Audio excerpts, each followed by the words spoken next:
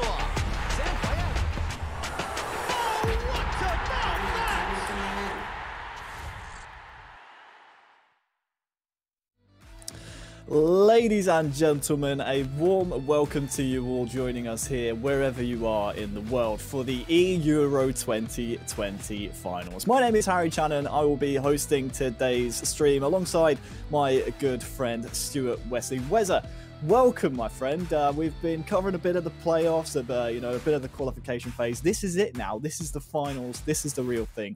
First of all, welcome. Second of all, how are you doing and how excited on a scale of 1 to 10 are you for today? Well, first of all, it's awesome to be here. And second of all, you know, all the talking's done. All the playoff games are done. Everybody's ready to go. This is where all the marbles are on the line. And it's going to be a fantastic watch today. There's going to be so many goals, so many saves. Everything's going to be going on. Yeah, it should be a fun one. I got to address the elephant in the room, though. You would have loved to have been up there representing England yourself. You know, you've turned pundit now.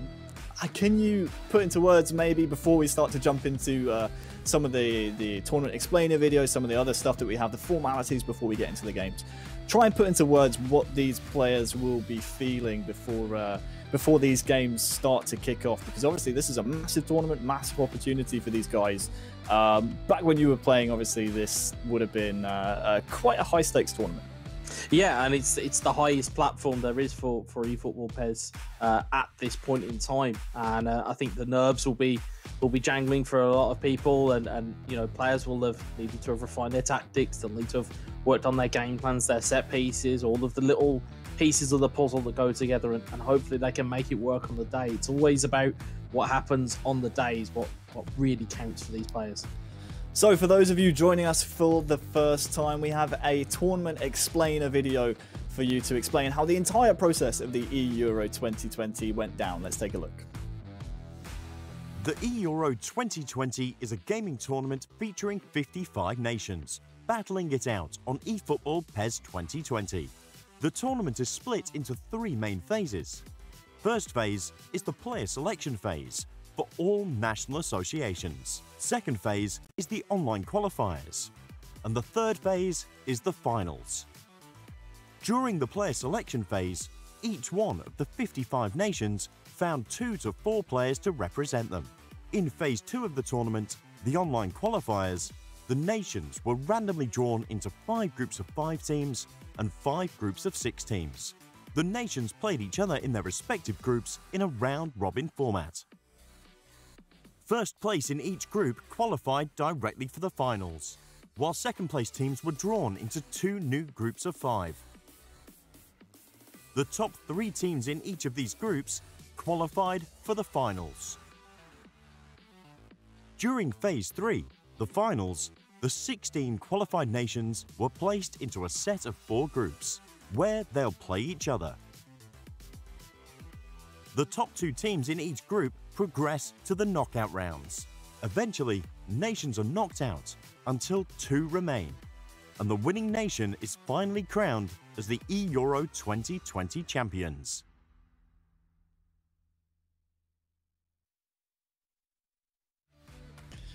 So there we have it, Wes. There was the tournament in its entirety. It was a long old process. Let's talk briefly about phase 1 and phase 2. We're obviously now in phase 3, the summit of the competition, the live finals. But this has been such a grueling road for some of these players, having to qualify not only for this tournament itself, but also to represent their nations as a whole.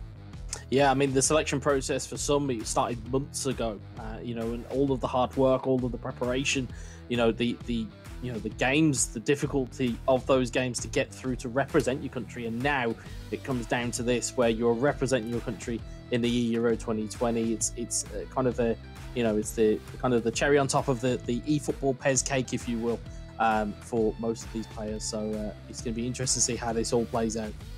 And of course, some of these teams not only had to qualify to represent their nations, but then also had to go through a playoff group as well, which added, I suppose you could say, 2 sides of a coin for some of these nations. Yes, it was extra games, but in some nations' cases, for example Spain, they got to explore their squads a little bit and maybe experiment with some player rotations. Yeah, and although it may have added some nerves to those playoff games, it's also added a little bit of an additional kind of game plan that they could potentially look to employ here today. So, you know, there are 2 edges to the sword, if you will. There are advantages and disadvantages, but you know, we'll see how Spain and the rest of these teams all play out today. Well, speaking of the rest of the teams, we were starting out the eEURO 2020 competition with 55 nations. We're now down to just 16. Let's check out the 16 nations vying for the eEURO 2020 crown.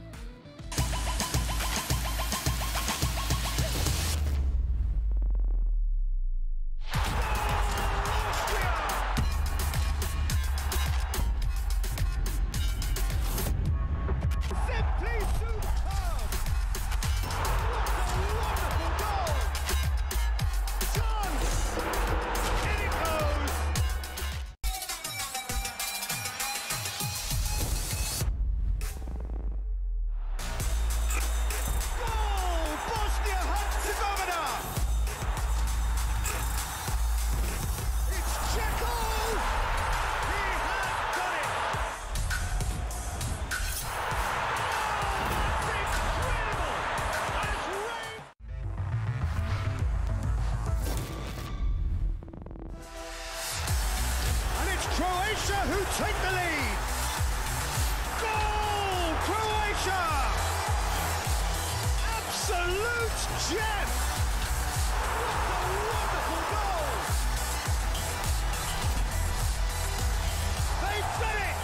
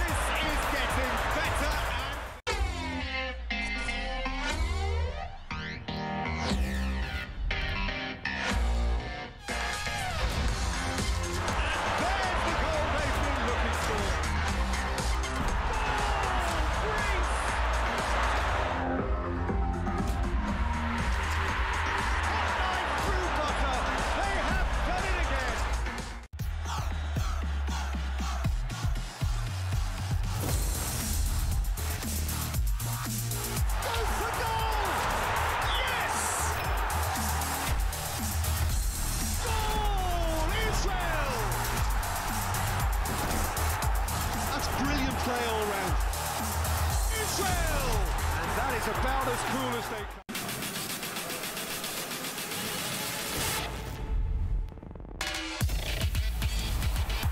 Beautifully dispatched. That is a gem! That is superb! What a wonderful goal! Shoots! They've done it!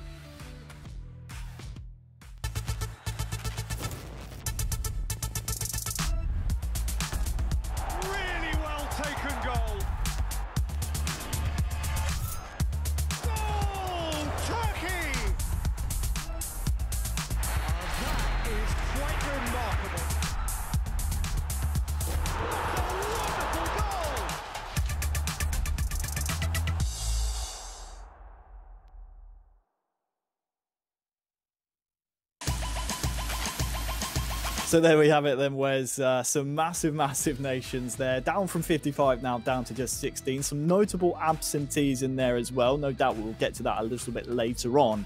But first and foremost, I think it's only fair that we jump straight into the groups that we're going to be seeing today. First of all, let's talk about Group A. I mean, all of these groups really, with these nations, throughout the grueling process that they had to go through to get here, surely will be difficult groups. But that Group A in particular really stands out as one of the toughest groups in the entire competition. Yeah, definitely. I mean, you look at the quality of players that are in Group A, not to mention the quality of the squads that they're controlling. You've got Spain, you've got Germany, you've got Bosnia, Romania are no kind of slouches either. You know, you look at Group B with Denmark, Turkey, Serbia, and Italy. Again, that's a very difficult group to call. Group C, again, you've got, you know, the kind of unknown quantity of Luxembourg, you've got the Netherlands, Croatia, Montenegro, and then finally, of course, you've got Group D with probably the fancied favourites, I would say, of this in France. But again, they've got a very difficult group to get out of with Austria, Greece, and Israel. So it's you know, there are no easy games here. You know, it is a cliche, but there are no easy games here. No easy games in the eEURO 2020 finals. That Group D and Group A, as you mentioned, Wes, very close groups. So let's move on now, shall we, to the schedule list for today, brought to you by Booking.com. First of all, we're jumping into Romania and Bosnia and Herzegovina very shortly. A very tightly contested match. Shortly after that, we'll be jumping into Italy versus Turkey, Luxembourg versus Croatia, and Israel versus Greece. That latter match, by the way, Israel versus Greece, 2 undefeated squads throughout the qualification campaign. So let's take a look then at the Group A, and if you are unfamiliar with the tournament format we're going to be going with today, it is a group bracket format. The easiest way to look at it: if you win 2, you advance; if you lose 2, you go home. In game 1, Spain took down Romania 6-5 to advance to a winners matchup against Germany, who in turn took down Bosnia and Herzegovina. So those are the 2 teams we're going to be watching first, Romania and Bosnia, Wes. 2 nations that actually won their respective groups in the qualifying round. Should be quite a closely contested match on paper here. Yes, most definitely. I mean, you look at like we said, we look at the squads and we look at the quality of these 2 teams possess. And especially given it's kind of almost in a bit of a shootout scenario here, where you've got to show up and you've got to play your best game here. And, you know, if you don't, you can see yourself going home quite quickly. Certainly, and when you look at the types of groups that they had as well, I mean, we spoke about notable absences. No Portugal here. That's purely down to Romania winning the group and really knocking them into a playoff round. A reminder for everyone at home, if you want to vote on the results of the matches, you can do so at eEURO2020.com/poll. But yeah, worth reminding everyone, Romania winning Group B and knocking Portugal down into the playoff round, which eventually they were pipped to the post by Croatia. So Romania, certainly no slouches. Bosnia and Herzegovina with a really solid squad as well. For me, this really could come down to, you know, who we're going to be seeing step up to the plate here for either nation. So, yeah, I think it's only fair, Wes, if we take a quick look at who we are going to be seeing representing each of these countries here. It will be Bosnia and Herzegovina versus Romania for our first match of the day.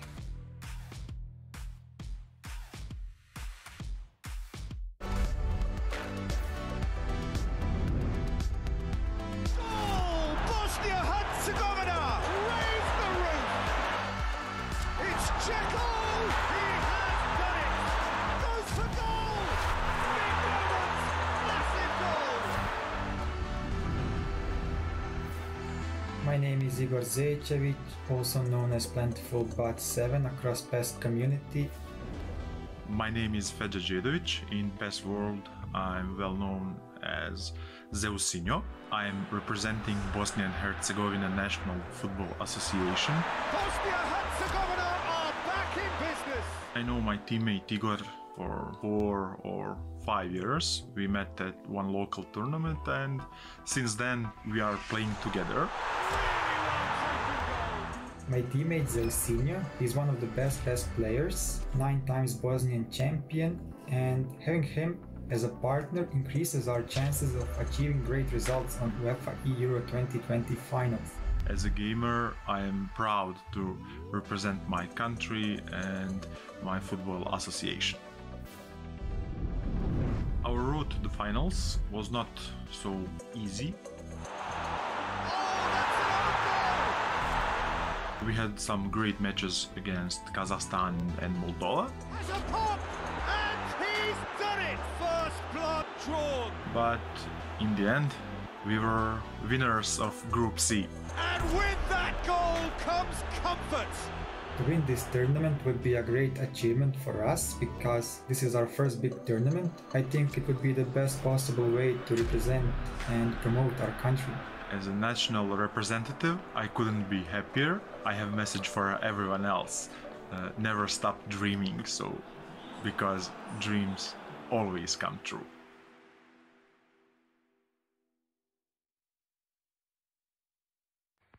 Hi all, I would like to wish the Bosnian national eFootball team all the best for the eEURO finals in eFootball PS 2020. Watch it live on UEFA YouTube.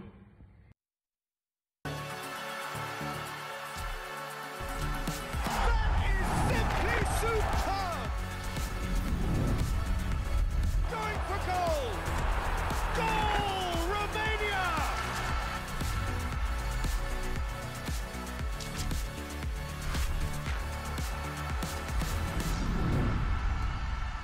Ciao, numele meu este Urmă Constantin Adrian, am 23 de ani și reprezint România. Gamer tagul meu este NGU Urmă 43. Ales semna Never Give Up Urmă 43. Hi, my name is Cristian Radu, my gamer tag is Paneas88 and I'm representing Romania. Joc în eSport de 10 ani și sunt un jucător profesionist din PES 2017. That is simply superb! I played this game for almost 20 years now. My teammate is a very strong player. It's a great honor to play amongst him. Este un jucător foarte talentat, foarte bun, care m-a ajutat foarte mult în a îmbunătăți jocul meu. Drumul nostru înspre turneul final a fost unul foarte greu, având o grupă grea cu jucători foarte buni și jucători profesioniști, precum Portugalia, Slovenia, Scoția, Liechtenstein. Adrian Urma played very well. He beat Portugal 2 times.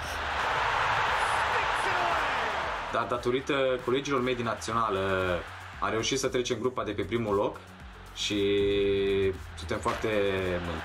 It's a very nice feeling to represent your country. I hope we will do well in the finals. Eu cred că să câștigi eEURO 2020 ar fi cel mai mare vis al meu și în același timp ar fi o onoare să reușim să aducem trofeul eEURO 2020 în țara noastră, România.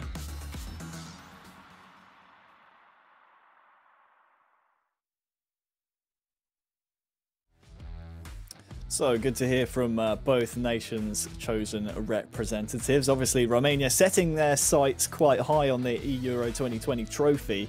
Good as well, Wes, to hear from Mr. Pjanic, Mr. Miralem Pjanic, obviously wishing the Bosnian national team good luck as well. Good to see him tuning into some eFootball action. And really, this one, again, could come down to which nation really turns up and which team really steps up to the plate here, because this is, as a reminder to you all, a loser's match. Both of these two nations have lost their first match in the group, and if they lose this one, they'll be going home.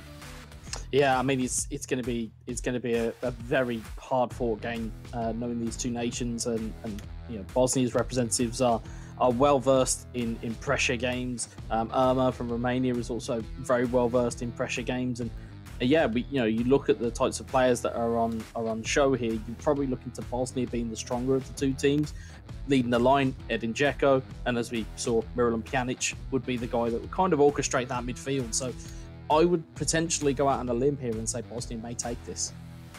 Wow, a bold prediction early on. Worth reminding everyone as well, if you are new to eFootball action, we play 2 games of PES. If the aggregate scores are tied, there are no away goals.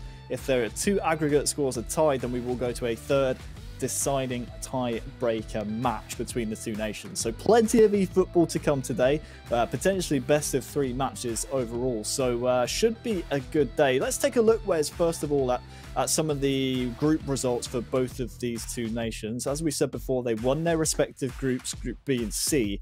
Romania in Group B, pipping Portugal to the post by 4 points. They were able to win out in that group, which was, for a lot of people, quite a surprising result. Yeah, and you looked at that list of teams that were in there, and they listed them off in the VC there as well. You had Portugal, you had Scotland, you had Slovenia. They had players and teams that they had to really bypass, and they did fantastically well to take 2 wins out of Portugal and kind of knock them into the playoffs. So they've done fantastically well to get them to this stage. It'll be interesting to see if they can replicate that type of form here today.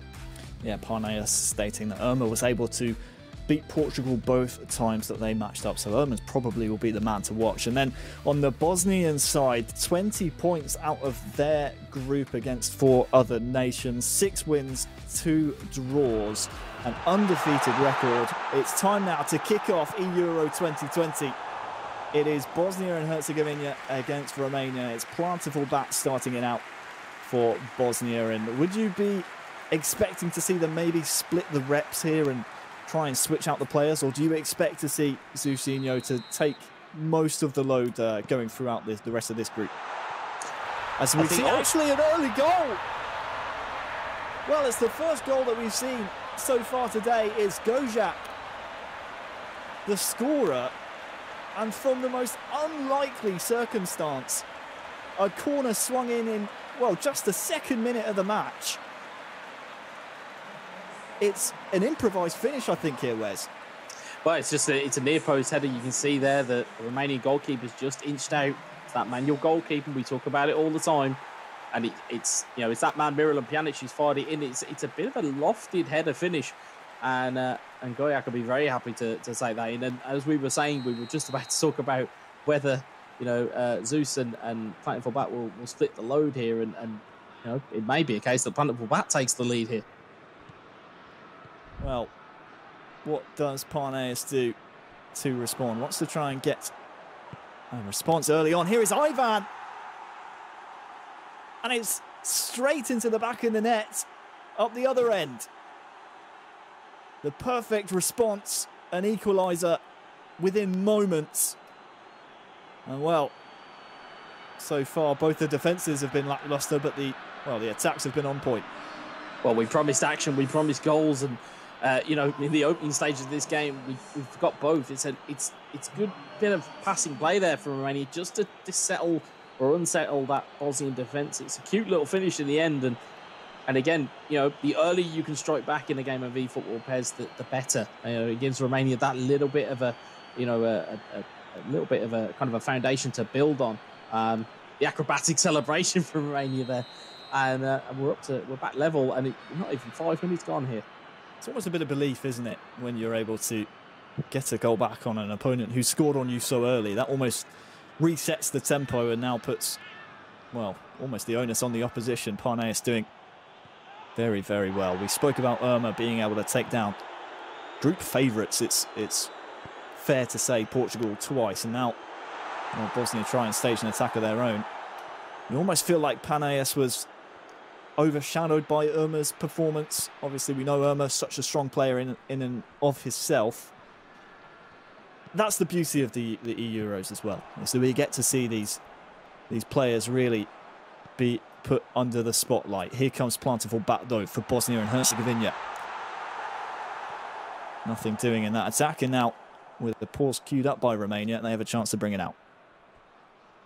Yeah, you can see now the tempo of the game just starting to settle down just a touch as they both try and just get themselves settled after early action. You can see their pause cue for Romania quite early on as well. So interesting to see what tactical tweaks they've been employed there by Parnaeus.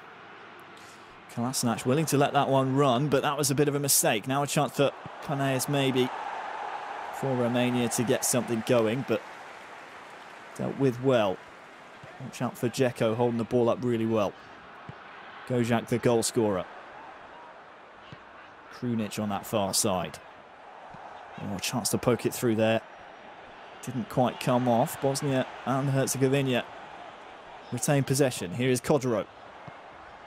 Krunic into Dzeko. Nice touch, but, well, the tackle was even better. Paneas across well.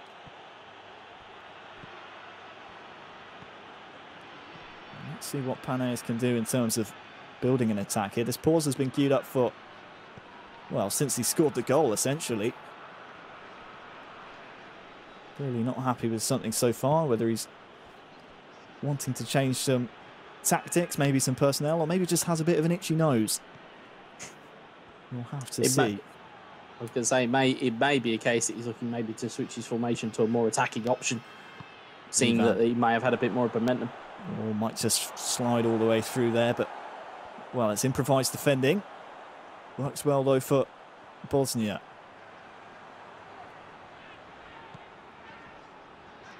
Pjanic pulling the strings in midfield, as often he does.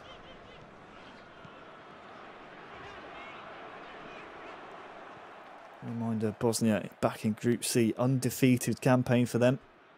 6 wins, 2 draws. They've gotten off there this campaign, though, as an early strike comes in with a loss. Good attack there, though. Just snatched at the shot. But we often say, Wes, whether it's eFootball Pro or whatever competition we're commentating on, we like to see players take those type of chances and, you know, take a shot on early, because oftentimes it can actually lead to a mistake. And look at this, Portugal Bat has just absolutely stolen the ball back. The referee has adjudged it to be unfair, though.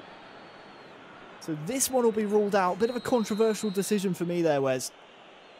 Yeah, it looked like Paneas had just been caught in possession, and I don't see anything wrong with that, but the ref's seeing it a different way. But again, that'll give Plantable Bat a little bit more confidence to know that he's starting to get the psychological battle going here. Look at this, Visha through, looking for Kodro.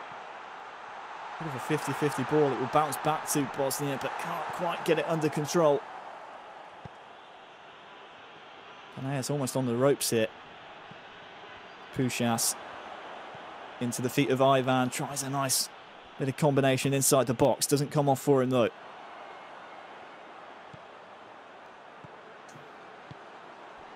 Pjanic. Dzeko and Kodro combining really well.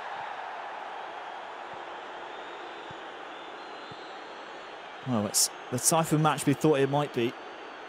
1 apiece. That goal ruled out, of course, just moments ago. It's been physical and it's been attritional so far. Pjanic trying to find Kodro.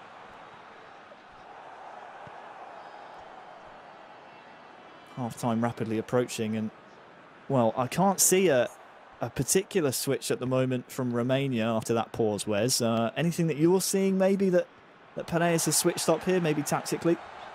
It doesn't look like he's done too much. It may have just been a case of just trying to get himself collected a little bit. But even then, I mean, you know, you look at the disallowed goal, there doesn't seem to be too much composure coming from Romania at this point in time. But hopefully second half they can come out of the blocks and hopefully cause Bosnia a few more problems than what they've been doing right now. Well, potential last attack of the half here. Ball has to go forward, and, well, the referee's seen enough. So 2 goals within the first 10 minutes means here in match number 1 of the eEURO 2020 stream, this losers match in Group 8, we are tied 1 apiece. The sides have switched. The score remains the same, but Bosnia now attacking from right to left, and Romania in the yellow strip, they go the other way.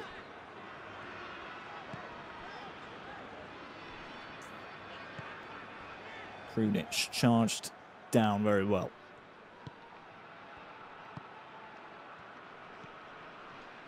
Paneas now maybe can fashion an attack into the feet of Puskas by the look of it.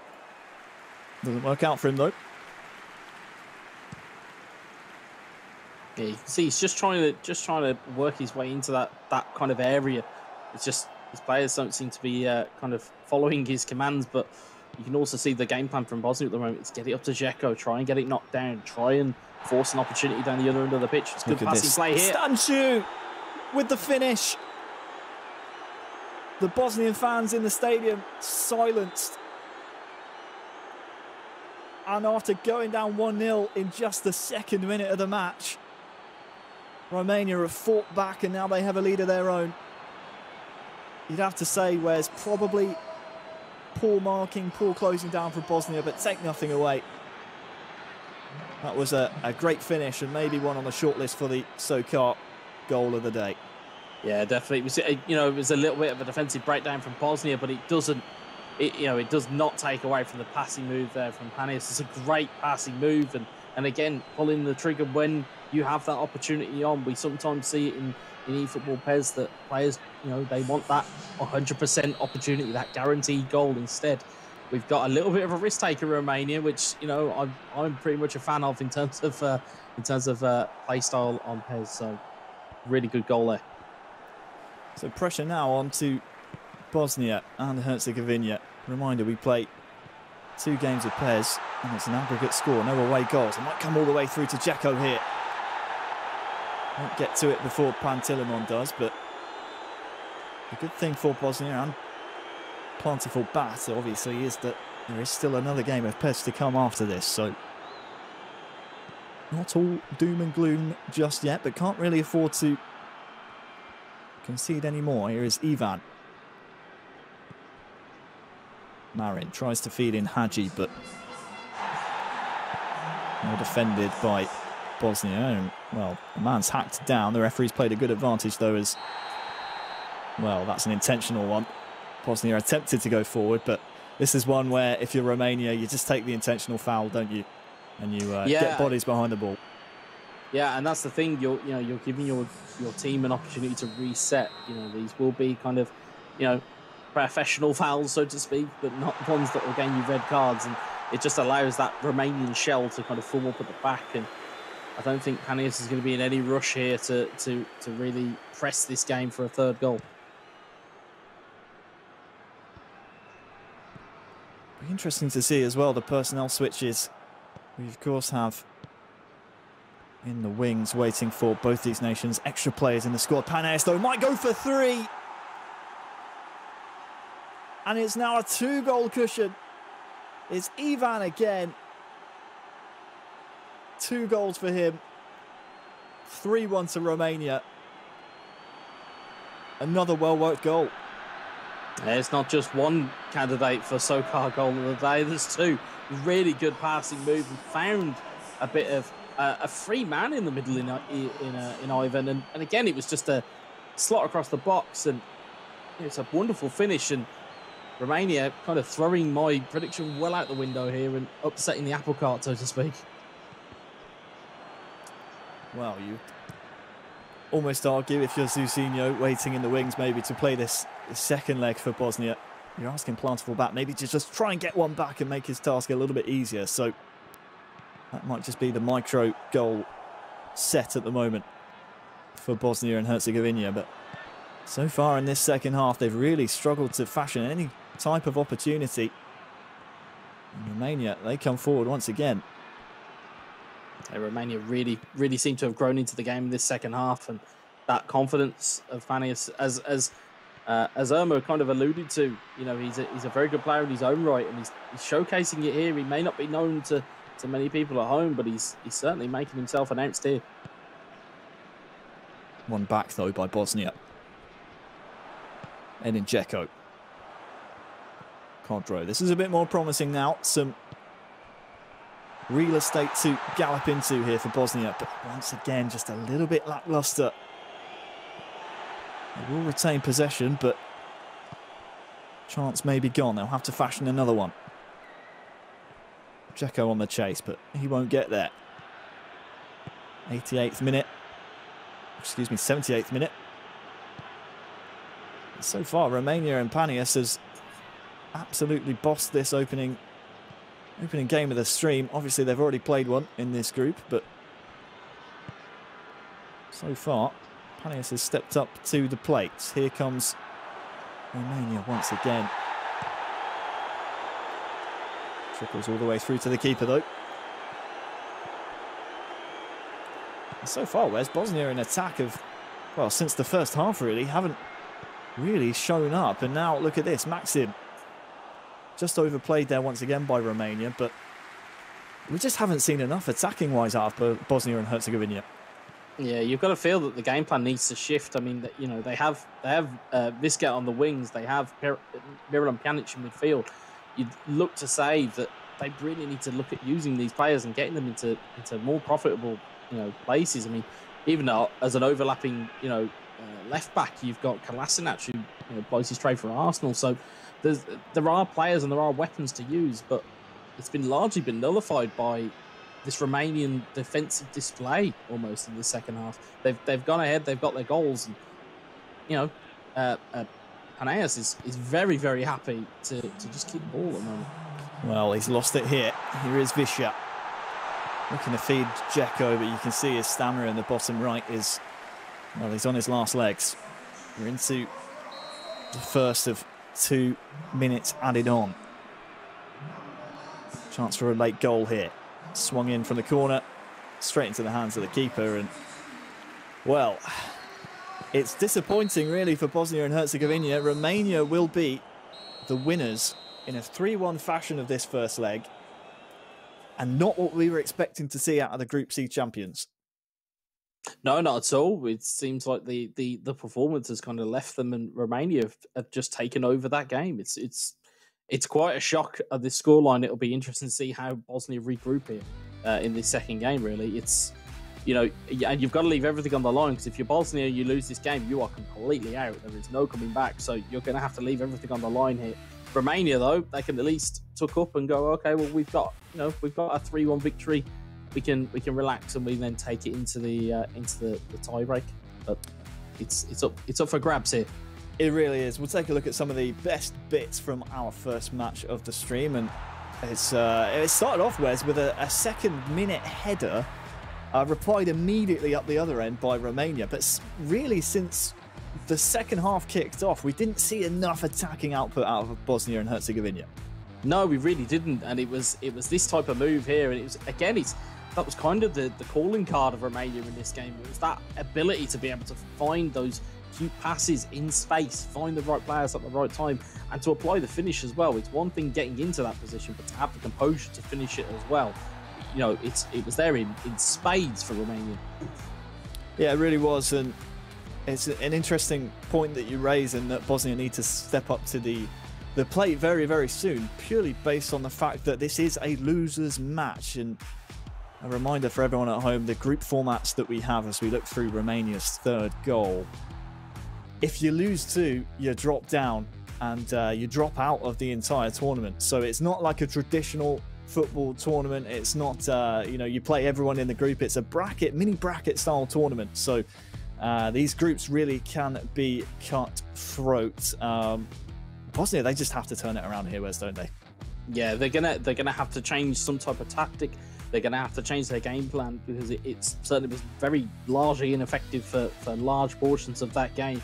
And you know, if you're Romania, do you just go the same again? Do you bother putting Irma in for the second game, or do you leave it for Paneas to finish the job that he started? And likewise with Bosnia, do you opt to put Zeus in? Do you opt to put Planet for Batting to actually, you know, right the wrongs of that first game almost? I think it's, you know, there's so many little kind of pieces of narrative in this that it's going to be fascinating watch for the second game. Well, this is the amazing thing about eFootball. Some people might just think, these guys are just sat there playing at home, not taking it very seriously.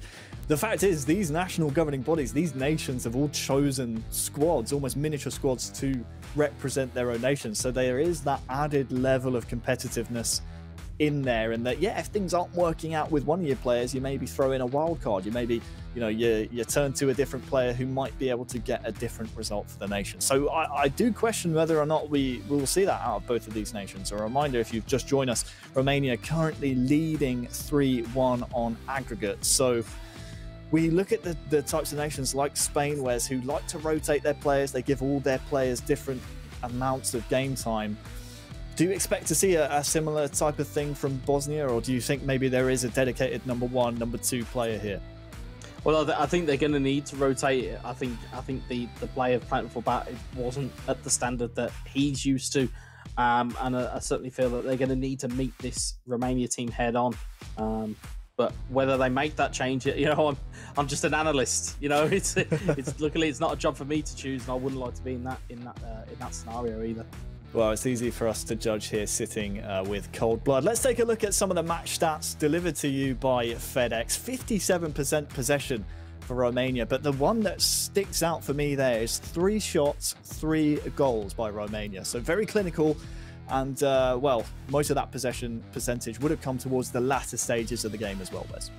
Yeah, the possession stat would probably be a lot closer than what people would actually think. I mean, if you have your possession and, you keep it in that latter half, of course, your percentage is going to go up. And yeah, I think the key stat there is the shot accuracy. It's the fact that every shot from a Romanian striker was a Romanian goal. There was no waste. Although I don't really remember very many opportunities for Bosnia apart from the goal. So I think, it's going to need a bit of a sharper eye on it for Bosnia in the second game. And Romania, it's as you were. I think they could just come and play a defensive-minded game and then go from there. I think it's Romania are in the box seat. There's no two ways about it. If they can get themselves through to the tiebreaker, they might find themselves getting through. I'm going to ask you a difficult question here, because just thinking back and casting my mind's eye back to that game that we just watched, it seemed to me ever since the disallowed goal by Bosnia and Herzegovina, where the referee brought it back for a foul, do you think that maybe played on the minds of Plentiful back there? Maybe a mental block that he couldn't overcome? Because really, after that, I can't think of too many chances that we saw. Yeah, I think it kind of probably it's a kind of a double whammy almost. It's it's a psychological blow for Plentiful Bat, who would have thought he'd have taken the lead, probably could have gone and secured the game. And then on the flip side for Romania, it's I've got away from a very bad mistake, and I've managed to come away with it without conceding the goal. So, and it kind of gives them an extra life almost. For a gaming analogy, it gives them an extra life. And I think that's what it served as. It served as a boost for Romania to say, okay, we need to sharpen up here, and sharpen up they did. Well, Game 2 is just about ready to go. A reminder for you all that you can vote on the results of each of our matches today. Just head on over to eEURO2020.com/poll.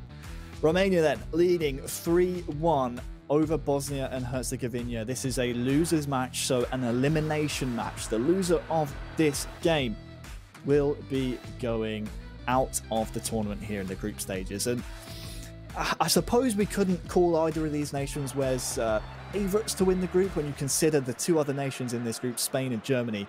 But certainly not the result that either of these nations would have wanted. They would have at least wanted to give them a fighting chance in that next round, where either Spain or Germany will be facing elimination alongside them. Yeah, you want to give yourselves the best opportunity to get through. And no sooner do we say that, we see 2 personnel switches. Irma's in for Romania, Zeus is in for Bosnia. So, I mean, you can see how much this is going to mean to the 2 of these guys. And it won't have been the first time that they'll be playing against each other. Oh, chance there for Puskas. And Romania now playing in front of their home fans. As the side switch, it's another early goal. And I counted about 4 passes there, whereas could have been even less, straight from what was essentially a kick from the goalkeeper into the back of the net. Yeah, it's very much Route 1 football. An offside call down one end, it presents you with an opportunity to put it into a dangerous area. And you win the flick down, you win the knockdown, and an opportunity can present itself. And again, Irma was not taking any chances there, sticks it home, and again puts Romania in even more of a controlling position of this series. Yeah, Irma really looks to be pushing the pace here, goes for a chip into that far post area. Some comments from our other analysts here, maybe suggesting there's a bit of a soft centre to the defence of Bosnia and Herzegovina. Almost every goal going straight down the middle. So 4-1 now to Romania after that first game ended 3-1. Real work for Zusinho to do here. Just again cannot seem to get anything going. Now a potential counter here. Here is the goal scorer.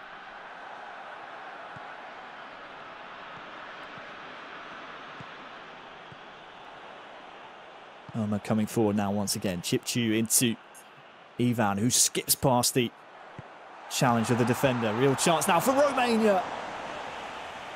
Well, a wonderful save to push it over the bar, but Romania in the ascendancy. Bosnia nowhere to be seen. Yeah, Bosnia almost the prophets of their own downfall there. It was a good sliding challenge in the first instance, but it nudges the ball even further into the path of Ivan. As you can see, Ömer trying to drill the corner in. Zeus, again, kind of knows how to mark it, so it's, you know, Ömer's going to have to do something different here. It'll be an in-swinger looking for the far post. Headed back in. Oh, there's a collision there in the box, but the referee, I don't think has seen anything wrong with it. I think he'll bring it back now. I think Ivan there just coming in slightly too strong, but I have to lean on your experience here, Wes, and ask you the question, how do you come back from such a big deficit? 4-1 down. Do you have to just look for a goal and a foothold early on in the match, or do you maybe try something different, maybe switch up your tactics? I think you need to switch up your tactics. As Zeus tries to pressure the goalkeeper, you're going to have to change up your tactics, because you can see the kind of the game plan that Romania are employing here. It's going to be a case of keep the ball, possession is king, and, you know, Zeus is going to have to make some type of alteration, maybe get a goal early doors, and then, you know, who knows what happens from there. But oh, look at this. Puskás has a real chance here to make it 5, and it's in. 5-1. Ömer is on fire. I mean, it was a deflection off to the centre-back, and, well, Zeusinho has tried to gamble one way with the manual goalkeeping, but Ömer has just struck it into the back of the net on the other side. Well, that type of ball from Romania, it's what I like to call out of hope rather than expectation. You know, you hope to try and get it through the line. You hope to try and maybe get a nudge off a defender, and it was a poor control from that centre half, which allows Romania to come in. And again, they've really taken hold of this game, and it's a real surprise to me. It probably isn't a surprise to somebody who knows what they're talking about, but it's certainly a surprise to me. Bosnia in deep water, facing elimination unless they get themselves some goals very soon. Gojak now into Pjanic, and it's these really ambitious balls that seem to be coming off for Romania more than they are for Bosnia at the moment. Just want to see Zeusinho maybe work this into a bit of a better position. Here's a chance though. Cordro through 1-on-1. Goalkeeper coming very early. And well, I'm going to have to see that one again. It was a good rush by the goalie really, but was there contact? We'll come back to that in just a moment. Puskás in through to Ivan. It's 6. 6-1 now. And just as there was a chance up the other end, Ömer slams the door shut with another goal. It's 3-0, it's 6-1. Is it game, set and match? I think so from here. I think Romania are absolutely on fire here. And you can see it's the defining trait of this Romania side has been how clinical they've been in front of goal. Every chance Ömer is seizing on, he's scoring. Every chance that Paneas has been seizing on, he's scored. So it's a dangerous side, this Romania team, and they'll have to be very careful. You see a one-touch passing from Ömer, just trying to just disable that Bosnian defence. It's a fantastic goal. Oh, I called it too early. It was so well played there from Ömer. It only missed the finish, Wes. Just tantalising Pez being played at the moment by Ömer. I suppose we're seeing now firsthand why Portugal really struggled in the group to deal with this man. Just playing Pez for fun. One touch passing, he's going for it again. Not dealt with just yet. Tries to feed in Stanchi round the back, but, well, he's a good yard offside. Really, really magical stuff, though. It's tricky to pull off those accurate passes first time in eFootball, Pez, but, well, Ömer's making it look pretty easy. Yeah, Ömer's certainly finding a way with this Romania team. He seems more at ease than Paneas did. I don't mean that in a derogatory sense to Paneas, but it was more the case that he just seems a real comfort with this team.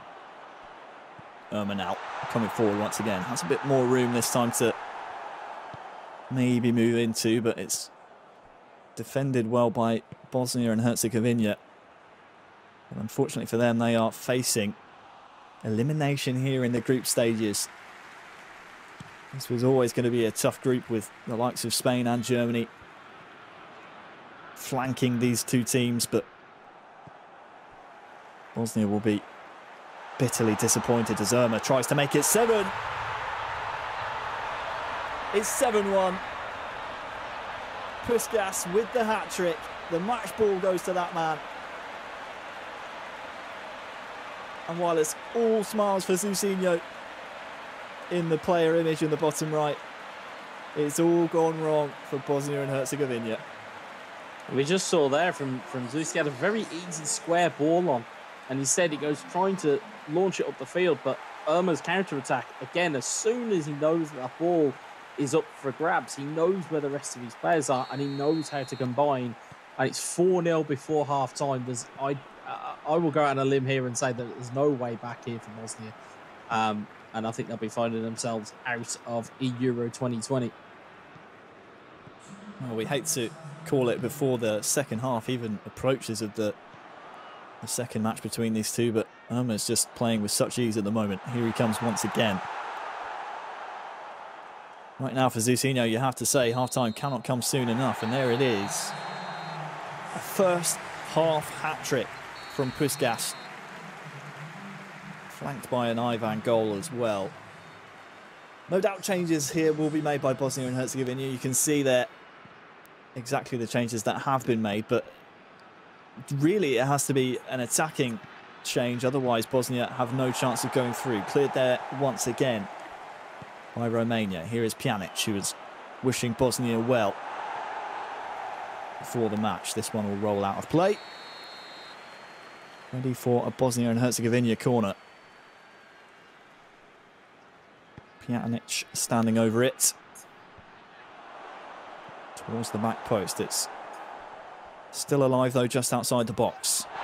Crossed in hope. Might just fall down there for, I think it was Dzeko in the box. I'm not too sure, didn't have the best view of it, but Ömer stopped in his tracks, and this is better by Bosnia and Herzegovina. They need to turn this territory and turn this possession into more goals though. Outswinging this time.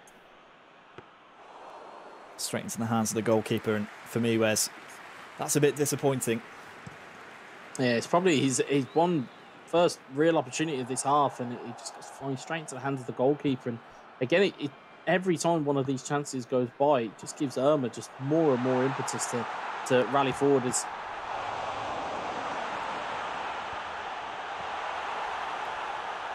Well, another chance there for Romania. Zousinho really living dangerously here. It's finally brought back for, well, an offside decision, but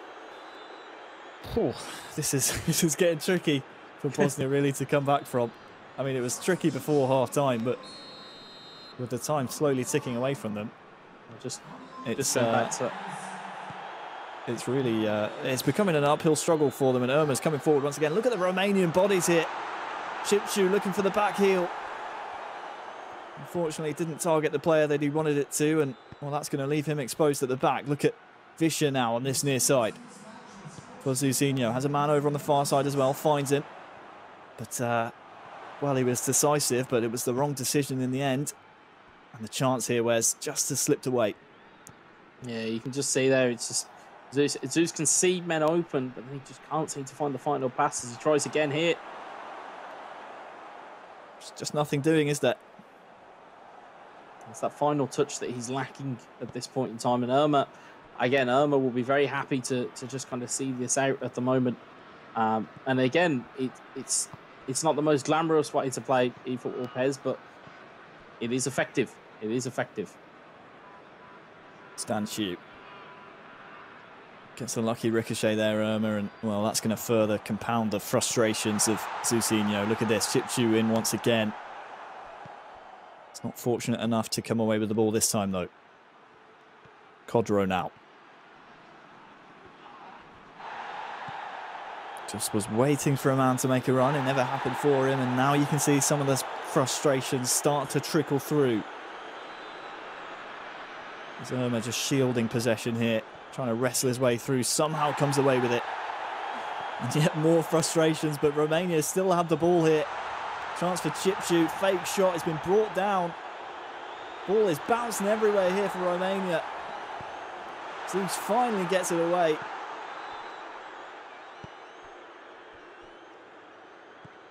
Kodro. Fischer on this near side. Back to Dzeko, certainly deeper than you'd like him to be. Kodro, good turn, but the early pressure, the early ball pressure here from Irma has been fantastic. And when he gets the ball back, the body's pouring forward. It seems like he always has an option. Stanchu there charged down. And Zeus at this point is playing for consolation goals. This one will be brought back, but well, are we looking, Wes, maybe a Romania nation that could potentially upset a Spain or a Germany to advance to the knockout rounds? Well, I think in any game of eFootball PES, anything is possible, and the way that the Romanian team has showed up and played today, or at least so far that we can see, has been incredible. If they can mimic this type of performance. Oh, what a finish. Oh, wow. We said it was for a consolation, maybe for a bit of pride, but Pjanic has stuck that one in the top corner. Caught us off guard, Wes, but it was a tremendous finish, and well, that free kick is a beauty. That is an unbelievable hit. That is a thunderbolt and a potential SoCar goal of the day. It's an absolute hit. It's straight as an arrow, and it just flies into the back of the net. Well, it wonderful caught us finish off guard. from Miran Pjanic. Caught the goalie off guard as well, I think.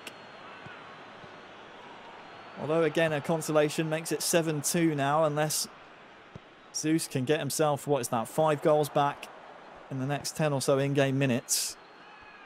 Don't want to say impossible, but highly improbable. He's throwing the bodies at it at the very least. Fischer trying to hold the ball up. All the way back to Kolasinac.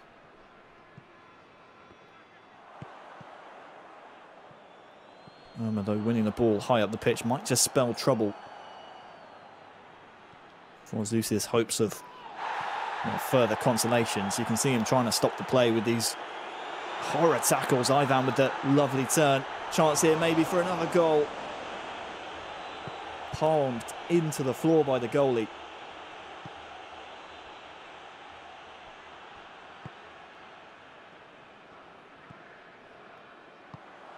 Hadji.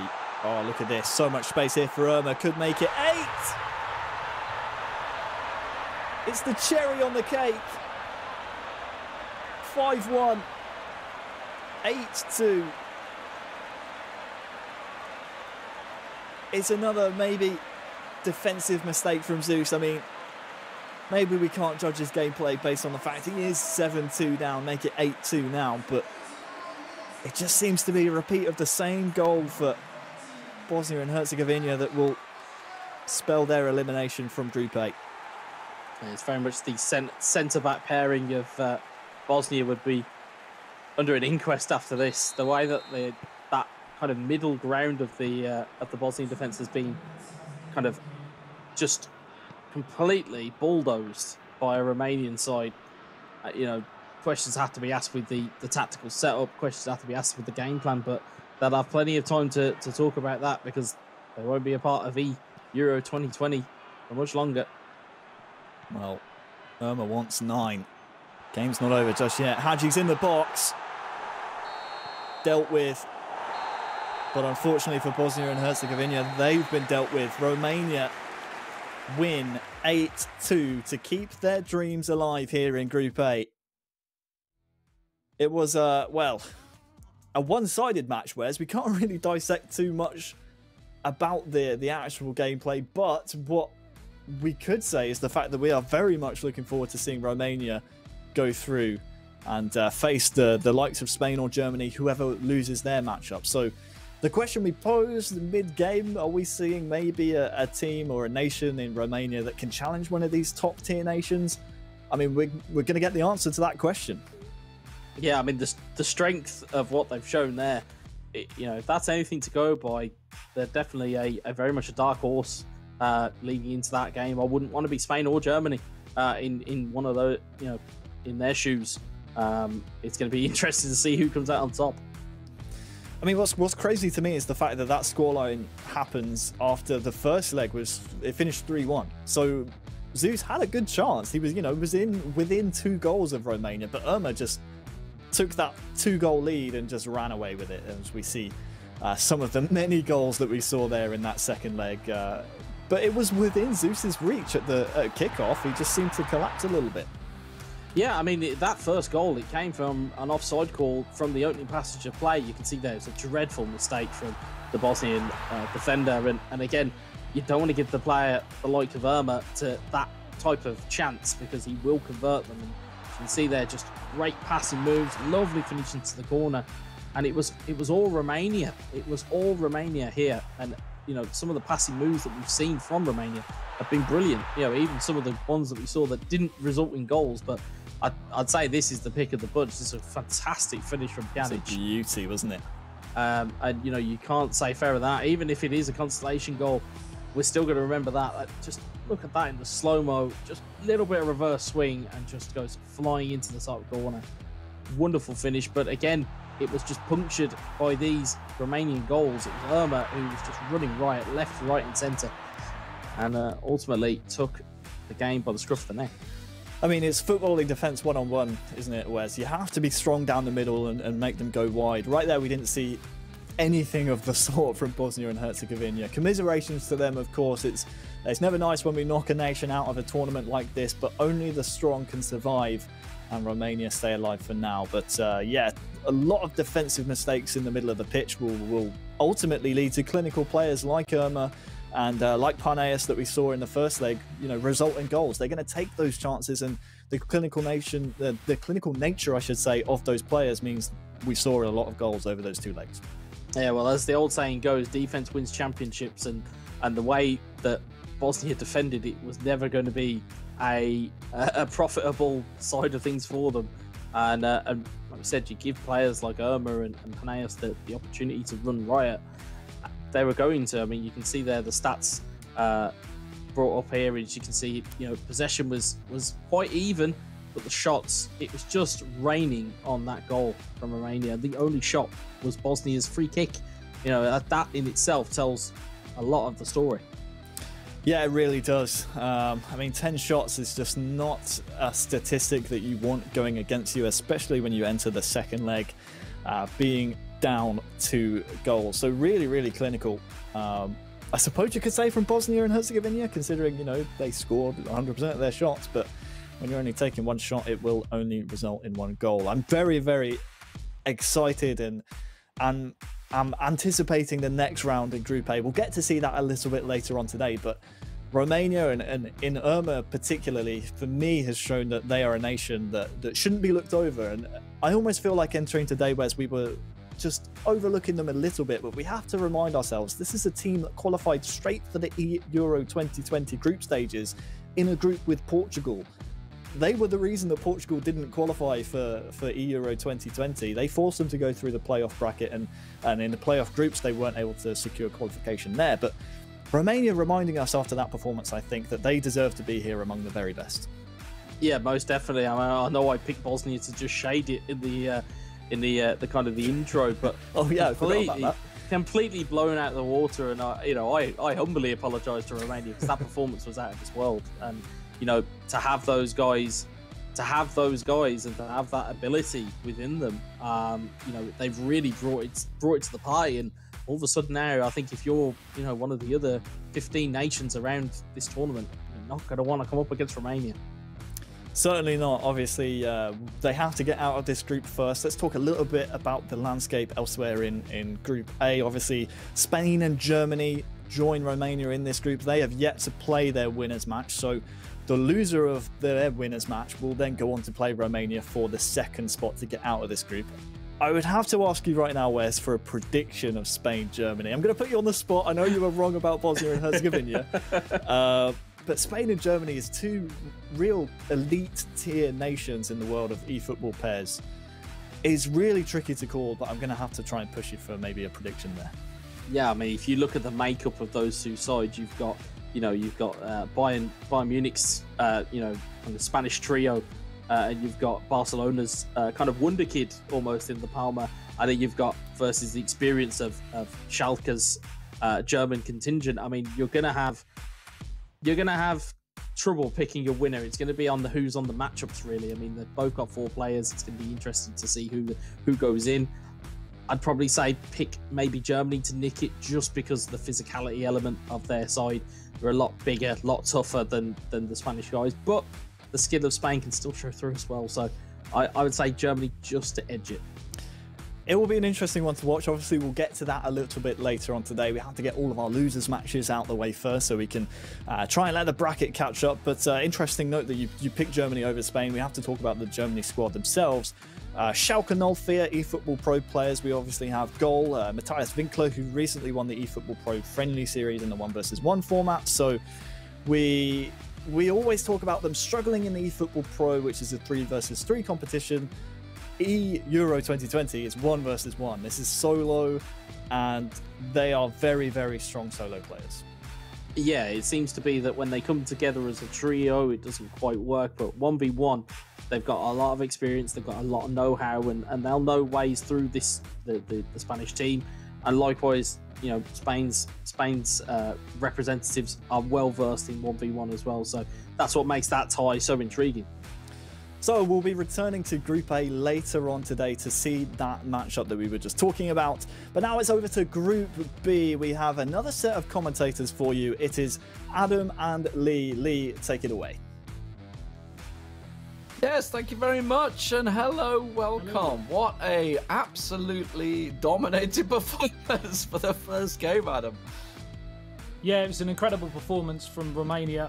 We, of course, said goodbye to Bosnia and Herzegovina, but we got a possible SOCAR goal of the day along the way with that.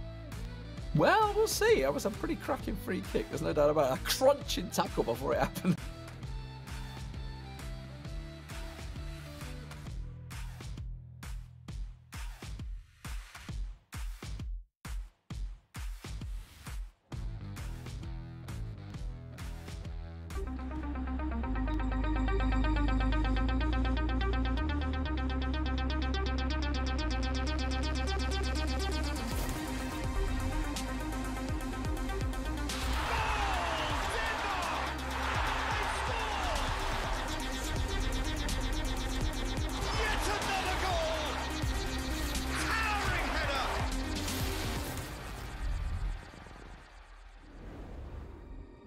My name is Ali and I represent Denmark.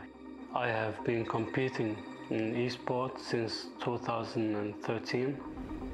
My name is Rona. My game tag is GoldBoy.dk. It's a great honor and pleasure to play on the Danish national esports team. Ali is a very good partner. First of all, he's a very, very good player. You can always count on him to play good games. We were supporting each other before the match and after the match. He's a really amazing player. So we have a great understanding of each other's strength and weakness. That's very important, I think. The first match I played in the tournament was against Netherlands. I was down 3-0 in the first half, and I told myself to not give up. So I won the match 4-3, and that match knowed me to not to give up. Some of the highlights from our tournament is the match against Sweden, and also in the playoff it was the match against Turkey. We won these matches, so that was a great highlight for us. We made it to here, so now we have a bigger dream to win the whole tournament. It will be a huge surprise. We will be very, very proud if we win. Nothing is impossible.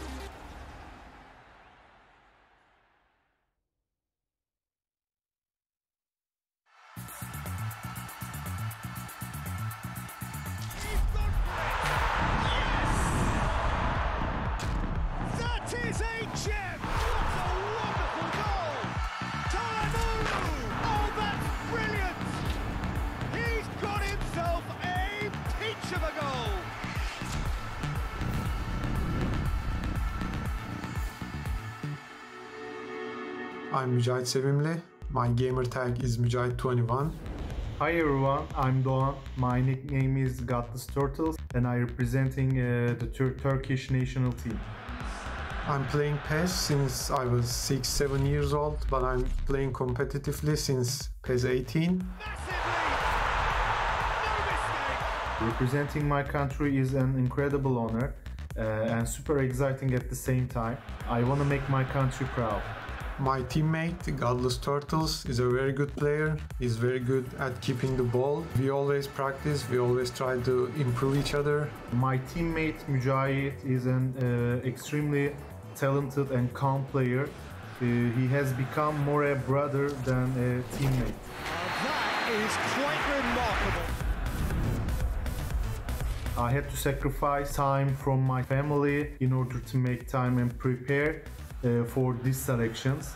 Journey was tough. I put a lot of time for player selections to be able to represent my country. And already they're looking to run away with it. And they're at it again in double quick time. Representing my country is the biggest honor. We will do our best to become Europe's best. Oh, that's brilliant! I want this more than anything, and as a team, I know we have the power to achieve this.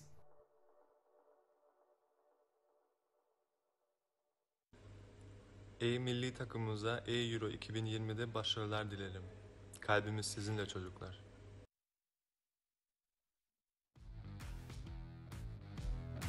So, welcome back, ladies and gentlemen. Apologies for the small technical glitch there, as we sort of like we were static frozen screens, musical statues. I mean, let's face it, we're all in this COVID time, so we're all experiencing and dealing with it as we can. We should have all been there at Wembley Stadium, and the Euros, sadly, you know, we'd have all be there. But it's going to happen next year, so it's all good. But right here, right now, we're going to be going on to Denmark versus Turkey. Now, why are we here? Why are we seeing these two in the losers bracket? Well, let's have a look exactly how it played out, because both teams, Adam, got kind of a whooping this morning. They really did. I mean, let's not say it was potentially, you know, unjustified, because and probably it was fairly predicted, to be honest, in terms of who the two winners would be. Italy and of course Serbia, very, very strong this year, but to lose by such a margin, it'd be interesting to see how they come back from that. Yeah, so 5-1 and 6-1, and there is history between these two teams as well, because obviously coming through the playoffs, Turkey were second in Group G, I believe it was, only losing to Germany actually throughout the group stage. Then obviously put them in the playoffs. Denmark, they were 6-1 and 3 in the groups, also finishing second, but it does mean they faced each other in the playoff groups, and Denmark won both times pretty convincingly as well. It's 4-0 and 5-2, so historically wise, you've got to be giving Denmark a big edge coming into this one. You would have to say so, but as we've already seen in that first matchup, you know, right when it comes down to the crux of a major tournament, it can affect different players in different ways. And of course, they've gone through really, really harsh, you know, selection process, but when it comes down to this stage, there's nothing like it. So what are we expecting here? We're going to have Louis versus Godless Turtle. It's going to be the first game. So I'm told, I will see how reliable probably not the information is. But that's what I'm told it's going to be. Obviously, if you guys have just joined it, if you just missed the first match between Romania and Bosnia-Herzegovina, then you saw Romania going through convincing style. Whether we're going to see the similar results, as you say, you know, things can change, very much so. You know, obviously both of them are going to be reflecting on their first match, thinking, okay, we shouldn't have lost so heavily. Denmark certainly themselves are going to be kicking themselves because they put up a really good performance throughout the playoffs. So perhaps we're going to see a continuation of that. Maybe they're going to be thinking back to their glory in the playoffs and whether they can continue through. And Turkey themselves, they probably think coming into this thinking we've got nothing to lose. Yeah, they really haven't got anything to lose. They came up against, as we said, two very, very strong outfits, especially Serbia. I would have to possibly tip them as favourites from this group because of the contingent from eFootball Pro, of course, which is kind of like the pinnacle of where some of these players want to get to at club level. Of course, it is a whole different ballgame. We are international now, and some of these players are representing their countries, which in its own way has its own abilities. Yeah, and you just saw, obviously, from Turkey, national players giving them some love. We'll see how it works out. As you can see, playing from left to right, it will be Denmark for Alui. Instantly early chance there. We did see a 2-minute goal in, I think, both matches of the first game in the losers bracket, which was Romania. There's actually Bosnia scoring off a corner, and that was a close one already coming out. Wow. What a chance, right down the left-hand side. It was whipped in towards the back post, and like you said, it looked like it could have been 1-0 already. Yeah, I think it was Paulson, right? Lorraine, for that one, yes, it was. Paulson on the back post there. Godless Turtle under pressure early on, playing in the white, obviously Turkey. It is going to be 2 legs, and we will, if we have an aggregate draw, go to a 3rd game if required. So potential for a long day's gaming coming up. Of course, we're going to be covering all the losers brackets, then through all the winner brackets, and then the tiebreakers, and we'll see exactly which 8 teams will be going home, or staying home, I guess it's the case, since we're all online. And we're not going anywhere anyway.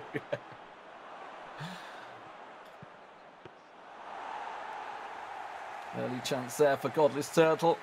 Quickly cut out. Now counter chance straight away. Hopier looking for a good through ball. It wasn't the power maybe he was looking for Eriksson, but there's a chance down the left wing. Vaps puts it through. It's a great slide ball, but was kind of misread by Hopier there. Didn't quite follow it through. And instead now, Kia's going to have to step up and clear things out. Paulson through. Chance cut out though. And now Godless Turtle on the break. Not quite as open as the game we've seen previous. A pretty cagey affair. Other than that one big chance right at the start. 12 minutes gone. I'm still waiting to see a real pattern of play here. Possibly a chance. Down the right-hand side. We almost have the first goal. We do. What a finish. Oh, through the legs of the keeper, I believe, as well. That is just a calamity in the defence. We'll have to have a look at that. It looks like it bounced off the defender, perhaps. I'm not too sure exactly how it worked out, but it looked like they had it clear and done, but instead it wriggled free through the keeper's legs, and Turkey, well, I would say against the run of play, because it's very early days there, find themselves their first chance on goal. Let's have a look at it and see exactly how it worked out, because I swear to God, that was a nutmeg. It was as scrappy as the game has started. So straight through. Oh, it's just the rebound. He couldn't get it clear. And yeah, through the legs. That's not what you want to see from your keeper in the first match of the day. Really, really not. Now, obviously, quite important now is how Denmark are able to respond from this, because they have already lost today, so the nerves will be jangling. Louis, plenty of match time to go, though, and instantly on the attack from the kickoff. Eriksson out wide to Larsen. Larsen, that's a mislaid ball, but it's gone for a corner. Defender unable to clear his lines. Possession starts pretty even, as you'd expect this early on. Paulson, nice ball across, but just a flat line of Turkish defenders ready and waiting to receive that one, but it looks like it's staying in the Turkish half.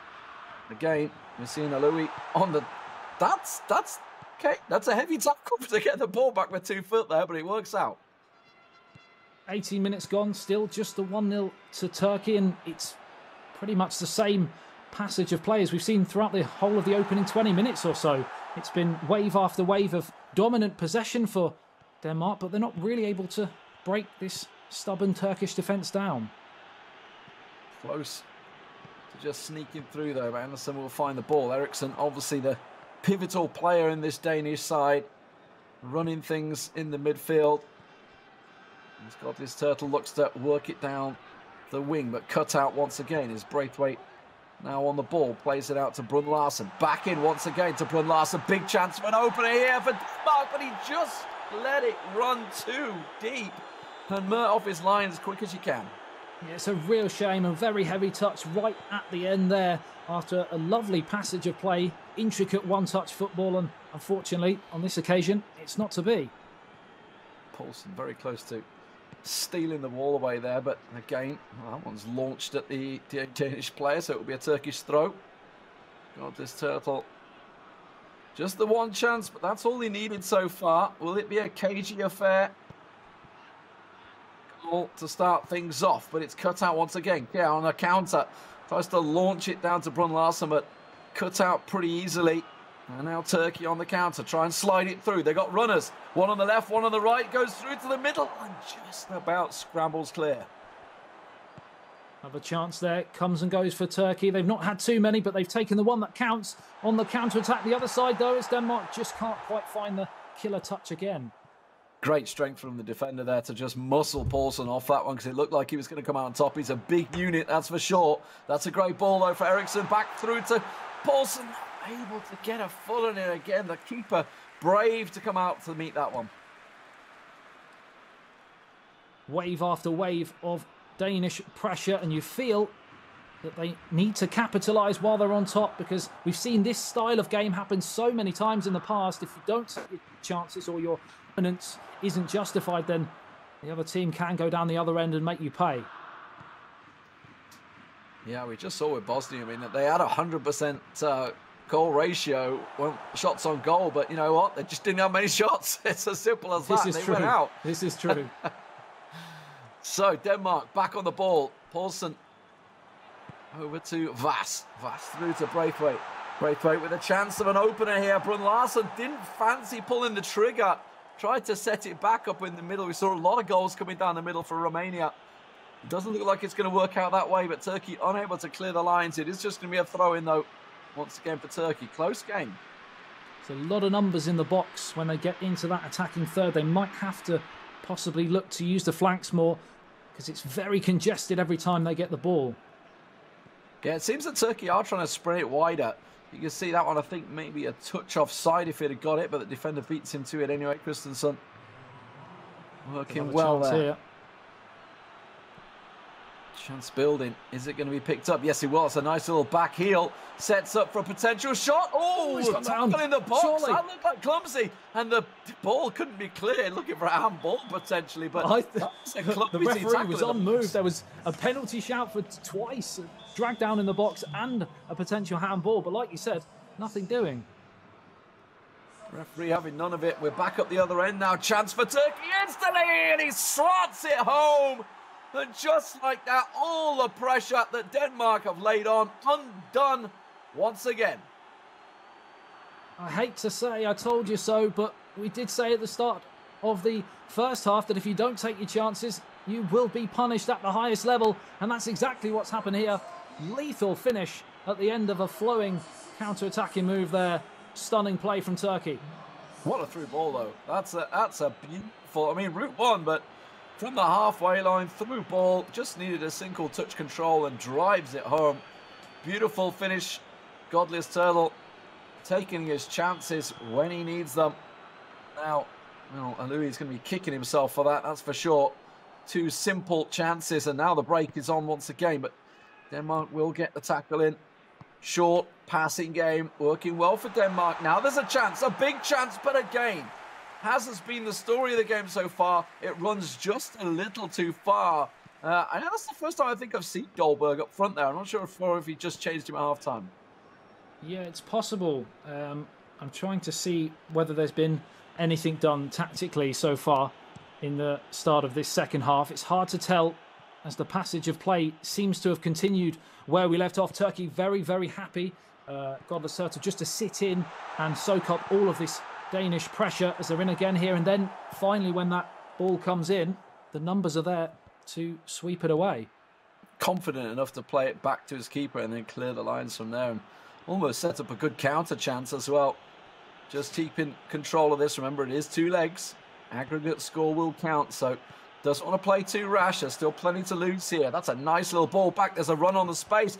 Oh, he couldn't just get the ball away. It may well fall kindly for him, though, but gonna have to be a sloppy clearance here. There we go. Just play it across your box. Something your PE teacher told you never to do.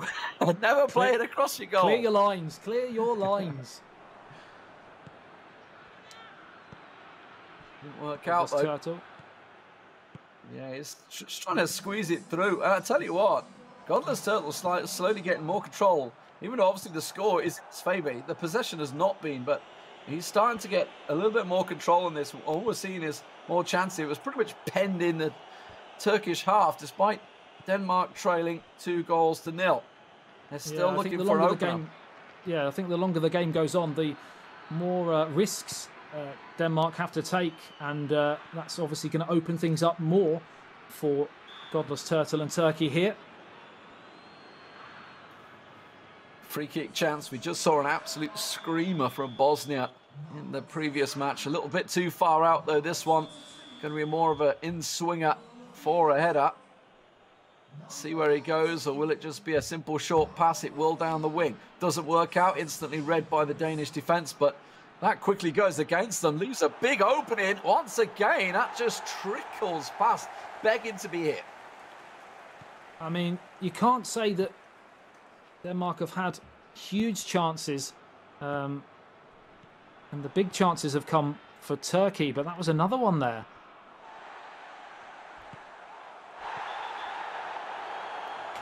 Rash tackle finally coming out here. Larsen brought down heavily. Oof, crunches into Manuel as well.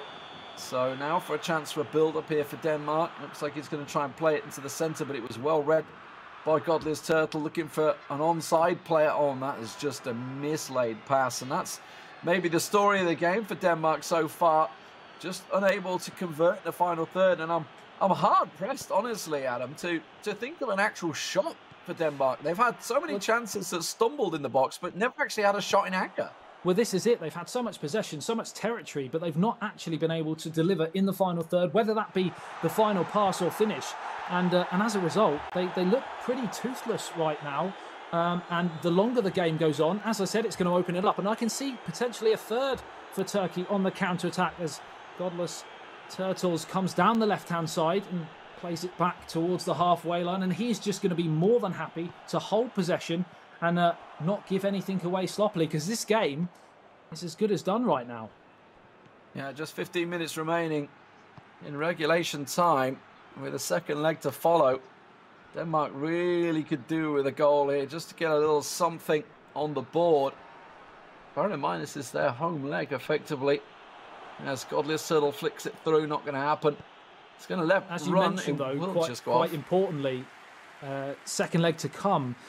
He's not going to want to attack. That's not even a term. Over attack. He's not going to want to do too much here, because if he concedes a third goal, then it could be curtains for that second leg. 2-0. He's still just about hanging on in there.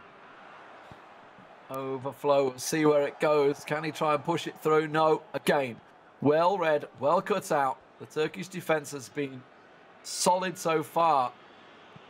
They have absolutely dominated in terms of goals, chances.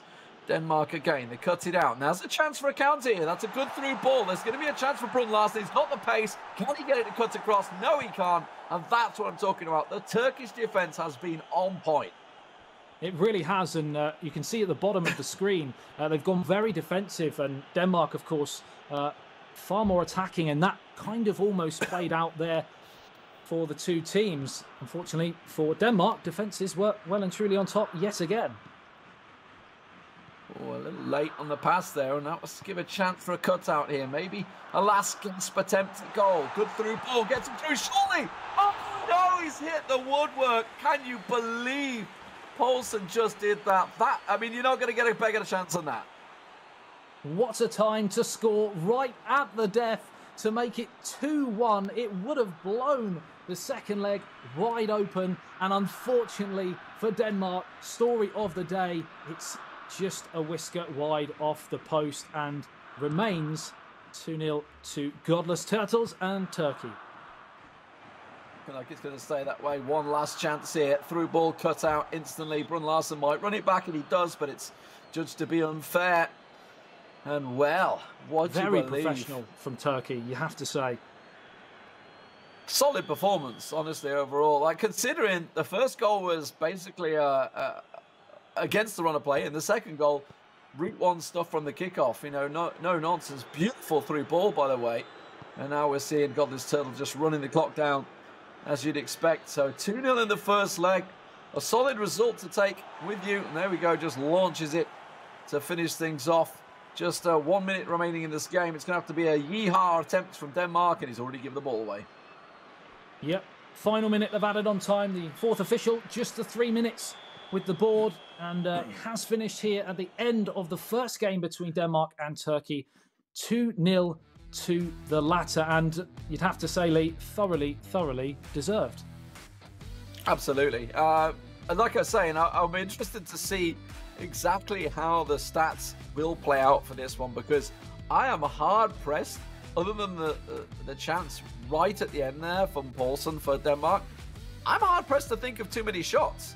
They had a lot of chances that fell into the box, but I just don't remember them having many shots because the keeper was there, quick as you like.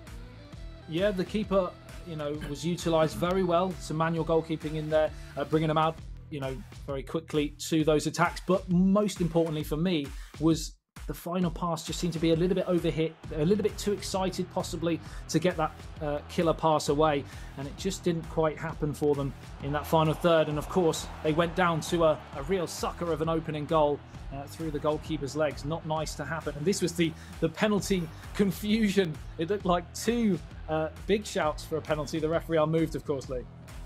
I mean, his legs were clean taken from under him, it seemed like it, but not having any of it there. What a through ball that is. Yeah. What a through ball. Absolute dinger.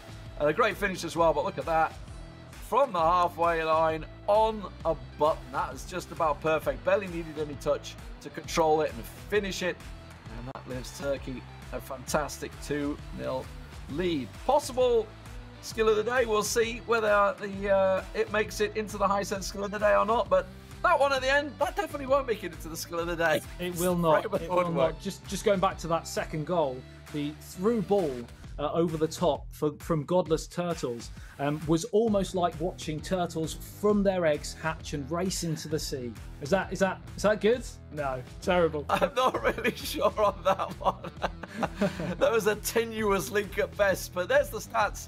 As I say, couldn't remember too many shots for Denmark. They had 3 in the end apparently, but look at that, 33% shot accuracy says it all. Was only 4 shots for Turkey. They were up against it, but in the end, they had the most possession. That was all about the second half. They started to take control of that second half. Again, not too many fouls, and only the one corner as well, and pass accuracy, which is why the possession started to stack in Turkey's favour, despite the early dominance from Denmark. Yep, I'm pretty sure that those FedEx match stats sum it up, as you said. You know, there's not too much to take from it other than the fact that Turkey were fairly clinical. And, I mean, shot accuracy for Denmark, you know, a third is not really what you need at this level. No, you've got to be higher than that. I think in Romania, they were 70%. Bosnia were 100%, but it didn't matter. They only had a couple of shots. But even still, he's going to be kicking himself. He's left a lot for his teammates to do. It's going to be Gold Boy coming in for Denmark now to see what he can do. But he's going to be up against Mujay at 21, I believe. So a tough match for him as well. Yeah, I mean, there are no easy games, but I was thoroughly impressed from a Turkish point of view with the professionalism of the performance. You know, we looked at Romania in that first game, how exuberant and energetic and effervescent and great going forwards. We got a different performance from Turkey, but I would say possibly even more, you know, impressive to some extent. Yeah, and I just wonder, obviously, you know, looking at the results from previous times, the playoffs, you know, Denmark won 5-2 and 4-0. The question is, who got the goals? Was it Alohi that got the goals for Denmark? If so, serious problems for Denmark. Or was it Goldboy? Was Goldboy the one, the hero, the saviour of Denmark? I guess we'll find out in a few moments when the match gets underway. Obviously, you know, looking at the other teams from this group, Serbia and Italy, they have been dominant throughout, so not too surprised to see those two going through in the winner bracket. But here we go, match 2 underway. Denmark trailing 2-0 to Turkey after game 1.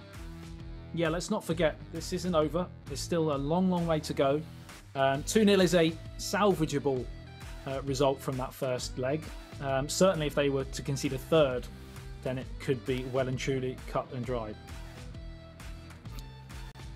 Well, we'll see whether Mujit is the man. Reportedly the better player as well for Turkey. Worrying. So coming in. Yeah, very worrying for the Danes, who themselves had a really tough run here. They had such a tight game with Sweden in the playoffs to be here in the first place. Oh, my word. That was a bit messy to start things off. Wow. Well, Denmark need a gold-style performance from Goalboy K. Another really, really bad pun, I apologise, but they're on the attack here, and it's a left-foot shot, and what a finish. We were told that he was potentially the better Turkish player, and, well, if that's anything to go by, we're not wrong. Yeah, that was solid. Absolutely solid. Turkey playing in the red this time, of course, and that is a beautiful hit straight away. No messing, and they step up where they just left off. 3-0 now on aggregate. Mujahid getting himself a great hit to start things off. Look at that finish. Poor old Schmeichel. No chance for him this time. Ruthless from Turkey, and the new man who is playing, of course, Murka hit with a stunning run and finish there on the left foot. 4 minutes gone, and we said how crucial the opening 10 minutes were going to be of this second leg, and to not concede from a Denmark point of view. Well, Lee, that's exactly what's happened. Yeah, we're going to see whether Goalboy can step it up here. The man of experience, the veteran, he's got a lot of work to do.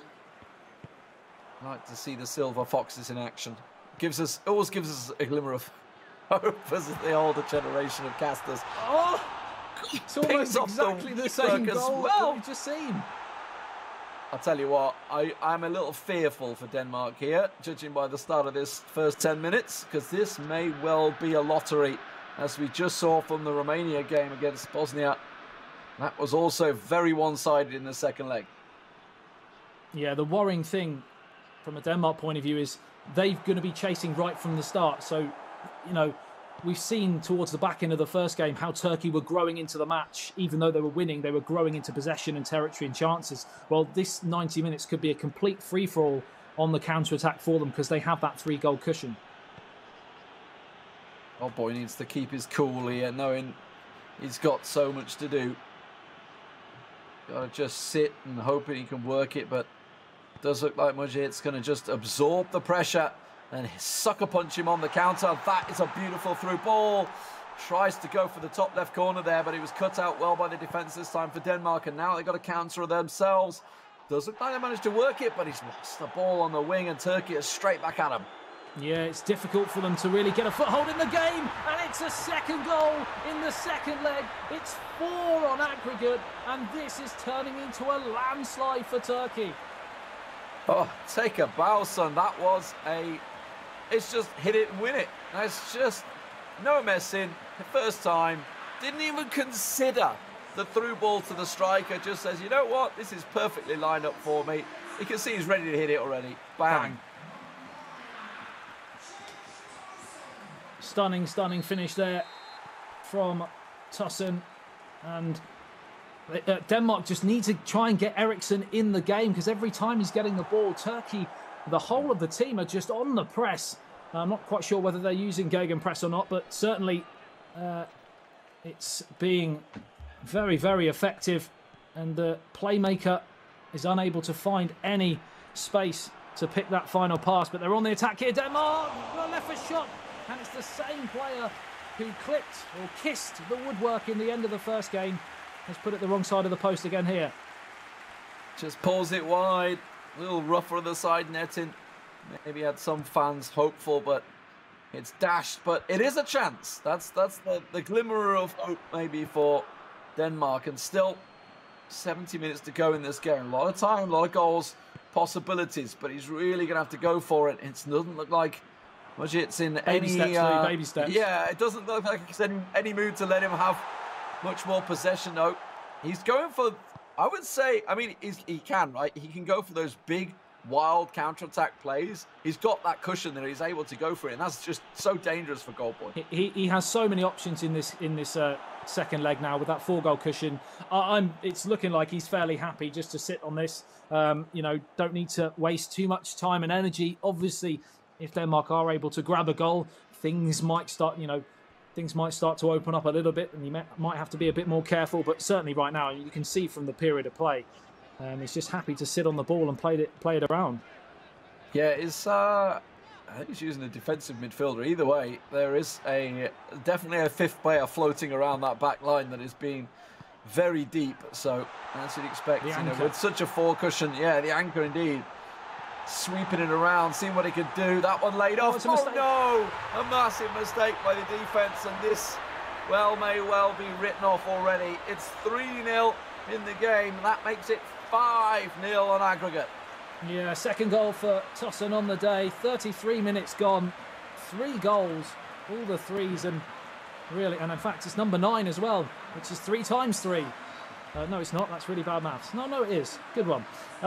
Stunning finish again, but to be honest, it's looking like this may be the period of play as the game goes on, because right now it's well and truly looking over for Denmark. I just got to wonder what's changed. What's changed since the playoffs? The 5-2 and 4-0 for Denmark. Are they coming into this one too confident? Did they change the matchup of who faced each other?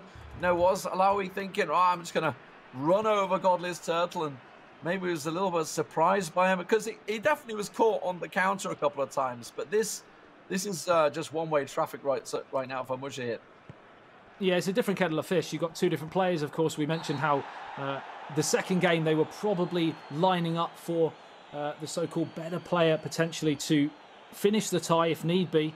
But, the game was already being won in the first one. So they were just chasing the game, Denmark. And you do see it in tournaments where teams may well just scrape through, and that's pretty much what Turkey did to get here in the first place. They scraped their way through the playoffs, the qualifiers. It was a rough affair, but they're here. And you know what? You can't win tournaments in the group stage. You can't win tournaments in the playoffs, but once you get there in the finals, that's when you can step up, and that may just be what Turkey are doing here. They did, of course, get a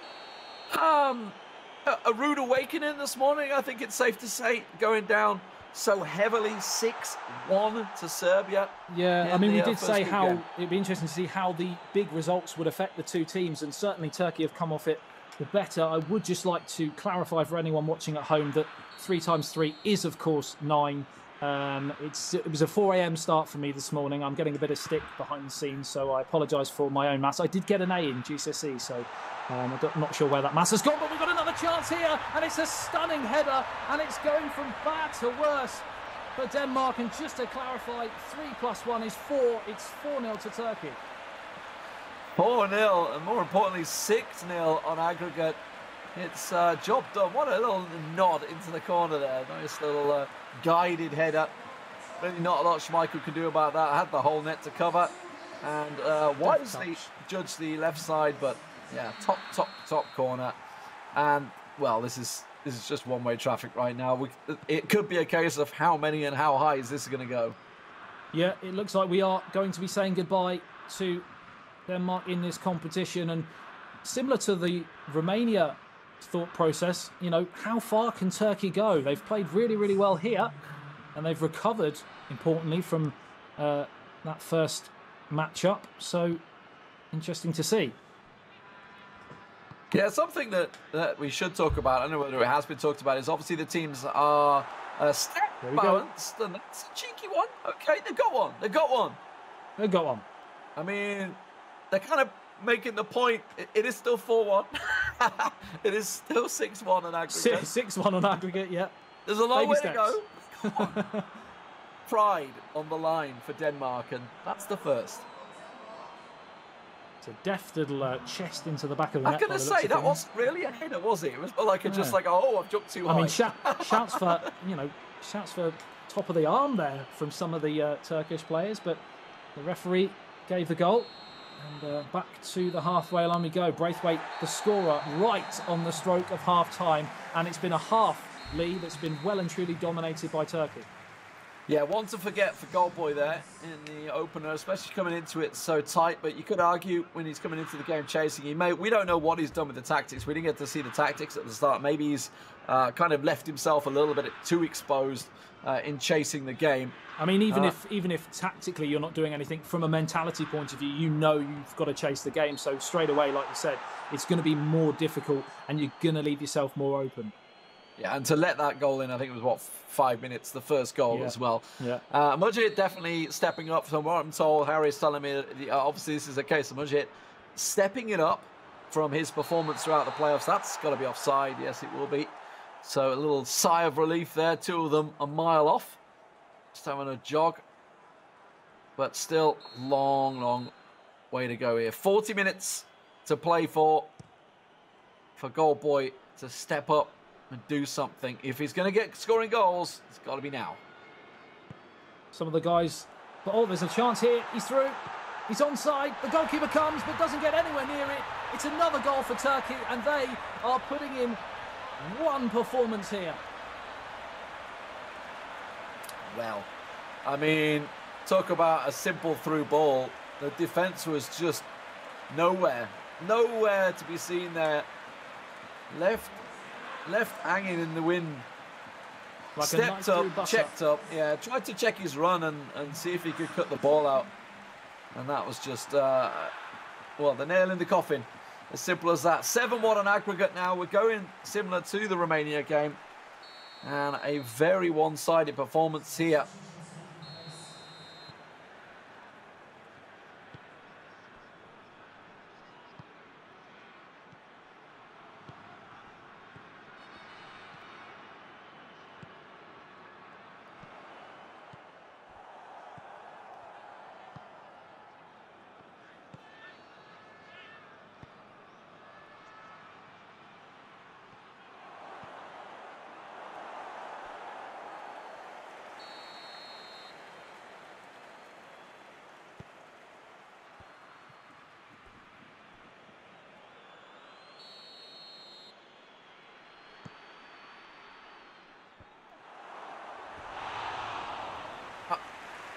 Not quite able to hit the mark with that one. And I think that's perhaps the story of the day. I just think of the early chances that Aloui had. And you should got to be thinking if it could have been such a very different game. You know, the nutmeg goal that started things off for Turkey has kind of just been the flow of it and a beautiful through ball. But this, unfortunately, I mean, we don't know, like you say, the mentality coming into the game could be very different. But also that chance right at the end of the first game when he kissed the post. Yeah. And if that had gone in, 2-1, well and truly game on. But it's all a case of ifs and buts for Denmark at this moment in time, because really you have to say Turkey have deserved it. Could say they're delightful. 60 minutes gone here. 5-1 in the second game, 7-1 on aggregate. And can Christian Eriksen spark some kind of lifeline here? Down the left-hand side it goes. Cleared away. It's food and drink for that man. Just, well, 30 minutes to go. That's a siding tackle just to try and stop it going off the pitch there. Committed, I think, is the phrase that we should probably use for this one. But brilliant little play. Nice little turn. Looking for the cut back there, but wasn't to be had. Goldboy read it like a book this time. But again, a misplay. Nearly runs into a counter-attack. So, switching the ball across the pitch. Seeing if it can work anything to Hopier down the right wing. Looking for an opening, but look at it. There's just no openings for him. Tries to play through Paulson, almost misled. Got a runner on the left. Tries to get it out there, but again, where can he go from here? Nowhere. Oh, my word. Brutal in the box there. Pinned out, and that's just it. Turkey have got so many back there that it's very hard for Denmark to try and break through. They have got a counter on, but the keeper's off his line. 20 minutes is all that stands between Turkey and a place in the game versus the two winners from the group. It's looking likely that Turkey are going to go through and get themselves some confidence as well going through this one. A mental edge, you know, to get the revenge back on a team that beat them twice. in the playoffs. They're now going to be looking forward in the tournament and thinking, okay, we've got our revenge back on Denmark. Can we do the same on, say, Serbia? I don't believe they faced Italy at some point. Oh, nearly wriggles it through, but couldn't get it under the keeper. Lovely, potentially a high sense skill of the day there. A little bit of a step over coming. My eyes were correct, yeah. I thought it was quite nice. Unfortunately, obviously, the goal didn't come of it. Otherwise, that would have been pretty nice. Well, the corner does come of it. Just 7-1, the current scoreline. 15 minutes to go. Turkey on the attack. Cut out easily for a second corner. Not too many corners so far in this game, so getting a little set play workout here. That's going to wiggle loose, but the defender's there. But look at that, Turkey, plenty of men back. No worries, we're going again. 10 minutes remaining here. Can Turkey add to their 7-1 whitewash here, or can Denmark get a bit of pride back representing their country here at the eEUROs 2020? What a stage, Lee, to be playing on. And do you feel that that might have had something to do with how Denmark have kind of imploded a little bit in this second game? Yeah, I mean, maybe they've certainly...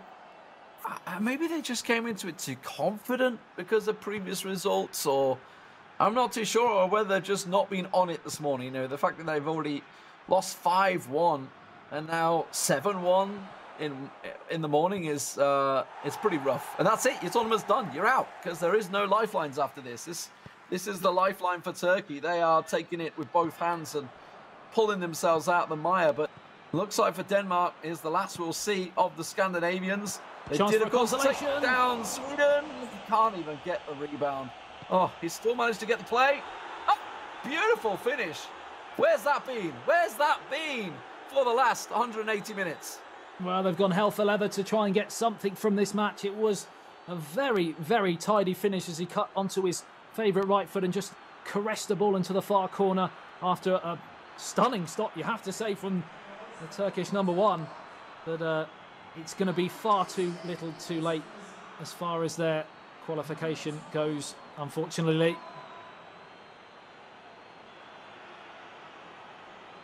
Just the lifeline.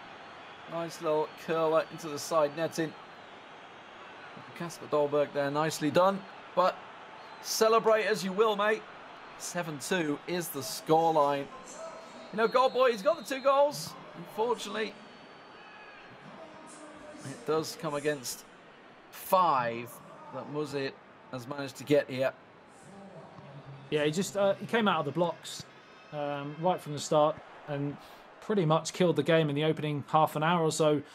And it's been a real uphill climb for Denmark ever since as the ball gets played across to the left-hand side. Another chance here to whip it into the danger area, but that's easy claim there for Schmeichel.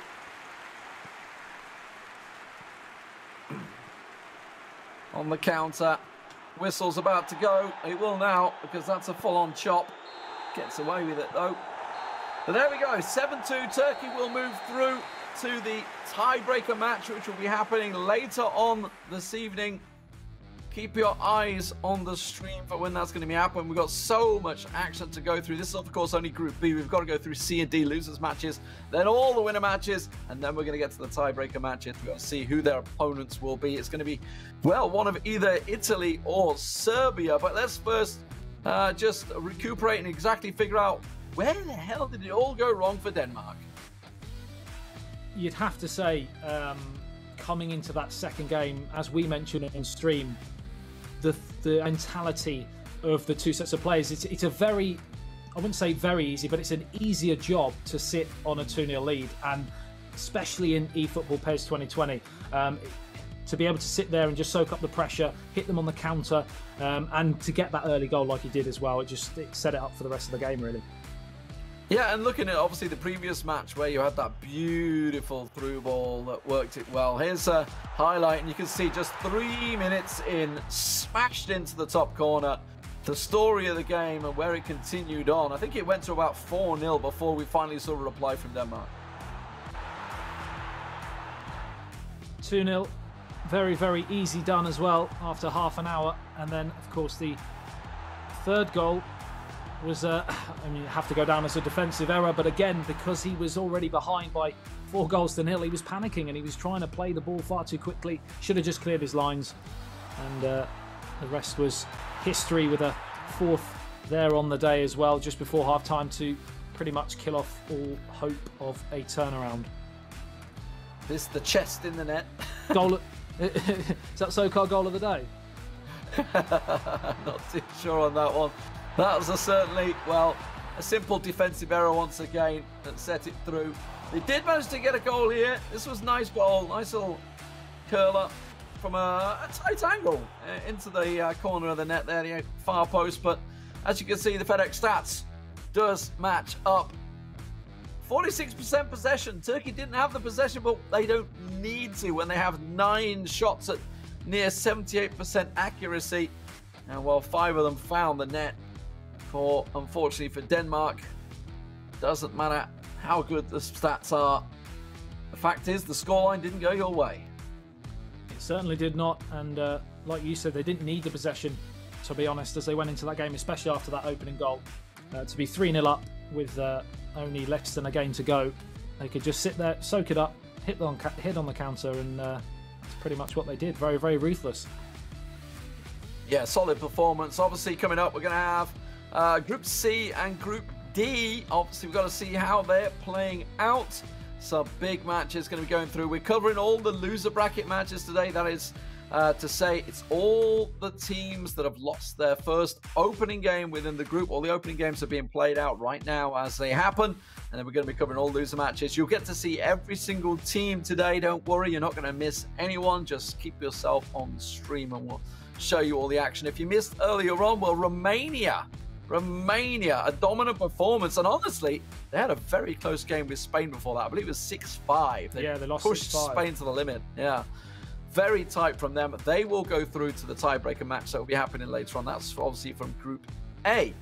I don't know whether we're going to have one of the players for an interview. Hopefully we can get a word from them. If not, I'm sure we'll hear from them later on. Regardless, the Turkish players, so they will go through. But Adam, any takeaways from this match?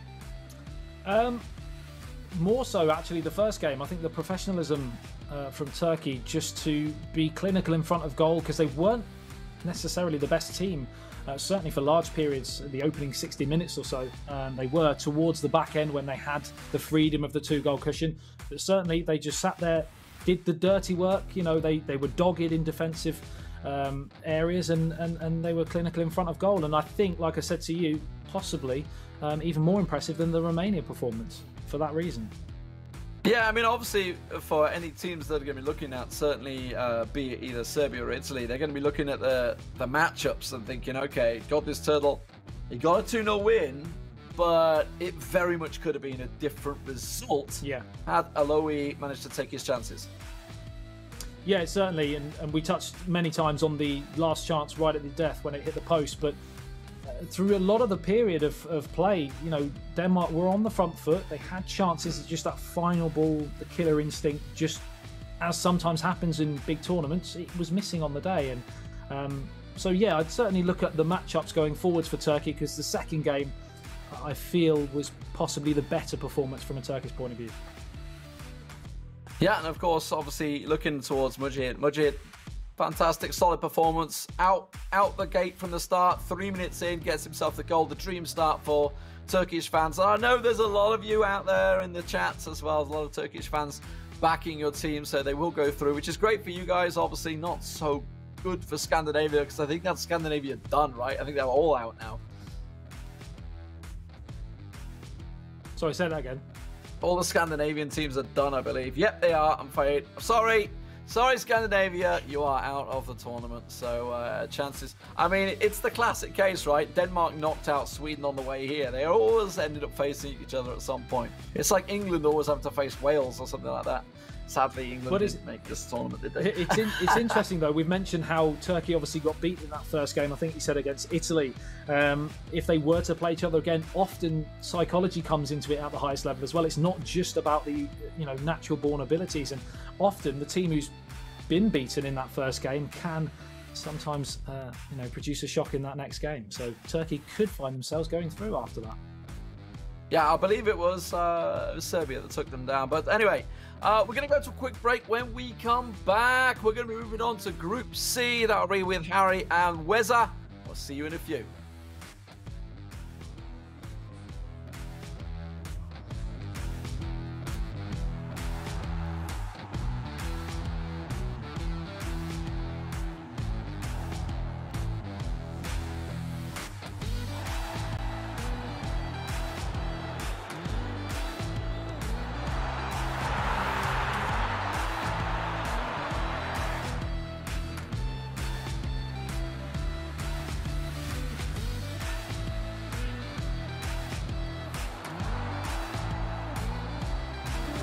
Players, many of them friends, some foes during the league season, now united for a single cause as they carry the hopes and expectations of a nation, the most unbearable, thrilling of emotional roller coasters.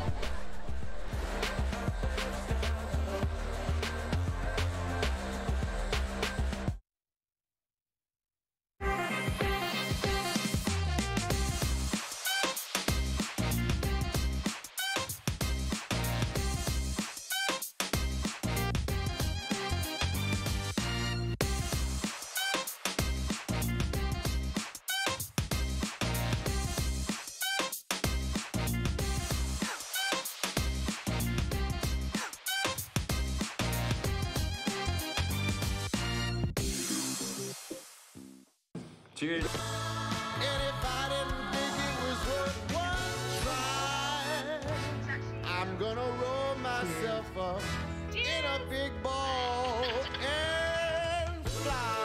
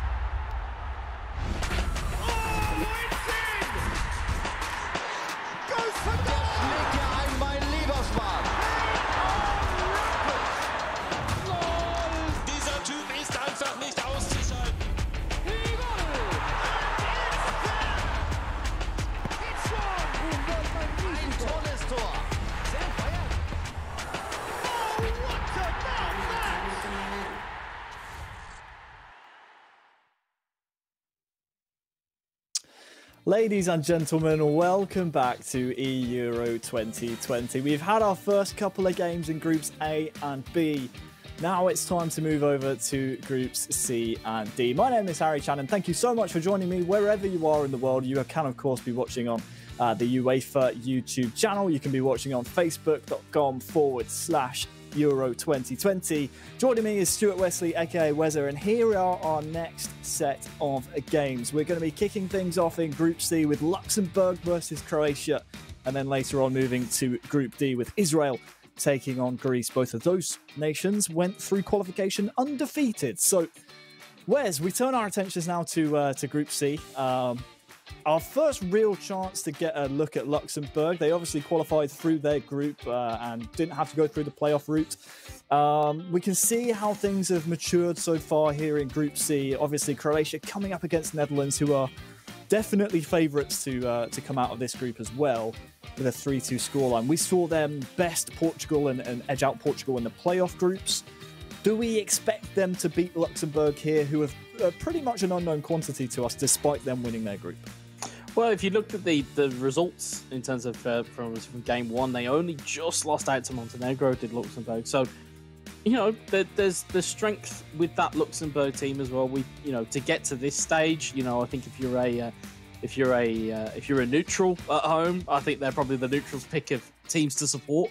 I love a minnow in any knockout tournament. So, you know, Luxembourg, I think, have been great to get to this stage and to be, even in with just a shout to get through to the knockouts. I think they're in great position. Meanwhile, Croatia, they did very well to get themselves out of the playoff group, edging out Portugal, playing really well. So, I think this game is very much up for grabs, and I wouldn't like to put a prediction on it, especially with how I did in the Romania pick. I wouldn't like to put a name down. I might leave that to you this time, Harry.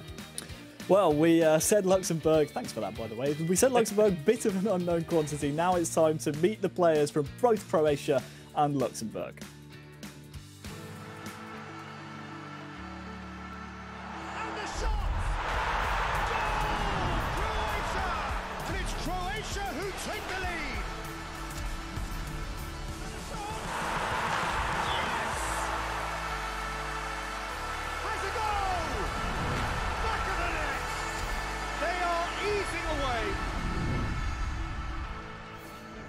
Moje ime je Marko Gelo u gamingu Gel Zaprešić. Predstavljam Hrvatsku na eEURO 2020.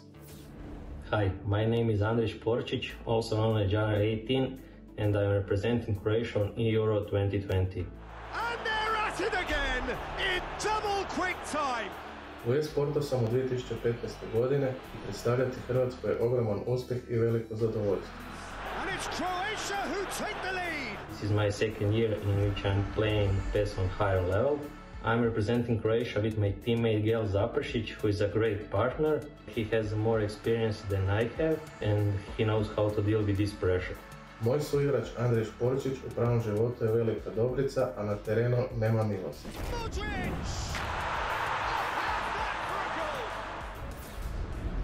Put do finala bio je težak i neizvjestan do samoga kraja. The playoffs were very thrilling. We need to win over Austria, and luckily for us, this scenario happened and we qualified to the finals. I'm looking forward for the eEURO, and I think if we show our best game, that we can win a title. Naša pobjeda na eEURO bila bi ogroman uspjeh i skrenula pozornost na e-sportu Hrvatske.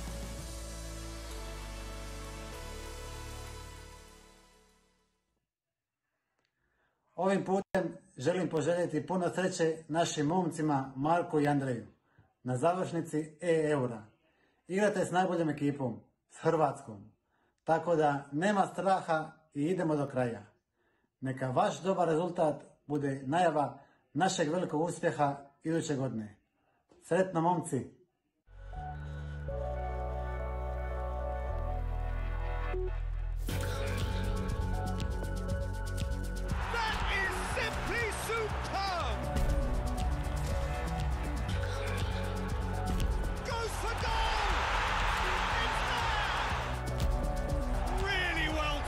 Goal. Je m'appelle Gianluca Di Marco, connu sous le pseudo de Golf Racer dans le monde PES. Je compète depuis 2 ans et demi dans le monde des sports et maintenant je suis fier de pouvoir représenter le Luxembourg dans une compétition aussi importante. My name is Steve Wiesmann, aka Tristan89. I'm representing Luxembourg at the eEURO 2020. It feels great, and I'm really happy to represent my home country at such a big event. Gianluca is a very good friend, and we've been playing together for 10 years now. For me, he is one of the best in this game. Je suis vraiment content d'avoir Steve Wiesmann en tant que coéquipier. On se connaît depuis 2007 et c'est quelqu'un sur qui je peux vraiment compter. We didn't know what to expect on the first match day, but I think that we managed it very well. I keep in mind some beautiful goals that we scored. Notre but à la 96e minute contre le Kosovo a été mon moment fort de la compétition. De gagner l'Euro 2020 pour le Luxembourg serait quelque chose de beau et j'espère qu'on puisse faire partie d'une chose unique. This could also be very important to develop eSport, especially for a small country like ours. We would be really proud if we win this competition. I guess everything is possible in the finals.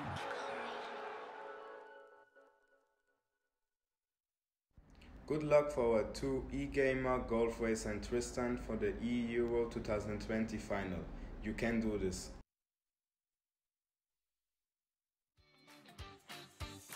So there we go, we've met the players representing the two nations. What was interesting for me, the standout message there, Wes, is that they were both these nations' representatives playing to raise awareness of esports in their respective nations. And these are two esporting countries that we don't really see a lot of talent come out of. They're hoping maybe with a good result here at the eEURO 2020 competition that maybe can change and they can maybe change the tide in Rising Stars in the future.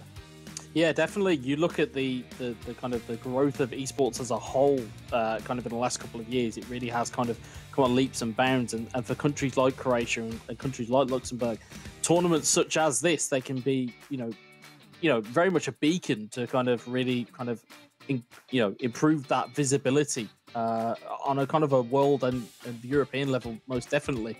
And good showings here, you might just start to go and say to people, well, actually, do you know what? I'd like to represent my country, in video games because, it is that type of tournament. And, with these guys, anything is possible. That was the key message I took away from Luxembourg is that they looked at it and went, actually, anything is possible. And we may see an upset here. Croatia could easily fall, and it's going to be an interesting game to watch here. Well, let's kick things off then. It's going to be Croatia taking on Luxembourg. Croatia attacking from left to right, represented by Jana, who we just saw. Was very excited to represent Croatia in such a big tournament. The main takeaway that I got from those videos was mainly the fact that Jana is, quite youthful, still has a bit of young talent in him, and his compatriot, I suppose you could say, his teammate, Gels Zaprasic, the more experienced of the two, so he will probably be looking to try and feed off that experience. Racer, though, he and his colleague representing Luxembourg, as the referee might take a closer look at that, sees nothing wrong with it. Been playing together for 10 years. That's, it's almost youth and experience combined on the Croatia side versus lots of playing time together. And on the Luxembourg side, sometimes, steel sharpens steel, I should say, as the ball will roll out. We got to know Croatia quite well throughout the playoff campaign. We saw them not only in the group stages, but also in their time battling closely and fiercely with Portugal in the playoff groups. We expect them to be favourites in this match, but we'll see exactly what happens as they try and force a chance there with Petkovic, who has been an absolute beast up front, I think, for most of their qualification campaign. For Luxembourg, for us, Wes, bit of an unknown quantity. We tend to favour the teams and the nations that we know more in terms of predicting a result. But as you said before, they almost stole a result away from Montenegro, who we know are a strong side. Here is Barisic attacking here for Croatia. Real early chance, rattles the woodwork.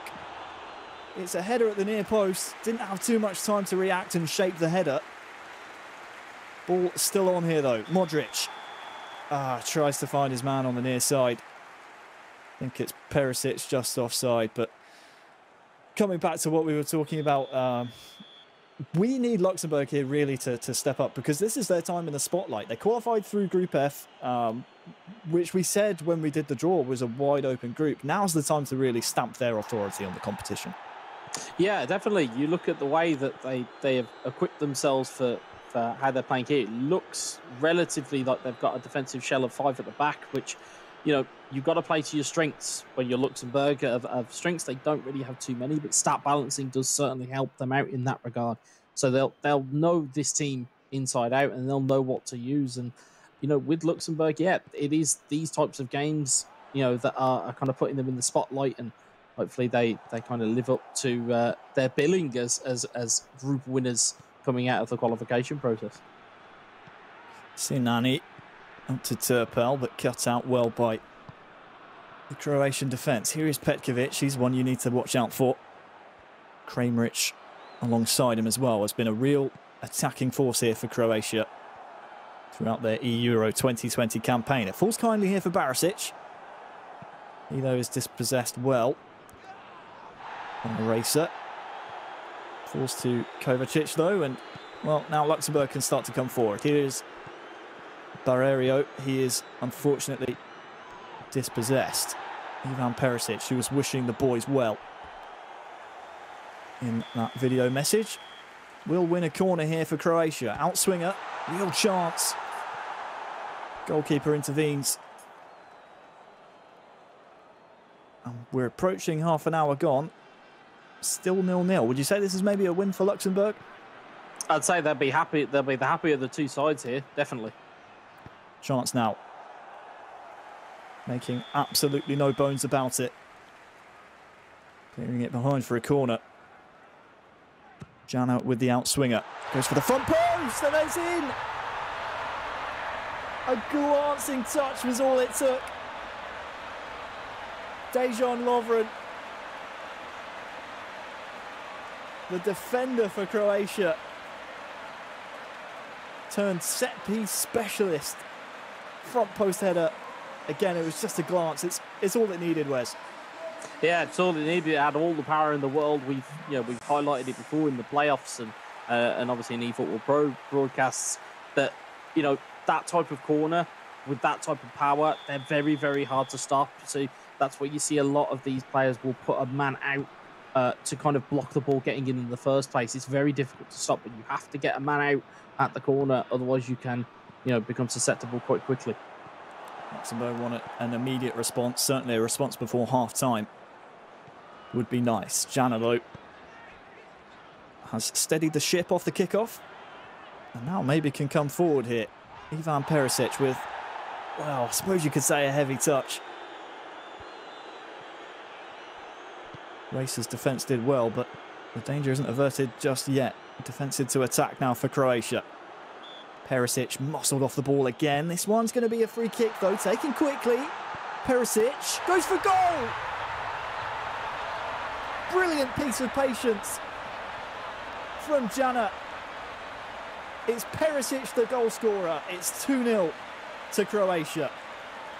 And we can't underrate that little bit of a skill move. You can't underrate that little shimmy that kind of gave Jana that little bit of space. You'll see it again in the replay here. It's a little bit of a body feint, which encourages Racer to go and do a little bit of manual goalkeeping. Gives him enough room, and he can just get it onto Perisic's right foot, tucks it away, and Croatia. And again, it's that quickness of mind to spot Perisic out wide on a quick free kick as well. That little shimmy just gives him enough of an angle, puts it in for 2-0. Caught the defence napping, didn't he? Such good presence of mind to take that free kick quickly. I mean, I certainly thought, I don't want to speak for you, Wes, but I thought maybe that one would have been in a prime position to be struck straight for goal, but it's that presence of mind from Jana being the difference maker, and, well, you sense that he wants 3 before the half.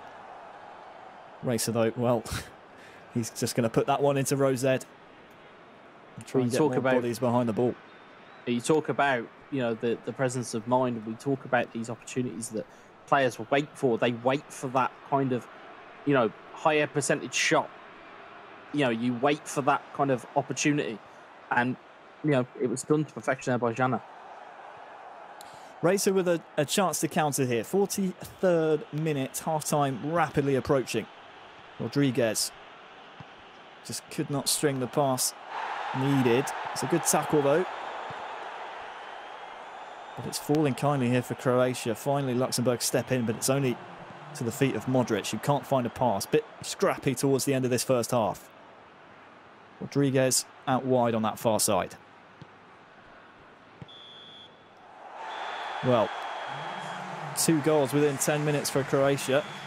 Separate the two nations. If you are joining us for the first time, welcome. We do play 2 legs, essentially 2 games of eFootball PES 2020. Racer is in here. Dealt with well by Jana, out for a throw-in, but 2 separate games of PES. It's an aggregate scoreline at the end of the 2 legs that decides the result. And this is a loser's match as well. The way these groups work is 2 losses, you go home. Both of these 2 nations already have 1 loss to their name. Luxembourg losing out to Montenegro. Croatia losing out to the Netherlands, who are favourites to take this group. Kramaric manages to retain possession here for Croatia. Back to the feet of Kramaric, who holds it up really well. Modric and Barisic on this near side, trying to combine, but the defensive work from Luxembourg and Golf Racer so far hasn't been the worst that we've seen, but just offensively can't seem to get anything going. Yeah, and that's where you feel that the strengths are for Luxembourg. It is defensively. I mean, you know, you look at Jana and he's been able to kind of breach the kind of Luxembourg defence twice here, and you don't really feel that, you know, Racer has played that bad and that Luxembourg has been too bad. But you can see there now, pace is now starting to be kind of imported into this team by Croatia's substitutions. So you can see Ante Rebic coming on. You see Vlasic coming on as well. So you can see that Jana wants more goals. Rebic, especially for Croatia, throughout the playoff groups, was a prevalent figure. When you think back to Group J, Croatia and France went neck and neck. It was just the head-to-head results in the end that allowed France to take the group. They're a nation that we'll be seeing later on, no doubt, in their winners match in their group. Kramaric now dispossessed, and this is where maybe Luxembourg can start to build, but Milic steps in. It just seems the rub of the green at the moment going Croatia's way. Barreiro out to Deville. There was a man free there in the centre. Not sure if going back was the right option. And that maybe is a bit of frustration there, Wes, and it will be rewarded with a yellow card. Yeah, it's a little bit of frustration just boiling over. You can see there as well, Croatia just slightly buying that free kick, turning at the right time, and allowing the tackle challenge to come in. You can see as well, Croatia have kind of moved to a slightly more defensive setup. You can see at the bottom of your screens there, the light blue bar. Oh, chance here for Vlasic! Oh, it's a thunderbolt of an effort. Really? No sooner do he struck his foot straight through it, and it's pure power, Wes. No sooner do I say they've moved to a more defensive style of play than Croatia go and put a chance in on Luxembourg's goal. But you can see on the flip side, Luxembourg trying to push the issue, gone to a more attacking-minded setup. But I'm not sure whether that's going to be enough here. Corner in. Oh, it almost went straight for goal. The goalkeeper called into action. Will be another outswinger by Modric. Might he go for goal once again? Keep an eye on the trajectory of this ball. There are 2 men on the edge as well. Wide open. Vlasic back out to Modric. Lovely turn. Tries to feed Perisic, who was waiting. Luxembourg bit pinned in at the moment. Trying to get the ball back, but unfortunately it's at the expense of a Croatia throw. Vlasic into Rebic. Tackled well. And now Phil can maybe think about spraying this one out wide. Bensi Deville dispossessed. And just nothing seems to be going Racer's way. Nice turn from Rebic. He's been an assassin for Croatia. Looking for Perisic. Looks like Kramaric will be the one to maybe feed it back to Ivan Perisic. Gone a bit wide, but maintains possession. Too many passes maybe here from Croatia. You're just looking for someone to grab the ball by the horns. In the end, chance gone, and Luxembourg, they come away with it. Yeah, you can see just the tired legs starting to creep in for that Luxembourg defence. It's providing more gaps and opportunities for Jana to really kind of take the game and finish it off in the first leg here. Still 2-0 though, still chances on. It's another chance maybe for Croatia, dealt with by the Luxembourg defence. And, well, as the ball goes back to the Croatian goalkeeper at 2-0, you know, when you consider how much in an attacking sense Jana has been threatening, as a free kick will be coming in here for a terrible foul.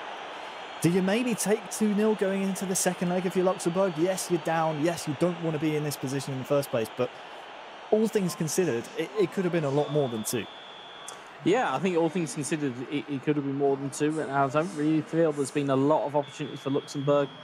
And I think ultimately, I think you're kind of looking to consolidate just a touch going into this second game. If they can potentially get a goal in the last 10 here, it could make for interesting viewing. But it certainly looks at the moment Croatia with their abilities. Kramaric with the third. And we said they might be happy with 2. They won't be happy with 3. Croatia certainly will be. Kramaric with his first goal in the first leg gives Jana and Croatia some breathing room going into the second leg. Yeah, you could see, you know, as we were saying, if they could come away with a goal, Luxembourg would be happy, but they're not going to be happy with their defence being breached once more.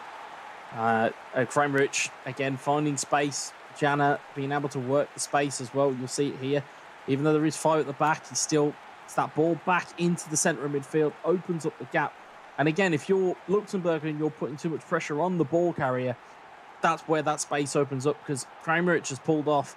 He's able to just get into space. He's got plenty of time, and pops the finish in with a plump. Well, maybe some lower skilled PES players might have been trying to feed Kramaric straight away, but Jana with the presence of mind cropping up once again, knowing that he's got that one extra pass just to make the through ball certain. Sets up the 3rd goal for Croatia here in Group C. He might just smell blood here. That will be a foul, certainly. And tired legs certainly have been a factor here for Racer and Luxembourg. We still have a second leg to come, of course, where all the players will be refreshed from their fatigue, but you just seem again to see a little bit of a lack of imagination maybe from the attacking sense of Luxembourg. Hopefully we'll see that change in the second leg. Here comes Jana on this near side, trying to find Rebic, who's been a super sub for Croatia. Kramaric might just get there first. He does not, and this one will be brought back for a foul on a Luxembourg man. Yeah, you can see, I mean, you look at how Luxembourg have set up. Granted, it has been slightly defensive, to say the least. I think that's probably been kind to them, but ultimately you look at Luxembourg and think, well, what is it they do have to offer up at the kind of the final third of the pitch? I mean, do they have pacey wingers? Do they have a physical unit to be able to kind of aim at? And Racer's looking a little bit devoid of ideas at the moment. Whether that means that we'll see a change in personnel in the second game remains to be seen. I think Jana will probably be encouraged and will probably want to finish this game off, but I don't think Croatia will do too many changes. Racer then had a chance once again to build an attack. Needs to be careful here not to concede late on. There are runners here for Croatia. It's almost a 3-on-3 here at the back. Vlasic out to Kramaric. Oh, the man goes down early and gets just enough of the ball. I think it was more putting the man off than anything, but either way, Croatia winning the first leg 3-0. Resounding result, and to be fair, it's one we almost expected. We wanted to see maybe more out of Luxembourg. Hopefully we see that in the second leg, but oftentimes we do go with the known quantity. We've seen Croatia pull off these results against Portugal, against the likes of the other teams that were playing in that shark tank of a playoff group that they were in. And they're proving it here in the finals tournament as well. It's good to see from Croatia. It gives me hope for their next round should they get past Luxembourg. But for Luxembourg, some attacking changes certainly need to be made because, I mean, right now they seemed a little bit devoid of ideas. Yeah, I think so. They're going to need to make some type of adjustment, either that's personnel, either it's tactical, game plan, whatever that may be. They're going to have to let the kind of handbrake off at some point. The only problem is you are up against an incredibly talented, Croatia side. You know, you've got the likes of Modric, you've got the likes of Rakitic, you've got Kramaric, you've got Rebic, you've got Petkovic. There's so many weapons in that kind of arsenal for Croatia that it's going to be very hard to stop them. And you have to kind of really take a look at it from a Luxembourg point of view.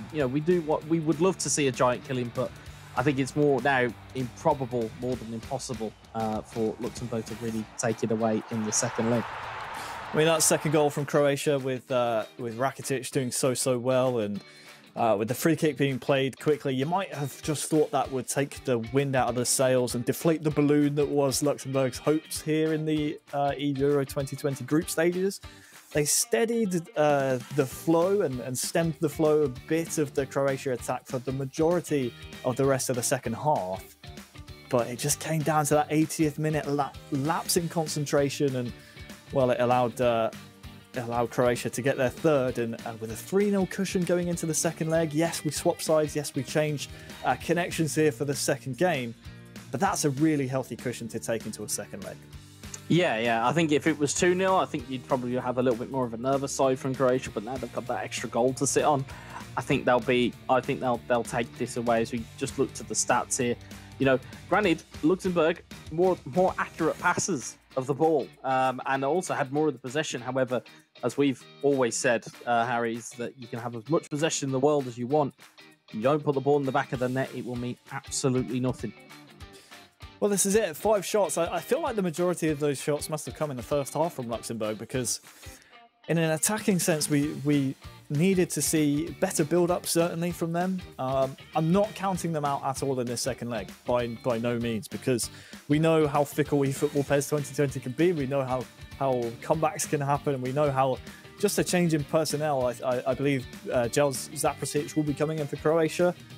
Just a change in personnel and a change in playstyle can really impact the entire result of the game. So we'll have to see what the Luxembourg squad have to offer for us, really, in this next game to come.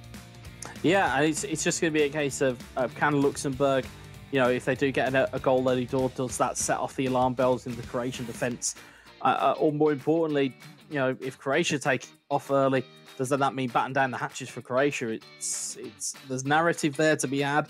It's just a case of what happens next. Well, we're about to jump into the second leg. A reminder to you all that you can vote on your expected outcome of every single match we're watching here today on the broadcast. Just head on over to eEURO2020.com/vote. It's a fun time to be an eFootball PES fan. We have lots of eFootball action both today and tomorrow, where we will be crowning our first eEURO champion. It's going to be a fun day's action. It's going to be a fun Sunday's action as well. And what's fun as well is the amount of people that have been, contacting me and saying that they've been watching this around the world. I had someone from Indonesia earlier on just say, hey, you're on TV in Indonesia. I was like, hey, that's cool. That's really cool. So wherever you are in the world watching us, make sure you communicate with the hashtag eEURO2020. You can, of course, go on to eEURO2020.com to see where all the nations are stacking up in their groups. Currently, Luxembourg versus Croatia, though. It's a 3-0 aggregate score for Croatia. Tristan, 89, has so much to do here for Luxembourg. Jel Zaprasic, we've seen him close out results many a time for Croatia throughout the qualifying rounds to make it to the finals here. We expect much of the same here, don't we, Wes?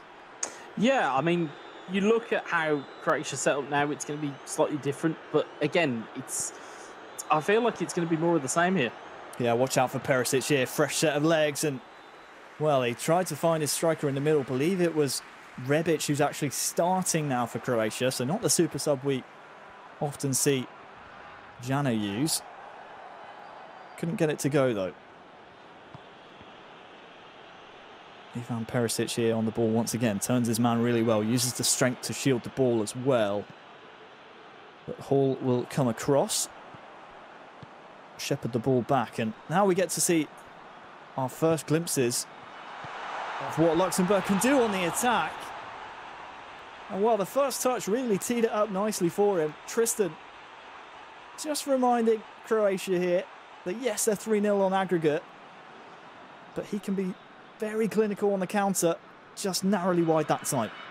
Yeah, you can tell that Croatian defender just did enough to put Tristan off there. However, I think Seprasic is going to have to be on guard here because it's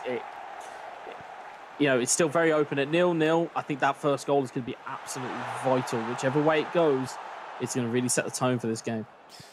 Well, it's a big cliche, probably the biggest cliche in the sport, but you're not wrong. Goal for Croatia would make it 4. You can't see Luxembourg getting those 4 back. But we'll see. Kramaric now.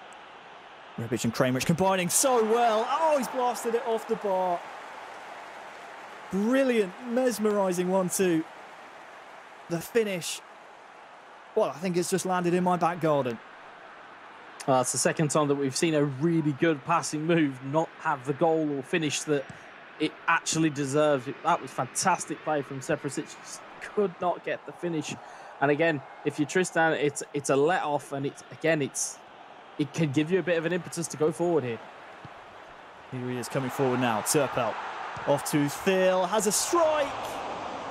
That's 2 big chances now for Luxembourg, which have just gone wanting of that deft touch at the end.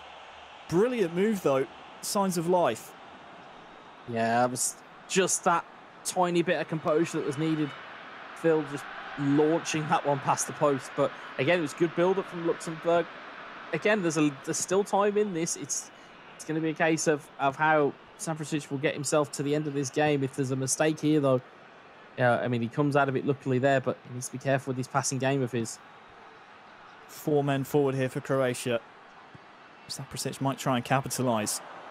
Kramaric now, well, adjudged by the referee to have been dispossessed fairly. That might just set Tristan on his way. Here is Turpel. Sinani might be through 1-on-1. It's the first goal for Luxembourg here against Croatia. And that might just put the pressure on Jel Seprasic here. 3-1 on aggregate, still has to get 2 back. But there is certainly time on his side. And that goal might just set the narrative for the rest of this game.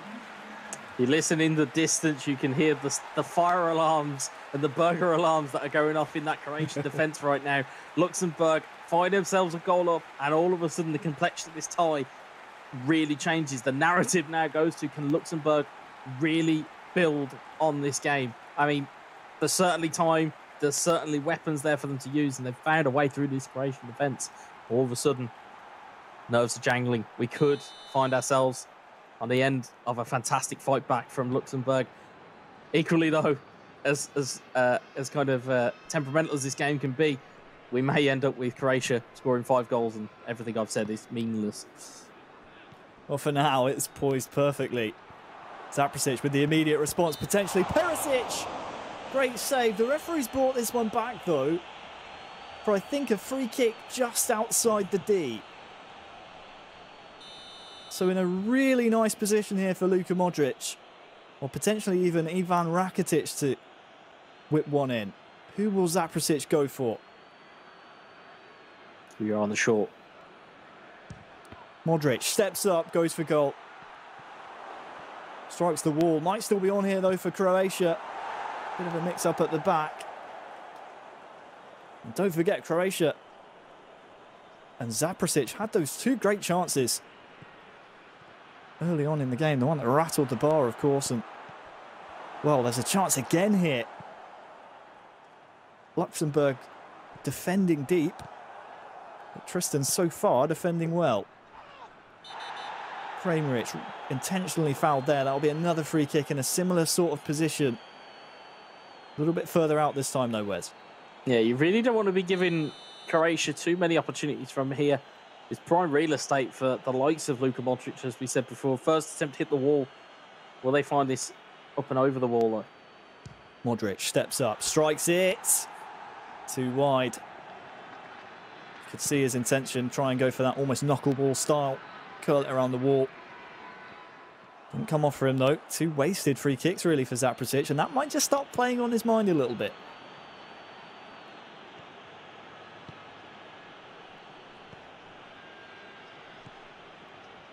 Well, since the Luxembourg goal, it's been the majority of the ball being in Croatia's favour. Here is Luxembourg, though, and Thiel. Two men to aim for, but that's another defensive mistake here from Croatia. Just a little bit nervy here at the back.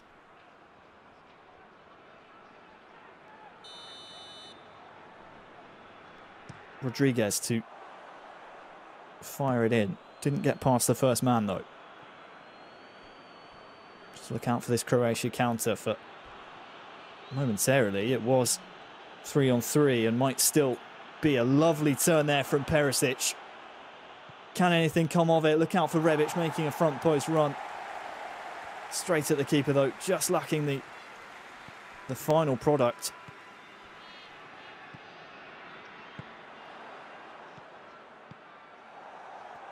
Croatia winning the ball on the halfway line once again. Comes back to Luxembourg, though. Missed the header as well. Sinani can turn his man. Thiel still has the ball here. Thiel goes for a header. It's off the bar twice and in. 3-2. And it's not even half time.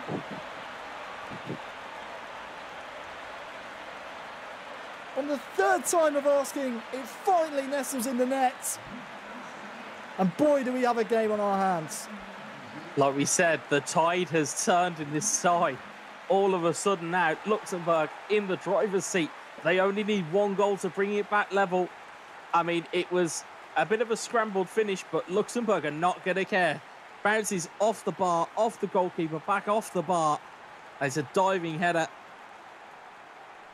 from Turpel, and all of a sudden, Luxembourg are well back in this. Turpel, like a salmon, leaping for that diving header.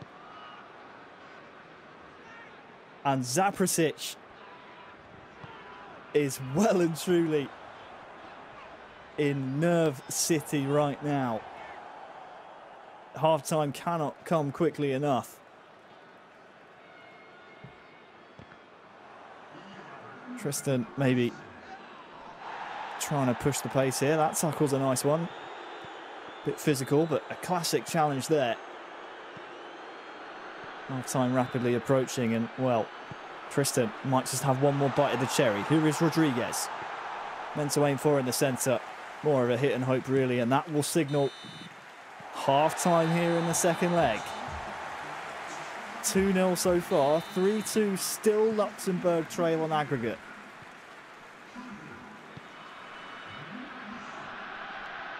Zaprasic, you have to say, Wes, probably, I mean, it's a bit wild to say, but he might need a goal here just to steady the flow of the attacks that are coming in from Luxembourg. I was going to say there might be a little bit of shell shock at the moment for Zaprasic. He needs to calm it down. Luxembourg, on the other hand, they need to keep, they need to keep their heads here. Does Tristan? I think it's a case of, on one side of it, you can have all that nervous energy where you clam up, and there might be that other side of things where you start to kind of take gambles and risks when you don't necessarily need to. I think Tristan needs to be very careful. Just a lot of micro mistakes at the moment that are compounding themselves here for Croatia. They're coming forward here now, though. The battle of the balance as Rebic gets the ball across. Cleared just outside the 6-yard box. will come again though. Rebic on the ball again. Barisic, the man in support. Luka Modric. Pass into Rebic is just a little bit offside. And by a little bit, I mean a long old while.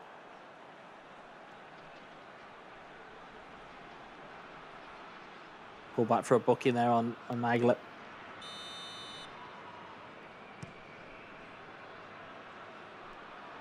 So, 3-2 on aggregate. Luxembourg need at least a goal without conceding. And here comes Tristan on that far side. He'll win himself a corner, but the longer this second half of this second leg ticks on, Wes, the more maybe the nerves start to shift over to the Luxembourg side. Yeah, I mean, it can very much work either way here. As Tristan's going for the acrobatic, and it causes a bit of a counter-attack opportunity here that needs to be very, very careful of. Dealt with well. Kramerich was the man trying to dispossess. He does actually, in the end, get a hold of the ball. Beats his man as well. Chance here. Corner will be the result. Outswinger. Fired into the front post. And it's in. Saprasic gets his goal. It's Milic the scorer. Luxembourg hearts just dropped out of their chests. 4-2 now for Croatia. Is that the end of the comeback?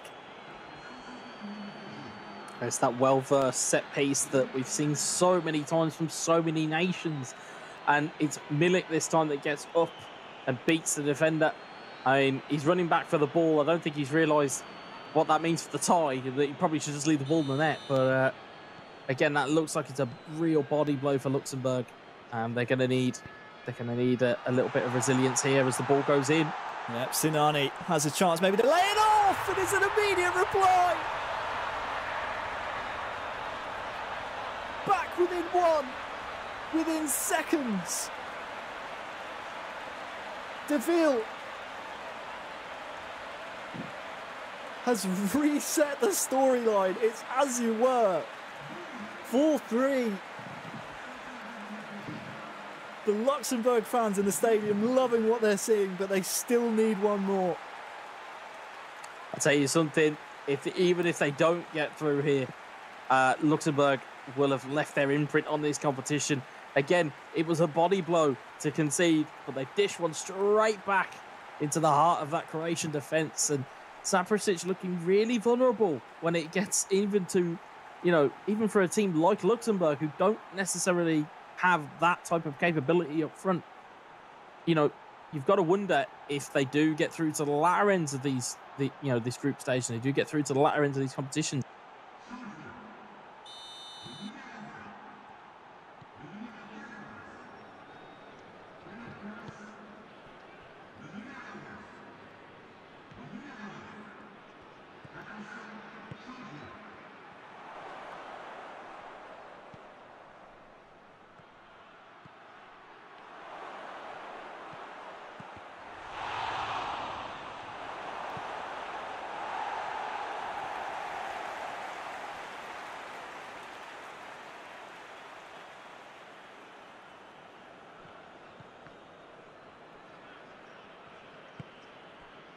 Saprasic just trying to control the game just a touch. Barisic now. Saprasic, like you said, wants to try and control this game.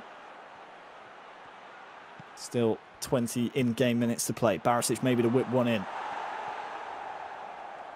This game poised on a knife edge.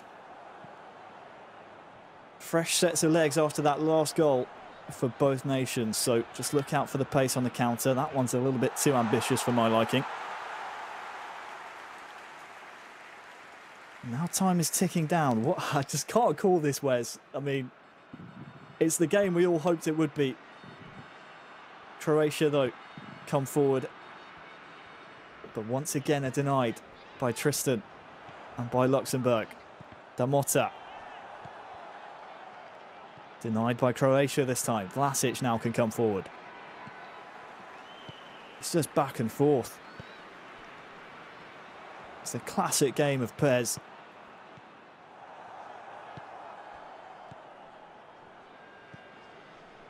You almost get lost in watching it in terms of the quality of it. Look at this. Kramaric is through. Great save. Amazing save. Had to be done. It will be a Croatian corner, but that might just save Luxembourg's chances in this tie. Corner to come, and don't forget the last goal Croatia scored came from this exact side. Got to be careful of that set piece. We know that Croatia are very well drilled in it. Vida's now on who's an obvious target. Will come out here to Kovacic. Might get a second swing. Mateo Kovacic, 1-2 with Modric. This could really kill the game off. Great save again. How has he kept this one within reach of Luxembourg? And now Luxembourg, they can come forward. Bensi can't latch onto the ball. We're approaching the 90th minute. If it's going to happen for Luxembourg, it has to happen soon. And oh no, look out for Petkovic.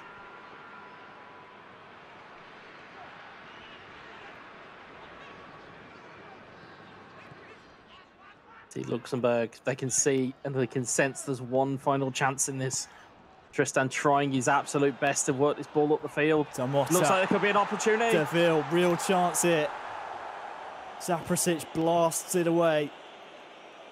89th minute. Phil has to swing one in.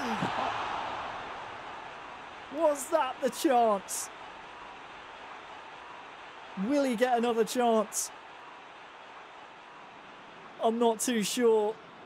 The header's just gone over Wes, and it's agonising for Luxembourg. They were so close. I still have my head in my hands here.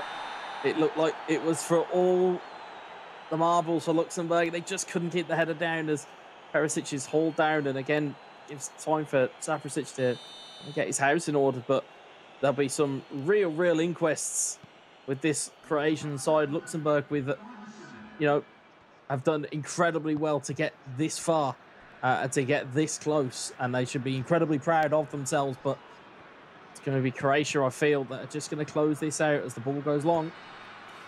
Last attack for Luxembourg. Last chance saloon. Gives the ball away though.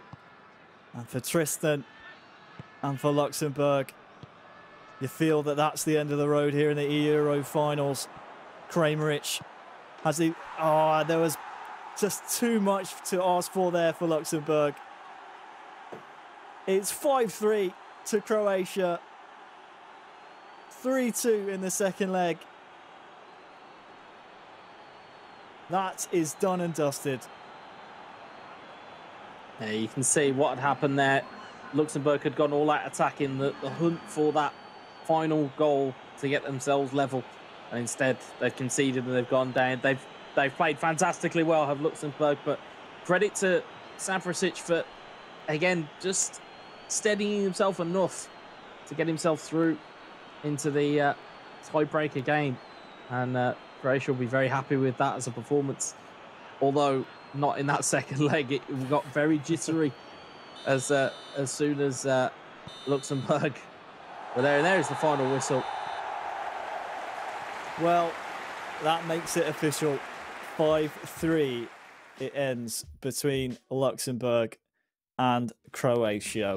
That was our first chance to see Luxembourg throughout this entire campaign, and well, they did not disappoint even in the slightest. I think there were a lot of people's fan favourites coming into the finals. I suppose you could say a minnow nation.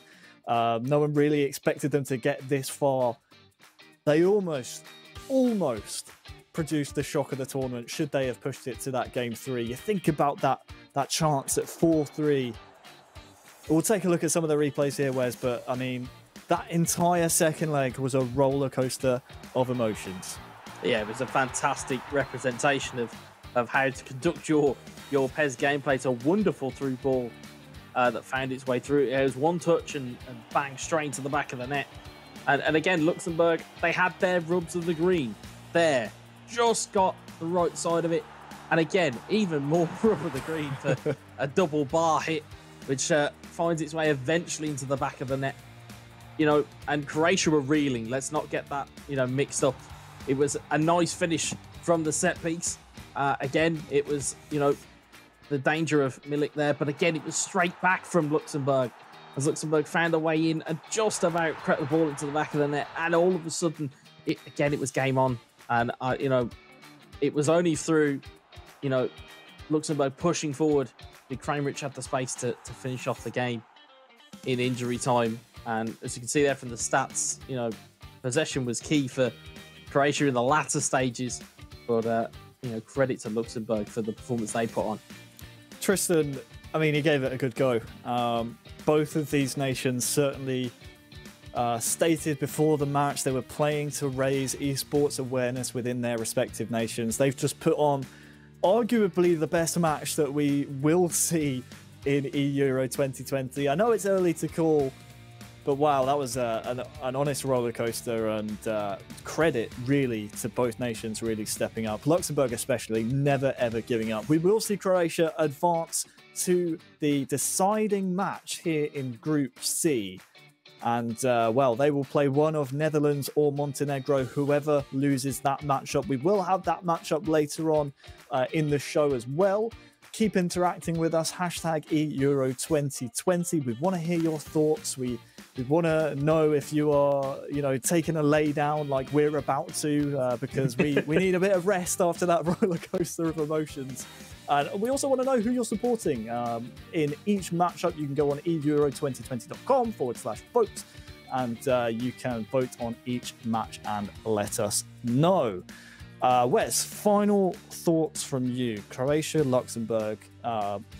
Where do we see Croatia go from here? Do we think they go and rebound off of that performance and maybe take the lessons from it and push forward now to maybe move out of this group? Or do we think that might be just some warning signs, maybe some chinks in the armour of the Croatian side? Yeah, I think it's more the latter rather than the former. I think it's their defensive frailties may cost them in bigger games. You know, as the game as a whole, though, for Luxembourg, for Croatia, it's a perfect advert for esports for both countries. You know, you could put that out on a YouTube channel and say, hey, you know, come and try and set up a Croatia or a Luxembourg esport league. Perfect advert for it. And I think Croatia now have got to build. They've got to build on that result. They have to go and push on, because at the moment their defensive frailties look all too obvious. Absolutely, they do. And well, you feel like the Netherlands and Montenegro, who are playing in this group in the winners match, might be looking at Croatia as a side that look a little bit susceptible here in Group C. But that's enough of Group C. Now it's time to move over to Group D. We have more fantastic eFootball PES action on the way. And to take you through it, it is Lee D-Man Smith and Adam Butcher. Guys, take it away.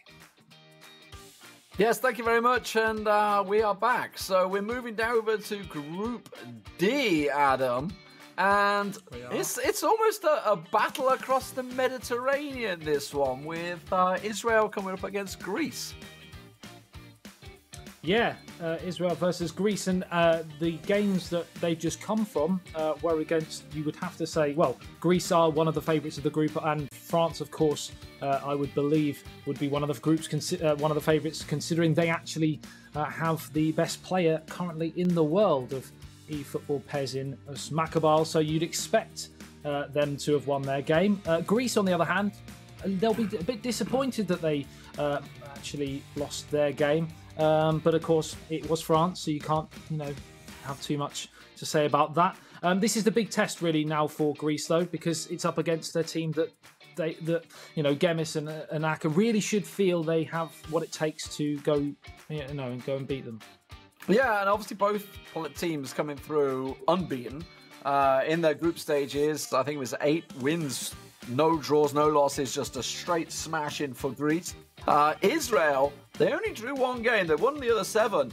And the game they drew was against Austria, 4-4, and it's the team they just obviously lost to 2-1. So they're probably going to be a little annoyed at themselves for being in this situation. So, as you just mentioned, so very, very good players. Obviously, a lot of you guys out there might be thinking, oh, Israel, Greece, you write these nations off. But, you know, obviously we're in a game where everything is balanced across the nations. We don't have any superstars. Well, obviously, other than the players that control the players themselves, they are nice the superstars. Bit of stat balancing. Yeah, exactly. The stat balancing brings these nations, as we just saw with Luxembourg there, you know, a nation that's 3 hours from where I'm sitting right now. Like, I could drive there in 3 hours and I'd be there across the German border.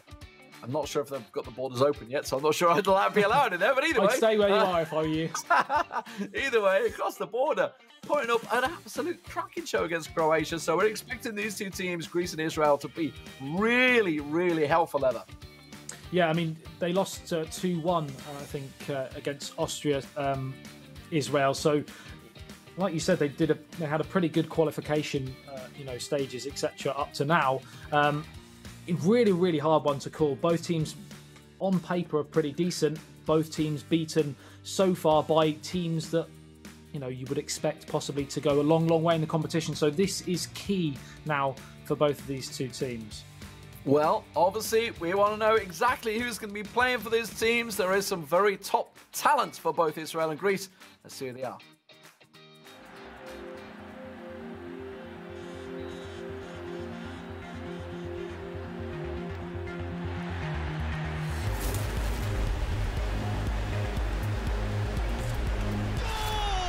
Israel!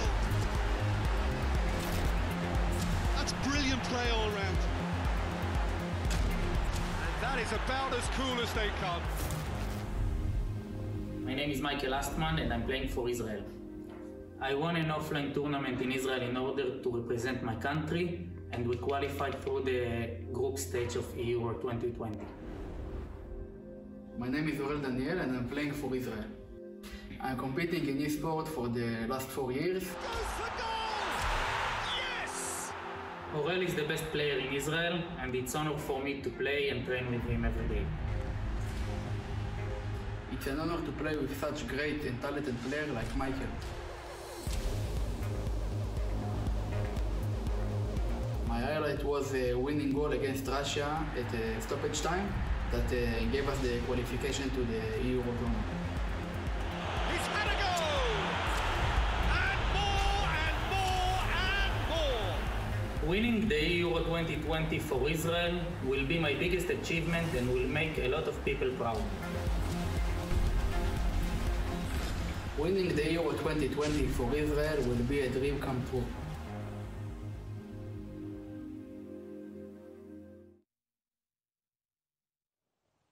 מי אמר שיורו 2020 לא יתקיים? נבחרת הגיימינג שלנו העפילה לאליפות אירופה שתתקיים בשבוע הבא. אנחנו שחקני נבחרת ישראל בכדורגל רוצים לאחל לכם המון המון בהצלחה. תביאו לנו כבוד ויאללה. אל ישראל.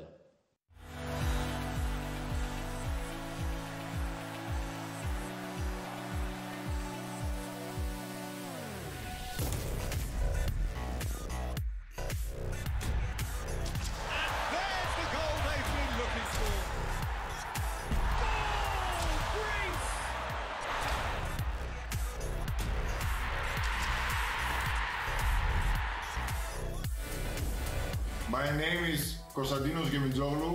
My PS ID is Jemis86GR and I represent Greece in the final round in eEURO 2020. My name is Dimitris Kefalidis. My PSN ID is DamonKev789. I've been playing professionally esports since 2010. I've won many tournaments. It feels great and I'm really happy that I represent Greece at such a huge tournament.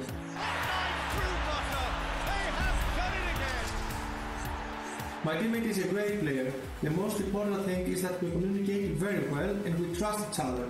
He's a master of strategy because he's a football coach in real life.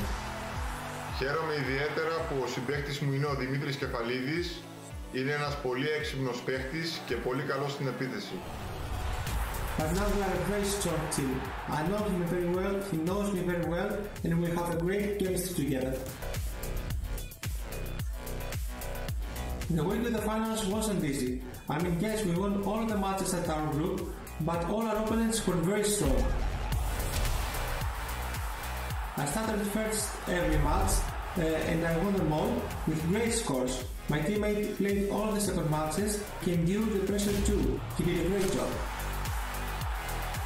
Εάν καταφέρουμε και κερδίσουμε το τουρνουά, το οποίο είναι πάρα πολύ δύσκολο, θα γινόταν ένα όνειρό μου πραγματικότητα. We will do our best. Every match is important.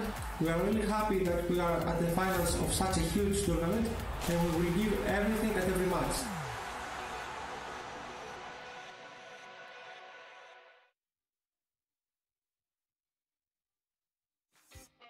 Well, there are the players, absolute experts in the PES world, so expecting some explosive football this time around, and a pretty even game we're expecting here.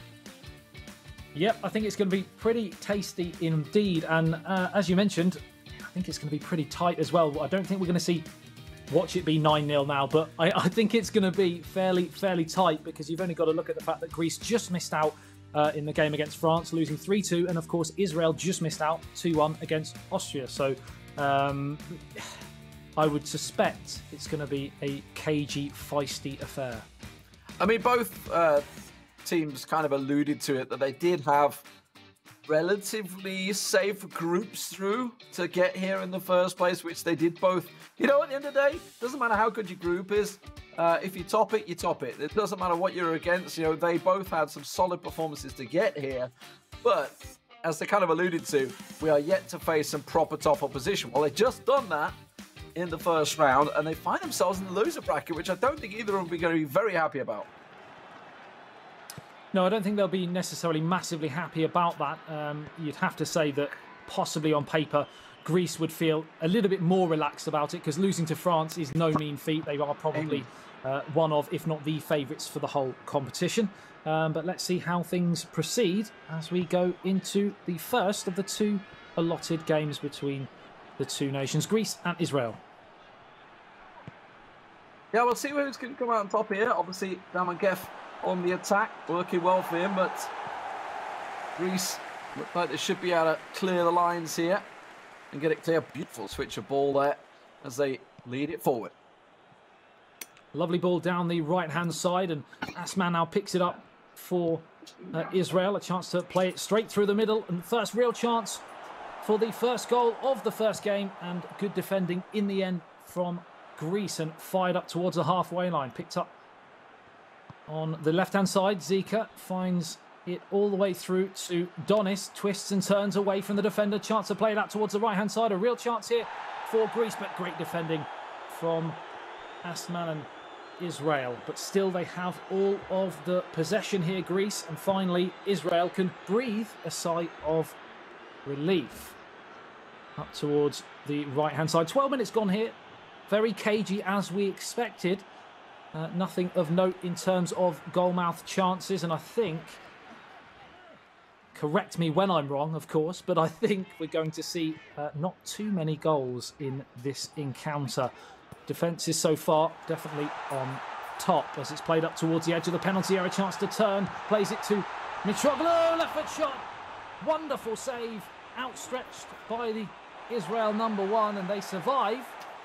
First and biggest chance, first main chance goes to Greece, and they have all of the possession and a higher passage completion as well so far. Left foot in towards the danger area, cleared away, and a chance for Asman to bring it forwards up towards the halfway line. Great challenge there. Bone crunching on the halfway line. Twisting and turning, can't get away. Lee, 20 minutes gone. It's been fairly cagey so far, as expected. Yeah, I mean, they don't want to give too much away, right? The first couple of minutes. We've already seen, if you think of the previous matches, we've already seen in the loose bracket, lots of early goals. Nobody wants those bloody early goals, those 3-minute goals to put you on your back foot. But we want early goals, Lee. We would like to see the entertainment, but we also don't want to see a team running away with it, which we have seen. Sure. That's a little rusty at the back there from Damon.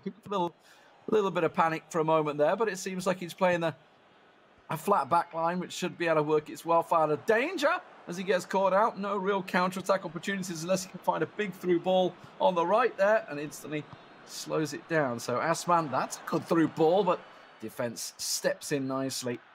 So as you say, like, nobody wants to go out the tournament within like the first 5 minutes of the game because you just had let a howler in because you weren't quite ready and awake to start the game off. Yeah, they've both obviously suffered big defeats in that. For not big defeats sort of numerically, but in terms of their chances of going all the way through the competition. So they're not going to want to give too much away. They're going to want to suss each other out because they know that it is going to probably be cagey, and every goal could be absolutely crucial. So, Damankev with a chance here to break. It's the two options he had actually gone offside, so he couldn't play it forward. So, a high defensive line from Israel, causing problems for Greece on the counter here. That's going to be judged to be a foul, and maybe a quickly taken free kick could work something here if he goes to the right wing, and he does. Finds himself a player through the middle. Good skip over it. Finds a chance, and there's a chance for a shot here. They're stepping away. Scrap ball. That was a loose ball that should never have happened. The defender just misjudging it. Yeah, it was the first real chance for AK7, and in the end, the goalkeeper did the smothering that was required, but certainly first real chance for Greece, and now Israel back on the attack. Cleared away. Just can't get out now. Camped inside the edge of the penalty area. Oh, it's ricocheted through, and it's an easy save in the end, but Lee, that could have gone anywhere. Almost 5 at the back there for Greece. They're making sure they certainly cover this one off. Akin to when they won the Euros many years back. The unfavoured tactic of Greece. Yeah, the 5 across the back. Wasn't the prettiest to watch, but you know what? It was effective. 1-0 against Portugal? Did the job. Yeah, in the final. Yeah, absolutely. Definitely not the best of football, but this could be. That's the opener that Israel were looking for. And Asman finally breaks the deadlock. He can have as many at the back if you want, but if he has a shot from outside the area, it's not going to help. Yeah, it was coming. It was brewing on the edge of the penalty area. They just couldn't get out. Greece, there was swathe after swathe of Israel pressure, and finally it pays. And in the end, it was a bit of a defensive error, really, but you can't take anything away from the finish. A lovely right foot shot straight into the bottom corner. Game on, an advantage Israel. Definitely questions asked there. You can see 7 Greek players in the box there, and they still managed to sneak a ball through like that on the edge of the box. That's something that I don't think Damankev will be happy about whatsoever.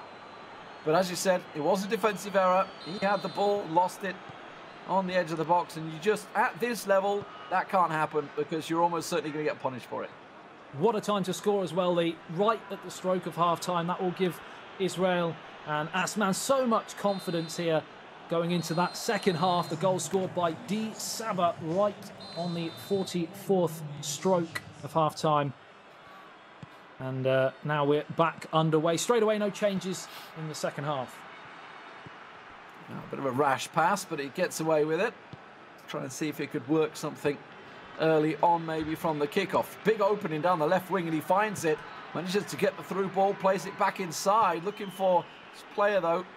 In the end, has to return it back to the box, and that was a poor pass. There was no pressure on it whatsoever. So we're seeing clearly the intensity of this match that's putting a bit of pressure on the two players. 49 minutes gone here, and possession has largely been with Greece at the start of this second half. They do need, of course, to make inroads, but they don't want to, they don't want to overdo it in this second half. If they can keep the score remotely close going into that second leg, they'll be, pretty happy so far. But there's a mistake here as Asman pickpockets and wins it back. Damankev down the right wing. Loves to play that overhead cross. It's not really working out well for him, though. Now he's got space down the left wing. That's a good break here. He tries to work it inside. There's a player available. If you can cut it back in again, there's plenty in the box. Tries deep, near post, flick on header. Beautiful goal there from Greece. That was so well worked. We've got our equalising goal, just 56 minutes. And we said they don't need to overdo it because the chances will come if they're patient. It came. It was a near post header, and he made absolutely no mistake. Greece won, Israel won. Just what the doctor ordered there for Greece. Absolutely needed that. They were starting to just look a little lackluster, if anything, but such a well-worked goal down the left wing. You thought maybe his options had gone away from him, but then the runner was available again. The little flick in and that near post header, well, the keeper had no chance on that one. Beautifully placed. Yeah, I mean, what you often see when the games are so cagey, a lot of play tends to be, of course, in and around the D, the edge of the area, straight through the middle where a lot of people get a lot of joy from. But when the games are like that, what's the best thing to do? It sounds obvious, but some players just don't quite know when to use it. He went wide, the cross was inch perfect, and it's 1-1. Yeah, stretch the play out.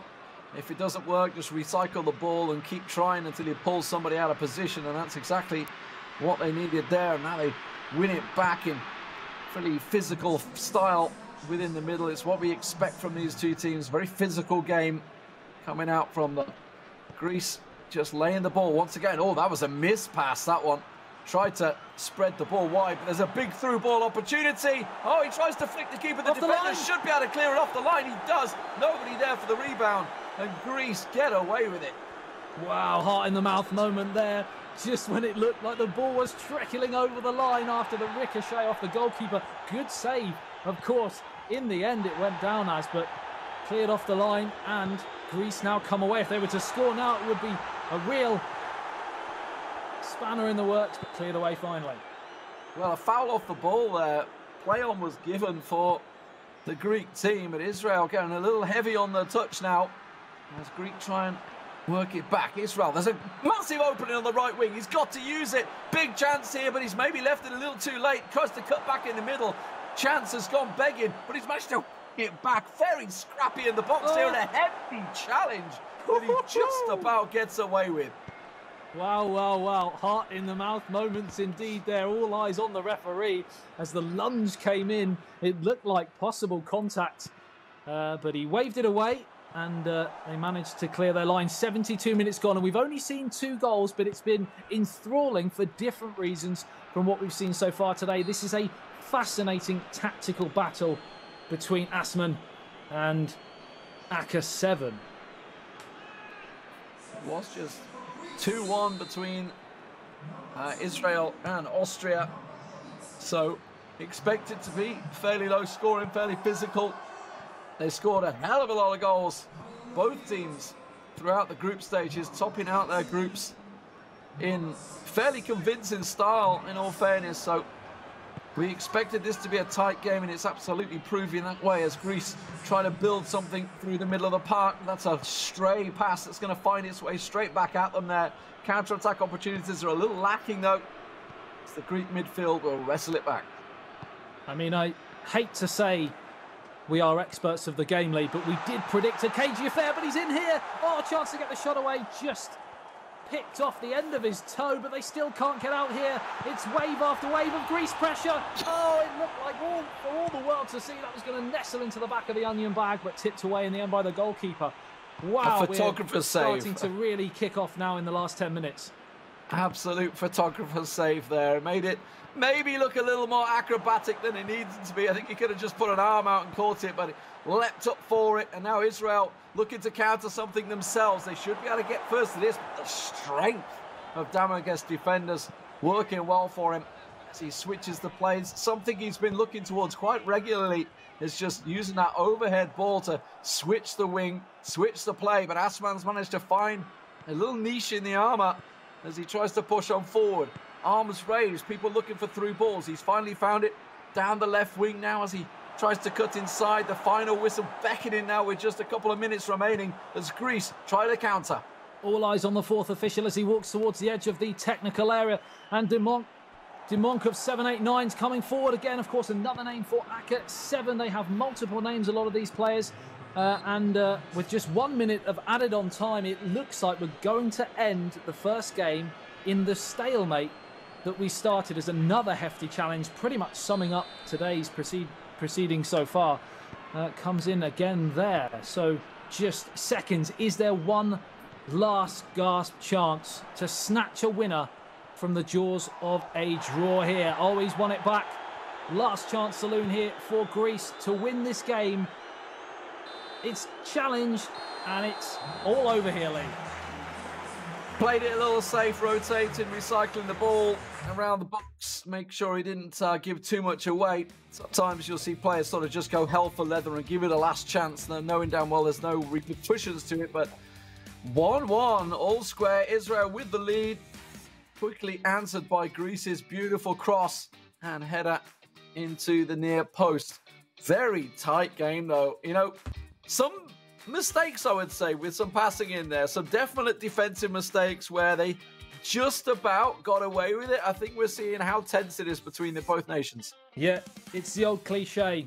Games like that are decided by moments of brilliance or unfortunate mistakes, and that was always going to be the case. And we saw a bit of both in that game, and I'm sure we're going to see much more of that in the second game. I think fairly even across the board, and a fair result so far. Yeah, I think the stats will probably read the same story, actually. I'm pretty sure possession-wise, it all looked pretty even. Let's have a look at the FedEx replay. It's not the replay, it's the stats I was after, but it's the replay, so we'll have a look at it. It was a very physical game, I think it's safe to say, and a beautiful goal from Israel on the edge of the box there. Yeah, it was a like we said in commentary, it was a mistake, really. It's a heavy touch defensively, but he made absolutely no mistake. As soon as he got possession, wrestled possession back, it was only going to be one outcome with the right foot shot. And Greece kind of grew into the game. I thought second half, the Monk of 7-8-9 was a lot better. And I think going into the second game, we may see a continuation of this. I could be wrong, though. Absolutely, that was such a nice goal. And it's a shame that we didn't see too much wing play after that, actually. Kind of like that was it. That was his wing play, and then he kind of didn't do it. We saw Israel looking to do maybe a similar couple of chances. Yeah, it's a bit surprising. They kind of went back to the middle approach, effectively, and try and see whether they could work it through there. But yeah, let's have a look at the stats for that game, because obviously overall, as I say, it was a pretty even, the score obviously tells the story that it was 1-1. Clearly physical matchup. Both teams had a decent amount of chances. It wasn't a highlight reel of chances, certainly as we just saw from the replays there, but it was a physical battle throughout the middle. A lot of defensive mistakes, a lot of passing mistakes. Actually interested to see whether the passing stats are above 80%. I don't think they will be. Should we go with a guess? 77% I'm going to go with. You're going with 77. That's a pretty safe one, I would say. I would say that's... So I'm going to go 78. 79. Yeah. Not more, anymore. But no. Yeah, well, let's have a look. Okay, or not. We're just going to go straight to the next match. I think we're having no stats. We're just saying stats. You know what? You guys are on the money. So that's we won't what it bother is. With the stats, because Greece was 77 right. and Israel was 78. How about that? That was it. That's it. We'll call it that. Call it evens. Okay. So let's get the second game underway. This is going to be Gemis. Not too sure who's up against for Israel. We just saw there, but Gemis coming into Lawson, also a very strong player, right, for Greece. Say it again, sorry. Gemis, also a very strong player for Greece. Yeah, again, in qualifying, both players were utilised, and certainly right up there in terms of qualities between the two of them. Like we said, we're just checking to see. Yeah, we have got changes by the looks of things on both teams. So Gemis comes in, and it looks like Oriel Daniel will be playing for Israel. So completely different players. So it may be, Lee, a completely different game. We'll have to wait and see. Yeah, well, we'll see whether they can step up to it. Physical first game. That's a great through ball, though, and that is an early opener. We were talking about it in the previous matchup. Nobody wants that early goal scored against you. Clean as you like for Zahavi there.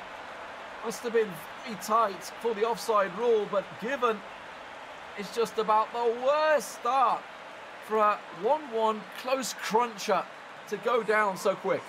How many times do we see that in eFootball PES 2020 when you have two legs and the first is so cagey? We often see teams come out at the start of the second game and just go hell for leather. And to be honest, that was quite some finish in the end. Very calm and composed. Lethal from Zahavi. And it is advantage Israel now because we are in this second game, Lee. Potentially, the pressure now being on Greece, they may leave themselves open on the counter-attack. Really nice finish there. Cool as you like. Could have gone either way, to be honest. It was pretty much his to score. The goalkeeper was up against it. RL being the one of the stronger players for Israel, did very well throughout the groups. Harry is informing me, keeping me up to date, making sure, of course, you all know Harry has been covering the tournament throughout. Solo, bless him, solo. He was left hanging for hours. Wonderful job, Harry. I gotta be honest, the enthusiasm was a little lacking, but it was fantastic. Good banter between him, yeah. A lot of the you mentioned about the quality of the players. A lot of the teams I've noticed so far today are utilising their perhaps bigger named player in that second game if it's a crucial game. So we may see that going through. That the actual quality might step up slightly in this game as well. So the ball just held up a little too long for him there. I think he wanted to try and sneak it in the near post, but just pulled it too wide. So a couple of Greek chances from the corner. Nothing to write home about, though. Now, RL, very different style, I think we're seeing from Israel. Look how open they are in comparison to what it was in the last game. Like, I think we only have 3 across the back there, if I'm not mistaken. No, there is 4. Okay. I was going to say, there's no way he's gone so rash on the attack. Speaking of rash, that was a bit of a lunge. Gets away with it, though, but now he's lost out. They've committed 5 players forward, so a counter-attack chance is on as they try and whip it through the middle. There's a big opening out the left-hand side, but it looks like they're going to go through the right. Now an opportunity, wants that through ball, tries to lay it on. Shot doesn't work, and the defender should clear his lines. He does clear his lines indeed, and you mentioned about the change in potential tactics. I'm seeing a lot more, he just gave it away then, but I'm seeing a lot less high pressing. And I don't know whether that's because there's more at stake now, but certainly the possession was kind of toing and throwing a lot more in that first game, whereas they're getting a chance to get on the ball a lot more, both teams really. So it'd be interesting to see whether that plays out. Absolutely. At the moment, looks like Errol's in control and in no rush to give the ball away, but there's, again, yet another big opening on the left-hand side. He's kind of let that one run a little too heavily, though.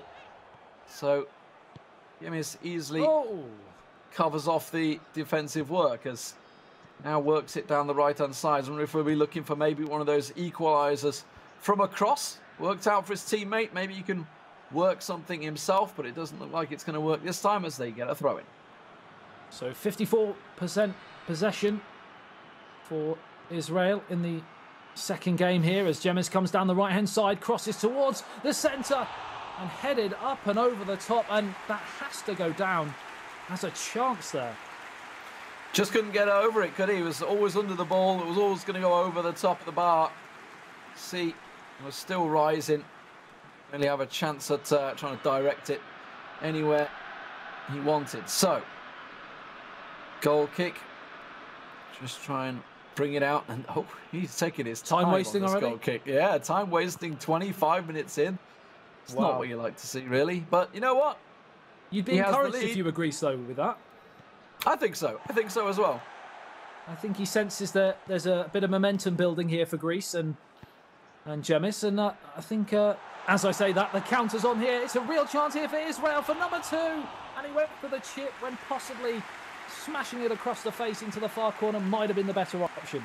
Yeah, that was a little cheeky, I think, trying to go for that chip, trying to catch him out, maybe hoping that the player would move his keeper out of position. We're looking for try and cover off that blast, I don't know, but either way, was read well by Gimis.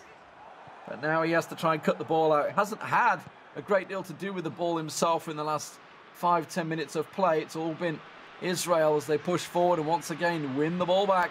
And you can see just the slow build-up play, looking to catch off with those big through ball counters that worked out so well for him when he got the first goal.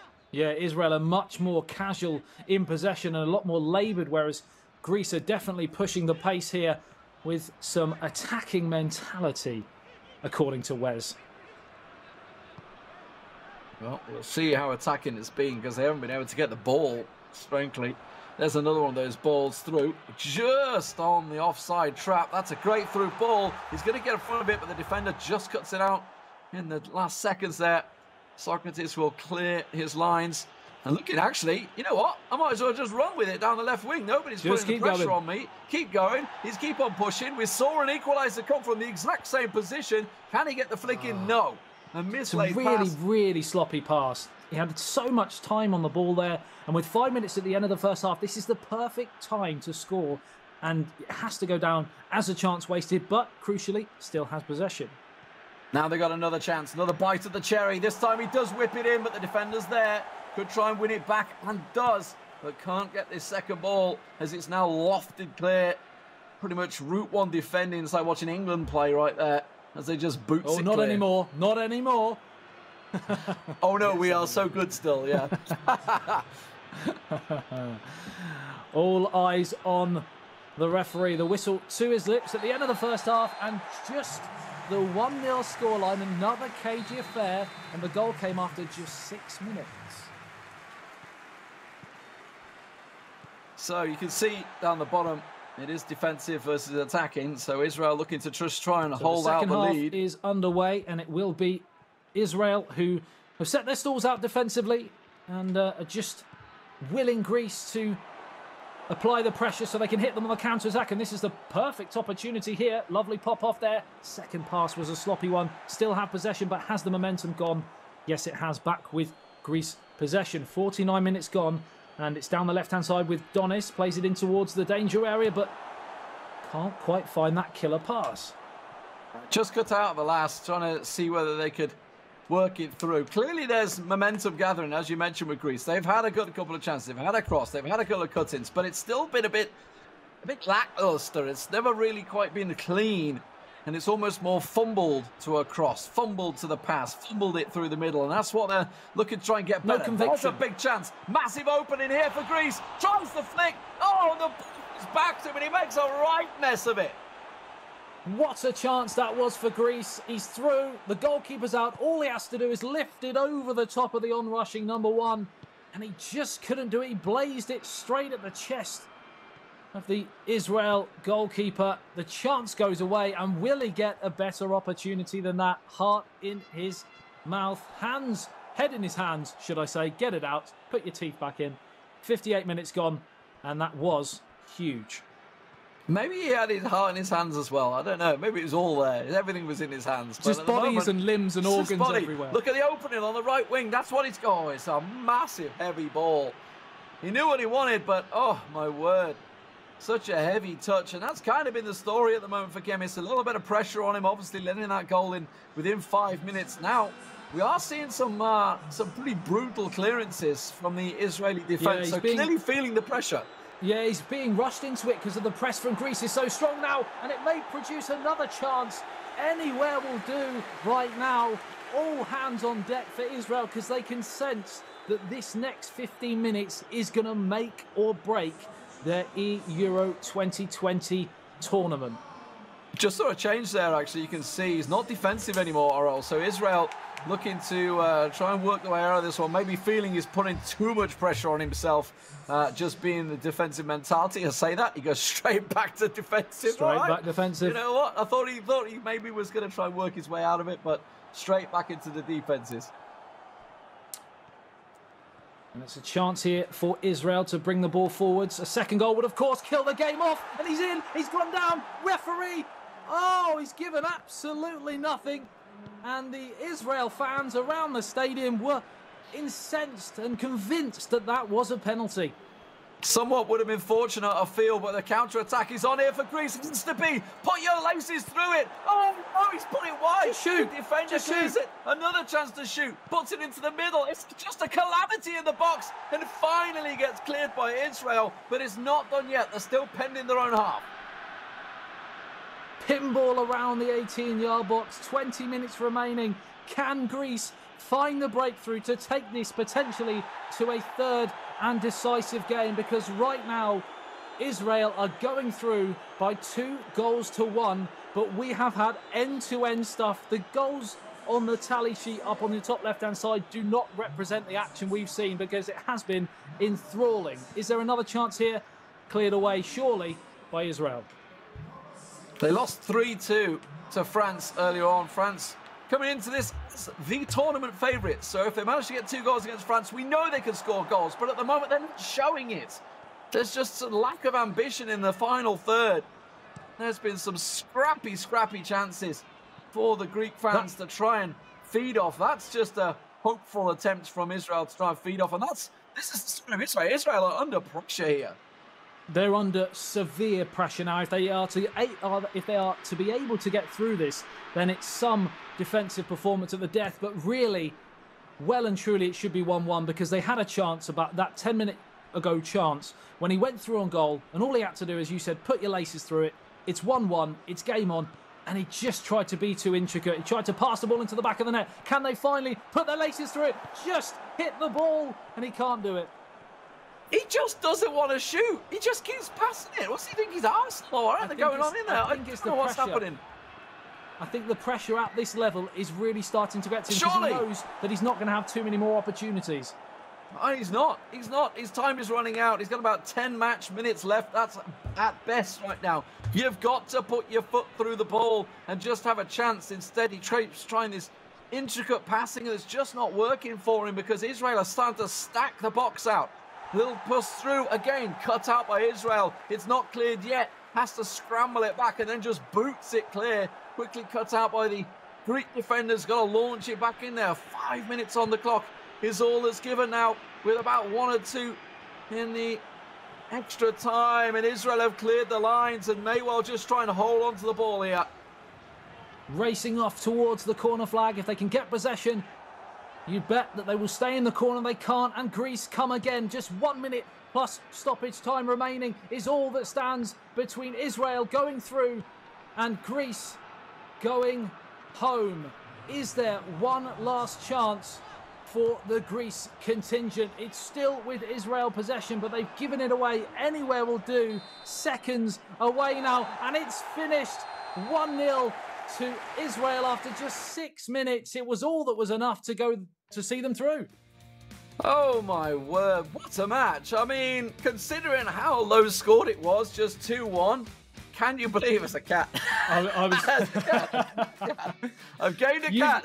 You've got a cat, and I was off the desk with exhaustion. I just gained a cat as soon as we came on camera. Brilliant. What a match, though. I mean, considering it's just 2-1, you know, such a low-scoring game, it had everything. It had so many moments, so many chances. We're going to see in the replay here just how many moments and chances the Greeks actually had to score. But this was the opener, and this was the difference. That, as you said, that was simply the difference. This through it. And if you look back to the first game, Israel scored a goal where it ricocheted around the edge of the area, and he just fired it home. And Greece just couldn't do that. They were trying to score the perfect goal. That was probably one of their better chances, and he couldn't get over it. But it just, they didn't do enough for me in front of goal. I mean, Israel had a big chance to finish the job there. That they probably arguably should have put it away there, but tried to go for the flick. Again, through. Was it a penalty? We don't know. It wasn't given. Defender certainly got it, but look at the clearance. I'd like to see it again. So many chances within the box. He just wants to find a moment, but look at how many players Israel are stacked in there. Everything they could throw at it. And, well, you can see Israel, 100% shot accuracy. There was only 3 shots apiece. And, well, FedEx certainly delivering with these stats because that was a tight match. This time, though, you saw the passing accuracy. Greece were on the passing. Israel were just clearing their lines every chance they got. One stat that stands out to me there is no fouls apiece. That's mad. Considering it was such a tight game, you'd expect more. A physical game as well. Yeah, it was such a physical matchup, so I'm all lather after that match. That was a pretty warm one. That's what a fantastic performance overall, though. And commiserations, because that is Greece out of the tournament. They are out of the UEFA eEURO 2020, and Israel will go through to the tiebreaker match. The question is who they're going to be facing, because obviously they are up against France or Austria that will be playing out in Group D a little later on in the winner bracket matchup. A hard, for them, they don't want to do. It's going to be difficult for either of them because they either go against the team that's already beaten them in Austria, or they play against one of the potential favourites in France. So they won't be looking forward to either necessarily, but they've got through, and you've got to be in the raffle to win the prize, if that's the term. Probably not, but it was such a good game. It was such a good game, I'm lost for words. Got to be in the raffle to win the prize. I mean, there you go. You got to be in it to win it, I think is where you were aiming at there. But Same thing. Yeah. if you don't shoot, you don't score. That's pretty much That's the story of Greece's Greece's better, game. considering we're, you know, eFootball pairs, but... But yes, fantastic. I mean, I don't know. We're going to be looking at the winner bracket matches next, Adam. Where are you seeing these? Like, obviously, we've just seen all 4 of the loser matches now. Some quality games in there. Romania stand out for me because obviously they had a dominant performance in the first game, as well as Turkey in Group B as well. Do you see any of these teams that have now come through making it through those tiebreaker matches later on tonight? On paper, a lot of them you would have to say not necessarily, but as I said about the psychology behind it, if you've already been beaten by a team but you get a second bite of the cherry for the winner of that first game, it's sometimes more difficult to have to go again and play the same team you've just beaten because you think, well, I've already beaten them, but they've just beaten me and now I'm out. So there's a bit more pressure for them. Yeah, I mean, for me, like, Romania looked very impressive. The fact that they went 6-5 with Spain as well in that opening group game, you know, clearly shows they have it. When we luckily managed to get a glimpse of the match while we were doing rehearsals, so we managed to get to see that game, and they were leading in that matchup. So clearly it was the second match where where it went awry. So they've clearly got it about them. I think it was Ömer, right, that was very strong for them. It came back, I think, won 5-6-0 or something crazy in his game. For Turkey... Well, I was just going to say about Turkey, I was impressed, as I said, with the professionalism and how they sort of saw the game out, especially that first game. And I feel we possibly might be doing Israel a bit of a disservice because they've come through that. They didn't look necessarily massively convincing, but they played against a Greece side who only lost 3-2 to France. So, you know, on their day, Greece might be a bigger powerhouse than we were expecting, possibly. And therefore, to get through that is pretty impressive. And that's only the second defeat that Greece have had. Yeah, you know, they won all 8 matches in their group stage, and then obviously going down 3-2 to potential favourites. We don't know. You know, obviously they are rated as the favourites. I think it's safe to say France with a 3-2 result. Just couldn't string the shots together. It was just a little lackluster. So here are the fixtures from Booking.com coming up after this. So we're going to have a little break in a few moments. But as you can see, Spain versus Germany, a lip-smacking match right there. That is some of the old guard. I myself am living in Germany right now, so obviously I guess I have to cheer them on. Italy versus Serbia, also both massive nations. Another big game. In the UEFA Euro 2020. Both of them, I think it's 5-1 and 6-1, both winning their matches. Montenegro versus Netherlands, and then Austria up against France, the tournament favourites later on. That is the winner bracket matches. There will be more. There'll be 4 more after that as well. We're here for a long time tonight. We are, so you'll have to apologise if our vocal cords start to get a little bit frayed. And of course, if you see another cat in Lee's shot, then there's I can plenty of them here. for that. Cats and a dog, they can all come in. That is the difference between home broadcasting, sadly. The dog's fast asleep, so it's all good. She's not getting involved. But the top goal scorers so far in the tournament, I don't think we're too surprised to see Germany up there. They had an absolute monstrous performance within their groups to qualify for the finals. Turkey, though, up there now. After that solid performance, their 7 goals they scored in the knockout stages, in the loser bracket, has launched them straight up there into 78 goals now. France themselves, 77. Netherlands, Montenegro. Maybe the surprises, who knows? But they are both in Group C, and they're going to be facing each other. We're going to go to a break. When we come back, it will be the winner brackets. Join us then for the first matchup, Germany versus Spain.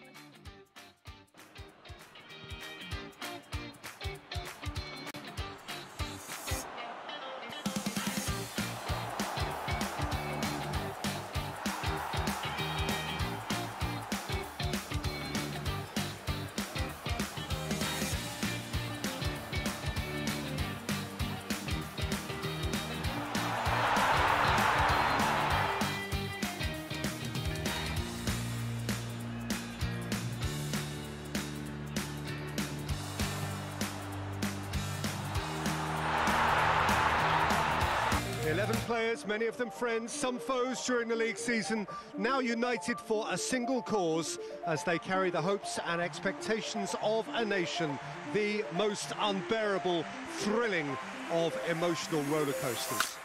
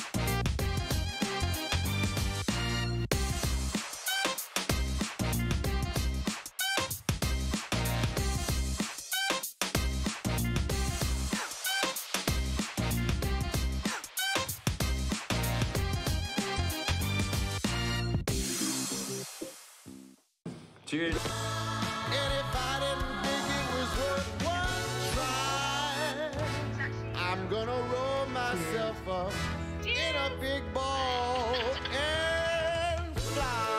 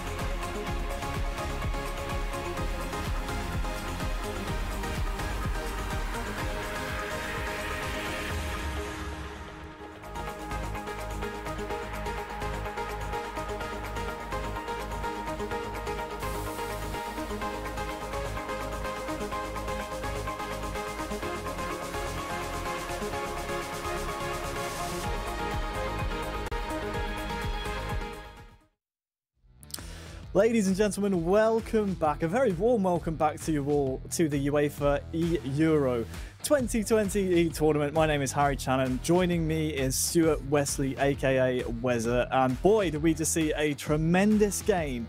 Israel taking down Greece. And very, very shortly we'll have a interview with one of the Israel players. It was a tremendous game, Wes, and I think it's only fair that we bring in our player from Israel.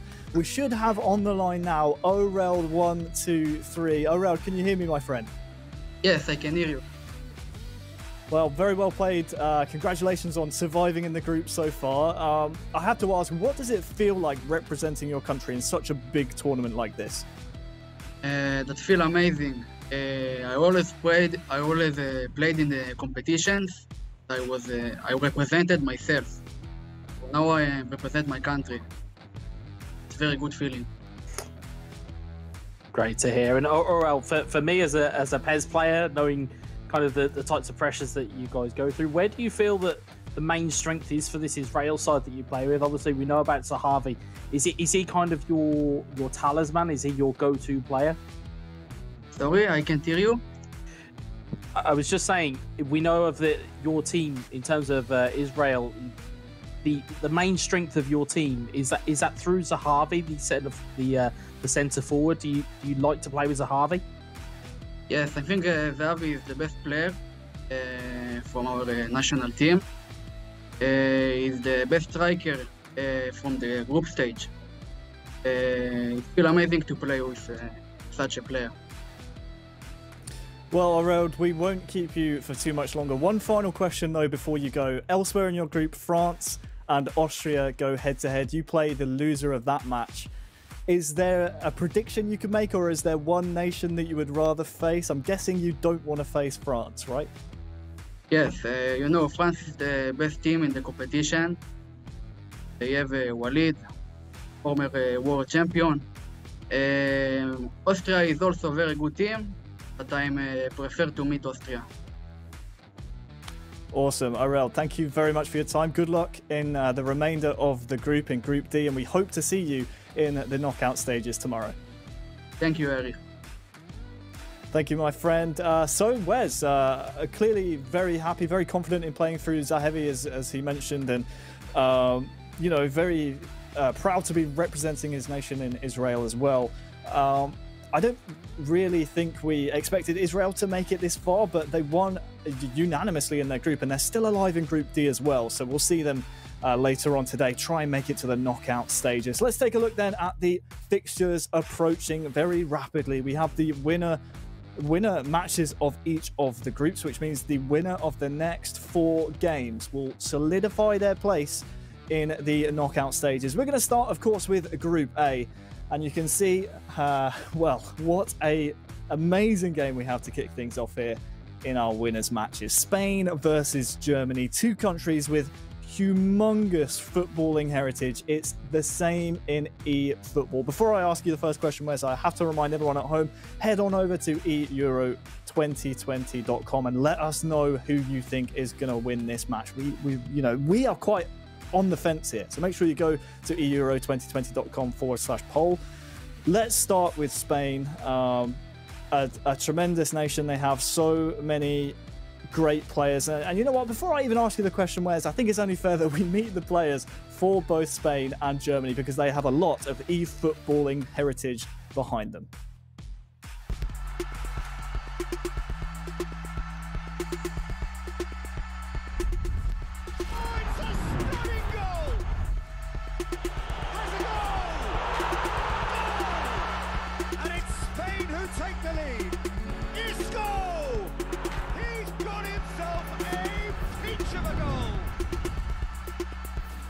Hi all, my name is Miguel, also known as Mestre, and I'm one of the 4 players that will be playing the eEURO 2020 finals. Hola, mi nombre es Saúl Chávez, mi ID es de _Palma 2 y juego por la selección española.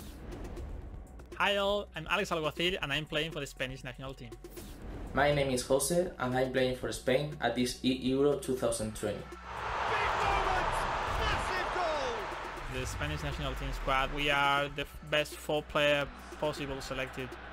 Jose or Alex, they have played a lot of competition, very important competitions. Mis compañeros de equipo son muy majos, siempre intentan animarte antes de los partidos, darte consejos para que no te pongas nervioso y son increíbles. The other country has to be scared about us because we have the chance now to select a player, depends the game style of the opponent. We finished second. It was a really tough group. We did an amazing performance, but we were unlucky against Serbia. I think we deserved the first place. Then in the playoff we were really solid, close to win every round.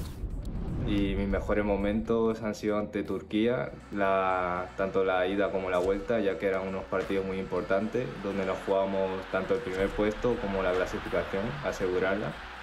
Winning the eEURO 2020, I think it's a dream for us. We have chances to do it, so let's show the world why we deserve to be the champions. Ser el mejor equipo de Europa, pero lucharemos por ese sueño. Vamos a España. Let's go, vamos a España.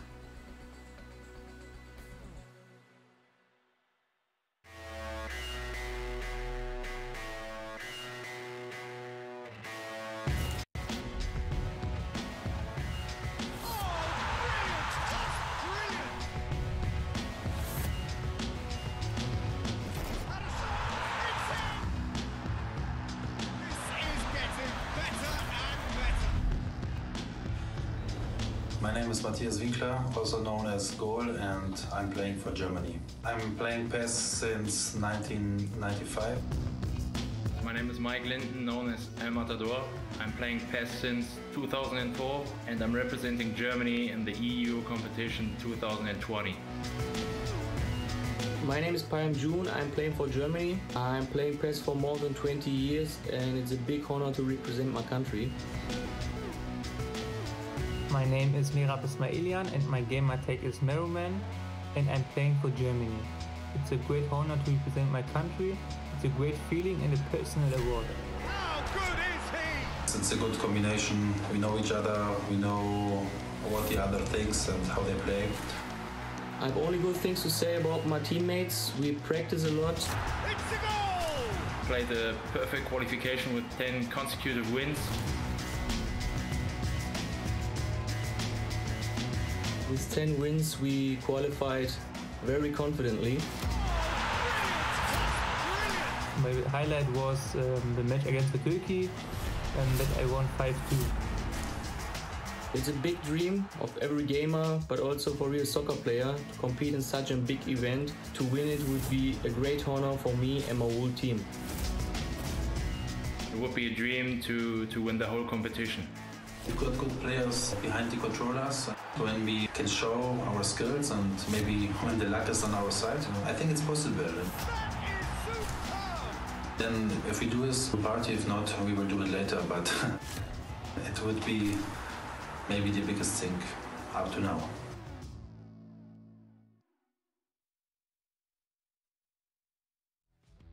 Great to hear from the two nations there, whereas we said two real juggernaut nations and two that we could easily see in the latter stages of the knockouts of the entire eEURO 2020 competition. They meet here though in the groups. Win and you go through to the knockouts, of course. So much on the line here. And it's just a star-studded game. You almost question who's going to be starting for each nation, because there is so much talent across the board between these two nations. Yeah, it's far too close to call, even though I alluded to it earlier that I feel that Germany have the physical edge on Spain. Spain have shown that they've got great talent, great squad and depth.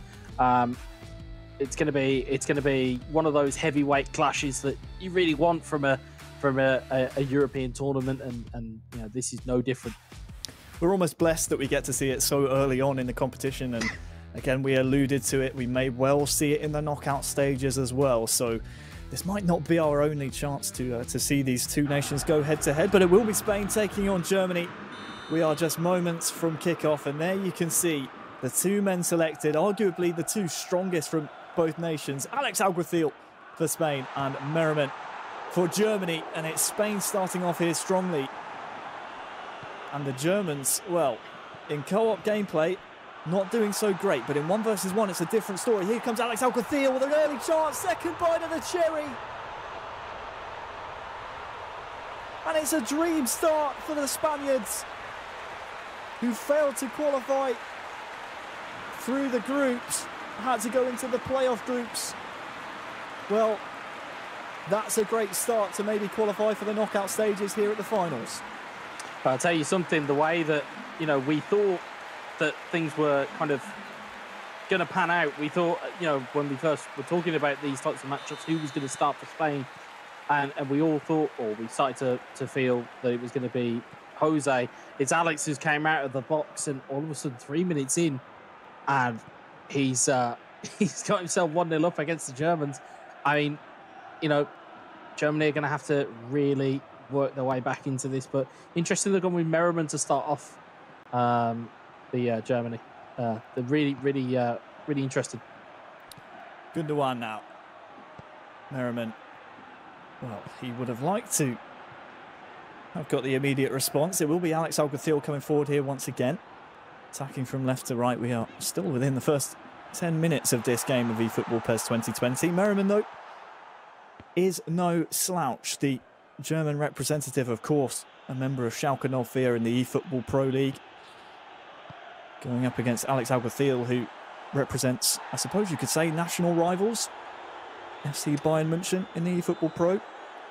I feel like they're both national and domestic rivals. We saw how fiercely contested it was for Bayern Munich versus Schalke in eFootball Pro, and this will be no different. Saul tries to feed Morata, shot away, and it's 2. Rodrigo doubles Spain's lead. Alex Alcathil is on a roll here, and Spain, well, if they keep up like this, we will be seeing them in the knockout stages. It's that pass, and we've seen it a couple of times here, it's that pass that comes back into that attacking midfield slot. If it goes to the forward, they play it back, and it allows the runner to really kind of get in behind the defender.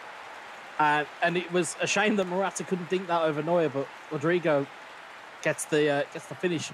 We've seen that a lot of times, that celebration from Rodrigo in the playoffs and in qualifying. So, you know, not surprised to see him on the score sheet again. Right place at the right time. And if you're looking at the scoreline of these two players, when you consider the respective clubs they represent in the eFootball Pro season, it's as you were. Schalke down the bottom half of the table. Bayern München within the top 3. Merriman representing Schalke, of course, has work to do here. Timo Werner can maybe start to build something. Tries to feed in the feet of Royce, but so far, well, Merriman has been denied every attacking opportunity by Alex. He's been really, really solid in midfield, has the Spaniard, and here he comes forward with Saul now.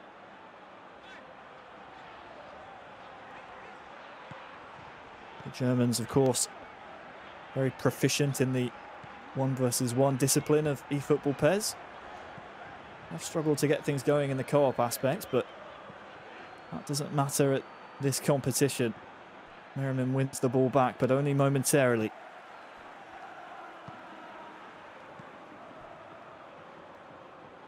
Isco somehow keeps the ball. It's laid off to him. Morata here, really good chance. And it's 3. 3 goals in 30 minutes for Spain. And well, what is happening here? Merriman's falling apart. And although we play 2 legs of PES, it may be over before the first one is. Yeah, it's wonderful passing play again from Alex. Again, finds Morata, who roofs it into the top of the net. And Spain are looking like they're going just out of sight before the game's even got off and really running here. It's what, 27 minutes gone, 3-0 down. Germany have not tasted defeat. They haven't even dropped a point in the eEURO qualification process so far. So a little bit of a culture shock, a little bit of a kind of a frightener going right into Germany at the moment. They're going to have to summon some powers of recovery here. Well, we saw in the VT 10 straight wins in qualifying for Germany allowed them to get to this point. Merriman building steadily, but again, the defensive work from Alex Alguacil so far has been something that Merriman has struggled to overcome. And you think to the rest of the Germany squad waiting in the wings, the likes of Matthias Winkler, who recently was the champion of the eFootball Pro Friendly 1v1 series. Here comes Sane, though. Wonderful defensive work again by Spain, and well, Merriman cannot catch a break. It will be a Spain throw. Morata the target, but well, Morata chasing the ball down. Has one possession back for Spain, and with half-time in just over 10 in-game minutes, Germany might fancy a goal here. It's just nothing doing. Just seems, again, just a little bit lackluster, a bit lethargic from Merriman. Seems like he's planning his attacks a couple of steps ahead of time, Wes, but Alex is almost an extra step ahead every time. Yeah, I mean, we've spoken at length about how good Alex Alguacil is as a co-op player. I think people do sometimes forget just how good of a player he was, or is even, as a 1v1 player, and he's certainly proving it here and now. He seems to have all the control and all the time in the world here to just play at will. Of course, was in the World Finals against Eterito a couple of years previous, wasn't he? So I think you're right. People forget the pedigree he has behind him. Look at this. Saul in behind. Might have a man to pick out in the box, but defended well by Germany. Spain come forward once again as half-time looms. Chance maybe for one more attack. The referee, however, has other ideas. And it's Spain 3, Germany 0. Yeah, it's kind of very much looking like a canter at the moment for Spain and for Alex. And Merriman hasn't really looked like really doing any real damage to Spain at the moment, and kind of goes completely at odds. And I may just stop making predictions at this point, but it goes completely at odds with the way that I thought this game was going to go. I thought Germany would use that physicality. They would, they'd try and bully Spain a little bit, and instead it's kind of gone completely the other way. It's been the skill, it's been the passing, and it's been the precision of Spain that has kind of won the day so far. Well, you'd be forgiven, Wes, if you were looking at this matchup on paper, the way that these two nations qualified for this tournament. Obviously, Spain in groups, bested by Serbia, had to go through the playoffs. Germany, though, winning 10 in a row, topping their group undefeated.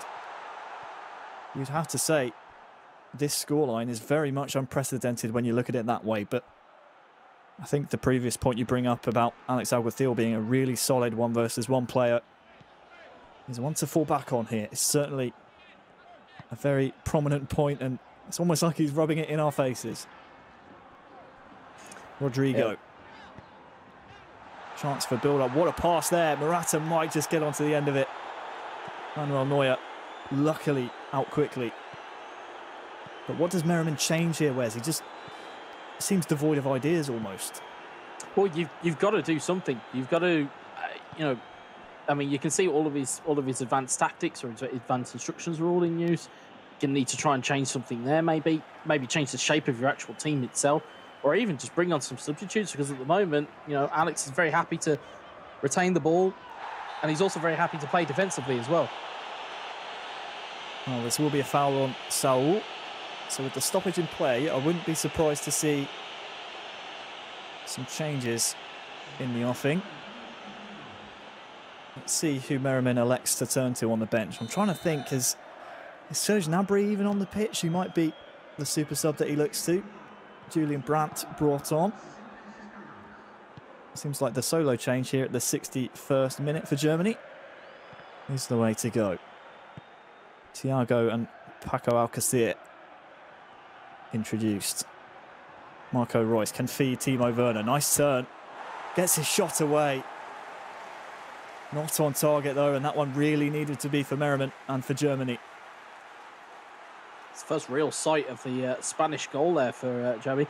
Clinked off the post. It was quite feeling lucky. On another day that clips off it and goes into the back of the net, but you know, Spain again, just getting that slight bit of luck. There comes Serge Gnabry on for Timo Werner, and Koke's on for Suso as well. I mean, they're not bad players to bring off the bench in Koke and Thiago Alcantara. So, you know, and the same goes for Germany to be able to bring on, you know, Serge Gnabry. You know, it's a luxury that many teams won't have in this tournament. So Germany have got to be really careful here. They really do, especially when you consider that the pace of Paco Alcacer as well. He's been a player that we highlighted throughout the playoffs. Here he is on the ball now. Saul. Just waiting for Merriman to make a mistake here, but he's been, well, a little bit too lazy on the ball. Brandt comes in, nicks it away. And Saul Wes is forced to make the foul. I suppose you have to, if you're Merriman here, be very wary about conceding another. Yes, you need to chase the game and maybe make it a bit easier for your teammate who has to step up in the second leg, but I mean 4-0 would be almost impossible to come back from.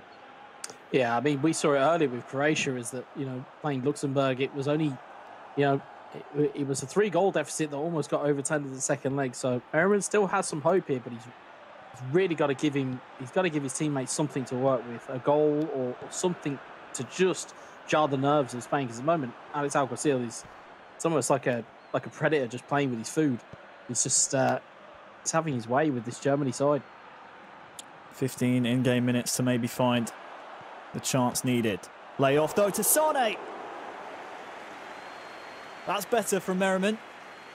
Just reminding Spain that this one will be fought tooth and nail. Nice little layoff, but De Gea, well, it was too close to him and not enough power on it. It was a fantastic save at the end, but it was really good build-up from Merriman. It's just a shame it took 3 quarters Corner of the game swung in and it's in. Well, it's Brandt who's stuck it in the back of the net, brought on as a substitute, and there, Wes, is the foothold that Germany needed. Came from a corner, Spain didn't come to block, and well, that's what happens. We've seen it twice already today.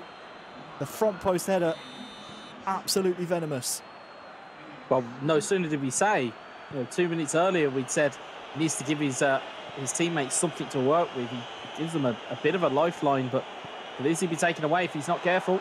Watch out for Morata here. Oh, his first touch lets him down. He's looking to flick it up for the volley, maybe. But Merriman really growing into this game here in the latter stages of the second half. I'm sure Spain, though, would happily take a 2-goal advantage into the second leg. But Merriman, what can he produce? Sane into the goal scorer. The counter-attack is where Spain can be really, really deadly. Although most of Alcacer's stamina has been drained. And you can see Morata, he's out on his feet, trying to find Morata there, but Stark comes across to cover.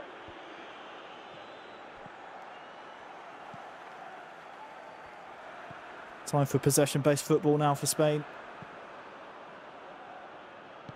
Yeah, Alex doesn't need to take too many risks here. Merriman, on the other hand, though, might get a bit of a lucky opportunity here. This. Serge Gnabry with the turn, lays it off to Brandt. Will he take the shot? Back to Gnabry. Brandt again! Wonderful tackle. A goal-saving challenge. And that might be worthy of one of the skills of the day, to be honest with you, Wes, because that surely saved a goal. The timing on that was superb. Absolutely superb.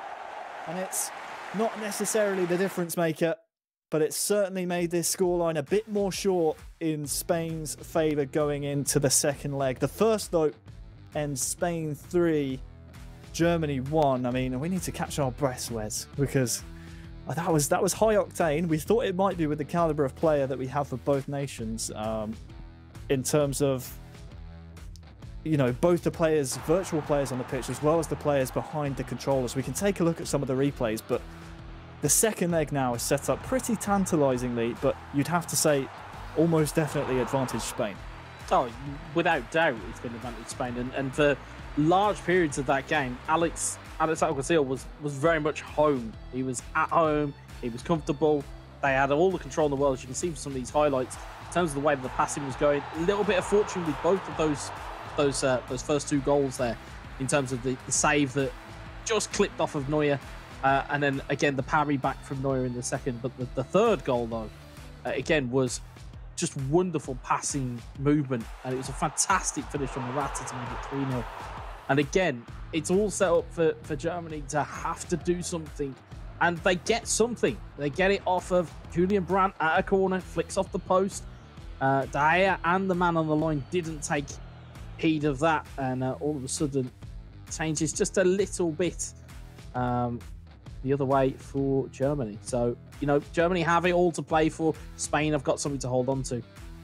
Yeah, just looking at those stats there, pretty much as we expected them to be, mostly lopsided in the favour of Spain. Here they are once again. But Merriman really didn't grow into the game as much as we thought he might have until the real latter stages of the second half. The real question now, Wes, as we wait to get into the second leg, is with the depth of talent between these two nations. Bear in mind there are 4-man rosters, a maximum of 4. Some nations went for 2. Both of these nations went for 4 players behind the controllers. Who steps up for each nation? For me, I have an idea in my head who I'd like to see. For me, for Spain, it would have to be the Palmer. And then for Germany, it would have to be Goal, based on his performances in the eFootball Pro Friendly Series. But this is the next big question. If we sort of wait and see now to see who's going to be the man to step up for both nations, who do they call on to see out big games like this? You can see your favourites at home. 57% of you think Spain will take the victory. Well, so far, you look pretty good for your money. 3-1 aggregate score is a decent one to take into a second leg. Where do you put your bets, Wes? Who do you pick if you're either nation here?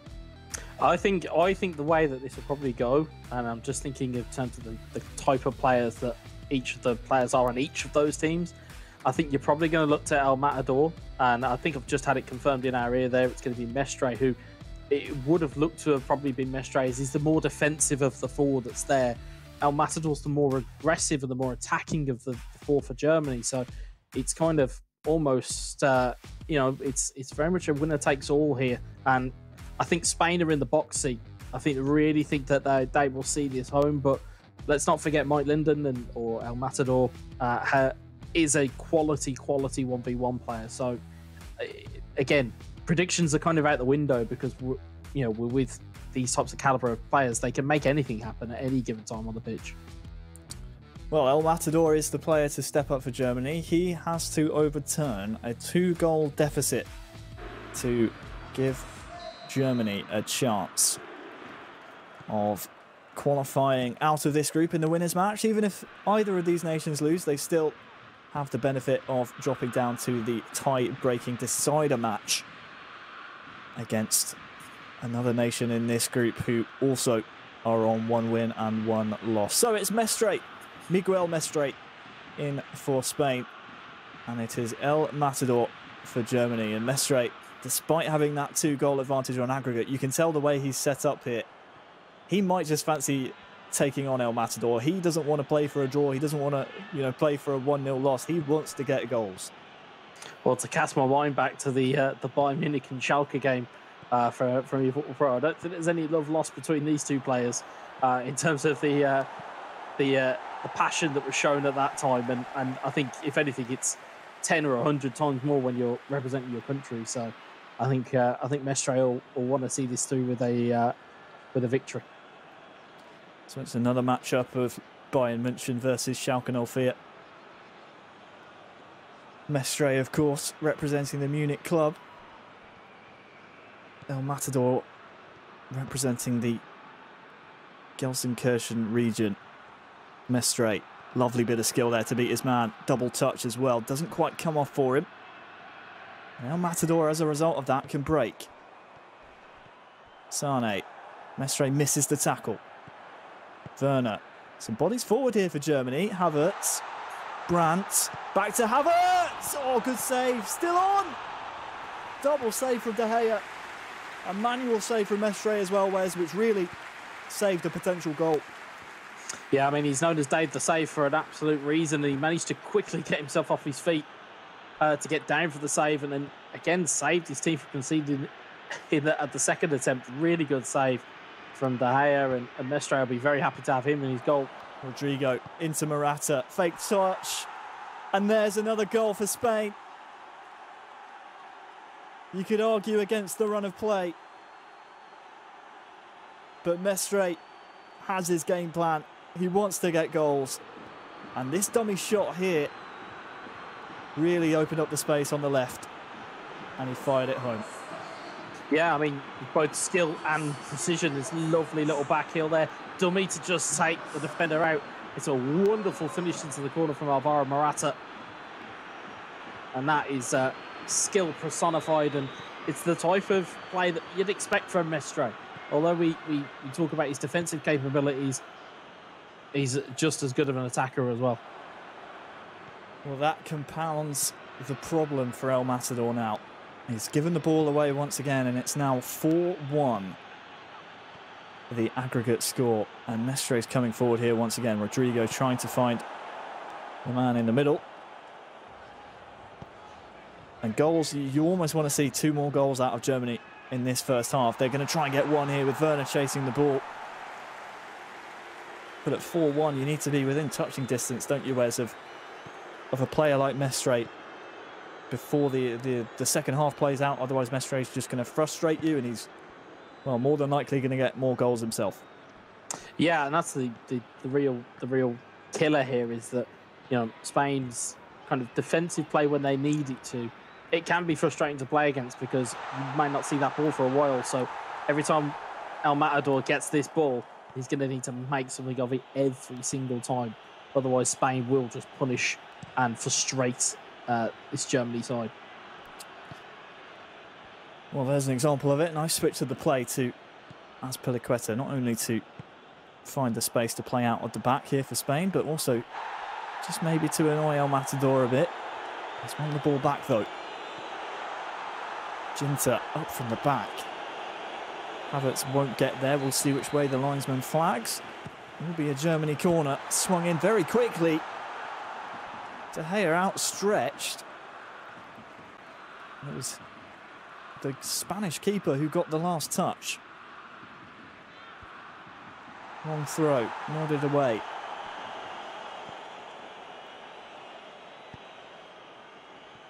Rodrigo somehow finds the feet of Morata. Maybe Tar was caught sleeping there. Isco into Rodrigo. Really nice feet, but defensive work even better. That was naughty. That's a naughty one on Schultz. Will be going in the referee's book, no doubt here. Bit of frustration there maybe from Rodrigo. No card given, Wes. It's interesting. Very interesting to see that happen, but normally that would be a booking on most days. But you can see the confidence level of Mestre. You can see the skill moves starting to come out. You can see double touches starting to appear, you know, in and around his gameplay. It's almost like he's trying to almost embarrass El Matador, which is not really a game plan I would go with. It's the last type of person you really want to irritate, because when he gets going, El Matador will score goals in bags. So it's got to be very careful as Mestre.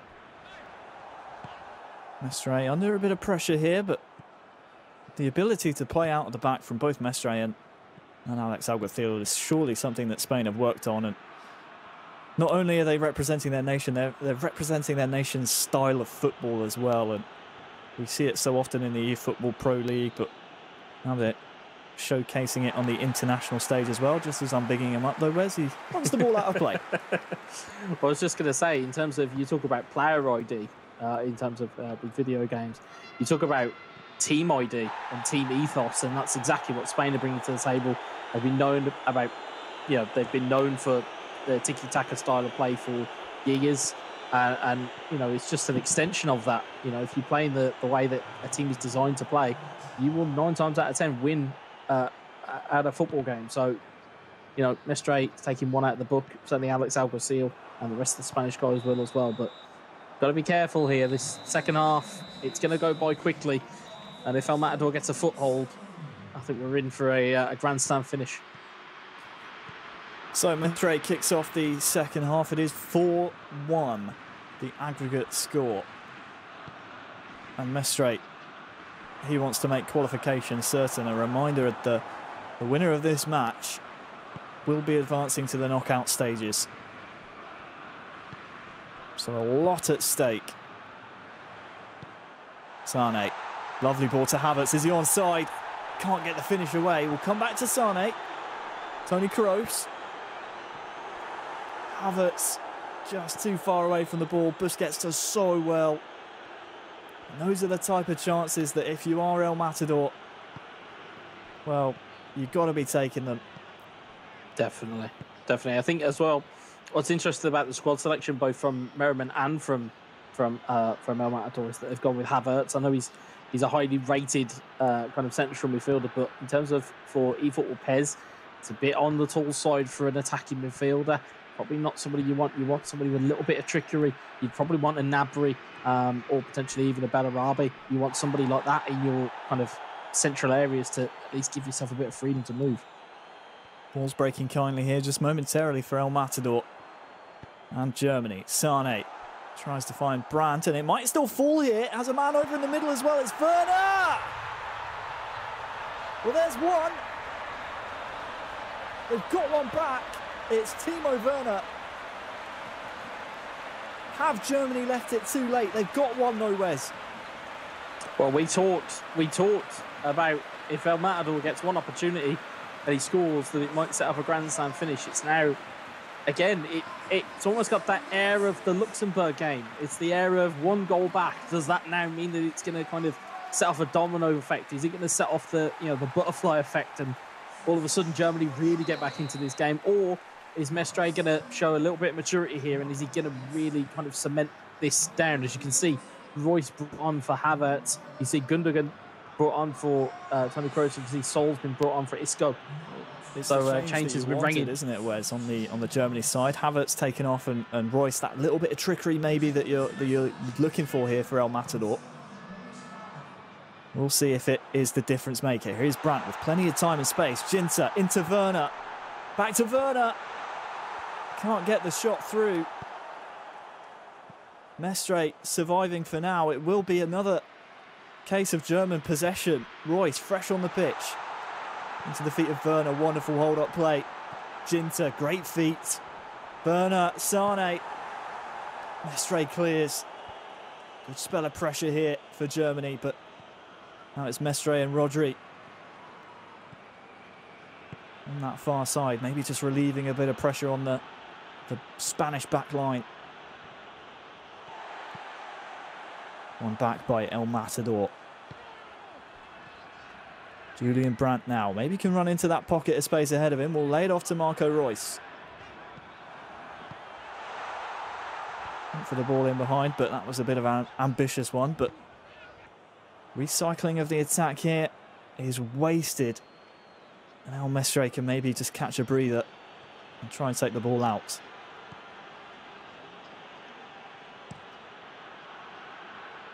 And this is the time of the game. If Mestre is sitting on that 4-2 aggregate lead, he can maybe start to play a bit of possession. Saul down to the corner flag. Dispossessed very quickly by El Matador.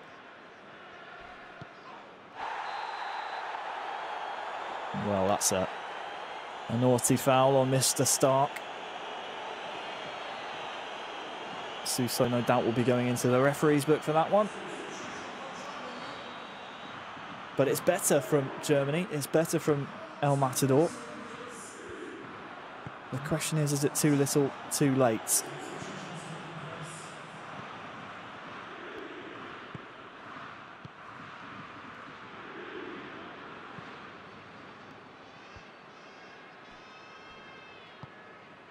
Okay. Alcacer now introduced. He's been kept rather quiet, to be fair, by the German defence.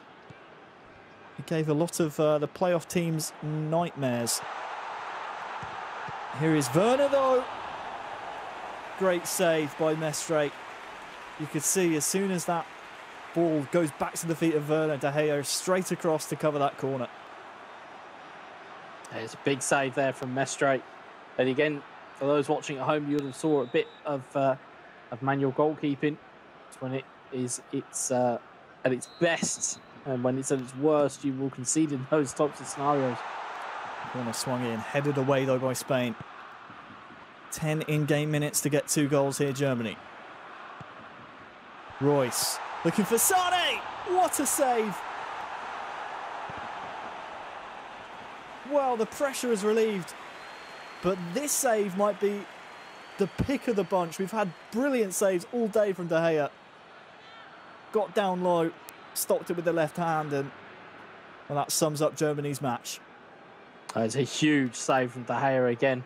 I think if Spain do come out of this one and have got through to the latter stages, they will undoubtedly have David De Gea to thank for it. Not only have they scored 4 goals over the course of the 2 legs so far, but De Gea, as we said, has pulled off some fantastic stops.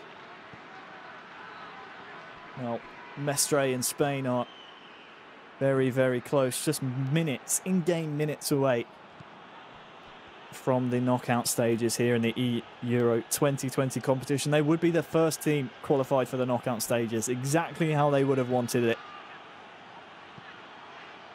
And well, Germany, they will have to qualify via a different route. They still have one more chance. But boy, has this gotten interesting. Well, I think if memory serves me correctly, this will now mean that it will be Germany versus Croatia in the tiebreaker, I believe. So that'll be a monstrous game later on. Lovely double touch, feeds Rodrigo. El Matador might get across, and oh, as the referee brought this one back, he has, for a foul on Klosterman. For me, Rodrigo there gets the ball. And Rodrigo will go into the book, but Spain, they will not care. They are the first nation to qualify for the eEURO 2020 finals. 1-1 in the second leg, but 4-2 on aggregate. Congratulations to Spain. And as they would say, vamos! What a game, Wes. What a game. I mean, where do we start? I think you feel for El Matador. It's a big, big ask for him to come into the second leg and try and turn around a 3-1 deficit. But let's try and flip that into a positive for Spain, in that Alex Alguacil really blew Merriman out the water. He looked a complete class above. Yeah, I think it was a complete mismatch. You know, if I'm being truthful as an observer, I think it was a complete mismatch. I think if you were looking for experience, you maybe go with Goal in the first game against Alex. You know, again, would have been a wily veteran against, well, it would have been veteran versus veteran. But... I mean, you think about Goal's recent form as well in the eFootball Pro Friendly Series, winning that out of pretty much nowhere. Yeah. I mean, they've got options and they've got all sorts. So it's, I think that's where it was won or lost. And I know that it looks like we may have an interview queued up with one of the Spain players. Yeah, we'll get to that very, very shortly. But again, it comes down to an almost impossible task for El Matador. He made himself some chances, but unfortunately, it was just too much because of Alex Alguacil's fantastic work. And if I'm completely correct, I do believe Alex is on the line. Alex, my friend, can you hear me? Yeah, fantastically. Thank you so much. It's been awesome, everything today. Congratulations, my friend. You're the first nation qualified for the eEURO 2020 knockout stages. That must feel pretty good. Yeah, it is. After coming for the playoff route, it's been really difficult, but we still believe in one to each other. The good thing that we fought more than ready for our games, and that, I don't know, it's very difficult to select who can play each game, but I'm pretty sure it's very awesome be first of the group. We had in front Romania and Germany, which they were really, really cool. So, well, super happy, super happy. Obviously, very happy. Sorry to cut you off there, Wes, but we are a little bit short on time. So, Alex, I'm going to ask you one final question. Is there a particular nation that maybe you're licking your lips and might want to try and take on in the knockout stages? No doubt we're going to see the likes of Germany, who you just played, and France being in the latter stages of the knockout phases. But is there a particular nation that you might fancy taking on in the knockout phases? I'm not focusing on no one. The thing is that we want to face the best players in the world, so why not? To face France in the final will be the dream final, but well, we have to fight step by step. Tomorrow quarterfinals, and then try to do our best and passing the rounds like that. But focus on tomorrow morning. Will be a huge day for us and for my parents too. Thank you so much for everything you are doing, guys. Awesome, Alex. Congratulations, my friend. Take the rest of the day off and try and compose yourself and celebrate with your family. Congratulations, my friend, on a fantastic victory. And yes, vamos, Spain. I don't know much Spanish, but they've taught me that much for their time in the eFootball Pro League. I think we're just about ready in a few moments' time, Wes, to jump over to our next winners match in Group B. But before we do, let's talk about Germany very, very quickly. Where do they go from here? Do they maybe switch up some personnel in terms of who's in charge of the sticks, or was it a case of them just facing a very, very strong Spanish team? I mean, I wouldn't be surprised to see goal in the tiebreaker, and I wouldn't be surprised to see them maybe switch out some of their personnel. You saw in that game for El Matador that Royce was better in that centre midfield spot, and that Germany side seemed to come alive when he was there, as opposed to playing with Havertz. I don't think that's the be-all and end-all of their problems, but it might be a start to get them through. Awesome words, thank you very much, and congratulations to Spain. They are the first team qualified for the knockout stages. Let's find out our second team now in our Group B winners match with Lee and Adam. Take it away, guys. Yes, thank you very much. What a fantastic first set of games. Unfortunately for me, the Germans went bowing out. Down to the tiebreaker. They're not done and dusted just yet. They're going to be playing Turkey later on tonight. Adam, we move on to Group B, and the next match is going to be Serbia versus Italy, two absolute powerhouses in the eEUROs. Yeah, absolutely huge teams in the world of esports and eFootball PES 2020. Serbia, possibly on paper with the players they've got in their contingent, you would have to say would be favourites, but Italy have shown in the qualification to get here that they've been pretty electric as well. Not quite the names that we expect possibly from Italy from past tournaments, but nevertheless, like I said, it's going to be interesting. I just said they played Turkey. They're not. They're in a completely different group. I let it slide, mate. I let it slide. You could have stepped on it. I'm fine with that. But yeah, the reason I say that was because Serbia beat Turkey, obviously 6-1. They are within this group. Turkey are the team that are waiting in Group B to decide who they're going to play. The winner of this will go through and join Spain tomorrow in the final round of 8 or quarterfinals, whichever you prefer to call it. And of course, it does mean that Turkey will play the loser of this game. But yeah, 5-1 and 6-1, two solid starts for these teams in the morning. Both teams, I believe, have 4 players, if I'm not mistaken. So we're going to yet to see who is actually going to be playing. Is it 4 for Serbia? I thought it was 3. I may be wrong. It's definitely 4 for Italy. Let me just double check. You're probably got 4, yeah. So they've got Kepa, Roska, and just looking... Baskovic. Yeah. So you know, they are big. Like I said, they're big names in the world of eFootball PES 2020, and I'm expecting a big performance here because they know they're within touching distance and they would like to claim their crown, I think. Well, obviously we know who the players are. Let's introduce them to you guys at home. Here are the players for both Italy and Serbia.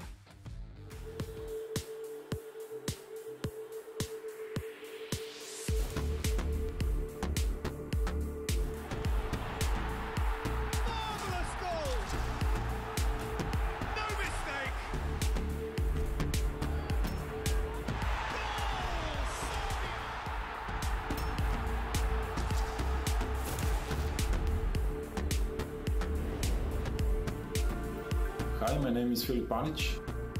My PSN username is Baskovac. I'm playing for the Serbia national team. My name is Marko Roksic. My game tag is Roksic22. Ćao, ja sam Rema Raka. U taciji imamo igrače sa velikim iskustvom, pored toga sjajni su prijatelji i funkcionišemo odlično kao tim. My name is Stefan, nickname in PES Kepa, and I'm playing for Serbia national team.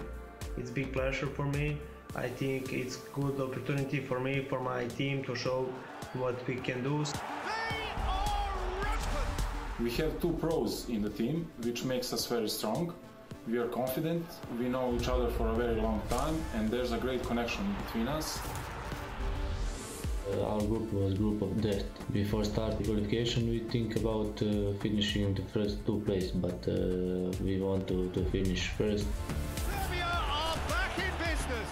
Spain was our biggest rival here. Win and a draw with them secured the first place in the group.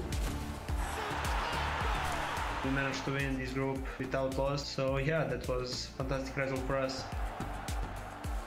Osvojiti evropsko prvenstvo je san svakog igrača, a za mene bi značilo vrhunac svega što sam postigao u PES-u. People in Serbia believe in us, so I hope we can win. It means a lot just to represent my country in this event, but winning it would be the greatest. Our goal is to win trophy. I believe in my team.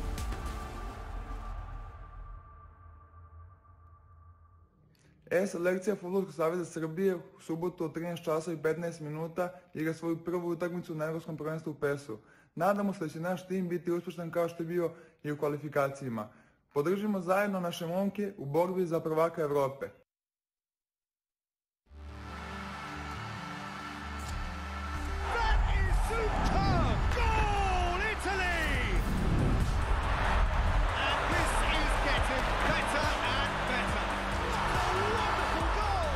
The lightness of step, the sharpness of movement, the certainty of finish.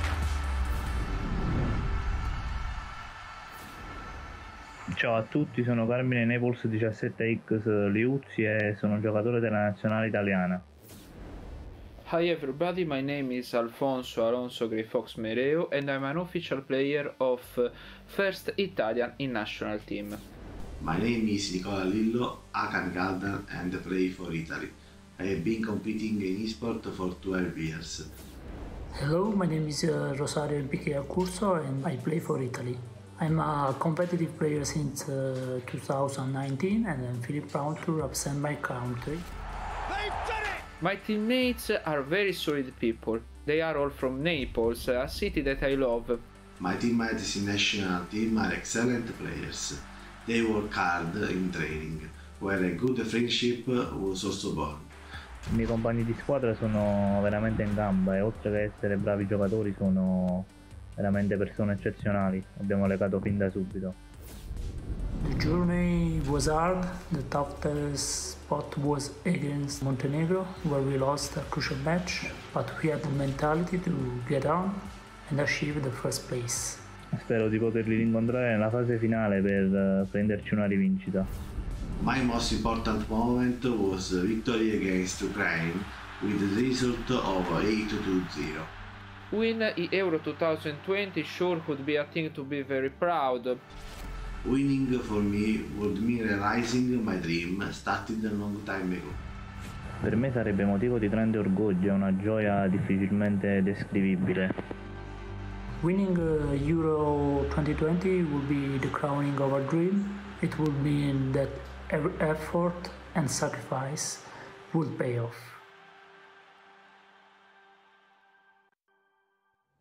Un grande in bocca al lupo alla nazionale che nel weekend disputerà la fase finale di UEFA Euro 2020. Faremo il tifo per i nostri 4 giocatori in maglia azzurra impegnati nella sfida su PlayStation. Fatevi onore e Forza Italia. Ciao! Well, no pressure, but the Italian national manager is watching and backing you. That's a bit of pressure, but some pros on both of these teams, Adam. We're expecting them probably to play here because it is the winner bracket and the winner is through till tomorrow, so get your best players out there. Well, this was something that the guys on the last stream touched on with Germany and possible choices that may have had some impact. I'd be mightily surprised, no disrespect to the other players, but I'd be mightily surprised if we don't see Kepa and Roska in this next in this next game. The two games that are coming up. For Italy, it's a bit more of a free-for-all because they're all got a fair bit of experience, but there's no real standout necessarily in terms of, you know, big tournaments experience. So we'll have to wait and see. Well, here we go, straight to it. It is going to be Kepa. He's up against Alonso Greyfox, so we'll see how this works out. Serbia, of course, playing in the red, Italy in the blue. You guys know that. No colour clashes this time around, so we are going to get straight down to business and see whether we get any early goals, or whether we see, because both of these had high-scoring rounds, both of these have high-scoring groups, so we're expecting to see certainly something. Serbia, of course, topping the group that had England in it, dominating that group, unfortunately, for with Spain as well. Yeah, very impressive in the group stages. I must say, my heart goes with Alonso Greyfox in this one because I've got a few silver hairs myself, to be honest. So if he is the Grey Fox, then we'll go with that. He doesn't look that great by his picture, I'm not going to lie. Maybe, I don't know. Maybe he's like, it's a title I'm going to work my way into. Yeah. Go. 10 minutes gone here. And of course, you can see straight away that neither side really wants to make any inroads. It's probably the cagiest game we've seen so far. Both just sort of, you know, teasing each other at the moment.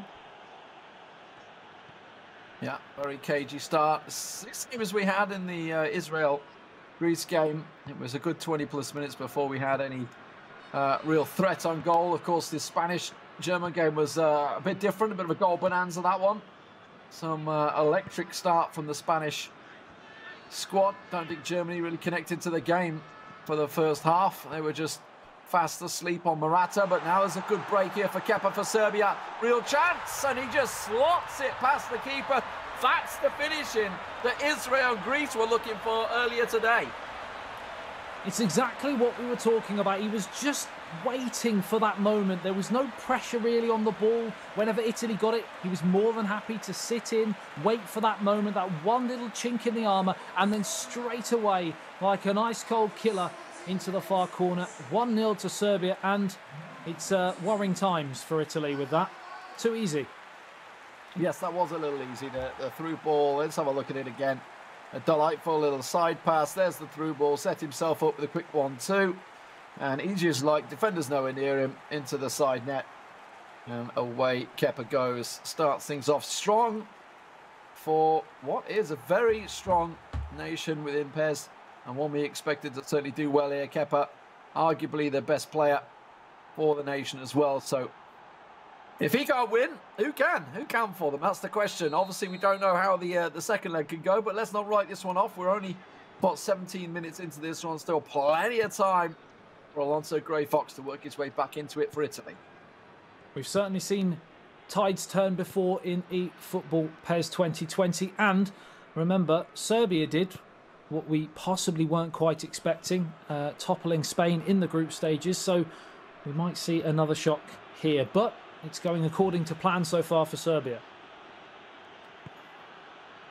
Straight across for Italy, getting Florenzi into action.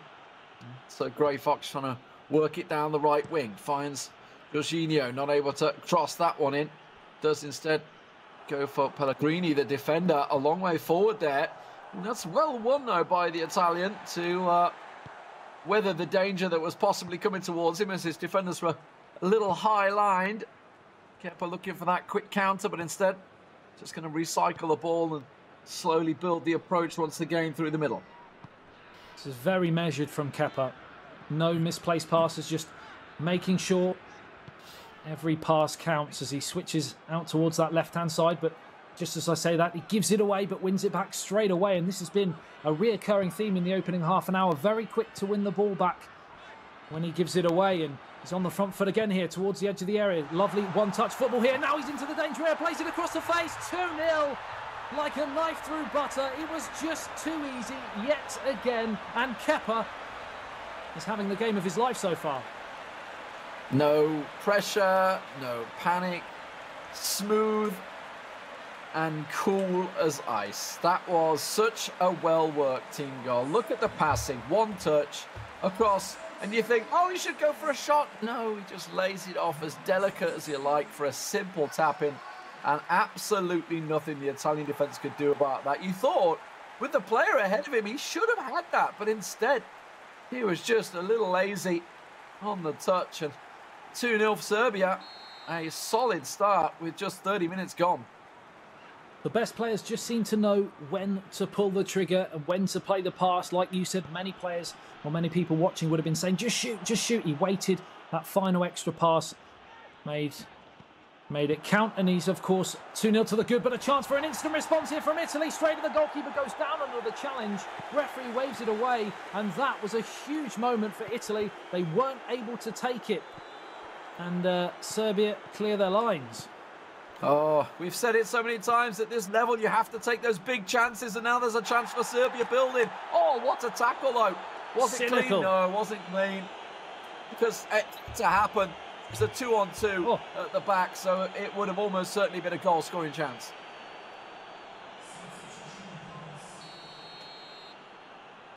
It's a caution. Yep, we've got one. 57% possession for Italy, 35 minutes gone, but they haven't been able to make it count so far. Just the one big chance wasted. Serbia, of course, having two chances and taking both. It's in towards the near post again. Can't get the head on. Counter chance. Italy can counter. He's got to go fast, though. And yeah, I think he's realised the players weren't forward. Doesn't have it on attacking mentality, so they're not going to break fast. They're both neutral at the moment. Playing standard football.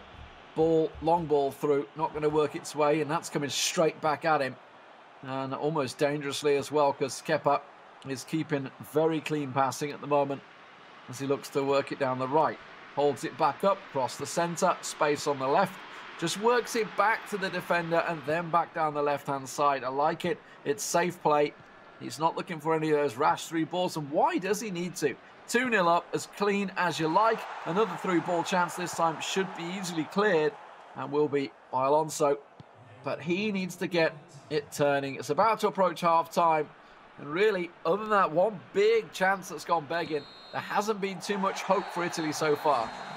Wonderful first-half performance from Kepa. The 3 C's, calm, composed and clinical, come to mind.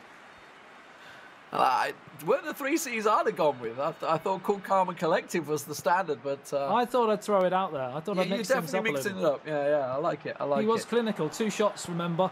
Oh, and, it's an instant response from Italy. 2-1. And we were just praising Kepa for how composed and effective he'd been. And, 2 minutes in and it's game on. Just switched off a little bit at half-time, maybe. A quick kick-off. And straight through, another nice through ball. Look at that, completely does the midfield straight through. 2 of them were there, actually. Could have been either of them. Take it to the right and pass the keeper. Maybe our words of praise got to him a little bit, Kepa. Maybe he took his foot off the gas. You never know. Maybe he was thinking of another C. What he could have been. I don't know. Maybe he was thinking of the 4C. Yeah. Creative. Creative, indeed. Well, it's going to have to be creative now because 2-1.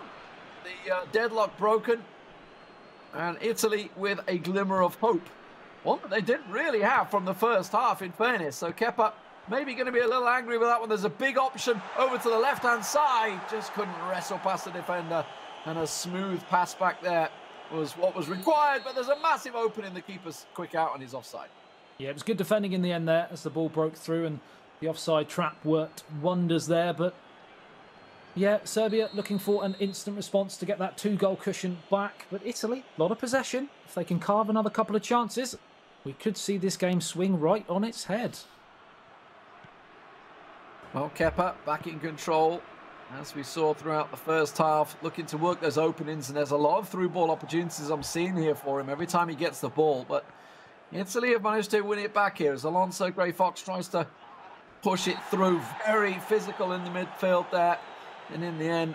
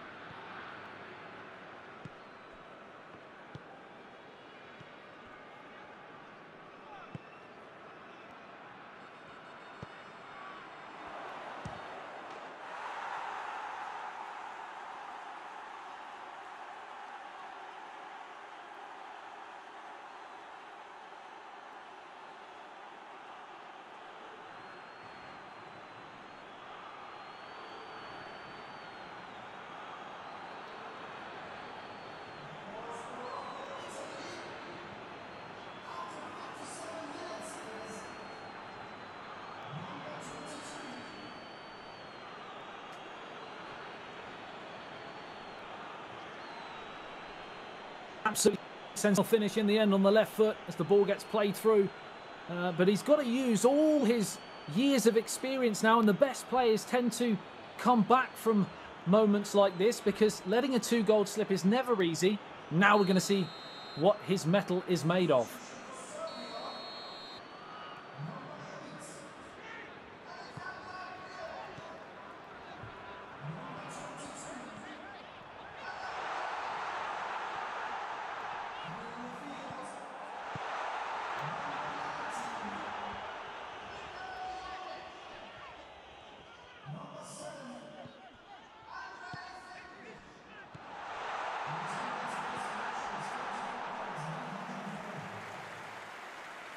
He doesn't want to go and rush things though, Kepa, because he'll be well aware that he's let a 2-goal slip and he'll be trying to push and trying to get this advantage back. But if he were to concede again, and this whole momentum swing could really affect the second leg, he's got to go back to thinking just 0-0, let's go again, let's try and just build and possibly nick one, because at the end of the day, at this moment in time, he's on the back foot. Italy are in again here, near post, it's 3-2. What a turnaround from the Italians.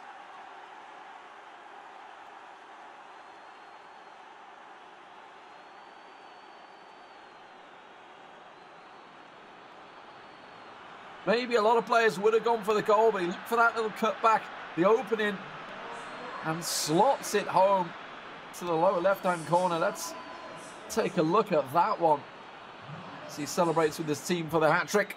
Italy 3-2 up now, and have Serbia with a 2-0 lead. What's going on mentally right now? This is going to be hurting. You've got to say, in this second half, the Italians have been the 3 C's. Unclinical. And I've forgotten what the other C was, to be honest. No, it's been a tremendous turnaround. I'm not sure. So, well, it's all gone wrong for Serbia in the second half when they looked so in control in that first half. But there is a second leg. Still plenty of time as well in this matchup. It is only the 65th minute, so plenty more goals to come, I feel. Both of these teams, of course, 5-1 and 6-1 in the first group stage, scoring stacks of goals in the groups and the playoffs to get here. Serbia, of course, topping out their group. Italy also doing fantastic within theirs. But now we see Serbia up against it.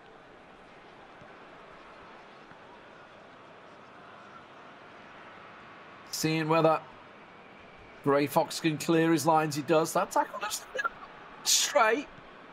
I work out as he wanted there, as Alonso works it now. Starting to see a lot more control, I think, from Italy. Obviously, now he has the lead. Now he wants to play it delicately, recycle it across that back four, look for the opportunities down the wing, see if there's any big through balls down the flanks. And you can say, using that Donnarumma, well, that was a risky one there. Kepa nearly managed to pick up the ball as Alonso Grey Fox goes back on it. Let's see whether he can get a through ball. He can, but this time muscled off it by the defender. Kepa trying to win it back, trying to see what he can do on the attack here as he slides it through. That's a physical challenge, but ruled to be clean by the referee. I'm not too sure the Serbians are happy about it. You can see the crowd whistling on that one. The home crowd not too impressed with the second half performance. Just 10 minutes to go within this matchup as well. Don't really know what Serbia can do. And the pressure, of course, on the Serbian team. As we are expecting Roxa to be next up for Serbia, as Donnarumma plays it very casually there with a striker on his back. Looking like Italy, though, will close this match out with the lead. Still 10 minutes to go within this one. You see Kepa in the bottom right, going a little bit more attacking now. Will, of course, leave himself a little bit more exposed, but switching his players' mentality, sending them forward, looking to try and get that aggregate score sheet back on level terms. As Alonso really is working hard, actually, to get the ball outside of his own half here. And a simple mistake pass could cost him. But at the moment, there's some Olé starting to come out here because they're starting to play it very nicely. Getting boxed in the corner, though, by their own players. But still so casually just working it out down the wing. once again, Alonso. I think he's showing a really calm measure of a player that was up against it, was 2-0 down, worked it back, 3-2 up. And I'll tell you what, his possession stats are gaining some stats rise right now, as he's going to go back to Donnarumma once again, back around the back four, brings the midfield into it. Last chance saloon, may as well fling one forward because the whistle's about to go. 3 minutes. Is he going to get a chance? Just a little through balls, or it requires, that's what he wants. Oh, free kick, not given. Doesn't win it back. It's going to be full time. 3-2 in the first game. Italy with the comeback. Getting themselves some sort of achievement there, taking Kepa down 3-2 for Alonso Grey Fox. What a performance. What a comeback in the second half.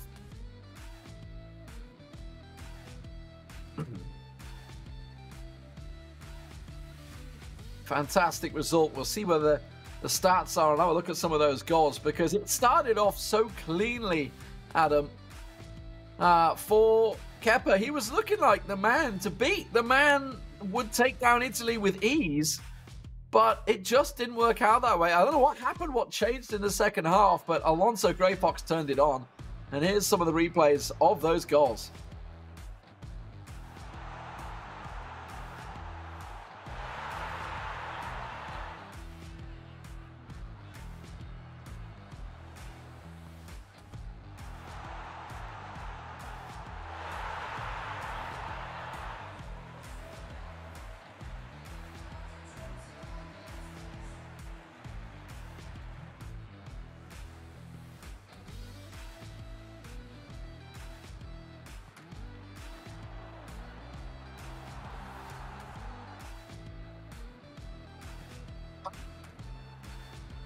But everybody, I heard it all.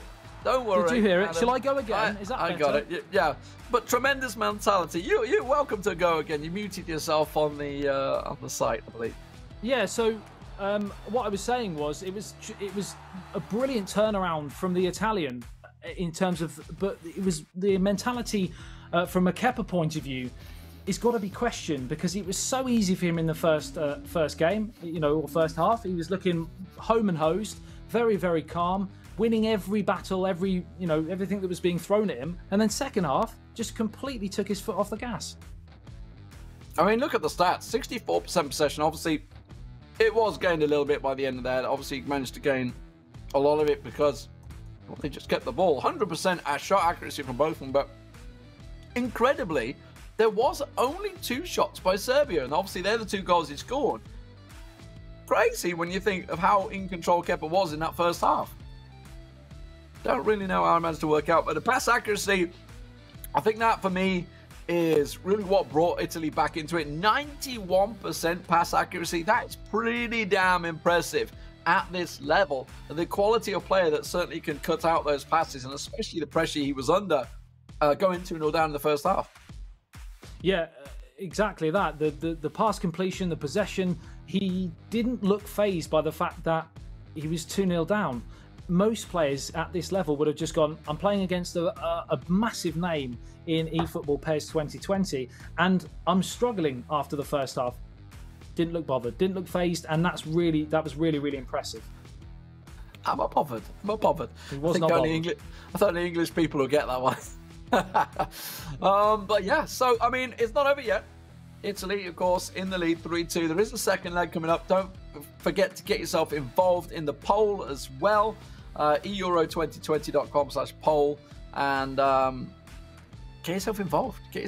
Plenty going on over on the tubes and Facebook and wherever else we're streaming. I know they're the 2 that I'm aware of, but Italy coming into this one. Oh, whether we could say they were favourites, honestly. I think Serbia perhaps were favourites coming into this because of their strong, solid performances. But now they find themselves with a lead and they are defending in this next matchup. We're just waiting to see who's going to be playing that. Both of these teams have, I believe, 4 players to choose from. Obviously, they can choose who will be facing off. They all need to play at some point. I would expect them to be using probably their strongest players. We believe Roxa will be coming up for Serbia. We'll find out in just a moment as the game gets itself ready to go.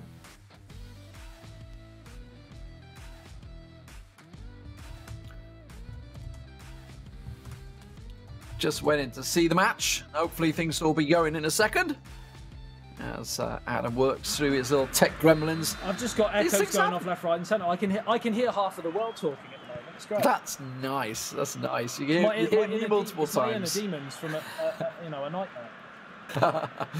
This is just what you thought when you woke up this morning. I want to hear your voice multiple times in my ear. That's really what you want. But I'm sure we'll figure it out. Until you do, I will carry on, because Italy have kicked off against Serbia here. Italy, of course, playing in the blue, Serbia in the red.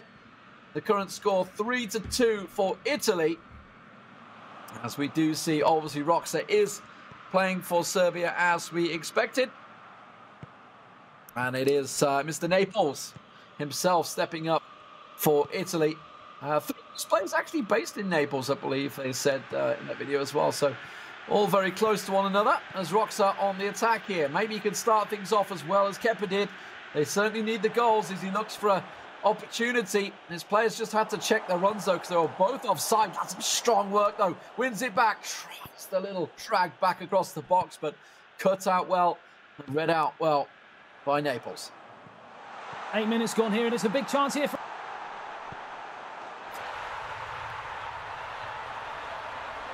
4-2 in front over the two legs. They soaked up all of the possession and pressure that Serbia had to throw at them, and Roxa came in. He tried to get an instant foothold in the game, but he's been denied, and it's the Italians who have gone straight down the other end with a clinical counter-attack, and it's 4-2. Unbelievable. A hair's width, I think, there. To see that run so well timed on the pass, so well executed. What a goal to start things off. Roxa now up against it, finds himself 2 goals down on aggregate with it all to do, but of course just 2 goals is all he needs to tie things up. It's certainly possible with still 80 minutes to go in this game, but he's got to be careful he doesn't let it slide away.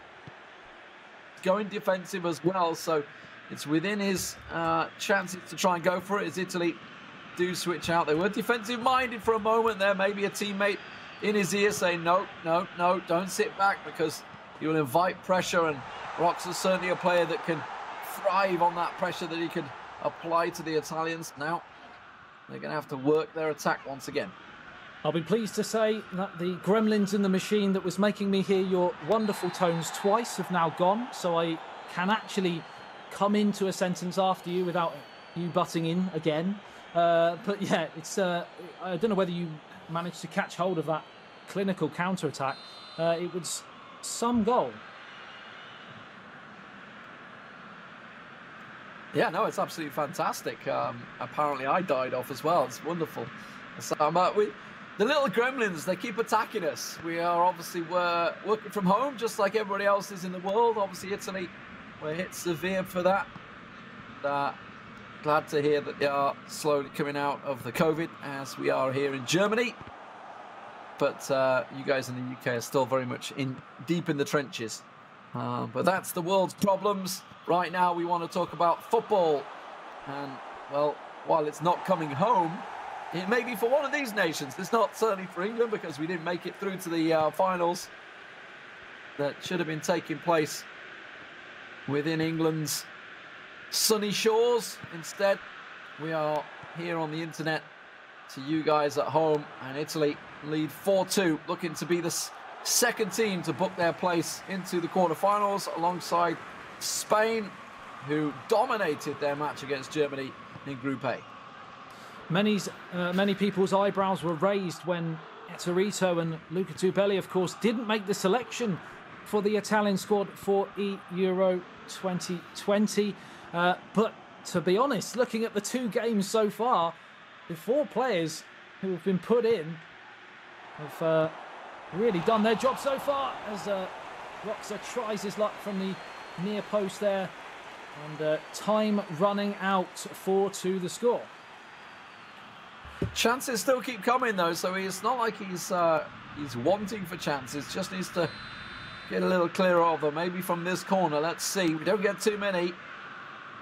You don't write him off. It in. Yeah, that's for sure. It's a good chance. The keeper though, quick on it. Donnarumma not going to get beaten on the corner, but it did spill, so it could easily have gone anywhere, and it's not done yet. Gets it out to the left-hand side, tries a through ball, still not working well into the box, looking for a chance, and maybe from an outside the box. Get the defenders solid for Italy. Look at them all working at the back there.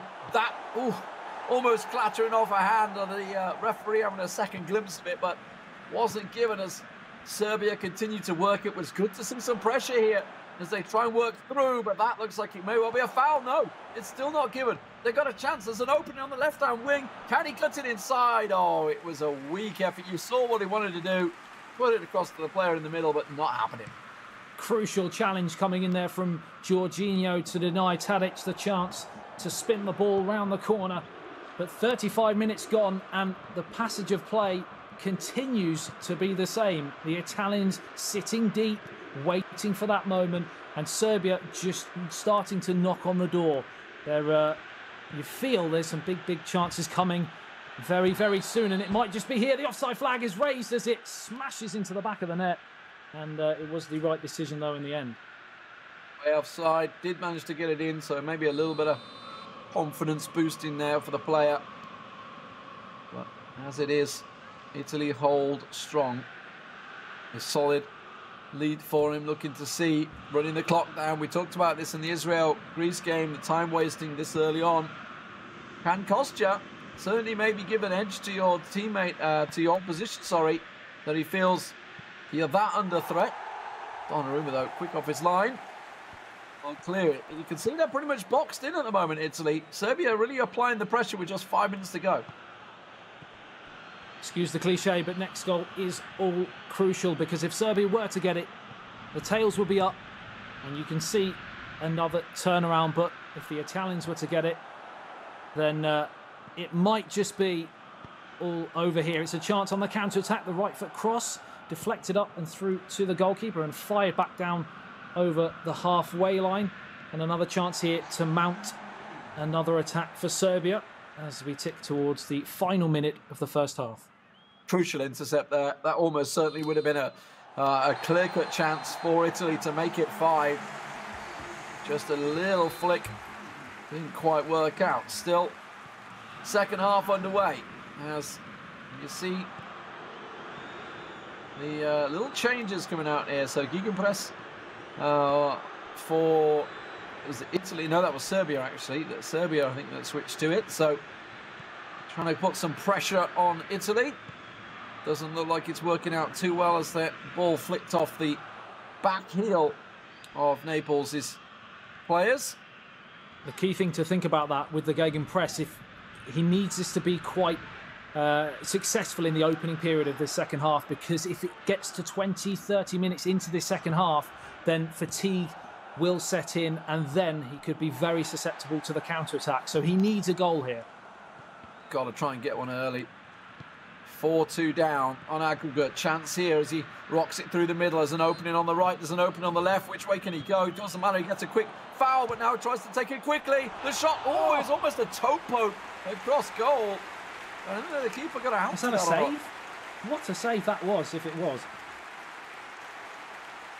I think there's a faintest of touches. The big Milan keeper. I was wrong. No, I thought Donnarumma.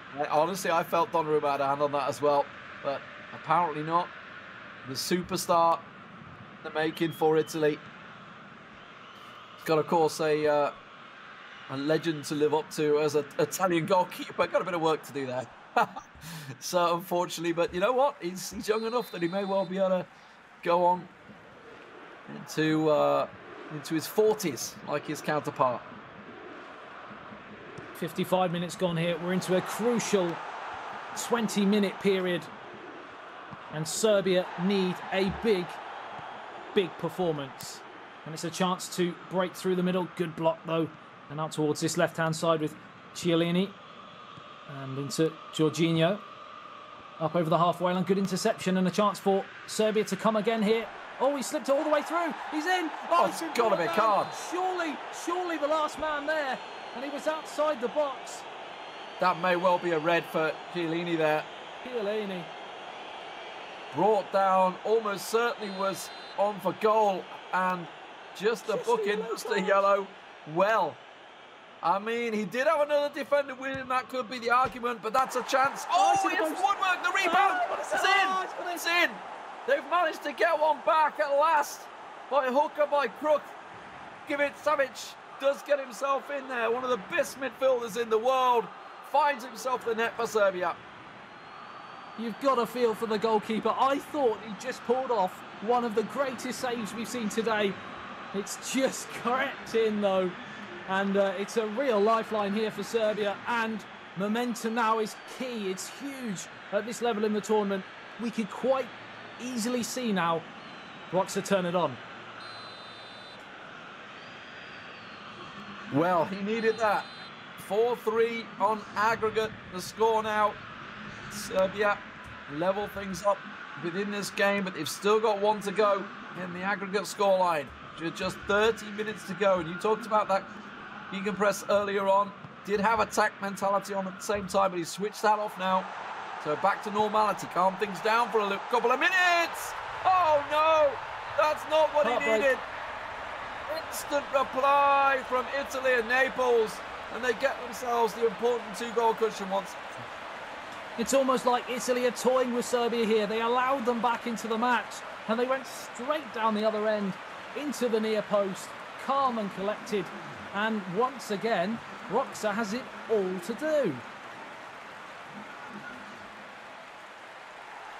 Well, he just thought he got himself back into it with plenty of time to work the next goal, but now it's do or die. Yeah, all out offensive. You can see he's gone for it. All out attack, nothing to lose. Get yourself in there. All out defense as well for it. So we may well see a barrage come in from Serbia.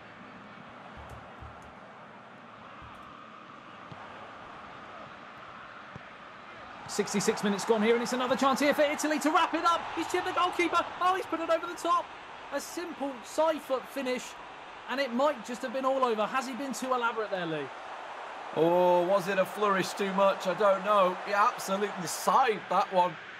My God, if we see a comeback, he is going to be thinking, why did I do that? Why did I go for the style points? Why did I not just simply put it in the net? Long way to go still. He's eased things down. Attacking play required for Serbia. 2-1 up. Trying to work it through. You can see his players are forward. A great little through ball. It's not cleared yet. Still on the edge of the box. Just a little slide ball through. Can he cut it back? No, he can't. He's up in the air. Is the keeper going to get a hand to it? He will. Is there a rebound chance? It's gone well wide, and that will go for the corner, I think. It will indeed, and it's a really, really important couple of minutes now for Serbia once again. I think it will be a corner to be taken on the near touchline with just 19 minutes plus stoppage time remaining. In towards the near post. Oh, it's easy there. And a chance to counter here for Italy. They could put this game to bed here, but that's a poor pass downfield. And back in dangerous territory here. Out towards the left-hand side. Chance to cross it in. He twists and turns. Back onto his right foot. Now he has the chance to play it on towards Kolarov. Chance to whip it in. He's pulled it back to the edge of the area. Surely a chance. Ah, what a finish. And Serbia have levelled it up on the day. And they're now just 1 goal behind on aggregate. They're back in with a chance with, I believe, just 10 minutes to go. It was nice work this time down that left wing. Pulls it back, and you're just looking for that man on the penalty spot, and sure enough, there he was. And Roksa now with a chance to tie things up here. Now, if it does go to equal on aggregate, we will go to a game 3 should we need it. 15 minutes to go in game time. Italy back in it. And actually, we're seeing Serbia going ultra defensive on the kickoff just to make sure he doesn't get hit on the break early on. And just to tie things up, that will go back to the keeper. And now it's all on. Here we go. Serbia pushing forward. Serbia were 2-0 up in the first game. They then conceded 3 without reply to lose 3-2. Now in this game, they were 2-1 down. They've pulled it back to 2-2. Can they do the reverse in this fixture and take this to a possible third game. We've seen goals from here, Lee, before today. Can they do it here? Possibly looking for that rebound. Kolorov's going to certainly send it in. Gone over, though. Needed to get on target, or at least test the keeper's hands. It's now the time. It keeps on ticking. Will we see Naples just slow things down for Italy here? Maybe look towards retaining possession like his teammate did. And you got to think back. We were talking about it. The chip attempt that went well wide for Italy. He could have put the game to bed, and now he's put himself really in pressure. Should have put the game to bed. Absolutely. He's under pressure right now, though, with a chance to push on forward, but he's lost the ball on the edge of the box, so his own box, so it's not too bad. Gets it clear, gets the ball through, looking for the pass, the return pass, the real clear chance, cuts out well. It's surely! Oh my word, a disaster at the back for Serbia. And just as we think they got rid of it, it's all gone wrong for Italy. And it's 6-4 once again with that 2-goal cushion. Here, how does he not get it clear? Panic all over the back line there. He knew he was trying to get the ball under control too quick to fire the counter-attack in search of this equalising goal. And what's happened is the game might have just been put to bed. Devastation for Serbia. But in the Italian ranks, you are a happy person right now, because they are looking like they are going all the way through. Well, for Serbia, of course, it's a chance if they do go down into the tiebreaker. They will be facing off against Turkey once again, a team they've already beaten 6-1 today, but Turkey themselves rebounded so solidly that it's another calamity at the back. What is going on? Trying desperately to clear it. That's a foul. I mean, yeah, there's a lot of things you can look at in this game. Obviously, the chip miss attempt. Possible red card. I mean, I'm going to throw that one out. That I felt should have been a red card. Maybe the last. Certainly a controversial decision, that one. Could well have been 10 men. Still time. Chance. Goal. Oh my word, Serbia. They have around about 3, maybe 4 minutes at the most because of the amount of goals he scored. 6-5 on aggregate. Mitrovic puts it in. Levels things up on the game. Is it still possible? Stop clapping each other and grab the ball, because this game is not done. It's 3-3 now, and we could be heading for one of the most dramatic last few seconds the tournament has ever seen. Just stab it through, shoot, get on with it, get that ball. Now, the problem is he needs to win and retain possession first. Italy will be starting with, of course. And you've got to assume that he's going to send it back to the keeper and just keep hold of the ball. Looks like he will be. Back to Donnarumma. Keep a hold of it. 3 minutes. There's 6 minutes added time. There's time. There's time, Adam. Let's do this.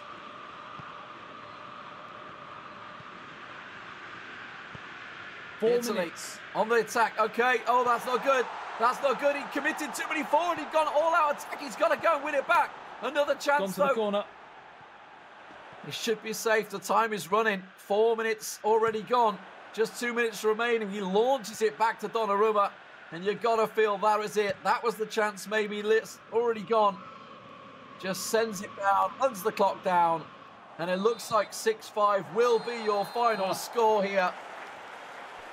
Oh my word, what a match. Naples in the end does calm things down, but Roxa, I think he got to be proud of his performance there. 3-3. Kepa couldn't quite do it for Serbia. So 3-2 in the first leg was the difference, but goals, Adam, in these matches. Exhausting stuff. Exhausting stuff. I mean, it had everything but the red card, which was controversial, of course. Could have had one. We kept talking about Roxa and how we felt he could produce, and he almost did, but you've got to hand it to Naples there. He was brilliant to be able to hold off that surge that came towards the end. And there was chances, there was obviously rebounds, as you say. There was missed chances for Italy as well, one that really should have gone in the net. Yep. Counter-attacks, that game had absolutely everything. The highlights for the match may well go on for a while. 3-3 the score in that game, 6-5 on aggregate for Italy. And we were so close to having our first full tie-break match and going to a game 3. We really were, and you'd have to say, had it have gone to a third game, I don't think many people would have complained. Because A, the entertainment would have been incredible, and B, they were both so incredibly well matched. Well, here's the schedule as we go. Obviously, coming up next is going to be Montenegro versus Netherlands. That is the winner bracket matchup in Group C. Then on to Group D, Austria versus France. France coming into this one as, I think it's safe to say, the favourites. Then, of course, we move down to the big tiebreaker games. Germany, who got obliterated by Spain, are up against a very strong Romania, who, well, took Spain all the way, so that's a tough one for Germany. And now, of course, we see Serbia slipping down and having a rematch against Turkey. Once again, a team they beat 6-1 earlier on this morning. And there is a list of your top 5 goal scorers, and Germany top it at the moment. Yeah, they only got 2, though, against Spain. I think they're going to be working their way in there. Of course, France at 77. You've got to expect them to continue on. Italy themselves got themselves another stack to add to their tally. But that is it. We're going to go to a quick break. When we come back, we're moving over to the winner bracket of Group C. It will be Montenegro versus the Netherlands. We'll see you in a moment.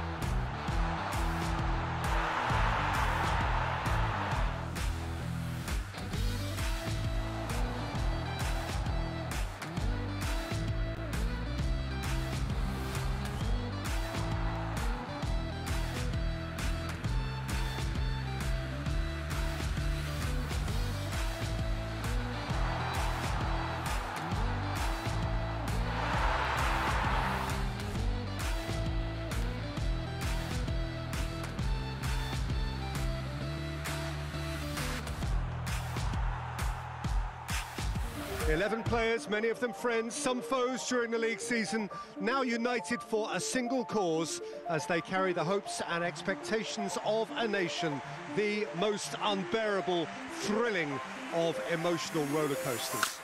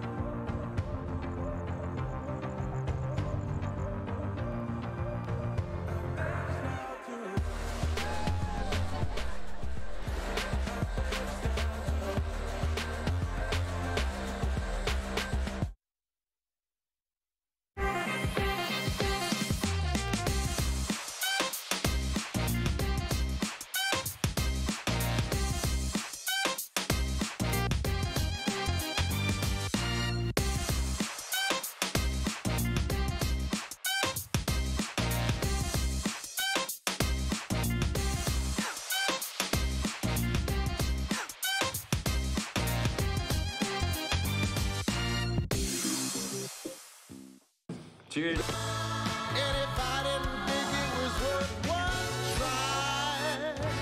I'm gonna roll myself up in a big ball and fly.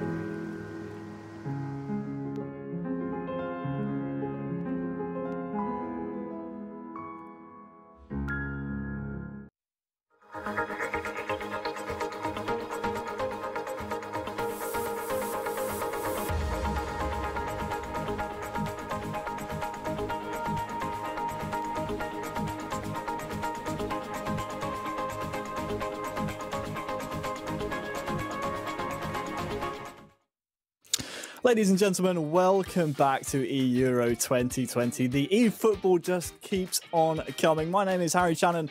Joining me as ever, Stuart Wesley. Wes, we now move on to our second round, I suppose, of winners' matches. We now jump into Group C.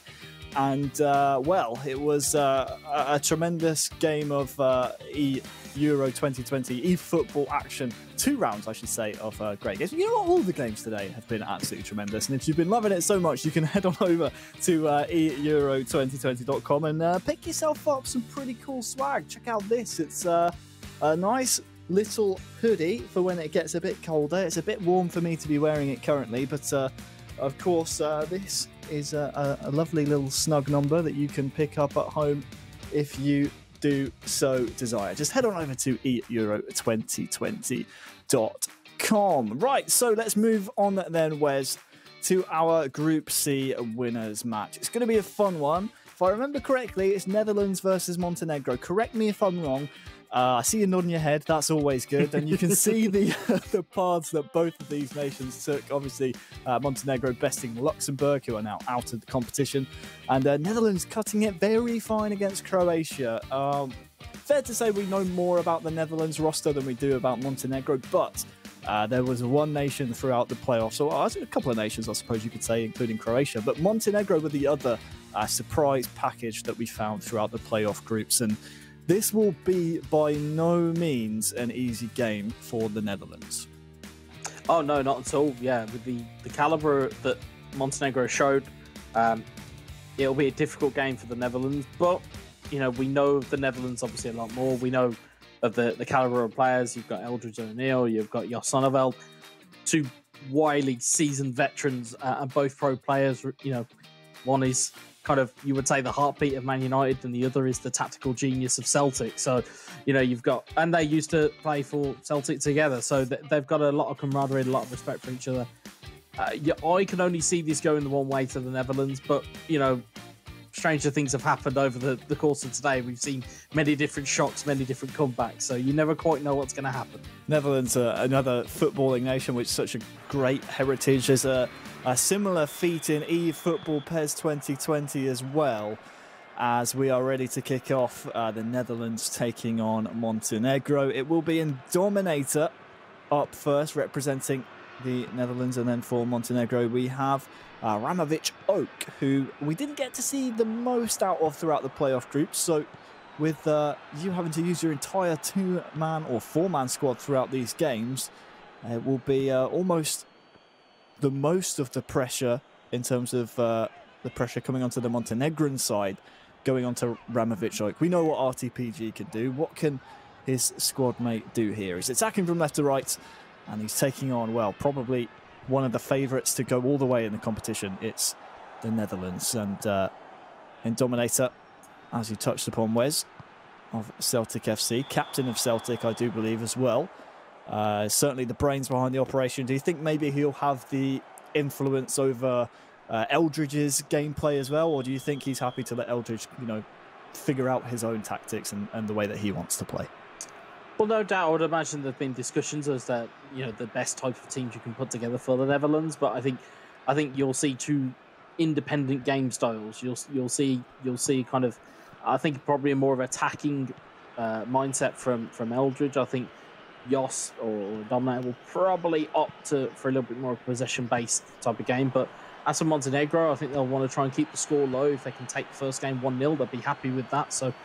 But you can see them looking to try and use some of the players they've got at their disposal. They have Stefan Jovetic.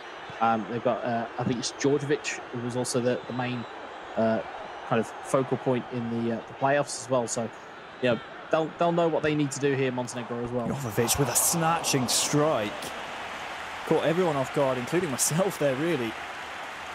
And that's the one thing that we did like about Montenegro throughout their playoff campaign. We didn't get to see them as much throughout the regular groups, but the way they were able to take risks and take long-distance shots, it's not something we often see at the top level of PES, and it's something that we constantly want to see more of because it does produce some astounding results more often than not. And Dominator, though, no doubt would have done his research and will know that That's the way that Montenegro like to play. He's brought this one back for a yellow. I was wondering there, Wes, whether or not there was a counter on here for the Netherlands, and maybe the referee could have played a bit of an advantage.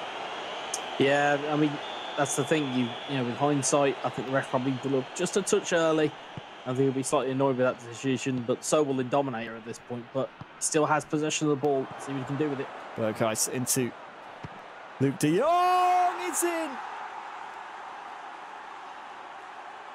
Luke de Jong. A wonderful strike. Just took his time. Indominator knew there was no one that could get near him. No challenge could come in. The turn was as tight as you could like. And it created the chance, 1-0 to the Netherlands. Yeah, we talk about that physicality. Ball comes into de Jong, just sticks out a right arm, keeps that defender away from him, finds a great finish into the corner, and ultimately takes the pressure off of Memphis Depay as well. To have a goal scorer of Luke de Jong's calibre up alongside him, we'd be very happy for that, and Indominator will be very happy to see that as a 1-goal lead. I'd expect to see now a little bit of retaining of possession from Indominator, and it's all to do for Montenegro. So what can Ramovic Oak bring to the table? You said, where's about maybe, you know, snatching the first game 1-0. That now obviously is not a possibility for Montenegro. Might just be about damage limitations. It's awkward for us speaking about that, you know, in just the opening 25 minutes, but that's the calibre of player that Ramovic is up against here. And Indominator already up 1-0, about to swing in the corner. Bounces off the head of a Montenegrin player. And booted away into touch. I suppose one of the luxuries that these guys will have, with it being a winners' game, is that even if they do go on and lose this, they still have an opportunity. Chance there for Berghuis, but you're right in saying that, Wes. Yeah, they've still got an opportunity to potentially rectify it in the tiebreaker. So, you know, all is not lost for Montenegro if they do lose this game. It'll still be plenty much the game in the final game. That was the beauty of this format. I know there were a few murmurs around the PES world about the proposed format for the eEURO competition. I personally like it. It gives you a second chance if you do lose a game, and means that every match means something. You're always working towards something as opposed to having some dead rubber matches. Here is Luke de Jong, the goal scorer. Tried to feed in Memphis Depay, and well, we spoke about the talent on the side of Montenegro, who they might lean on, the likes of Bakic and Jovetic, of course Dorjevic, who was tremendous in the playoff groups as well. On the Netherlands side, you do have the likes of Steven Bergwijn to bring on, who just brings that injection of pace and a bit of trickery as well. Here's Gini Wijnaldum. Bit of room for Berghuis to run into. De Jong finds Depay, can't get the shot away though before he's tackled, and we need to start seeing something in an attacking sense out of Montenegro, because in Dominator it's been pretty easy for him so far. Bakic, referee plays advantage, will finally bring it back. But this is a chance with a bit of territory here, Wes, maybe to give Indominator something to think about. Yeah, you don't, and again, it's prime real estate. You don't be giving anybody 25, 30-yard free kicks. Steps up, hits it. Oh, it's up off the upright, holding the back netting up. Wasn't too far away, and to be honest, if it was on target, I'm not sure that the Dutch keeper is getting there. I think he would have been struggling for that. There wasn't a manual keeper move from Indominator, so that again, that would have suggested the keeper would have had to have scrambled quite well to get across to that. He's quite lucky to come away with that. And just to touch on what you were mentioning about the Netherlands substitutes bench, it's interesting to see no Donny van der Beek playing in the centre midfield. So it'll be interesting to see whether he does make an appearance at some stage. Things to look out for, of course. We still have another game and a half, essentially, to come in this two-legged affair. This is a winner's match in Group C. Montenegro versus the Netherlands ends at half-time 1-0. Thank you all for joining us wherever in the world you are. Make sure you use the hashtag eEURO2020. Tell us your thoughts, and of course go to eEURO2020.com/poll. to vote on every match and decide who you think's going to win. Let us know. That's a very, very heavy tackle on Vucevic, and that one will be brought back. Yeah, you can see there just a tackle just to unsettle that counter-attack potential opportunity for Montenegro. They'll be happy to still be in this game after the first half. It's only one goal, and you know, Indominata has been susceptible to a couple of collapses in terms of with Celtic and co, but he's on his own representing himself this time, representing the Netherlands. It might be a completely different scenario. Of course, the two Dutch representatives both represent clubs in the eFootball Pro as well. Indominator of Celtic, as we've previously mentioned, down the latter half of the table, certainly not where they would want to be after finishing runners-up last season. And Eldridge O'Neill, who no doubt we will see in game number 2, heading up a Manchester United lineup, which also you could argue is underperforming as well. They're sitting around 7th place in a 10-team league table, so a chance maybe to let the shackles loose here in the eEuros. But here come Montenegro. Ramovic with a real chance. Well, there was no one there ready to pounce. It was a good drag back, really the only thing he could do in that situation. But no one there to capitalise. Look out for the counter now. Luuk de Jong. Just maybe happy to gather himself here and Dominator wait for the pass to present itself. Berghuis is looking a little leggy, but that's a mistake there from Ramovic, so don't be surprised to see changes soon. Corner swung in, fired right back out. Maybe now's the time to introduce some substitutes. Neither player willing to yield.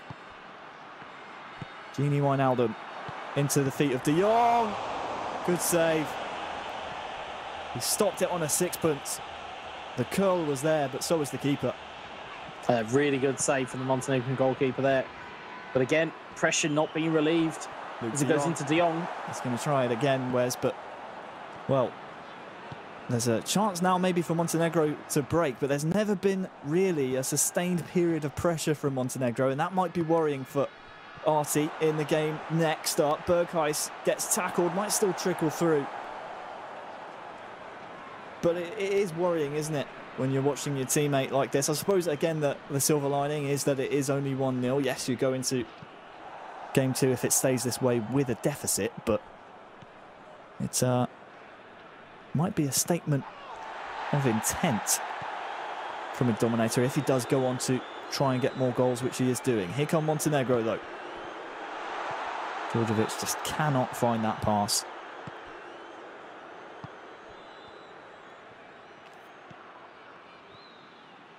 De Jong, he's looked a promising starlet for the Netherlands so far.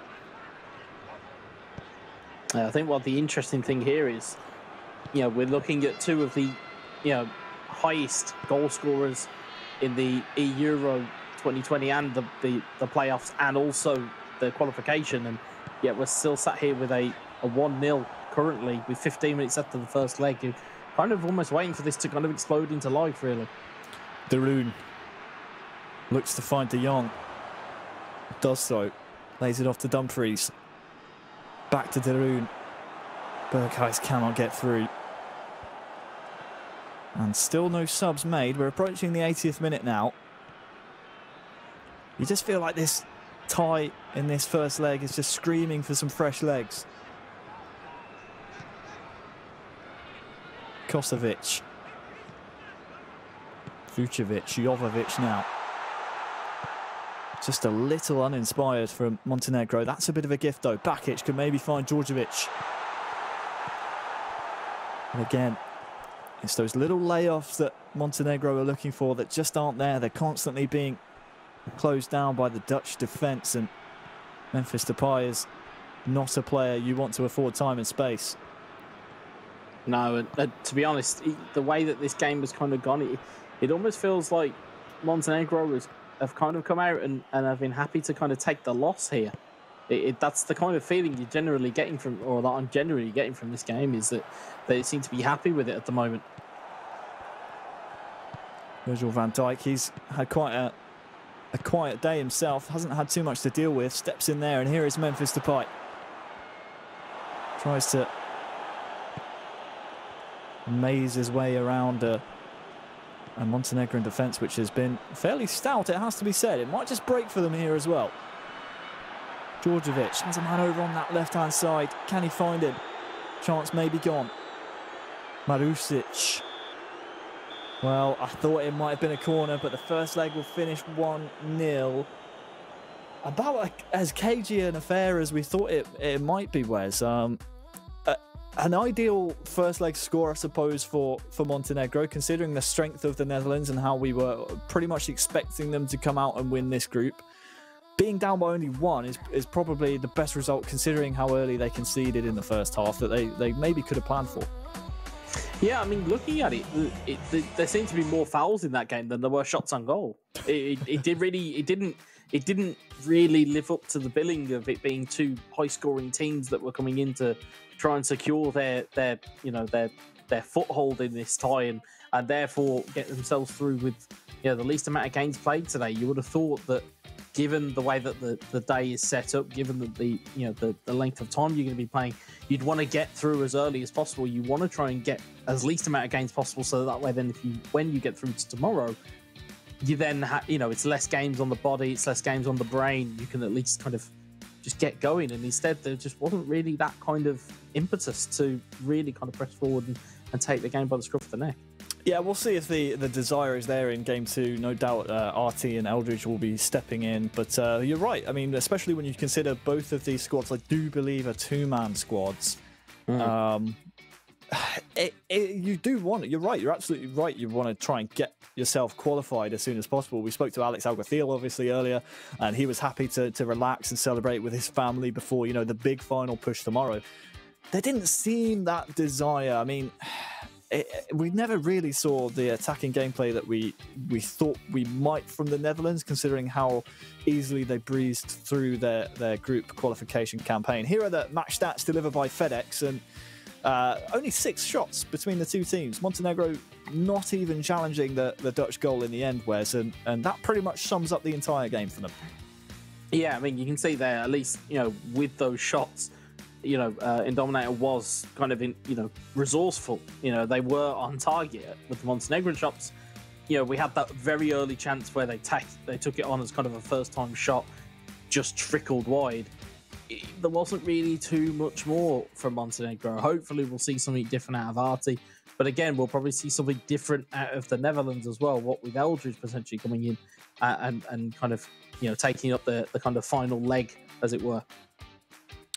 Yes, it will be interesting. I mean, Indominator certainly more strategical minded. He has a game plan he wants to try and set to it. For me, the way I see it, Eldridge way more aggressive, will be a lot more clinical and will try and push the pace, knowing that he is only up by the 1 goal. So Montenegro then versus the Netherlands. This is to advance to the knockout stages. Advantage Netherlands so far, after a 1-0 scoreline. A Luke de Jong goal in the 20th minute is all that separates these two nations. And yes, it's a low-scoring affair in the first leg, but that just sets up the second leg absolutely perfectly. It's all to do here for Montenegro. So we're ready to go. It's the anticipated substitutes in terms of personnel. Eldridge O'Neill of Manchester United steps in for the Netherlands, and RTPG, who produced some tremendous results in the playoff groups, steps in for Montenegro.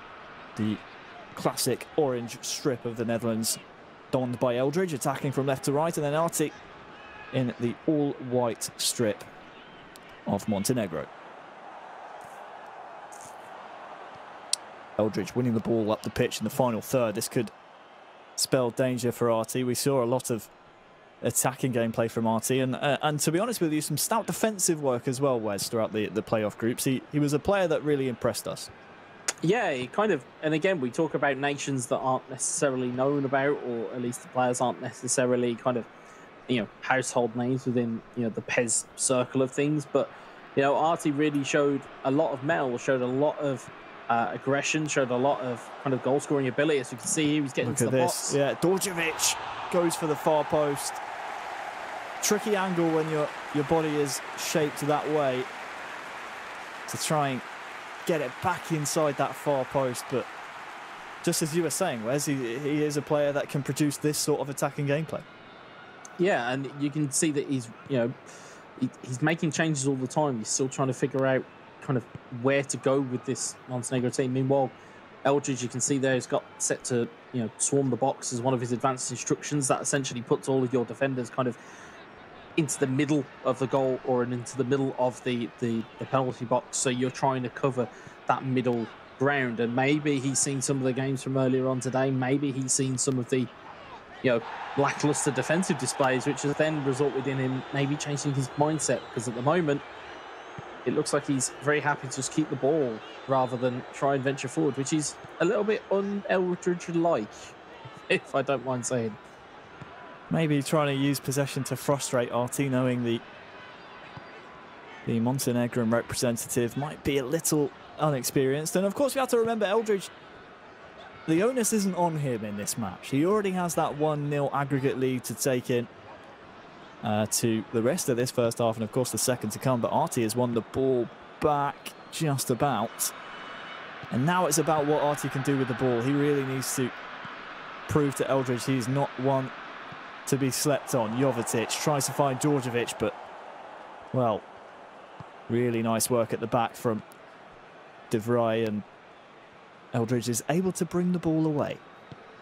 Yeah, the issue really with a 1-0 lead is twofold. It's you don't want to commit too many players forward because you necessarily think you're trying to protect what you have. And the more players you have back, though, you're more likely to actually cause a defensive error, which allows your opponent in. So, Eldridge got to be cool there.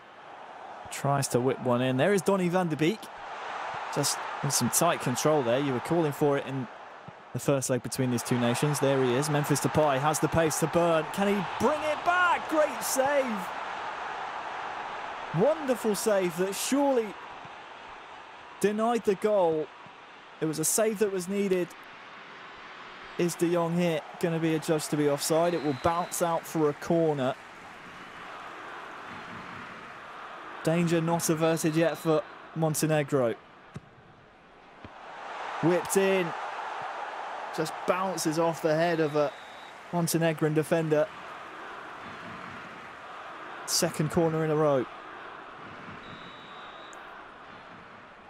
Looking for the in-swing. Oh, and it's in!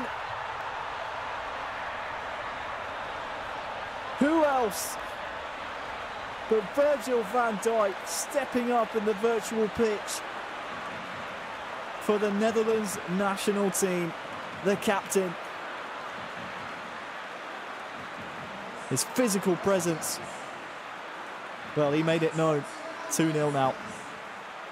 Well, in years gone by, the main Dutch target would have been Bas Dost. However, with Bas Dost's retirement, it's Virgil van Dijk who takes up the mantle of being their kind of attacking target at a set piece, and been brilliant there as Artie gets in. Yep, Jovetic! Instant reply! Straight from the kickoff. Artie shows what he can do. And to be honest, you almost say it's fortunate that he gets the goal from the kickoff based on the fact that Eldridge, willing to play possession football and try and frustrate him, he can't really afford to do that now at 2-1. No, it was really good play there. It's a neat little layoff which allows Jovetic in. And again, an acute angle, really good finish. And again, it just kind of mentally is a bit of a reset button for Artie, because now, again, he now knows they're back level. He knows that Eldridge will probably resort to, as we can see there, moving to a defensive formation. You can see that the kind of consolidations and the kind of concessions that Eldridge is now going to make. It's still going to be Artie's to chase as he tries to get the ball back in midfield. That's naughty. Very naughty. He wins the first one, fair enough, but that one's very late, and it's a dangerous tackle. I have a question, Wes. Would you put down this possession style of football when you can see 77% possession for Eldridge? Is that to try and frustrate Artie, or is that because he's scared of how how good Artie can attack? I think it's twofold. I think as Eldridge will attest to, you know, he'll respect every opponent he plays against. There was a kind of a community tournament where he played against Christopher a couple of weeks ago, where, you know, he'd played in this style of manner. But it's kind of a respect level, but he's also got to be very, very careful, because Artie will do damage with not a lot of possession, so he's got to be very, very careful. Just 23% possession when we last checked in for Artie. Look for the long ball now into the box. Might just find its way to a striker. It's the orange shirts that come away with it.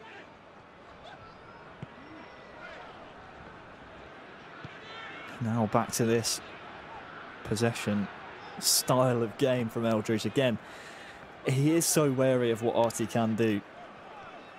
Artie just has to remain patient and, of course, remain focused as well. Nice switch to the plate, potentially here to Depay. What's very interesting is that if you look at his advanced tactics, he has defensive set on both of his fullbacks, which means they stay back. So he's very much hoping that both of those players, as well as that back four, stay well in line. And that way then it's going to give him a defensive base to actually keep that ball. Well, 1-1 at the break, 2-1 advantage Netherlands on aggregate, thanks to a 1-0 victory by Dominator in the first game. But it's interesting that you point that out. They're clearly worried about the counter-attack of Artie and the weapons that Montenegro have at their disposal. But if you saw there, just for that, from that passage of play there, you can see that Eldridge has got a tactic that's set up to be incredibly defensive, to the point where there wasn't a man in the middle third of the pitch. So that seems to be his go-to tactic for trying to just hold the game and consolidate. So I think for him, I think he's just happy to just keep the ball and just try and attack as and when, rather than try and push it too much. You can see there, just keeps flicking between those formations. So I'm guessing he's got a formation for possession, he's got a formation to attack, and he'll have a formation to defend. So he knows what to do with what he's got. It's just a case of he's got to go out and execute. Strootman playing all the way back. The back line now pushed a little bit further up, almost at the halfway line. So we'll see what Eldridge has to offer in terms of an attacking sense. But again, he's in no rush here. He's up 2-1, and while some fans of eFootball PES might see this as a little bit negative, but he's willing to use those fullbacks as an outlet and maybe just waiting for the likes of Depay to break free. 50-50 in the middle of the pitch. Won, luckily, by the Netherlands. Concentration levels here for Artie have to be paramount, because any moment can strike. Here is Strootman. Derun is dispossessed, and look out for a quick counter here by Artie. He might feel like he has to counter quickly before he loses possession. And right on cue, he does so. All the way back to Sillison, and well, it's back to square one for Artie, back trying to break down and press this possession style of gameplay. Yeah, the thing is, I mean, there are weapons within and amongst this Montenegrin side. I mean, there's Marusic, who we saw fleetingly in the first leg, or the first game of the tie. Whether Artie goes to use him is a different kettle of fish. Oh, Depay with a real chance to make it 3 for the Netherlands. Defended well. Pressure remaining on here, though, for Montenegro. Artie's going to have to play this one out of the back. Luckily, he finds Petkovic in his own goal, but, well, the question is, for Artie, what can he do when he has the ball? And with Eldridge willing to play possession as he is, it's very few and far between the opportunities he actually has to even kick the ball around. Look at that, 74% possession now. Well, that's the thing. I mean, it's, you know, that formation that we saw very briefly from Eldridge was 11 men behind the ball. So that's going to be hard to come past first and foremost. But again, when you get that ball, you need to retain it, because Eldridge is kind of suffocating you by not allowing you the ball. You know, it is one thing to get the ball, it's another thing to actually do something good with it. And I think Eldridge at the moment is very happy to just, you know, keep it safe, don't do anything stupid, and he's just trying to eke out the time. Now, you know, some people may say, oh, that's a bit unfashionable, but if it gets them through to the latter stages, and it means that there's one less bout of games they've got to play, I don't think the Dutch will care at this point. Make no bones about it. Qualification by any means necessary. Here is Ryan Babel on the ball, introduced off the bench. Up to another man recently introduced, Gini Wijnaldum. Got the nod in the starting 11 for Indominator in the first leg. Comes on as a sub. But 10 in-game minutes then for Arti to try and get a goal back. Djordjevic out to Jovovic.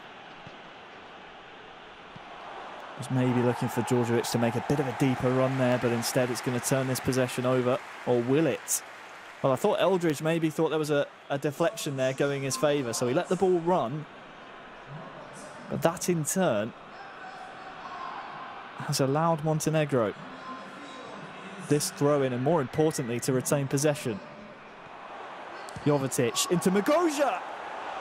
Oh, that was a real chance. That was a real chance, Wes, and one of few that Arti's had in this second leg. And it's not come off for him. It was good work from Arti, but ball's been given straight to Batanova. It was a deflected shot as well. I mean, that takes all the sting out of the shot. As you can see, Arti trying to get something moving here in the latter stages. There's not long left. If he needs to, he's going to need to go now if he's going to do something. Pinning the Dutch defence right the way back into the box. That's obviously a tactic that Eldridge is using. The swarm the box tactic. Look out for Jovovic now, into the middle! Saved by Silerson. Not done yet, and oh no! What's happened there? Was it Jovetic? I'm not sure who it was. Well, the end result will be Netherlands 2, Montenegro 1. And Netherlands will be advancing to the knockout round. They are, well, the third team into the knockout stages here in the eEURO 2020, but really a calamitous, I don't even know if you can call it an error, Wes, but the player just didn't react to the ball that was coming in. That was a real chance for Montenegro there. I think it was tired legs right at the end of the game. If you ping a ball in at pace, the issue you're going to have is that actually, tired legs may not be able to react in the same way they did at minute 1. It was Arti that was just trying to push the issue here. Just flashed one wide there, and then it looked like Donny van der Beek was the intended target, and then it was Virgil van Dijk who got the goal to start our off. Well, it was a hard-fought victory by Eldridge in the end, and the possession stats, when we got to see them, really told the entire story. I mean, 77%, 74% were the two times that we saw the possession stats in the favour of the Netherlands, and 74% possession, whereas in the 70th minute of the match. I mean, again, I hate to use the cliche, tells the story of Montenegro's game, but Arti barely had a kick of the ball for large parts of that match. Yeah, and that's the thing. If you have possession of the ball, you're stopping people from playing, and Arti had proved through all of qualification, through all of playoff games and things of that nature, that he was dangerous. And all Eldridge done was just took the ability of being able to play, just took it away from him, and as a result, Arti was kind of left not really with a plan B. So let's talk briefly then, before we move on to our Group D winners match, about where Montenegro go from here. It's probably a bit of a disappointing result for them. Well, definitely a disappointing result. They would have liked to have beaten the Netherlands and maybe turned the attentions of the entire tournament onto them. But, I mean, I suppose only losing 2-1 to Netherlands, that's a positive result for them? Or do you think maybe the likes of Arti will be frustrated with how they played? But I think they'll be frustrated that they weren't able to play in the way they wanted to. Every time they got the ball, they didn't. You know, chances are a premium. The ball is at a premium when you're playing a side like the Netherlands. I believe I misspoke earlier by saying that Germany would go into a playoff with Croatia. It's actually Montenegro that go into a playoff with Croatia. I think that's going to be a difficult game to have that same ethos. You know, we may see a bit more of an open game because it is a tiebreaker situation. But the Netherlands will be dead happy because they're home for the rest of the day, and they can chill out and enjoy their evening, go and get some food and rest up for the evening. Awesome, Wes. Thank you so much for your commentary there. Netherlands advancing to the knockout stages from Group C. Now it's time to jump over to Group D and find our final qualifier from the winners matches before we're back for the tiebreaker matches. It's the man with the cat, lead D-Man Smith, and the master mathematician is Adam Butcher. Take it away, fellas. Thank you very much, guys. Actually, I have a lot of cats, so I'm not even going to divulge how many bloody cats are in this apartment. But anyway, we are moving on to Group D, as Harry just pointed out there, and it does mean it is going to be Austria up against France, Adam, and some tight games in the openers here that could see an interesting match here. France, obviously, the big favourites, though. Yeah, I mean, they beat Greece 3-2, which makes 5 goals, of course, in that game. There's your maths for you. They would be the favourites for me going into this next stage. But of course, Austria beat a very, very handy Israel 2-1 as well, who did prevail over Greece as well. So, I mean, as far as being all to play for, I think you can safely say that's pretty much where we are.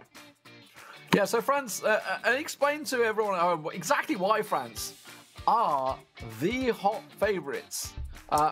Not just in this match, but for the entire tournament. You'd have to say they're the favourites because they have the best player currently, or the reigning champion in the world of eFootball, PES, in Öztürk, and of course they have Lotfi as well, who is right up there. You know, he's one of the top probably 3 or 4, I'd say, in the world. So together, that's quite a strong outfit. Both, of course, playing in eFootball Pro as well, in club level, of course.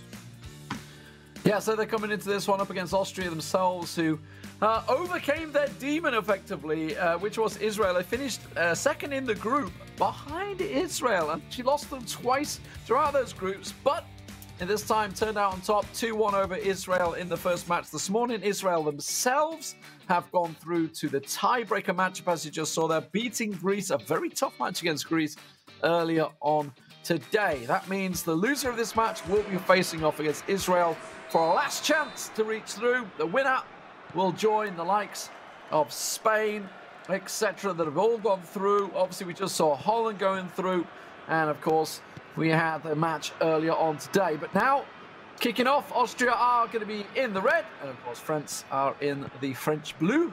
And it is going to be Öztürk starting things off for France. Is there going to be goals, goals, goals?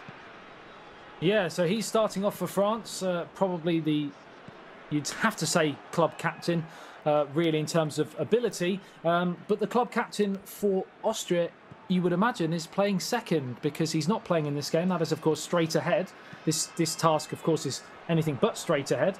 We've got through 1991, who's playing here against the current reigning world PES champion, and it is France who are looking to get off the mark there, but good defending from Austria.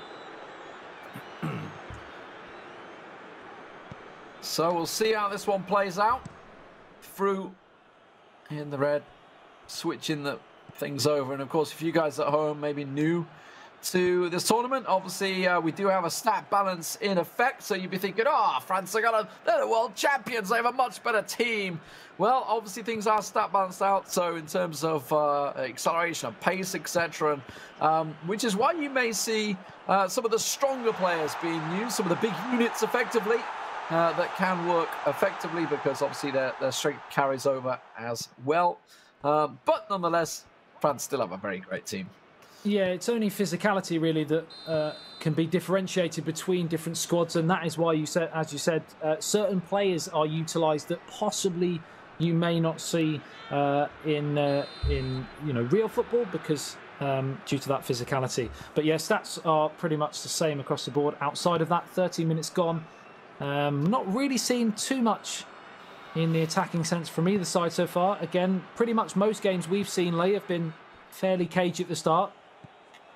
Yeah, other than the epic the previous matchup, Italy versus Serbia, with I think a 6-5 that ended up with a last-ditch effort and a possible last few moments, but it was Italy that went through, with Serbia going down into the tiebreaker matchup later today. Up against Turkey in that one. That's going to be a feisty match. I think two big favourites as well in that matchup, so expect you guys to be tuning in for that. But here, Austria, 20 minutes in, I think someone's surprised maybe that Maccabi hasn't actually managed to get a goal in yet. France themselves, they won all 10 matches in the group stage, 74 goals throughout that as well.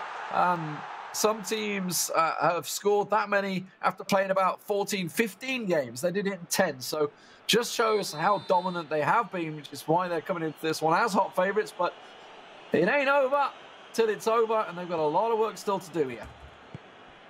They certainly do, and I've been impressed so far with Austria in their ability to contain Maccabi and France, because he generally starts very, very quickly.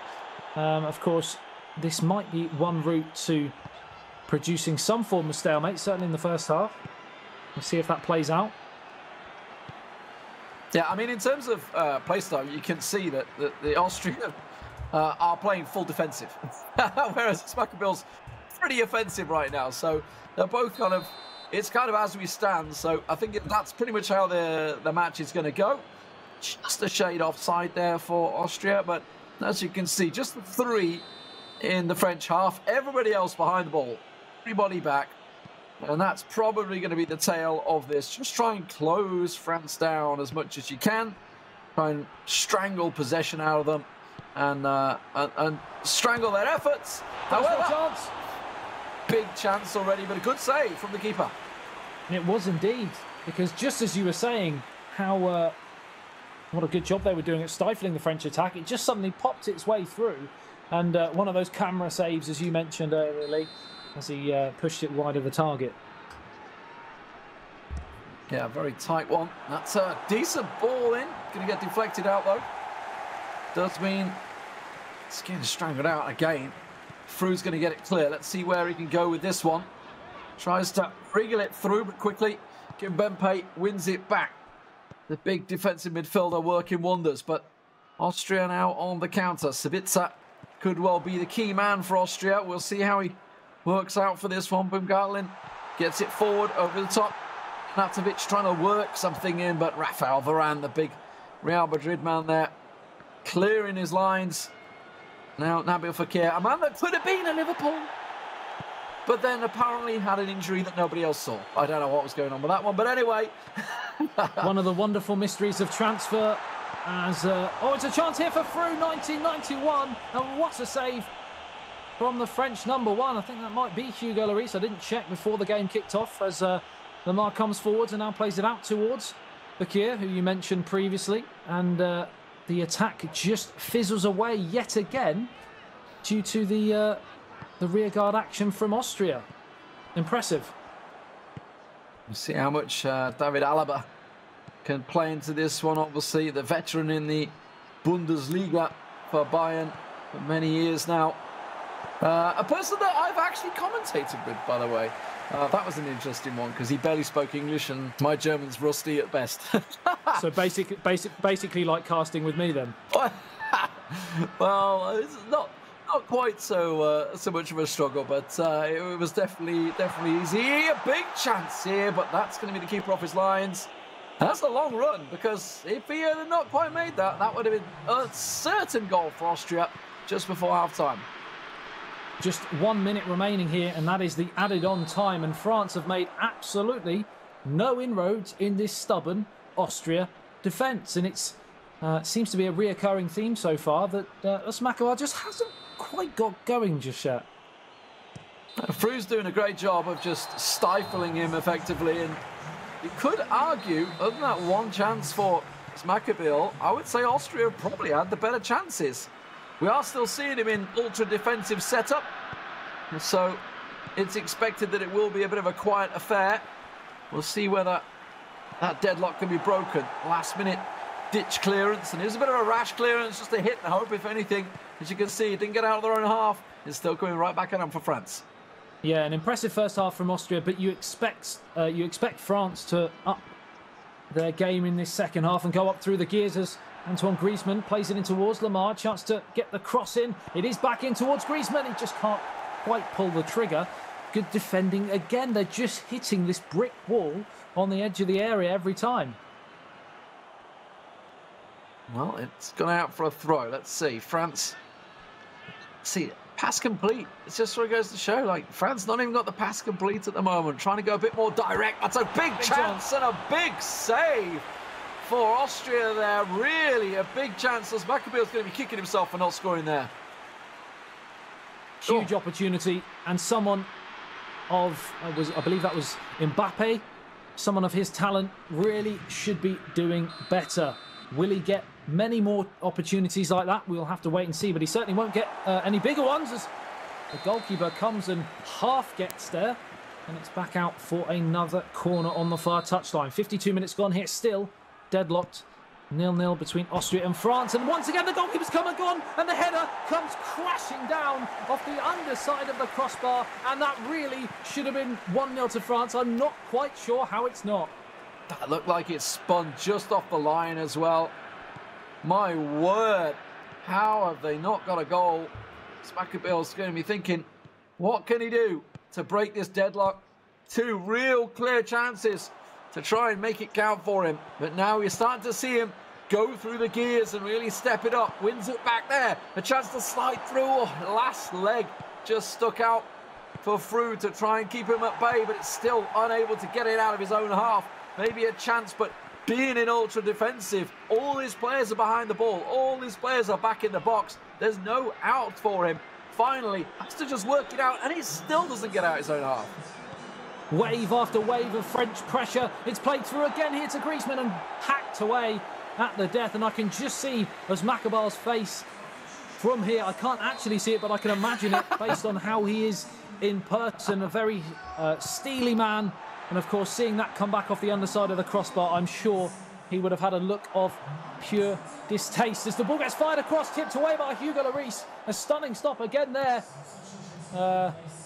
It's actually not Hugo Lloris, of course, it's the Austrian number one. My mistake, but you get the idea. It was a stunning save, and 63 minutes gone, and Austria hanging on here. Yeah, Hugo Lloris wishes he was seeing this much action. He's just sat in his own half right now, wondering whether he's ever going to get to see the ball, because Austria still struggling to get it out of their own half. As once again, a late tackle there, nothing given, let it play on, but it's a rash pass once again. This time up and over the top. Friedl finally clears it out of his own half, but it's pretty sure that's coming straight back at him. They're not even going to give Lloris a chance to touch the ball. It looks like Austria have well and truly set their stall out, and they are happy to go into this second game with the scores level, but they may just nick something on the counter-attack. It's across the face, and how on earth has that gone the wrong side of the post? A stunning counter-attacking opportunity, lovely one-touch play, and when the ball got whipped across the face, it looked for all the world to see. The net was going to bustle there, but it's gone the wrong side. How was that not in the goal?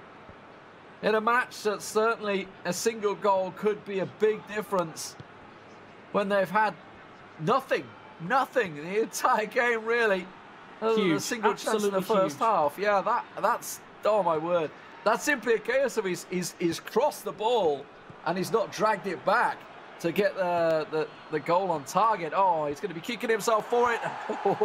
Another last minute through ball, another last minute clearance for Austria. But they are starting to buy themselves a little bit of freedom at last, it seems, with just 15 minutes to go. Through 1991 was inches away from taking the lead in the 73rd minute against the current reigning world champion, Maccabeel. As things stand, we are still level, and this would still be a hell of a result for Austria, don't get me wrong right now. It'd be interesting to see, of course, who they choose. Would it be level going into the second game, France, because they may have played their trump card if they were to switch things over and go with Lotfi. We'll have to wait and see, because this game is not over yet, and Austria could actually take the lead again here. It's through. No! Great defending again this time from Kimpepe. Oh, he read it well. You could see he was wanted to try and fake the shot and drag it back into the middle for a clear chance on goal, but just almost sold the dummy to himself. But it was well read by Öztürk, and now he's on the attack once again. It's cleared out. Austria starting to really get into this. Is it a little too late though? With just 10 minutes to go in the match, they are slowly working their way out of their own half, but that's a stray pass in the middle of the park. And now France on the attack once again. You'd have to say game plan has worked brilliantly so far for Austria, soaking absolutely everything up. And as you said, the game is just starting to open up at the minute. And if there were to be a goal, I'm not quite sure which way it would go, because Austria have had their fair share of counter-attacking opportunities, as they have got one again here through the middle. He's onside here. It's a chance for Arnautovic. Great defending again. And it's Kempembe again, who's been brilliant in the last few minutes or so to keep Austria at bay. But Lee, this is a real turn up for the books.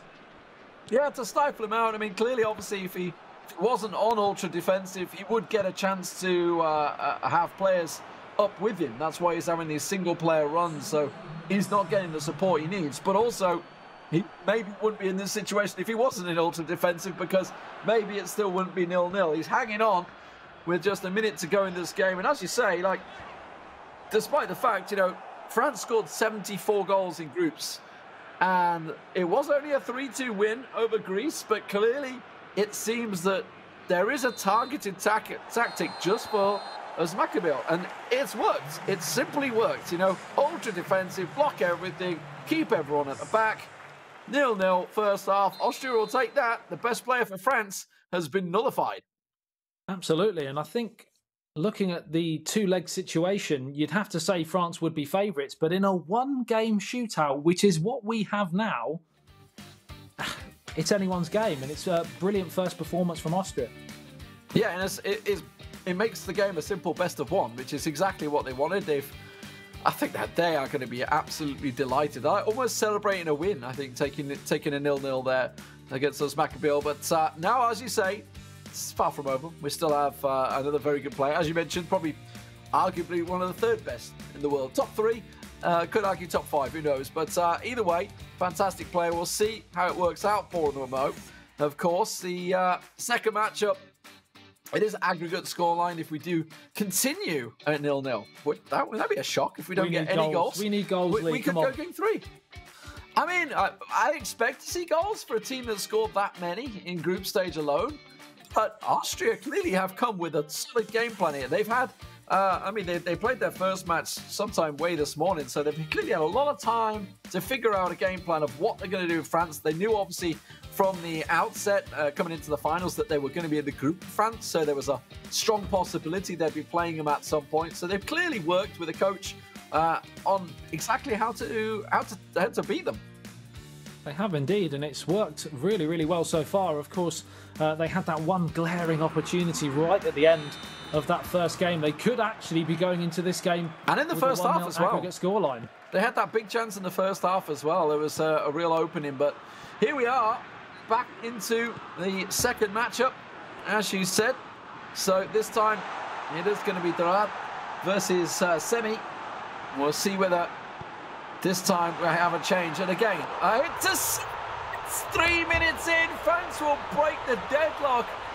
I was about to say, same game plan once again. Attacking mentality for France, defensive for Austria. But when the deadlock breaks in 3 minutes, that game plan is gone. It's amazing what a new game brings, because for 90 minutes, Austria were absolutely resolute, and it's only taken 3 minutes for Kylian Mbappe to pounce on a through ball and just completely against what we'd seen in that first game. And it is Lotfi who's got the goal for France. Yeah, not the game plan that Austria wanted there. They were coming into this one, more of the same, thanks. Close it down, just get a couple of chances. They're happy with 2 or 3 shots in the game, maybe make one of them count. But now we see them both going defensive. This is going to get interesting, Adam. It really, really could, because Lotfi is, from my experience with his Monaco days, very, very good at defending a lead. One of the best in the world. So to get anything from this game, even a goal, could be very, very difficult for Austria now, as he's away again here in towards Griezmann on the turn. Oh, he's hacked down there, surely. Yeah, free kick in a very dangerous opportunity. Not too close to the edge of the penalty area. We had an absolute blistering goal from Bosnia earlier on today, free kick.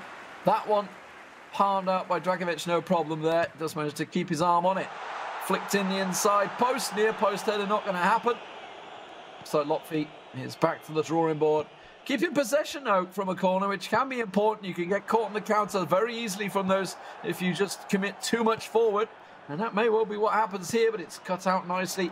And Semih now on the break. 40 minutes gone here.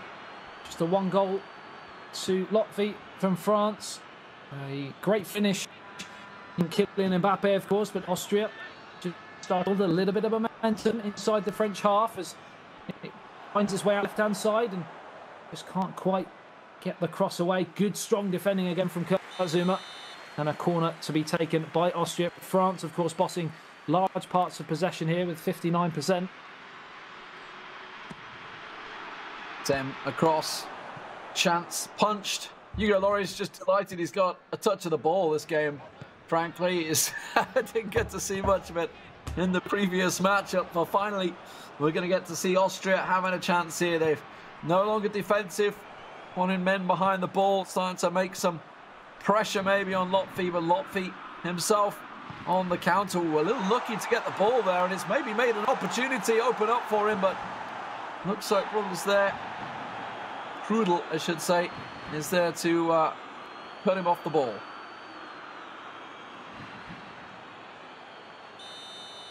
So the goalkeeper to take this and launch it downfield towards the danger area, but headed away, still with Austria possession though. It's played through. Oh, big chance here for Austria, surely. What a challenge from the French centre half, and the referee. What's happened here? Has he pointed to the spot? Nope, that's going to be an injury on Pavard, yeah. Head butted in the armpit. I'm not too sure it's a move that most people will go for, but it's what happened there. I got very excited then. I thought we might just be about to see what Austria were made of from 12 yards. But as things stand, they need to do more to get this elusive equaliser, and they don't want to concede a second here. And I thought that's what they had. It's just smashed against the outside of the side netting and away to safety. Very close, and it shows the danger still lingering for Lotfi there. Semih, while he's chasing this one, he's got to be very careful that he doesn't get quickly caught on the counter. He's hunting a goal himself, of course, and has to go looking for him. He can't just sit back anymore. There has to be opportunities made. And he's just got to hope he can do better with them so far, better than his teammate, who had some very close chances, Prue, but didn't quite work out for him. 0-0 that game ended. 1-0 this game so far. It all hangs on this matchup. The winner will be going through to tomorrow, joining the 3 teams that have already qualified. Of course, we do have our tiebreaker matches later this evening to round out the last 4 places in that quarterfinals. Of course, the loser of this match will be facing Israel. At the moment, that will be Austria, and that would be a rematch of the earlier group game. So all to do here for Austria, and to say they're running out of time is a bit much, but certainly a goal before half-time would be tidy, but they've got to make sure they stay shut at the other side. And a chance to counter here for Austria on this left flank. Oh, it's a very, very cynical French challenge there, and I believe the likes of Paul Pogba and co will possibly be looking to do a few more of those before the game is out. Yeah, that was a very late one. Pogba-esque, I think you could say. Pogba-esque by Pogba. Indeed, indeed. Lofty, though. Lofty? Lofty. Well, I was giving him a new name. The lofty heights of Lotfi. Down the wing, though, he works it. That's got in. Mbappe, the superstar. And there was a shove on his back there. I wasn't sure if a penalty was maybe being given, but the referee's having none of it. As the ball's once again cleared out for Austria, but still to try and get it outside their own half. Looking for a counter chance. It's a big opening in the middle. Oh, great challenge. There. Really, really strong challenge that to deny the counter-attack there. And France come again here, but it's blocked out. Is it going to go all the way out? Play for a corner? Yes, it will. Griezmann, the man that was, well, on everybody's lips. Where was he going? Just 2 years ago now, but obviously he signed his deal. He's signed up. It's not going to happen this time. Thomas Lemar plies his trade in Spain along with Pavard. Pogba, of course. Everyone knows where he is. Don't know how long for, but that's where he's at the moment in United's colours. Kimpembe goes forward. Could be joining him. Griezmann can't find the final ball. And that one cleared to the halfway line. Still only 1-0. Plenty of action to be had here. 45 minutes for Seb to try and get himself back in the game. 1 goal's all he needs to try and drag this to a third match. You thought after the 4th minute goal that we could see the floodgates open here for France, but it's been pretty much business as usual for Austria. They don't want to overcommit. They're happy to sit in, dig in, play tight, and hope for a mistake or a moment of magic. And so far, again, they're well in tie. Kimpembe, you don't often see him bursting down the left wing, but that's what he's done here. Set it up for Griezmann to go for the cutback. That's gone a little too far. Oh. That was a late one. Naughty challenge. Oh. I felt it was Lemar. It's Lemar. I thought it was Pogba again, but it's Lemar. So yellow card for Lemar, as you'd expect from that one. Just a little bit too late to the ball. So Mbappe's off Olivier Giroud. As we were talking about earlier, things are equalised. So Olivier Giroud, big unit, and now pacey, like in real life. That physicality may come into effect, especially in the second half as they look to hold the ball up more, waste a bit of time and bring others into the game. Olivier Giroud is perfect for that. On the same vein, I guess you've got Arnautovic up front for Austria, who's in a similar physicality, of course. Alaba forward, down to Dragovic, looking to try and work it through the middle. Baumgartlinger not quite catching on that one though. Schlager forward. Cross once again. Baumgartlinger trying to pull the strings as best he can in the midfield for Austria. Great ball from Alaba to Sabitzer. Can he cut it back? No. Can't quite work out. The French defence is there. And for once, by the way, I'm going to throw it out there. Lotfi has gone pretty defensive. Austria putting some pressure on. Yeah, that's exactly what's going to happen now as well. With only half an hour remaining, Lotfi knows that 1-0 is good enough. I've seen him time and time again over the last few years in major tournaments eke out 1, possibly 2-0 victories just from being clinical in front of goal and very resolute. Once he goes in front, he is such a hard customer to overcome. And Austria are finding that right now because they haven't created too much. Chance from a corner. Could maybe cut inside post. See where it's going to go. Florian Thauvin. That's cutting here. Don't forget Giroud's in there. It's spilled. Where's he going? It's going to wriggle through. Oh, just wide. Oh my word. A complete goal-mile scramble there. And Austria hang on. France were 2 inches away from going through. That's how close it was. Pinball around inside the 6-yard box. And somehow it's smuggled wide of the target, but it's still in the danger area. Punch clear again. France and Lotfi looking to kill this tie off right here, right now. He does not want it to go into the remaining 10 minutes or so when the game could really become interesting for Austria. And that's exactly what has that gone in. Oh, it's hit the side netting again. Oh, I wasn't sure, but it is a foul in here. No, tell a lie. It's just a straight goal kick. So, Austria hang on. 25 minutes to go in this game. Baumgartlinger trying to find some sort of opening. Oh, and they've just given it away straight away. Florian Tolman all over them on that left wing. Pogba, what a through ball.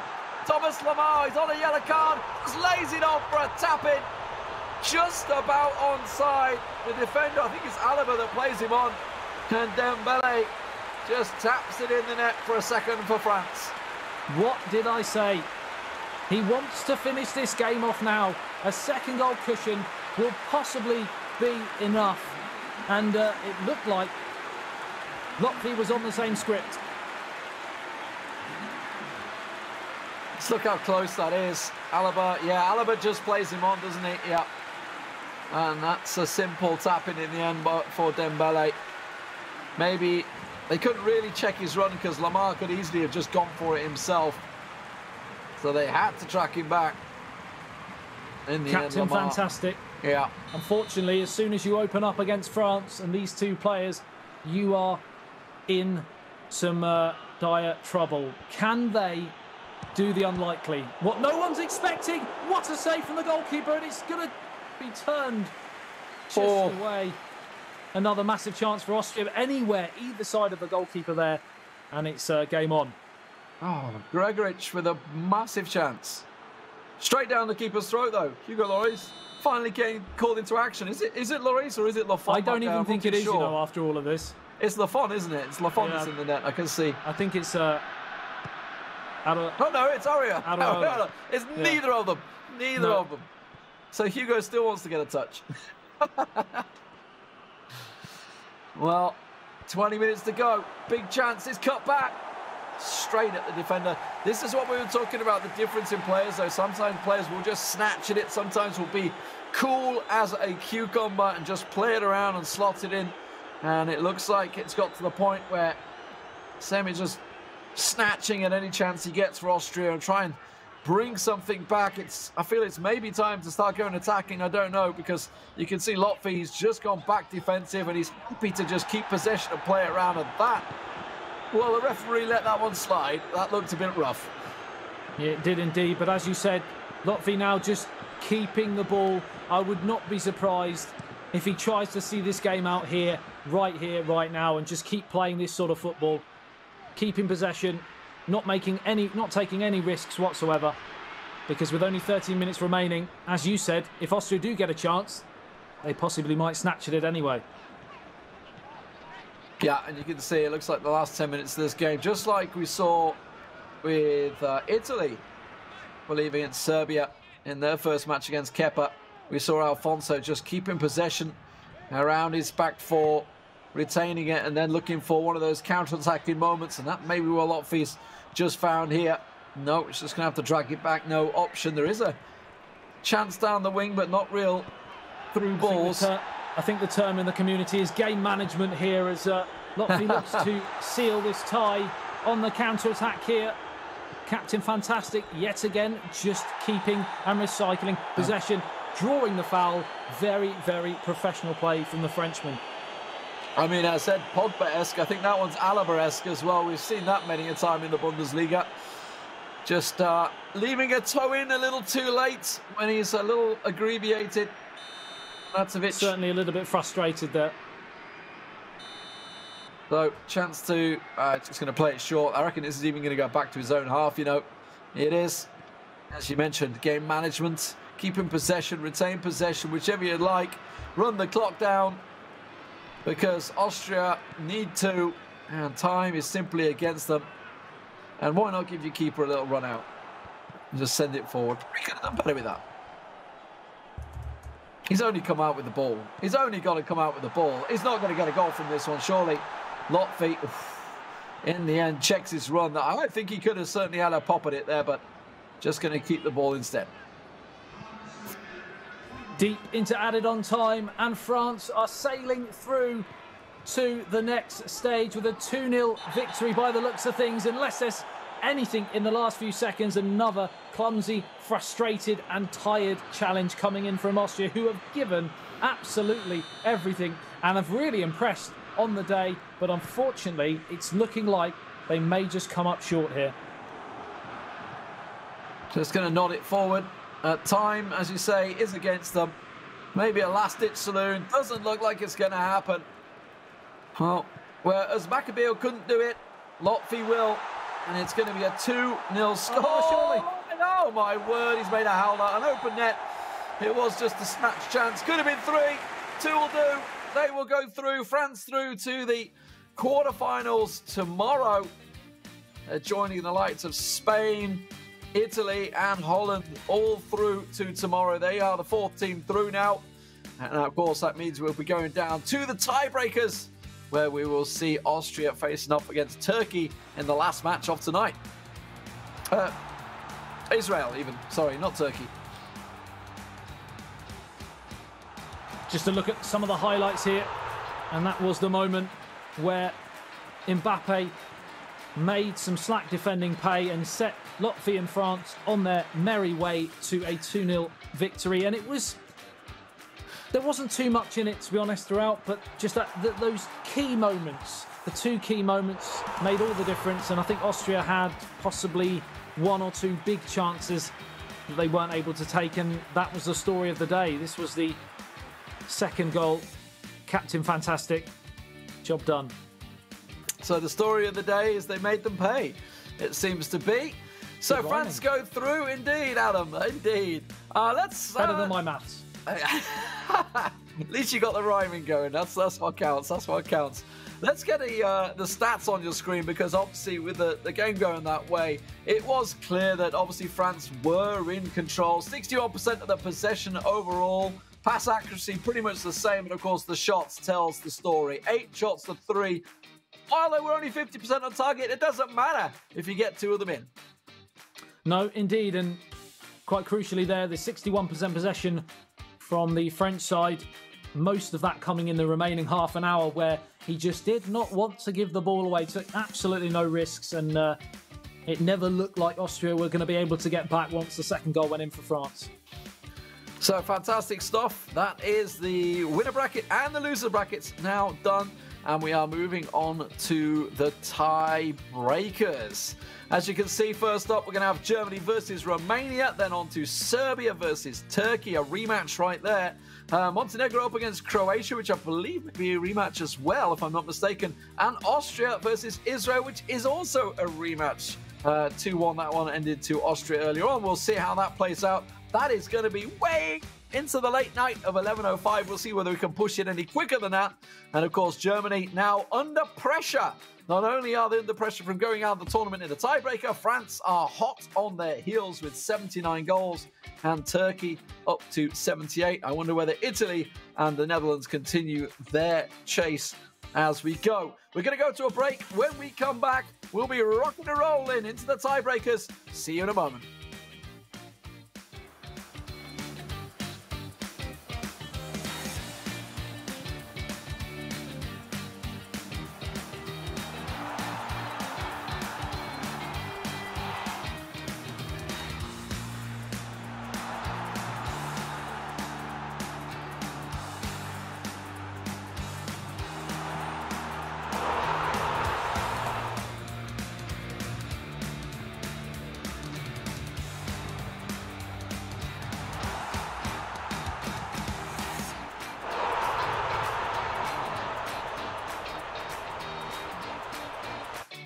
Players, many of them friends, some foes during the league season, now united for a single cause as they carry the hopes and expectations of a nation, the most unbearable, thrilling of emotional roller coasters.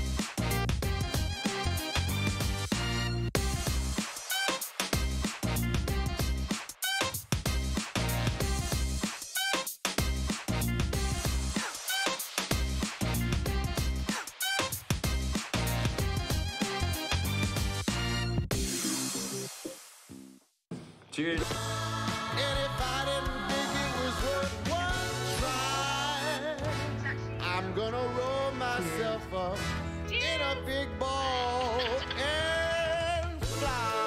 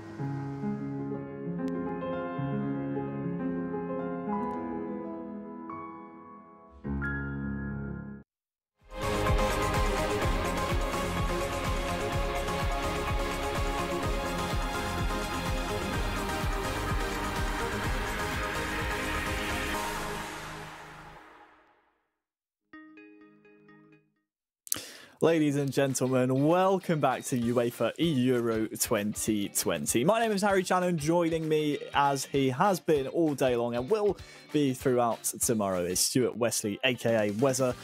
Wes, we are now on to the tiebreaker matches. We go back through the groups. We're circling back around now to Group A to decide who will be the second team out of each group. Both of these two teams have survived one loss so far. And you can see Germany falling to Spain in the winners match. Romania surviving, well, I was going to say surviving a scare against Bosnia and Herzegovina. It ended 8-2. So should be on paper, when you think about the momentum that Romania will gain from that match against Bosnia and Herzegovina, going up against a Germany team who may have wanted a better result against Spain. It should be set up tantalisingly as we take a look at our fixtures presented by Booking.com. Serbia and Turkey still to come, as well as the other tie-breaking matches. But this should be set up here, Wes, perfectly when you consider how well Romania did earlier.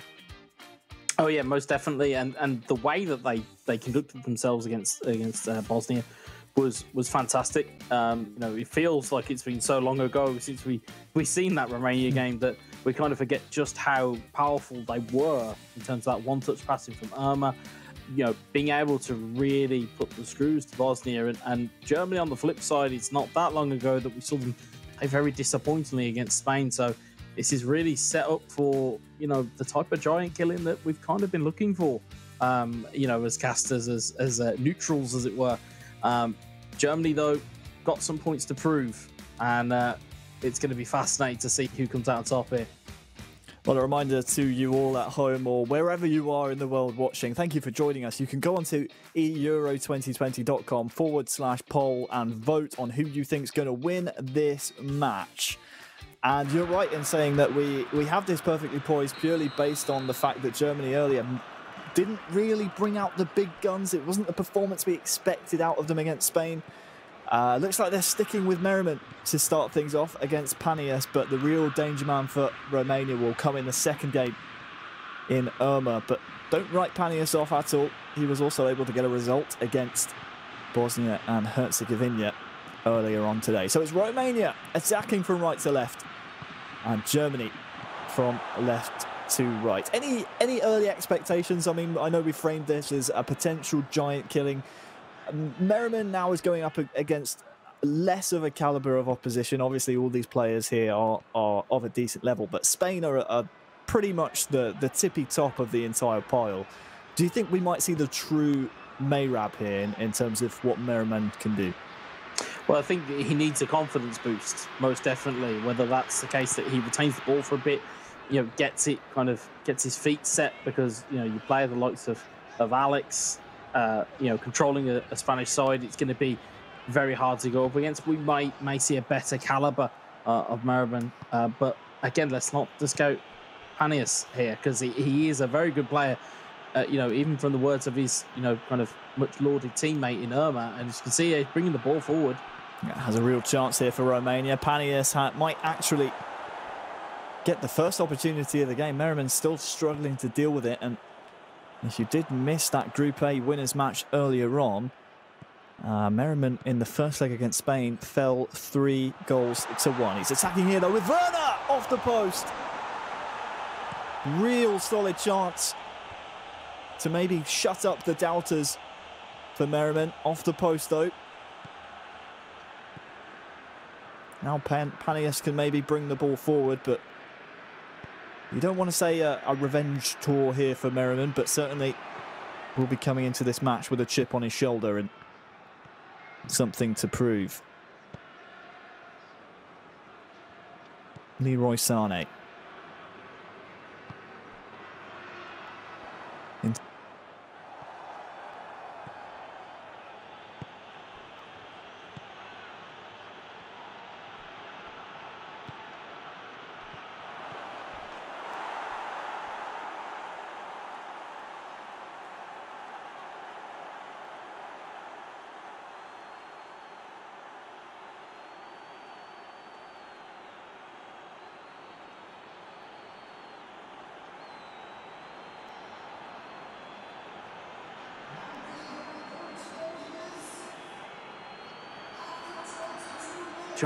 Wonderful ball, and as you mentioned, Harry, as well, that late run into the box, and lo and behold, there's a Romanian foot on the end of it, and Romania take a shot lead. Well, we said it was poised for the giant killing that we might have been looking for as neutrals. Panias, 88 for Romania, has just taken a giant step in maybe securing that as a real possibility. Merriman has not looked himself today. But in this first leg, there is still plenty of eFootball PES to play. If you are joining us for the first time, we play 2 legs, 2 separate games of eFootball PES 2020 with the national squad's rotating players. So Germany, even if they lose this first leg, still are not out of it. We have no away goals, just an aggregate score. Here is Werner. He's looked lively early on. Corner for Germany.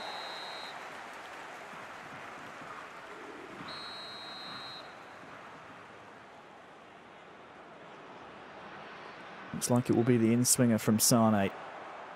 Looking for Royce at the back post, who actually gets the nod for the start in the starting 11. We commented on their team selection wares against Spain, you know, not using a player like Royce and going for Brandt instead, I believe it was, and even the likes of Kai Havertz. You were just expecting a bit more trickery and maybe a bit more of an X-factor player in that whole position. Yeah, I mean, if you've got mobility, you know, which the German players do possess, you do have the likes of Sané, Gnabry, you do have the likes of Marco Reus, you'd expect them to use those weapons and maybe not try and be as stagnant with the ball, especially with the likes of Werner as well, being so quick up front. You'd look to try and give him the ball as quick as possible, and with how quickly this ball can move in PES, you'd really want to use that to your advantage, and I think the Germans at the moment just struggling to find that rhythm and need to find it very, very quickly here. Werner out to Sané. Players arriving for Germany. Gundogan looks for a searching ball, trying to slice open the Romanian back line. Only results in a corner though. No doubt he'll put Sané on this once again for the in-swinger.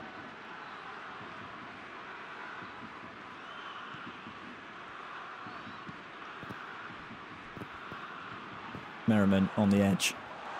Goretzka. Gundogan looking for Havertz. Good save. Well, the ball was wonderful, but so was the manual goalkeeping, just dragging the Romanian keeper across and denying the German chance. And well, if it wasn't for the manual goalkeeping, Wes, probably that's the equaliser. Oh yeah, most definitely, and it was the movement as well from Havertz, the AI doing a very good job there to move him into a very good position. And Romania just need to just take 5, get a breath, get it to half-time and just collect themselves here. And they could be on to a real winner here. But the same thing goes for Merriman. You don't really want this hard to end if you're Germany, as the pressure is now starting to mount. Pressure starting to mount, but at the same time, psychologically, that might put a bit of a dent into Merriman's psyche, I suppose you could say, because, you know, the more territory and pressure he piles upon Romania and the longer he goes without having any goals to show for it. He might start second-guessing himself. Here is Havertz looking for Royce. Will he get there? Yes, he will. Look out for Havertz once again. Instead, it's Werner. Still alive. Royce trying to chase. Stanciu clears. Paneas survives. Dogged defending that was from Romania there. And you just saw when that pass went in that was just kept in on the touchline. Havertz had an opportunity to shoot as he gets in. For Werner. Can he beat the keeper? No, he cannot. Second chance. Well, it's heartbreaking for Romania. The goalkeeper with the double save, unfortunately. For the second of the two, it ricochets off of him into the back of the nets. It's a fantastic save, and the keeper's frightfully unlucky to get to that second attempt. It's a wonderful first time through ball. With his team aware that would burst into the box there. It was the manual goalkeeper that made the save, and Royce was just waiting just on the off chance that second chance came about, and Germany find themselves level just before the half. It's one of the best times to score in football. It completely changes the team talk for Germany. Might even change some tactic changes that Merriman was planning to make here in the half as well. Maybe one last chance though for Romania. Lofted up to Puskás, but 1-1. I mean, Paneas was deserving of his goal, no doubt, but for the amount of pressure that Merriman was able to pile on, definitely deserving of a goal, and I think he would have felt a little bit hard done by Wes if he came out with no goals to show for it. Yeah, I mean, you know, he's been better this game. He's been better this game as Merriman. To get himself level right when he needs to, it's perfect. However, now Paneas is going to have a job now to just keep the door closed at the back. Merriman piling the pressure on early on in the second half, just as he was in the first, but now Paneas can start to venture into the German final third. Tries to get a shot away with Chipchiu, but it is unfortunately going to come right back the other way. Havertz and Goretzka in the midfield have been allowed free rein by Romania, and Marco Reus evades his man. Havertz to Werner. Rewarded with a corner. Look out for the back post here. Looks like he's aiming actually straight for the penalty spots. Defended well by Romania, and now Paneas maybe can come up the other way.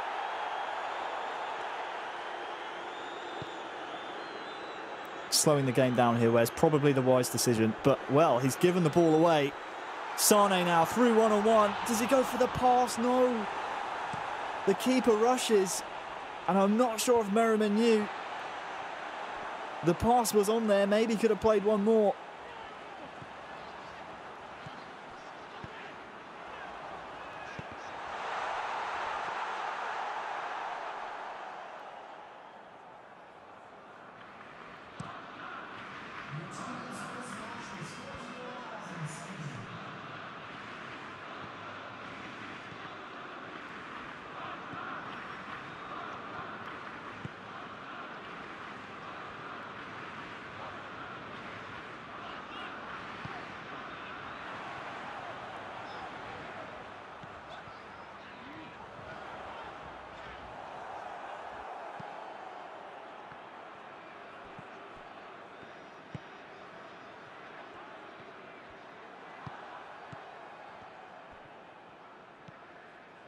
You can see that Paneas just trying to find a way through.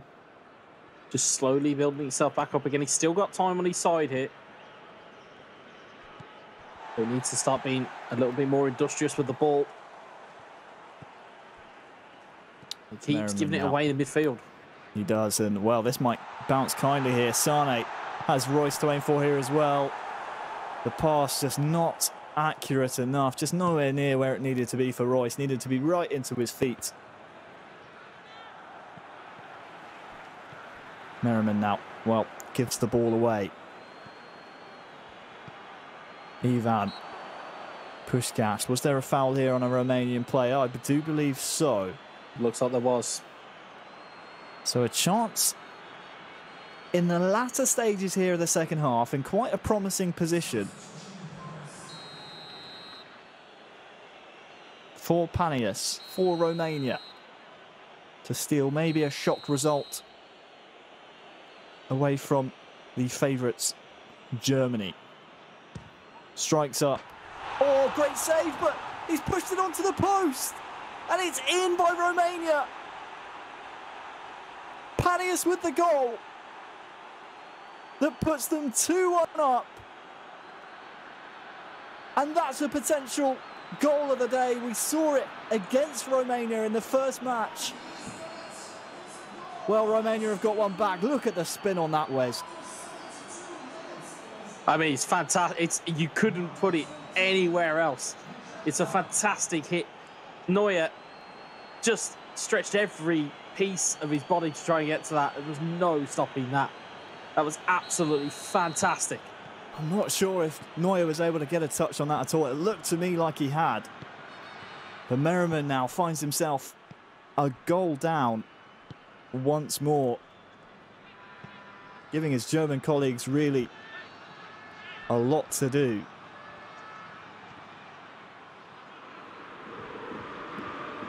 What a strike. I thought Neuer was getting across to that, and well, he stretched every part of his body, every limb that he possibly could to get anything on it. But Panius was too precise. I was going to say, is it too early at this point to be calling them the surprise package of these group stages? Because I was not expecting these performances from Romania. I can't think of a team who's been a bigger surprise package today, really. Well, if it stays this way, you set up a tantalising affair. And again, more questions about who Germany field in the second leg. We still have yet to see goal today. The recent eFootball Pro friendly series 1-versus-1 champion yet to get the call from the German national team. He is in the squad, but we have yet to see him feature today. There is a late German corner here into the last 10 minutes. Klostermann on the edge. Goretzka could have had a strike. Out to Brandt, back in, looking for Goretzka once more. But the way Panius has defended, Merriman will really have to break him down.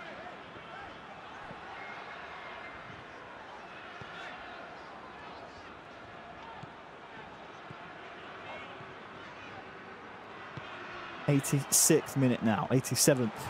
Gnabry.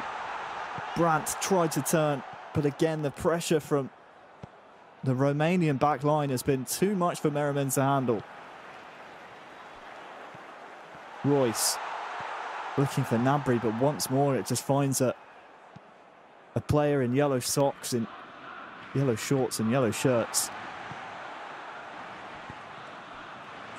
Marco Royce wrestled off the ball. It just seems the Romanians want this result more. Given away for a third time in a row. Into the second of 2 minutes added on now. Royce lets it run. Was that the right choice? The referee will bring this back. Maybe time to throw the kitchen sink at this first leg. I mean, we're into the final kicks of the first leg. Played short to Brandt. Royce gets the shot away. But once more, it's the yellow wall that prevents any forward momentum. Romania in the first leg take away a 1-goal advantage. It's 2-1. What a performance from Panius. We were bigging up Irma, Wes. We keep speaking about Irma being the star of this national squad. Panius has just stepped up with a humongous result right there. Yeah, it's a fantastic result for Romania. And again, Germany got more questions than answers at this point in time. Lovely bit of skill there as well, just to clip it off his own heel and just into his path. Wonderful finish for the first goal, and of course the second goal, pretty much, well, it's very much a highly rated contender for SOCAR goal of the day. Wonderful strike from Mivrita. Brilliant finish, and it sets up for a grandstand finish. Germany have 90 minutes to turn around their eEURO hopes, or they'll find themselves out of tomorrow's proceedings and very much in a disappointing result for a national side. But Romania have still got to go out there and do a job. This is it. Still more eFootball PES to play, but as it stands, as we look over some of the highlights of the first leg, which we just witnessed, it's tricky, really, when you envisioned today, before seeing the results that Romania have put up, to see any other result than Spain and Germany going through this group. And right now, it's Romania looking at maybe pipping the Germans to the post. Yeah, I mean, we spoke about it kind of before broadcast when we were talking about the potential you know, who's going to get through and how this day is going to play out. But you can't legislate for skill like that. To be able to curl that free kick in, even with a goalkeeper move. I would love to see it in super slow-mo, just to see if Manuel Neuer was able to get any kind of fingertip on it. For me, it looked like he did. But I think he got it tipped it onto the post, which it's even more demoralising for Germany if you're seeing your goalkeeper parry it onto the post and it rolls into the back of the net. It's just a pure strike, and when it's put on a sixpence like that, it's very, very tricky to avoid picking it up out of the net afterwards. We'll take a look at the post-match statistics. 57% possession for Merriment and Germany. Only 43 needed for Panias to clear out the result. Is there anything after that first leg, stats-wise? I mean, I know we just watched it. If you're looking at those stats on paper, Wes, what are you picking out there? Maybe the fact that Germany had 5 corners and got 0 goals? I think it's more to do with Adam's 3 C's that he's related to. It's the clinical nature of Romania's play. We saw it in their earlier group games that we've seen, and you know, they've been scoring goals for fun. And to be able to go into a hotly contested game with Germany and to come out with 100% of your shots being on target and all of your shots being goals, you've got to give them credit. They've taken their chances when they've needed to. It's kind of been what is lacking from some nations today, where they've just not taken every opportunity, and that's the standout for that first game. You can imagine it. Now it's going to be Irma that's going to come in for Romania. I'm not too sure who's going to come in for Germany. But it'll be very interesting to see who they pick to come in. Maybe a squad rotation system that we saw similarly previous, and it will be once again Mike Linden, also known as El Matador, stepping in. So a similar rotation that we saw against Spain earlier on today. And I wonder whether or not that's maybe a preset tactic for Germany, maybe overlooking their opponents in this group and maybe keeping Goal and Payamoon on the sidelines, keeping them fresh. But they forgot about Romania, and they certainly forgot about Irma, who's attacking from left to right here early on. Big ask here for El Matador, Wes. Yeah, and it's a similar scenario as well. Comes into a game where his team are trailing. He's been expected to be the guy that kind of brings them back from the proverbial dead here. But you're going up against the likes of Irma, who we've seen already can put away goals for fun. And it's going to be an interesting ask here. It's even going to be more interesting to see how this all plays out. Well, Romania then with a 2-1 aggregate lead. A reminder, the aggregate victor of this tie will be advancing to the knockout stages tomorrow. We will see them again. The loser of this 2-legged affair will be out of eEURO 2020 in the groups. That's something El Matador absolutely wants to avoid. He doesn't want to be a big name sitting at home watching tomorrow. But watch out for Irma. Ivan is through and he has support as well. What can he do here? Irma straight at Neuer. Just a glimpse, though, of what Irma can do on the counter, and something for El Matador to think about. He moves the ball very quickly, and again, he had an option on. Whether that covering defender was going to take him out or not remains a mystery now that is compiled to history, but seems that Irma's looking to try and deliver a killer blow. Neuer called into action once again. Referee's going to pull this one back, but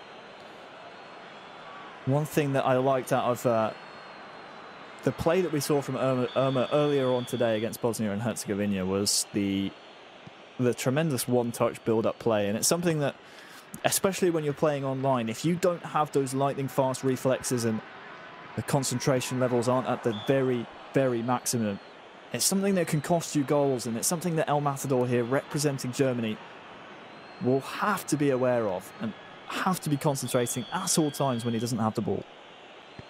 Yeah, I mean, that's the focus you've got to go with here. You've got to be switched on. You've got to be switched on to exactly what's going on around you. Potential counter once again for Romania, this time charged down. This might get very nervy as the tie goes on. Germany know they need goals. Ömer knows he just needs to keep a clean sheet to see his home nation through to the knockout stages in the most unlikely of fashions. Sane tries to find Werner, but reminder that Romania found themselves in a group with Portugal in the qualification campaign. They came out on top, didn't have to go through the playoffs, and look at this. Puskas is here through for Romania, has a man to find in the centre as well. What can Ömer do? Tackled by El Matador. Just put the pressure on at the vital moment. And now Germany can clear. Yeah, and you can see the more that this game goes on, the more panicky it's going to get. And I feel like there's more pressure on Germany here. Look at this, Chipchu through for Ömer! 3-1! Germany facing the jaws of defeat. And it's a self-destruction really from El Matador, charged down by 3 Romanian players. And it's a third goal for Romania. I mean, the guys at home wouldn't have seen it, but the look of shock on my face for that finish, the composure to take that touch, what a finish into the top left-hand corner. It's absolutely brilliant from Romania. Ömer, just, well, outstanding, and it's just increasing that mountain to climb for Germany. Well, that might be a goal of the day contender, purely based on the implications it could have in this tie. To put Romania 2 clear, that means El Matador has to chase this match now. And that's going to leave him very susceptible at the back. Ömer trying to come forward once more.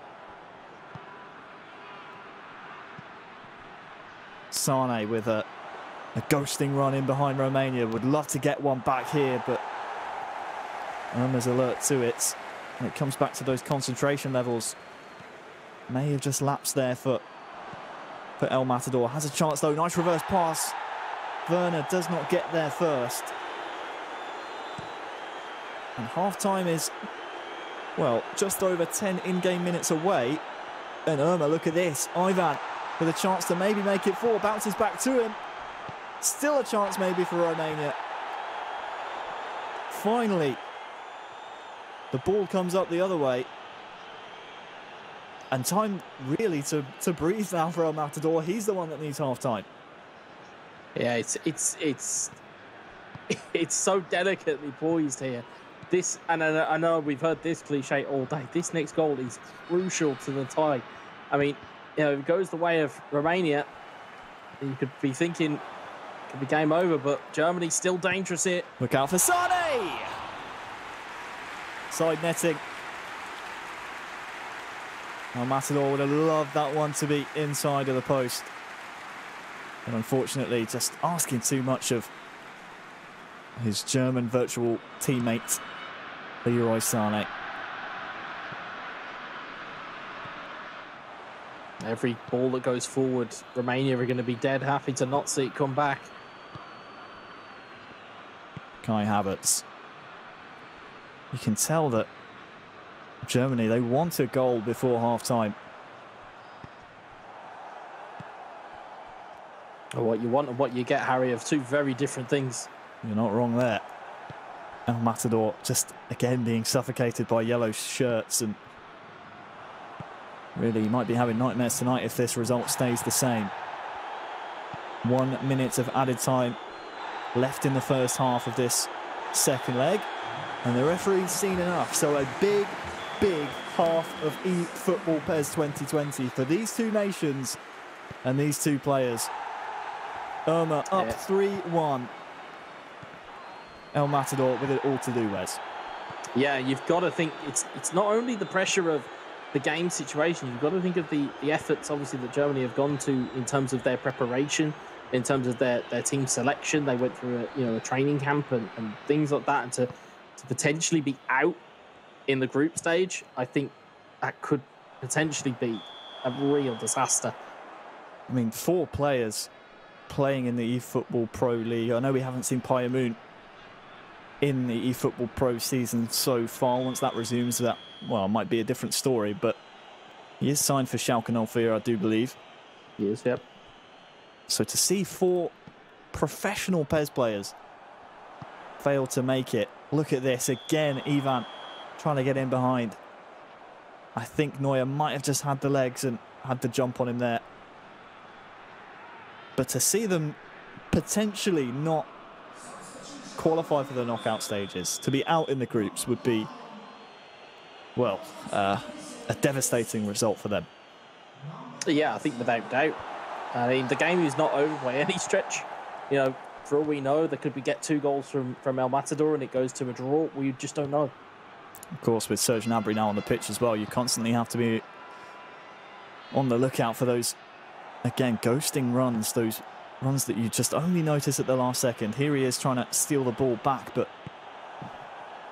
it's Irma's closing down in the midfield that has really befuzzled, I want to use that word, the German squad. It's the pressure off the ball. Look at this though, Werner, will it go through? Not quite, you were saying, Wes. I was just about to say, it's the off-ball pressure. It's the being able to cut out the potential passes. He's able to read play very, very well, Irma. It's some of the best PES that I've seen this year. 60th minute. A third of the match left to play. Irma hanging on to this 2-goal aggregate cushion. Yeah, he's been playing a few of the dark arts there. Marin diving in. But, like we said before, if it costs you a booking, you'll allow your team to form up, you'll allow yourself to get back into shape. And again, it just slows that game down ever so slightly. Werner manages to get away with the ball. Here is Marco Reus, and annoyingly and really, really unfortunately for Germany, Reus is returning from an offside position. And the more those chances slip away for El Matador, the more Germany look likely to face elimination. Werner now, lovely ball to Sane. Can he finish? Wonderful. It's the goal that Germany needed. And it's right into the corner. Perfect precision from that man. And this will be a nervy last 25 minutes for Irma and Romania. 3-2. What have you got in the tank, Romania? What have you got in the tank? I mean, it was a great find by El Matador to find Leroy Sane free as a bird out on that right-hand side. And again, it was a very simple finish. He didn't need to do a lot. He did the simple things right. And you see there, Serge Gnabry trying to G up his teammates, but you can see here, just finds that pocket of space. Sane, you can see with his hand up, defender moves inside, Sane moves outside, and it's a very easy finish in the end. And now all of a sudden, these last 20 minutes have a whole new complexion on them. It's a beautiful finish, really, isn't it? The first touch tees it up, and then it clips the side of the ball just to get the necessary curvature, and to find the corner in that kind of situation is clutch from El Matador. It's vital for Germany. And again, a very, very nervy final moments ahead for Irma. He wants to go at the other end and maybe try and score one and reinstate his 2-goal cushion, but El Matador is having none of it. Hadji recently introduced. And look at this. Potential 5-on-4 here at the back. Werner trying to feed Reus, and that's a situation that El Matador usually capitalises on. The occasion may be getting the better of the German here.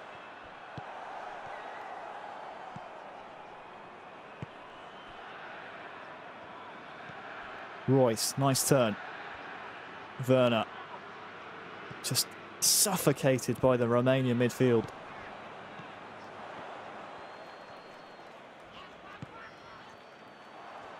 That's a mistake, though. Yeah, Gundogan. Just so tightly marked. But Ömer needs to, when he gets the ball back, just try and retain a bit of possession and give his defence a bit of relief. They've been constantly under pressure this second half. This might fall kindly here for Gundogan. Sane fires it across, and there's the equaliser. Timo Werner makes it 3 apiece. And well, we said it would be a nervy last 25.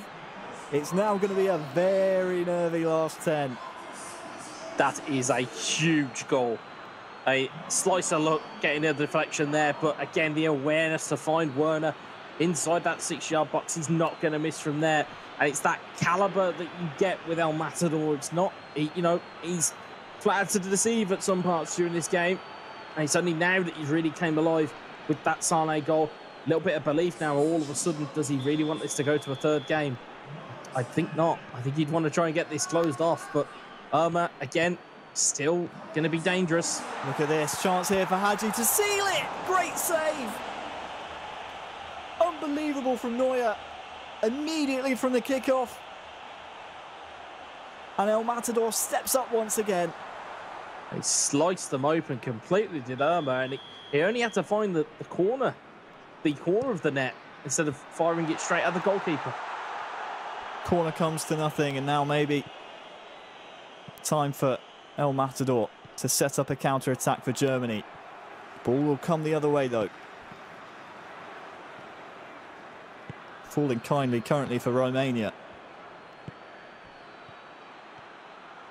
Marco Reus galloping over the halfway line. Sane feeds Reus. Is this the winner for Germany? Plays it off to Werner! Oh, it's wide!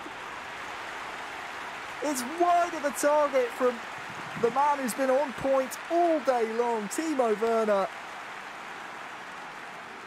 Just didn't get his body around it enough, Wes. If he took one more touch just to line himself up, that would have been Germany home and hosed.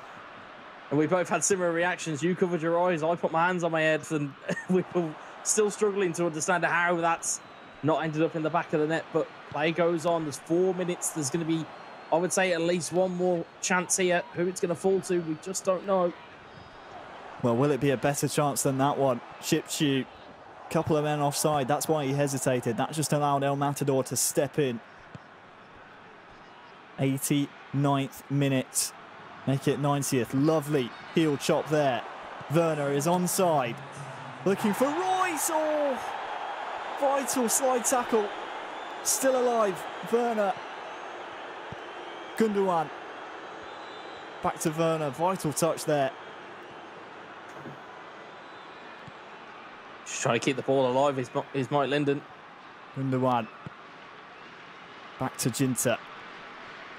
In the 94th minute now. Back to Stark. The ball needs to go forward. And, well, we're going to a game 3. And more importantly, Wes, we are going to golden goal.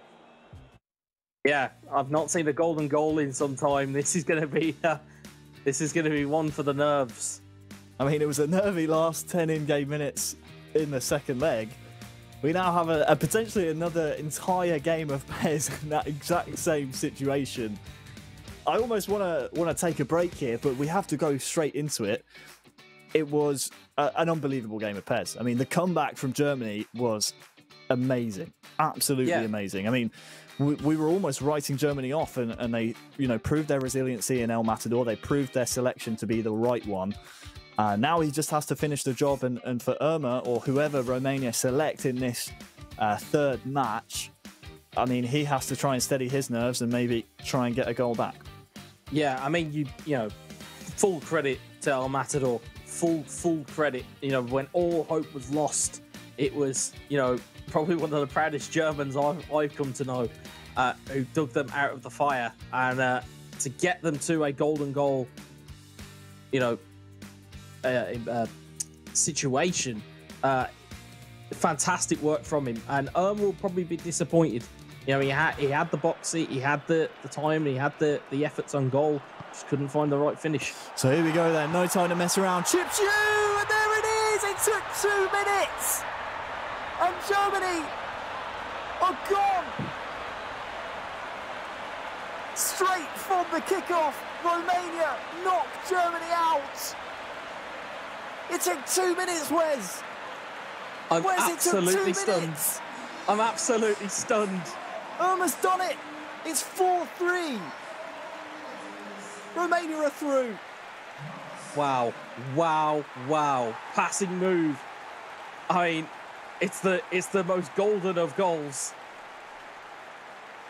I'm absolutely astounded. I'm absolutely astounded here. And just like that, Wes, we game screen for about 30 seconds, and it was decided. Romania are through. Unbelievable. Germany are out of the group stages. Unbelievable. Absolutely unbelievable. We thought the most high-profile casualty was Portugal not getting here. I think the most high-profile casualty now goes to Germany not getting through the groups. Absolutely tremendous result for Romania. Irma and co will be absolutely delighted. The Germans will be holding an inquest, to say the least. You know, the lack of playing goal, the lack of Pfeifer coming in. It was always Merab and it was always El Matador. Questions will be asked there, but it doesn't matter. I mean, we see the stats here, you know, from game 2. But it doesn't really matter anymore. The only stat that really matters is Romania are through and Germany are out. It's the golden goal. It's the only thing that matters. These are the match stats from game 2, and well, El Matador having to chase the tie. He came into it a goal down. Both of the first 2 legs ending 2-1 in either nation's favour. So they were splitting games. They were splitting goals. But I'm still shell-shocked. I'm sure Germany are the exact same. I'm sure Irma is up in arms celebrating somewhere in Romania. But I'm in absolute shock. That's one of the craziest things I've seen in my time of esports in general, let alone eFootball PES. Goes to golden goal, doesn't even allow Germany a touch of the ball, and it's decided. Well, the only thing I'm very happy about is the fact that we get to recover from that. We've got a full game to recover from what's just happened. Yeah, we get to hand over to Lee and to Adam, so I'm very happy to recover. But I'm gonna have to sit down. I need to sit down somewhere I'm already else. sat down. I need a different sit-down place because yeah, our heads have gone. Obviously, commiserations to Germany. We will not be seeing them tomorrow. They went undefeated 10 in a row in the group stages. Wes, thanks so much for your commentary. Now, let's hope the rest of the elimination matches, the tiebreaker deciding matches, are as good as that one. We'll throw it over to Lee and Adam. Guys, take it away. Thank you very much. Wow, what a finish, what an explosive, and finally we get a golden goal on the show. It's been a wild one. That match was just about as wild as it goes, Adam, but now we're moving on to what is a rematch, in fact. It's going to be Serbia up against Turkey, and it's two teams that played each other in the very first group game. Yeah, I just want to double-check the score on that one, but obviously 6-1. You can see it there. You've got 6-1 to Serbia, so it was a bit of a whitewash, really, for Serbia, who went through to the next stage as, you know, probably favourites, actually, against Italy, but weren't able to get through. Turkey, on the other hand, absolutely tremendous performance against Denmark to go through on that one. So we kind of on as even, back to square one again. And as I said to you early in the day, about 17,000 hours ago, it's been great, don't get me wrong, but the sort of from a psyche point of view, things can alter. If you've already been beaten by a team, they might think that they should already go through, but they've got to play them all over again. Yeah, and don't forget the mental punishment, effectively, that Serbia went through in that Italian game, because they were 2-0 up. They started off, Kepa was looking like he was going to roll over, I think it was Alfonso he played in the first game. Yeah. But Alfonso came back, 2-0 down, half-time, second half gets underway, hat-trick comes out, job's done. I mean, then we have that mental 3-3 game between Roxa, Yeah, and you thought Roxa was going to come out of the blocks and, you know, and dash the second game away, and that didn't happen either, so... And then obviously for Turkey, they, while losing 6-1, you know, they bounced back strongly. 7-2 was their reversal result. That's exactly what they needed. That was obviously against Denmark. Some big games for that one. Obviously got this total 2-0 up for him. And it was... who was the second player? It was Mejit. 5-2, I believe the score was against Goldboy. So solid performance, of course. Yeah, now he went 3-0 up, I believe, if my memory serves me correctly. So he had a great start to that second game. Tough one for them, though. Obviously up against Serbia. We know how strong Kepa can be. So Mujahid is going to be the first player. He's arguably Turkey's strongest player against Serbia's strongest player. So let's see how these two work out. See if anyone can come out with an advantage early on. It will be Serbia starting out in the red and Turkey in the white. The guys in the last game seemed a little bit surprised that Romania went through, but they've had a great period of play, qualification stages and the group stages as well so far. They've racked up a number of goals, so they'll feel they've got a long way to go still in this competition. Let's see who's going to go through out of these two. Kepa started so well in the last game. 2-0 to the good at half-time, and then he threw it away in the second half. So he'll be hoping for something slightly different here as Tadic picks up the ball in the heart of that midfield, looking to unlock that tight Turkish defence. Some forward play from Kolarov up on the left wing to Milinkovic-Savic for Serbia. The superstar for them, if anything. Mitrovic back to Tadic. Just tries to tee one up, and it's maybe left them a little exposed here for Turkey to break a breakaway. They've got numbers in their favour. Can slip it out to the right, but I don't think he's quite got the pace, and looks like he may have just been slightly offside. Was it a late tackle? No, just a little late. He's going a free kick there. Yeah. So 10 minutes gone, just over, and a free kick on the halfway line. They're going to go long, right in towards the penalty spot, headed away, and a chance for, once again, that man, number 10, Santadic. They bring it away for Kepa, but it's a poor part, really sloppy from him, actually. Usually far better in those sorts of positions, and it's been a bit, well, classic Leon Adam game so far. It's been pretty cagey at the start. Yeah, a ropey start is expected from these, so I don't think they're going to be going They get too gung-ho. 3-minute goals, they get golden goals, we get 60 minutes of cagey, nice football, but we want more. And I'm sure we'll get more. Interesting that Turkey, obviously after losing 6-1, are not coming into this one defensive like we saw with... my brain has gone to mush. Well, like we saw with who just played France. Like we saw with Austria against France. Well, Austria just literally sat in and did nothing. And counter-attack. But you know, the fact they lost 6-1, the fact they're coming up against Kepa, but then again, Mujahid's not exactly any slouch. Yeah, but sometimes these players, though, they know their game inside out and they're confident in their own ability, and they refuse almost to play another way if they have had success over the last couple of years, which most of these players have. Yeah, and they feel they know how to play against a certain player, etc., and the style that they're working. Yeah. Throw in for Mujahid. Turkey in the white on the attack. 25 minutes gone. Tosses it way down on the left wing. Caught the cameraman off guard there, in fact. It went that far deep, but Kepa will clear it. No problem for Serbia as they try to work it through the midfield, but a quickly overlap to run off it there. Lacic not able to hold on to it. A bit of a rash tackle coming in, but advantage given as they try and run it through. Chance to just lay it off through the middle. Not going to work out. Kepa read it well. Yeah, he did indeed, and now it's a chance for him to bring it forwards. It's a long ball over the top. He's utilised that quite well so far, headed down, but the final pass once again was missing. It goes all the way through to the goalkeeper, but they still have possession here up towards the danger area here. A chance to play it in towards Mitrovic. He gets the right foot shot. It's past the goalkeeper, and it's first blood to the Serbians.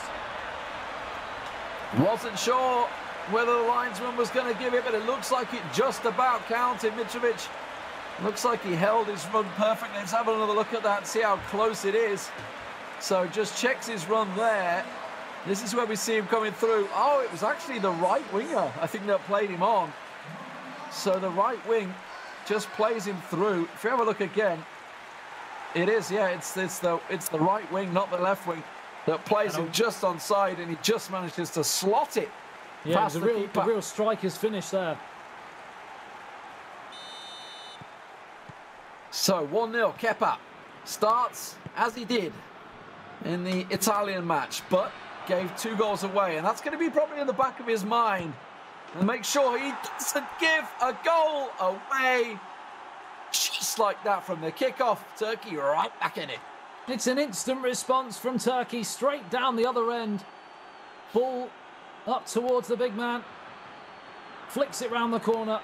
Gets it back. Lovely 1-2. First time shot. We've seen that time and time again today.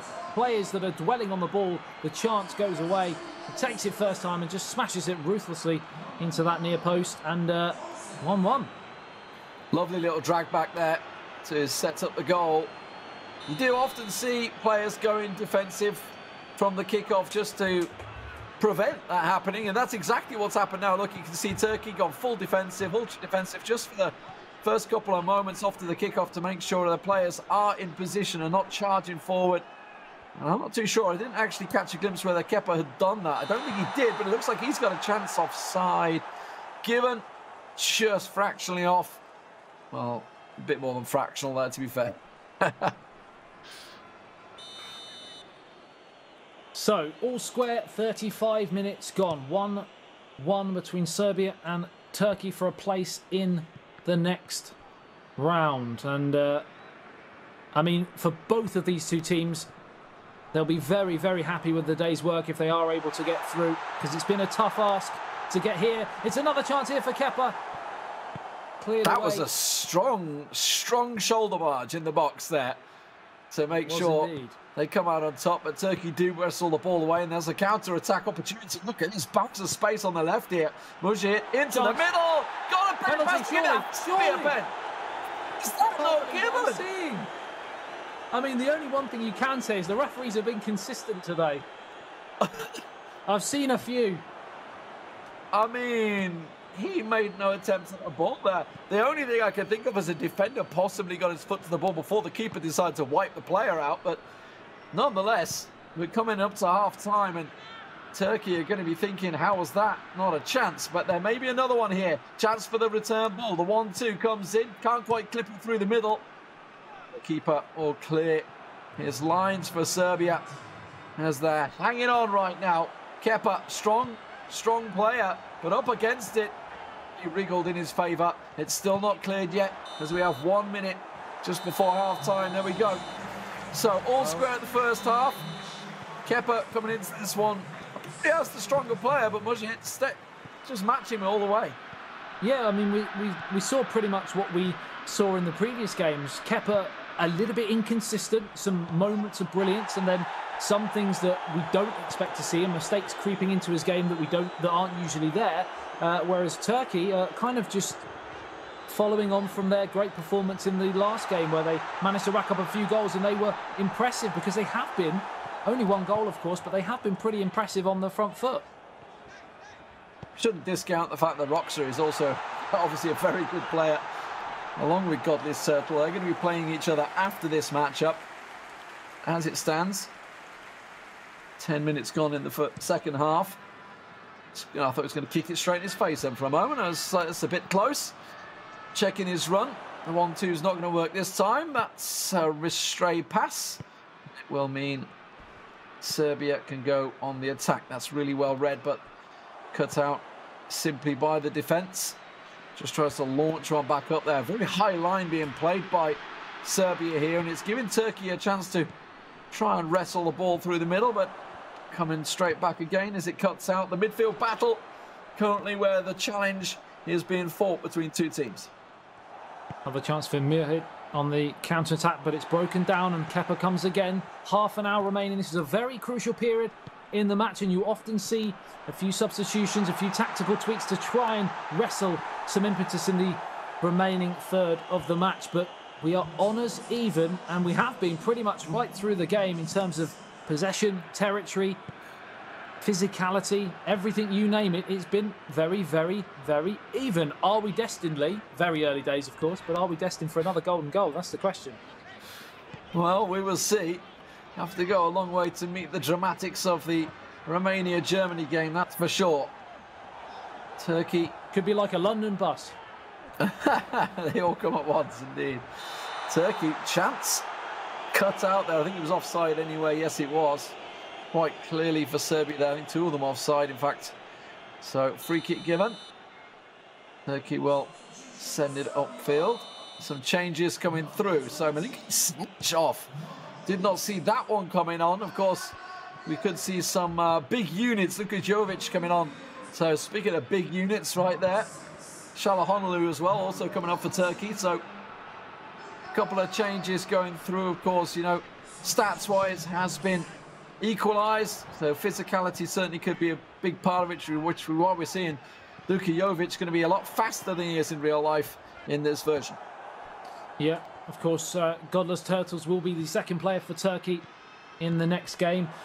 We're assuming that it's going to be Roxa for Serbia as the chance comes in, right for shot. Oh, how on earth has that gone wide of the target? What a great effort that was. Well, trying to set up for a goal of the tournament maybe there. Just a little flick up and hits it on the volley. Sensational. Just needed a little curl, that's all. Just come on the pitch, I think, as well. No, I'll tell that's Lalic. He's been there the whole time. Yeah, just jumping back to what I was saying, we are assuming, based on the first games that we've seen, that Roxa's going to be taking the next game, but they have two other players, of course, Serbia, so we'll have to wait and see on that one. That is true. That is true. He did very well, though, in the Italian game, 3-3. So, maybe feeling hot on the form. Turkey, oh, a misplay there. Almost giving the ball back to Serbia on the attack. Can't clear it so far. Gets a little lucky with the intercept there. And now a counter chance on. Just trying to hold his run at the moment. Can't see who it was for Turkey, but that's going to be a rash tackle. Possibly the first yellow of the game.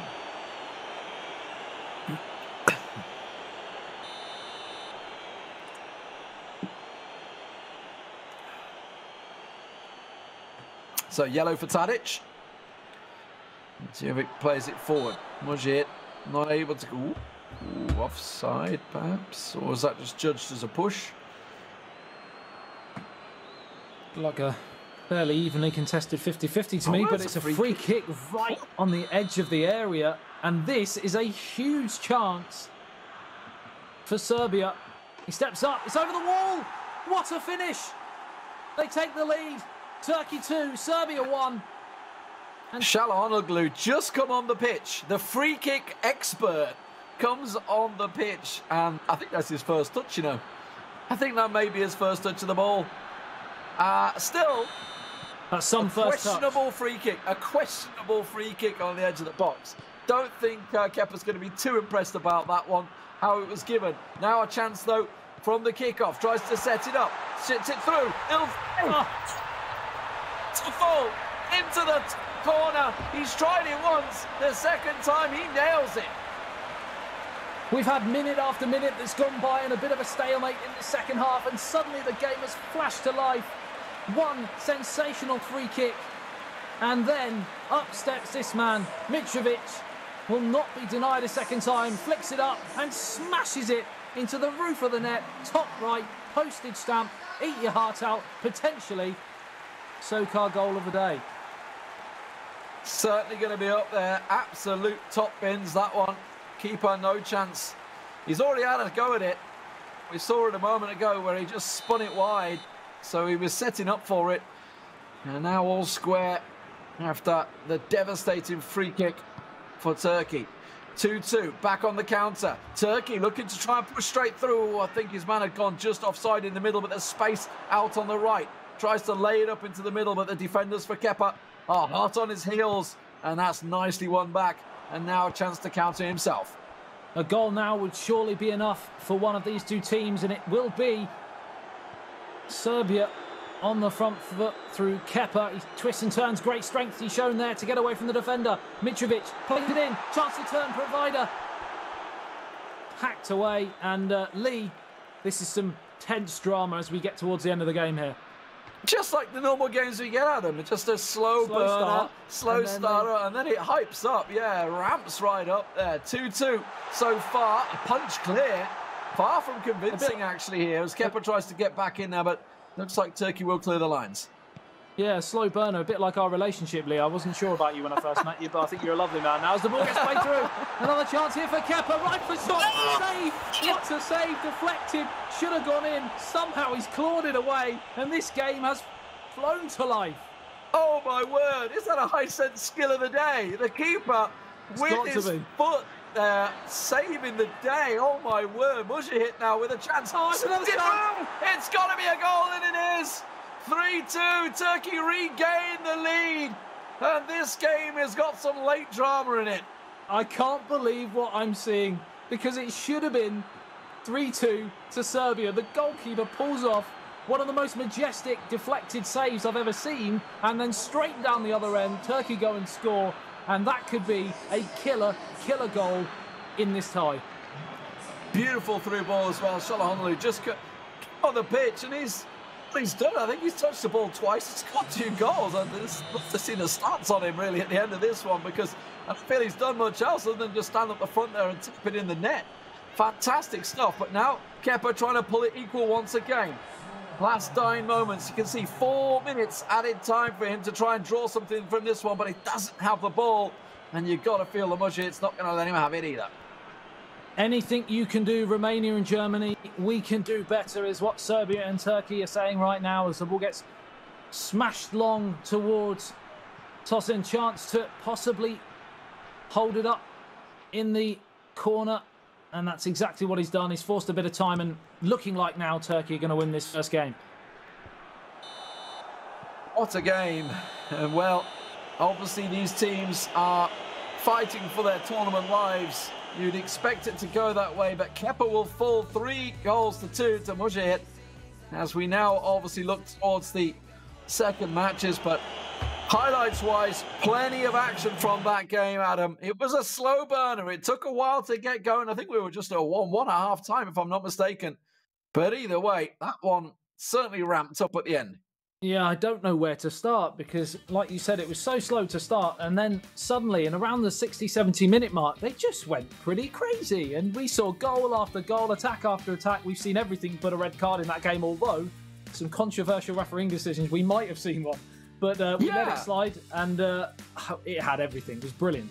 And even the free kick. Honestly, I question that free kick. As you say, there's also that potential red card as well. But let's have a look at some of the highlights. You can see 30 minutes. Nothing had happened. 30 minutes, and then it all lit up. That was Kepa's first goal. Just about sticking it through on the tip of his toe as he's falling down. Just edged it past the keeper into the corner net, but it was quickly answered.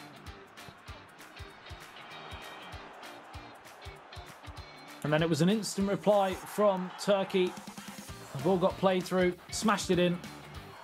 And it looked at this moment in time that the floodgates were going to open in the first half, but they remained firmly closed until we got into the second half. And it was this moment here, controversial free kick given away, taken beautifully, I have to say, from the man who had just come off the bench. His first touch of the football, up and over the wall, and then the game just lit up. It went crazy. 1 minute later, we had a second goal for Serbia, 4th goal of the day, and it looked like Serbia were going to then go on and get another one. But of course, the goalkeeper made an incredible save after this goal, and Turkey went straight down the other end. And this happened just 3 minutes from time. Played right across the face. The goalkeeper in no man's land smashed home. Advantage Turkey, and we've got it all to do. So the FedEx stats, of course, line it up. And, well, you can see Serbia did have the lion's share of possession, but they find themselves 3-2 down. Turkey, 100% shot accuracy, 100% goal accuracy as well. Everything they shot went in the net.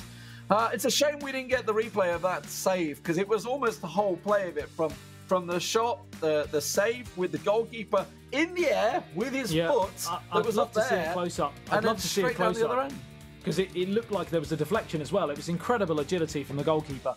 but such a pivotal moment in the match, Lee. Yeah, that could certainly turn it. Of course, we're not done yet because we've got a second leg coming up right now. So 3-2 the lead for Turkey. Obviously coming to this one, big pride on the line. You know, they lost 6-1 to Serbia just this morning. So they have a bit of pride on the line. They bounced back. They won 7-2 in their loser bracket matchup. And now they find themselves here in the tiebreaker with a chance now and a goal lead on aggregate to go through to tomorrow's quarter-final games. It's going to be a long old road no matter what. But I think Kepa is going to be kicking himself because you know what?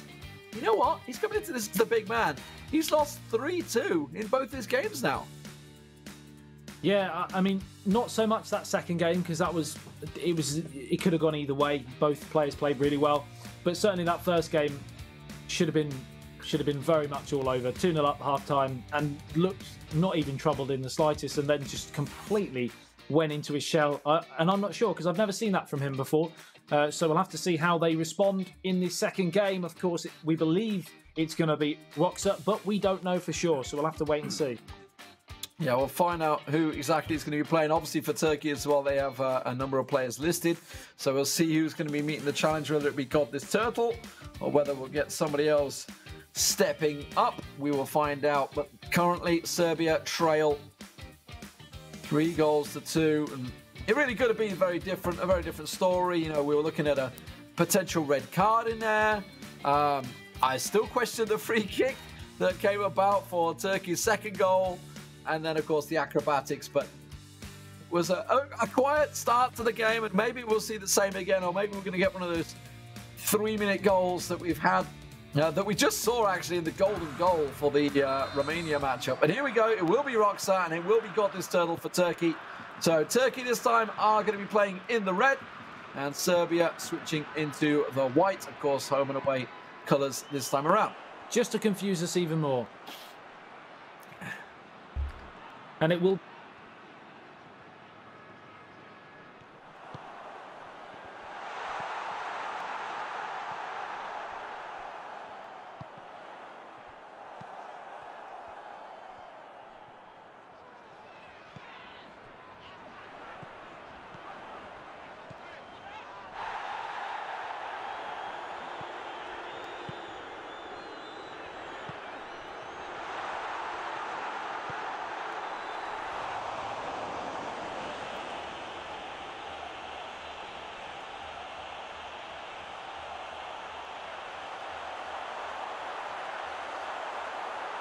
So, as it stands, God This Turtle, real big chance there to try and make things work out.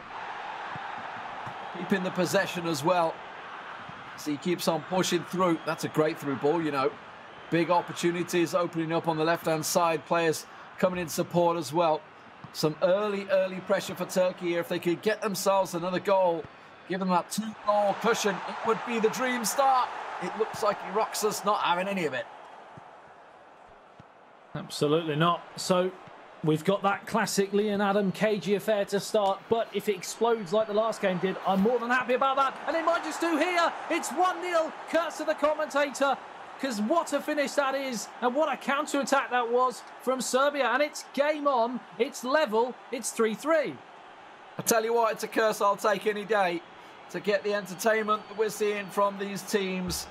Roxa gets things back level on aggregate and starts off exactly the dream start that he'd be looking at after his teammate Kepa in the background will probably be cheering him on wherever he is, hoping that Serbia can keep going. They have a strong presence in eSports Serbia.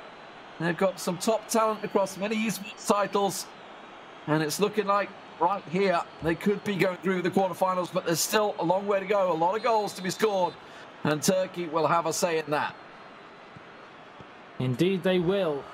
First goal, first blood to Serbia, but we are still level. And remember, we get a lot of opportunities straight from goals usually, and that almost broke through there, but good goalkeeping in the end. Fired away downfield.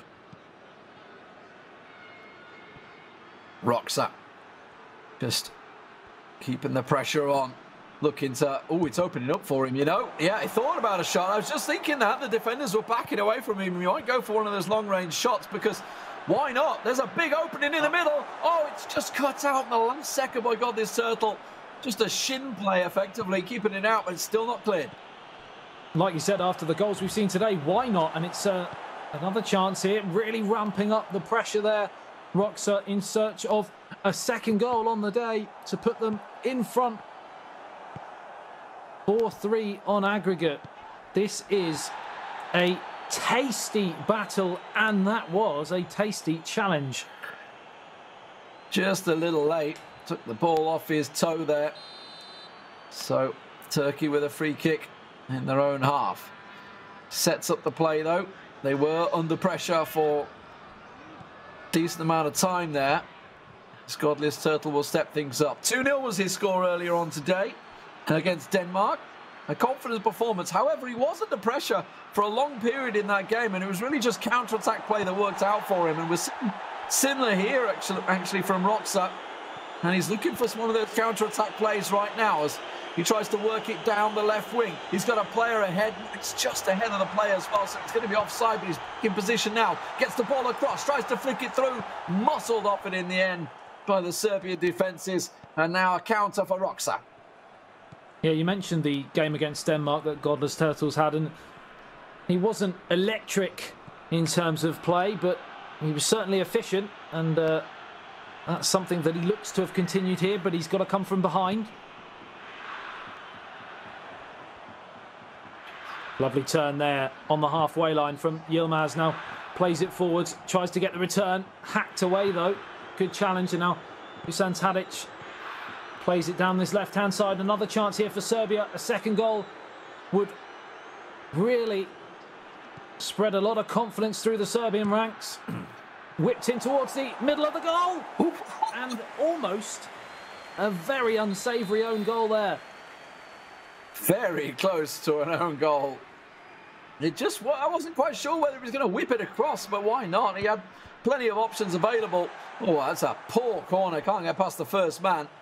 Just going to go for a throw-in. Not sort of corner he's looking for, but he's still got players forward, so he can make use of them. Get some of the big men in the box there. Maybe whip something through. Goes across field. Going to cut off. Kolarov gets forward. He's got a lethal left foot on him. Tries to slide it through. Lalic. He's got one. Can't get a second. Stabbed it into the near post, but the keeper was best to it. He chose the wrong option for me. He should have gone far post. Easy, obviously hindsight's a great thing, but because if he had played it across the face, the goalkeeper probably would have saved it, but it would have been played out into the on-rushing striker. It's a simple tap-in. Corner they have though. Can they make use of it? Oh, it's dropped here. Chance to get the shot away. Again, he falls to the deck. Nothing doing, says the referee. And the counter is on here, this time for Turkey. Nothing doing. Tries to spread it wide, yeah, but playing fairly defensively. Serbia keeping them penned in their own half. Massive opportunity here. He has to take it. It has to be a goal. Spun it wide. How in the world did he miss that? You cannot see my face right now, but it is shock. Real shock. Because I said to him, put it far post the last time. He did it this time, but he shanked it. And it's gone the wrong side of the post. And that is a gilt-edge opportunity that at this level, 9 times out of 10, you will be punished for. It could come back to haunt him. We'll see in the next 60 minutes. Ball through, cut out. Where's Serbia not having any of it? Launches it beautifully down the right wing. Bags of space, looking for the players in the middle. 2 are arriving. He's gone a little close. Oh, in the back. Oh, it's a mistake. He's managed to pick it up, though. But they clattered into each other on the shins, and the keeper's quick out. Another penalty shout there. Oh, what's the goalkeeper doing? Godless Turtles is giving me turtles right now. 1 minute of added on time. And it's finished here at the end of the first half. We've only had 1 goalie, but it could have been 5 or 6. Oh, my word. Well. You've got cats and I'm having kittens. What a first half, but we're back underway. Now Serbia attacking left to right. Looking well, all the world that they could take this game, but Turkey just don't write them off. Do not write them off. Godless Turtle sat back and turtled his play out. You know, he lives to his name, and he managed to still come out and hit some serious counterattacks on Alawi earlier on today. And now he's going to have to do the same on Roxa. We are, of course, tied on aggregate. I keep talking about the fact that obviously Serbia have the lead. Yes, they do in terms of this game, but it is still 3-3 on aggregate. So as it stands, we would go to a third golden goal game. But currently, there is still a long way to go. And judging by the way mine and Adam's games have been, this is about to really stoke the fire in the next 30 minutes. You watch it stay 1-0 now as the ball gets whipped in. Good save in the end. So, we are in the crux of this group. Can Serbia snatch another goal to see them through? The same for Turkey, or will we be going to a dreaded golden goal, which we saw Romania make their way through on against Germany in the last game? Oh, big chance. Good ball. Chest it down. Space on the left. Looking to flick it in. Oh, couldn't quite get the header. I've got to be honest, that defender looked like he palmed him away from that one. But as it stands, nothing given. And he tosses it out down the left wing. Right wing, sorry. The Godless Turtle, at the moment, he's not really got any opportunities. He's looking to try and play the ball out, but he is being pressured all up the field. The thing for me, the way he's playing, he's angling for a third game. If he's going to be, I suppose they could change the players again, couldn't they? Because if it was going to be them, he's playing golden goal football almost as it is now, because he's just sitting in and waiting for that one glimmer, that one mistake to snatch the victory. It may well come, but it's going to be Serbia with a chance first. He has to try and go for it, but he tried to go for the chip. Way too close for a chip in my eyes, but maybe he was hoping that the keeper would commit and go low. He still managed to retain possession, though. Looking for a ball challenge through the middle. Cut out. No-nonsense challenge as well, but it's in the middle, and Serbia's still in control as they look to recycle it in the middle. Oh, it's off him. Oh, what a disaster. And Turkey keep the ball. A real chance, and it's come back off his back and away to safety. That really was a huge moment. And now Turkey come away again here, just bustled off the ball there from Kolarov. And now Nemanja Matic plays it out towards the left-hand side. 20 minutes remaining here, and we're still deadlocked. 3-3, but he's in again here. Oh, the pass is overhit. Just a little too heavy. That's all the difference was there. Some very tight action. Roxa's got to be really frustrated right now, thinking he should have one in the net. But we're seeing Godless Turtle spreading the ball out wide, and we talked about this earlier. If it's not working through the middle, start stretching those wings. Make it play really wide as you can, and maybe you'll find yourself an opportunity. That one not quite cleared out as well as he'd like. A little touch through ball. Oh, he was looking to try and go for it, but stepped out in the last second by Serbia. And now the counter-attack. Well, you don't need to give Roxa a second bite of the cherry for a counter. He will take it every day, but it's not worked out for him. And Turkey once again. Godless Turtle tries to turn it. Comes out on top. Muscles his way through somehow. He's got players there. 5 of them up front, but oh, it's lost away to the defender for a corner. We've seen 5-5s, 3-2s, but this is just as fascinating. 1-0 is the only goal that's gone in, but a goal now would see one of these two teams through, and it's in! It's off the foot of the post! How on earth has that stayed out? For all Godless the world to see, it was a goal, and now the counter's up the other end. He's just ploughed through and play on given, but I'm not too sure where the advantage is. Now we see it, gets straight back up on his feet, but that's cut out again. And we're seeing Godless Turtle's tactic. We're seeing what he wants. He wants those counters, those little corner chances. And he very nearly struck. Commits to the slide tackle. Puts himself in the open. Chance to slide it through. And Roxa will get Serbia in the lead for the first time. Now Turkey trailing. Roxa has to change Godless Turtle's game plan. How many times have we seen Mitrovic turn up with the goods just at the most vital moments, and he's done it again here for Serbia. And Roxa showing what a true professional he is, because when the chips are down, he's pulled off potentially one of the greatest, most professional 2-0 performances I've seen on the circuit in a long, long time. But, Lee, and this is a big but, we still have 6 minutes, and you, as well as I, know that a lot can happen in 6 minutes of eFootball PES 2020. Yeah, let's not write them off just yet. Godless Turtle's going to have to change his style, though. He's been sitting back. Finally, the look goes Roxa's way. It's certainly been coming. He's been threatening for a long, long time with that one. Finally makes it count. But from the kickoff, let's see what Godless Turtle can do. Looks like we're going to have some changes coming through. We will see some Turkish changes coming through. Mali on and Şalahanlu on, the man that scored a couple of goals in the first leg. Milinkovic-Savic off as well. Once again, ball through, chance for Turkey. The keeper saves it. Just tries to slide it through. I think it may have been offside. I'm not too sure. No, it was a clear chance, and it's just a simple. Great defending, great goalkeeping. I'm rocking in my chair with anticipation as I thought we were going to see another late bit of drama. Because we still know that a goal now takes it to a third game as the ball gets played in, headed away. Still, they come again, Turkey, in search of this late equaliser. Looking hopeful, looking like a chance. It's rebound, but there's no one there for Turkey. Tosun couldn't react quick enough. And Milinkovic, well, goal scorer hero one end and a defensive hero the other as he gets it clear. Now, back to Zivkovic. Bursts the pace down the wing. Just try and charge it down the right and run it to the corner. Honestly, only 1 minute to play in extra time. He can just hang on. He wins a free kick, and it will be surely Serbia that will go through. They can do nothing from this moment. Well. I said it a few minutes ago in comms.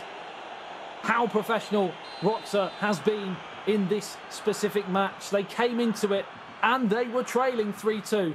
And he has produced a 2-0 clinical professional performance. Unless, of course, he decides to go and get a third because he whips it in, punched away. Surely that's the last action of the match. It is, and it's Serbia who prevail and go through to the knockouts. What a performance, what a match. And this time, Kepa is redeemed. 3-2 in the first half, first game. Some great performance from Turkey, but it wasn't to be in the second matchup. And it was Roxa that comes out 2-0 on top against Godless Turtle, whose clear game plan was to counter-attack, hit him on the break, defend as much as you can. It just wasn't to be. He had his chances. Let's look at some of these replays to see how it worked out. Of course, that's Roxa's opener just 12 minutes in, and that already changed the game plan. It really did, because we said that Godless Turtle's biggest strength was soaking up possession, soaking up pressure, and then looking for those little chinks in the armour of the opposition. And he was just never able to really get going with that because he was behind so early. And Roxa really should have had the game finished at half-time. He missed a couple of big chances. And then, of course, he did manage to get his second goal just 7 minutes from time. And what a finish it was. Yeah, absolutely solid. Finally, the deadlock broken. Look at the space given to him on that left wing as well. They committed to the defensive tackle to try and block it. Didn't work out for him. Last chance saloon for Turkey here. But unfortunately, it was all it was. And a great save coming out from the Serbian keeper. And of course, now the FedEx stats of the game does mean that possession actually went Serbia's way. And this time, while Turkey had 6 shots, 83% on target, it just wasn't accurate enough, and the keeper met them every single time. Pretty even pass accuracy as well. It was indeed. And accuracy 83 for Turkey just wasn't enough on the day. And a lot of plaudits have to go to Roxa in that second game. He really proved his mettle. I think the biggest problem is that while it is 6 shots, I think the majority of them came from corners, and they weren't sort of open play, clear chances. Obviously, we had the one at the end there, but outside of that, there wasn't too many. I think we had like a 2 or 3 rebound moment from one of those corners where it really could have gone in, but it just wasn't to be for Turkey, and it seems this was just a step too far. Obviously, they lost to Serbia earlier on this morning, 6-1. It was definitely a lot closer than that this time around, but Serbia once again rise to the occasion. Yeah, I think they'll be looking at that first game more than anything, Turkey, and they won it obviously 3-2, but had they have given themselves a 2-goal cushion, maybe a 4-2 going into that second game, it might have given Godless Turtles a bit more of a platform to execute the style of gameplay that he likes. So, solid play. Let's have a look at what's to come. Obviously, we have 2 more matches to go tonight.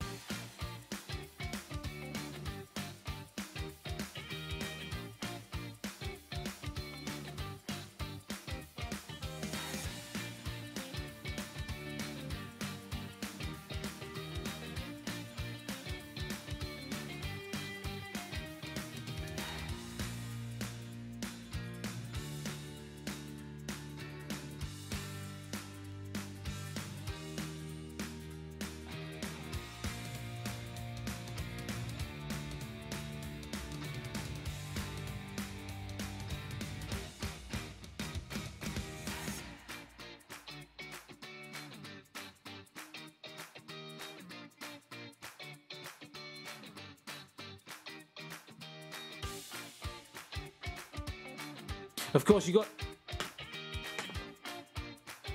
It's okay, mate. You've been doing it all my life.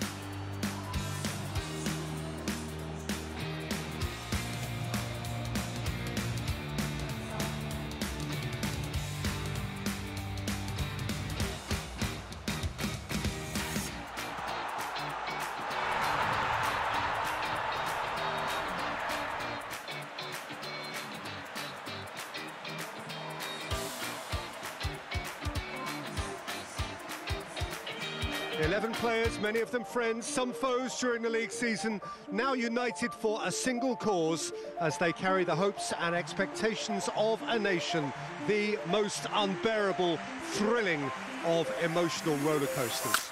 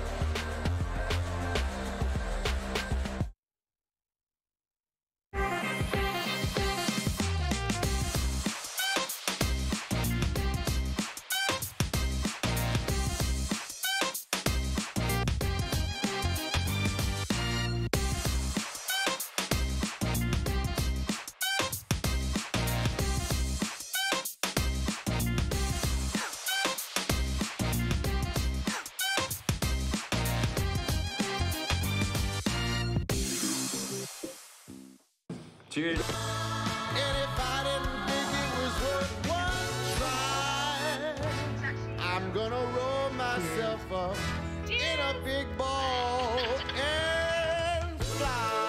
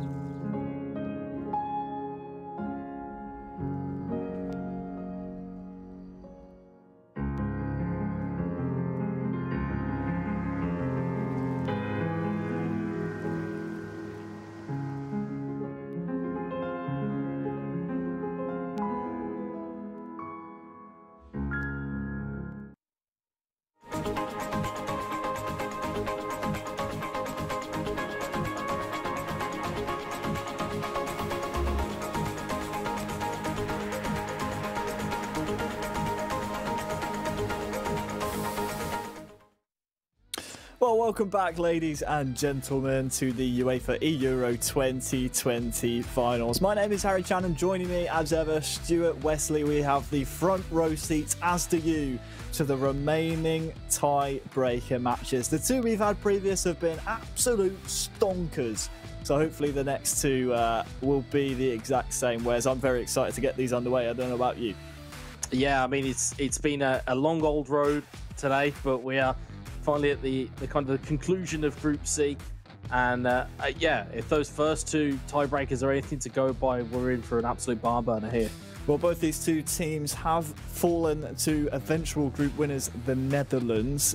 Croatia in a 3-2 fashion, Montenegro in a slightly slimmer 2-1 fashion. I think you throw the form book out of the window, though. If the previous tie-breaking matches that we've seen in groups A and B are anything to go by, I think you forget about form, you forget about transitive properties, and if Team A beats Team B, does that mean they beat Team C? You forget about all that. You just put your mind to the game of pairs in front of you, and this one really should live up to the billing, because both of these two nations so far have proven that they can put on a show for the masses at home. Yeah, most definitely. The way that Croatia kind of pulled their socks up almost. They almost before came fallen to Luxembourg. However, they managed to just grind it out in the end. Montenegro have been a thorn in the side for quite a few teams throughout this process. So I think here now it very much is a do or die shootout. It is, it's going to be down to these 180 minutes, if not more, if we need a golden goal, which I want to put a prediction on it and say we might end up with a golden goal here. That's a wild prediction. That's a wild prediction. And well, we said we have plenty more pairs to play. We start off here in Group C with our final two matches in this group, and then following, we of course had the conclusion of Group D as well. First though, we have girls Zaprasic representing Croatia from right to left, and then Ramovic Oak from left to right. These are two, I would say, of the weaker players of the two nations. Obviously, both sets of players are very, very strong, but if you were going to put on an all-star matchup for our second game, it certainly would be Arti taking on Jana, which we are well and truly poised for. But these are the two that might almost have the shackles taken off them in this first game. Both of the players in game two waiting to go might just say, you know what, go out there, play your game, see if you can bring home a goal or two lead. Yeah, most definitely. You can see here Croatia just lining up this free kick. It's Kramaric. He's struck it. It's gone over high and wide though.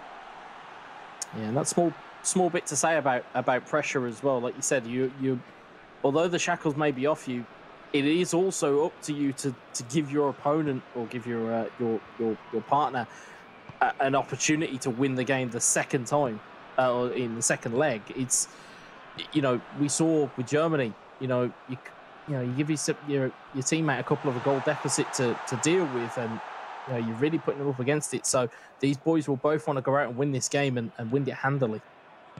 And of course, we want to know what you think at home or wherever you are watching this. Make sure you head on over to eEURO2020.com/poll. Here's a chance though for Montenegro. Djordjevic has a couple to aim for in the centre. Punched away by the Croatian keeper. Might just come back to another Montenegrin player, but it will be Perisic maybe to bring this one away. Passes it off to Vlasic here. And a really good combination play here from Zaprasic. Comes to Rebic, back to Kramaric. Straight at Petkovic in the end. Nice signs from both players, really, proving that they can threaten the other. Yeah, it was a smart save in the end for the Montenegro number one. You see Zaprasic just trying to get himself into this game, just passing and moving, keeping that ball going. Just trying to find the ball inside here. Yeah, look at this. Kramaric has actually turned his man. And it's the opener for Croatia. Kramaric, the goal scorer. Zaprasic ahead. Ramovic Oak for Montenegro. Well, it will be an uphill climb from here, Wes. Yeah, and it was a small bit of fortune. It was that ball that went through it was more a case of who reacted first, and Croatia, again, reacted the quickest. The defender just kind of didn't really seem at the races, and again, a player like Kramaric, we've seen the form that, you know, Croatia's forwards have been in over the course of this entire tournament, the qualification and everything else in between. But it was just this little moment here. You can see, gets the ball through, first time through ball, and it's clipped off a heel, and it's the first one to react. And Kramaric doesn't need asking twice from that type of distance. Well, it doesn't matter the way that they go in, whether it's a bit of fortune, whether it's a striker just reacting quicker than the defence who maybe switched off. I think Ramovic will feel hard done by, but it's Croatia who draw first blood. And we said that both of these two players, you could argue maybe supporting acts to the second players in their squad, might just have the shackles removed. Zaprasic is certainly relishing that opportunity here.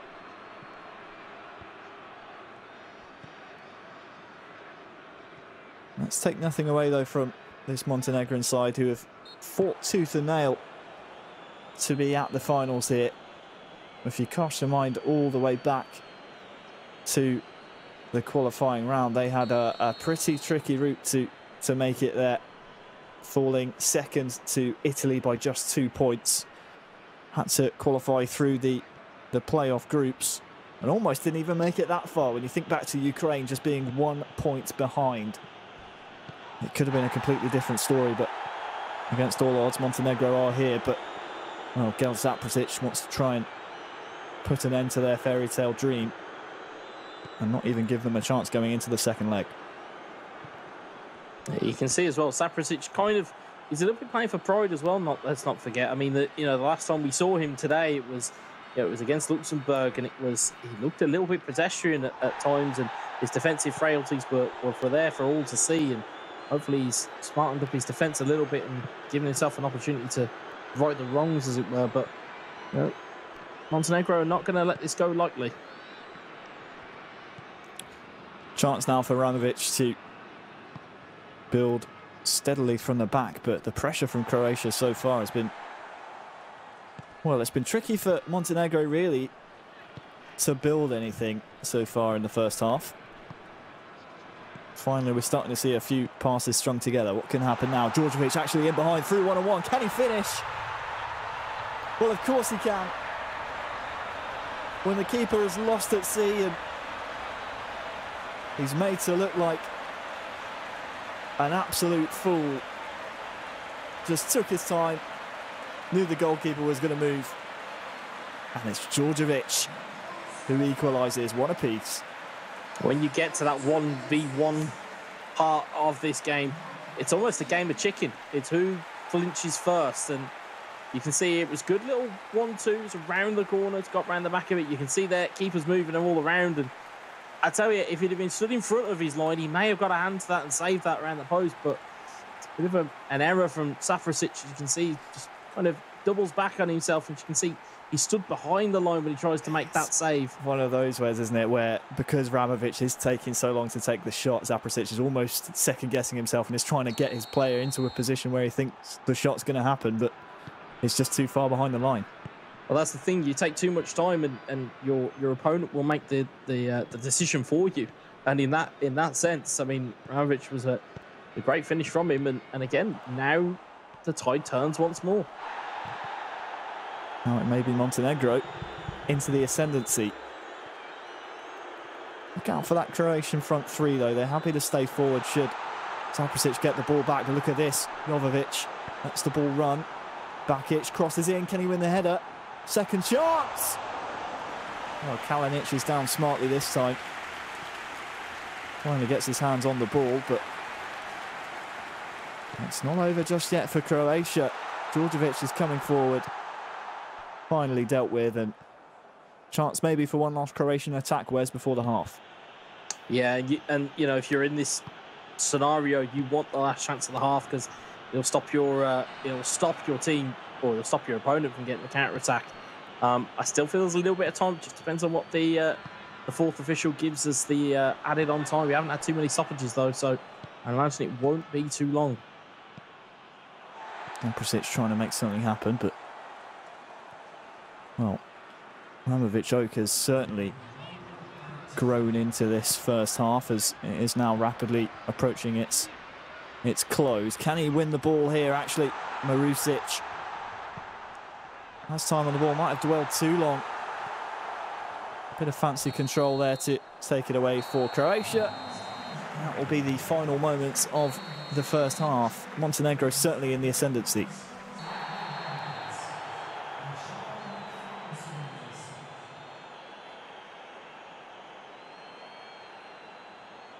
Foul there on the Croatian man. Will turn over possession, and you can see a glimpse of the possession stats there. 58% going one way, so certainly that will be a stat the other team tries to make amends.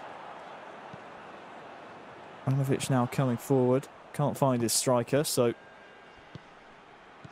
we go now the other way. Kramaric finds Perisic, almost looked perfect on the through ball, but doesn't find his teammate there. Yeah, and we talk about the way that these teams have set up tactically. Neither one has flinched yet. They're still on their neutral mentality. They're not attacking, they're not defensive. And it's only going to take one goal either side to really change that up again. I can just feel that if a goal goes in either end, we can see an attacking display and a defensive display to see out this game. Well, Kramaric out to the wide area, can't quite find a man in his own nation's colours. And well, the last two tie-breaking deciding matches we've had have been, if I'm not mistaken, 4-3 on aggregate both times. So that shows the level of competition we're at. We are at the very, very pinnacle of the competition. And there are no easy games in any group, but this, when you combine the level of the two nations alongside what's at stake, this is as close as you like. Here is Rebic with a chance maybe to put Croatia in front, cuts it back. Just lost in a forest of Montenegrin defenders and midfielders, just compounding that area of the pitch. Here comes Jovovic, maybe trying to link up with Djordjevic, but it's calmly dealt with by Zaprasic. And now, maybe as we enter the final third of the match, some personnel changes to try and turn the tide. Yeah, now would be a good time as any. Kramaric can't quite spray the ball though, Wes, although it's actually a mistake from Montenegro which will result in a Croatian free kick. Yeah, that's prime territory. We've seen quite a few good free kicks that have gone flying in today, notably Romania, notably Bosnia from even further distance, but again, none would probably be as important as this one if this can be pocketed by looks like it's Barisic. Barisic steps up, strikes it straight into the wall. Some real shame. He was in a promising position, arguably maybe too close to get it up and over the wall. Kramaric won't get there. And it will just trickle out for danger averted for Montenegro.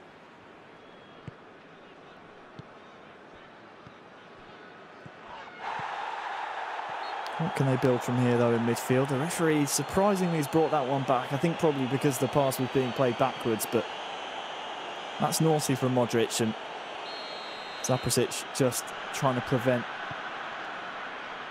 the building of the play and just allowing Croatian defenders back. And the gamble paid off momentarily, but Montenegro now with possession. Too direct, though. You can just tell maybe that the quality of the football has lessened slightly as these players get more fatigued and the mistakes start to creep in. There's another one. 20 in-game minutes left, Wes. I mean, you're probably looking at a substitute here to maybe make the difference. Yeah, definitely. I think you've got to be looking at some type of change here. It's been a long old day for these players, so you know, mental fatigue will be setting in as well. You know, they've had to been focused on these screens for some time. It's, you know, it is taxing on the body. It's not just, you know, we sit down and your thumbs get sore, you know, your brain will get sore, you'll have to think, and you may make errors that you wouldn't have made earlier in the day. So this is your types of moments, these are your almost championship rounds, if you will, of eFootball PES that you've really got to take care of yourself with. That's a good point you raise. I think back to eFootball Pro match days I'll come back to my point as Perisic maybe has a chance here. Petkovic. Well, the Montenegrin keeper has come in so physically there that the Croatian fans in the stadium, and no doubt around the world, are questioning why the referee hasn't pulled that one back for maybe something a bit more harsh. That's another cynical one on a Croatian man that surely will be going in the book.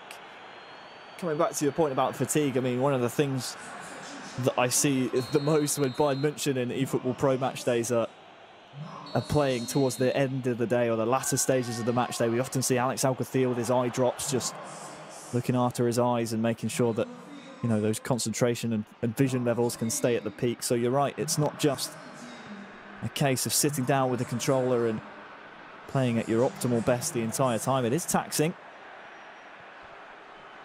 But Ramovic, Oak and Zaprosic here, you feel, are just the appetizers of this tantalizing, mouth-watering matchup between these two nations. Just 5 in-game minutes to go.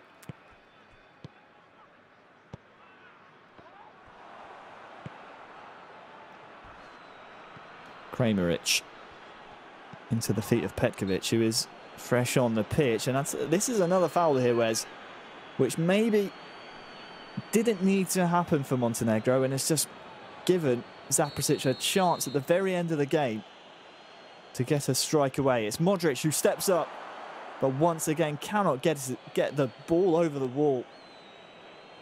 It's a problem he's had the entire game, and unfortunately it's a chance wasted.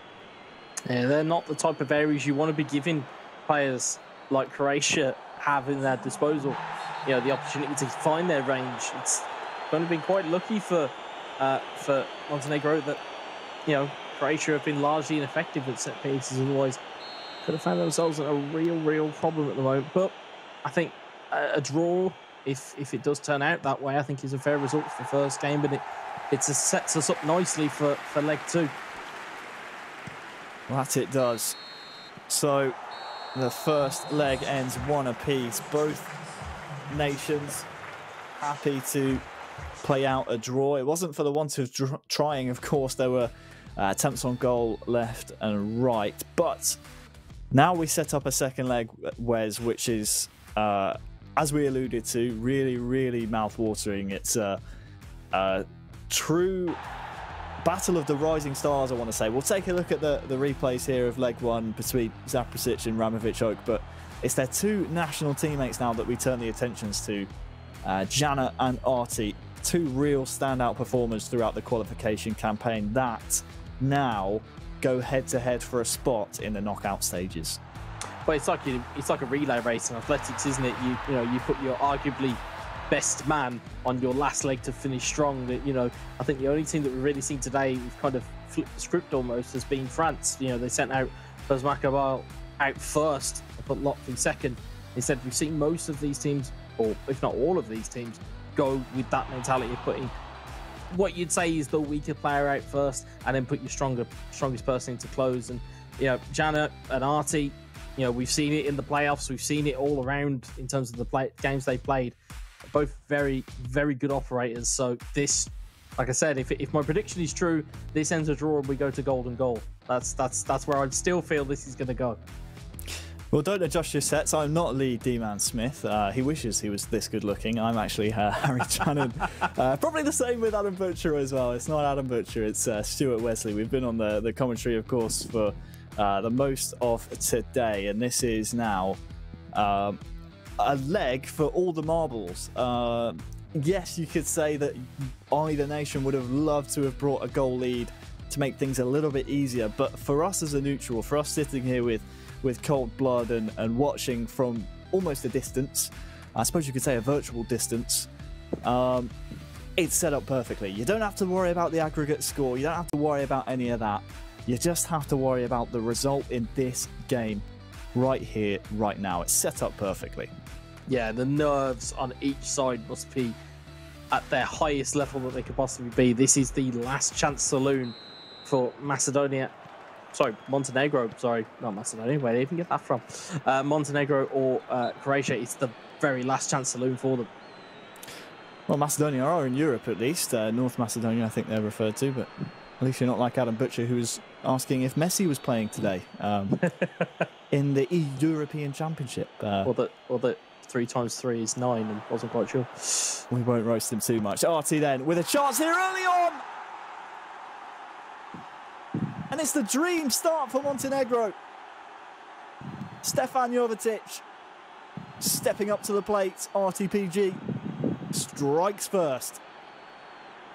Yeah, and as quick as that, you know, it's 2 minutes in, and like we said, I mean, it's a hopeful long ball. It's a knockdown, and it's a nice little 1-2, frees up Jovetic, and Stefan Jovetic puts Montenegro a goal ahead, and now all of a sudden, RC now in the box seat. Does he retreat, and does he just try and protect that lead, or does he try and press on and really secure it? We've seen how teams go when they try and defend 1-0 leads.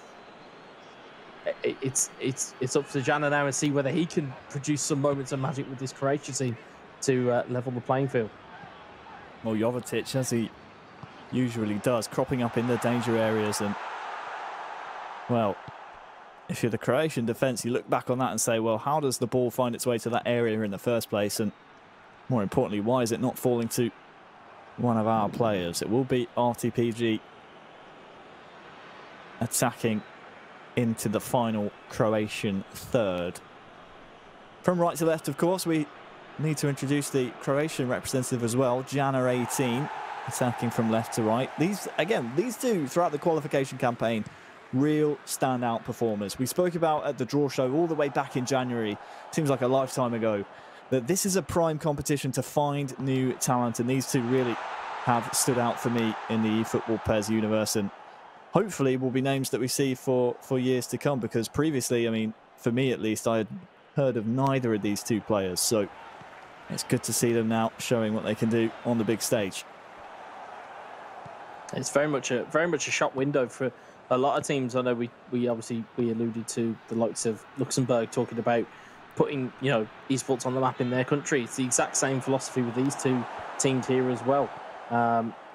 You know, and you'll probably see a legion of fans that will come out of this with a lot of respect for these two players and for these two countries.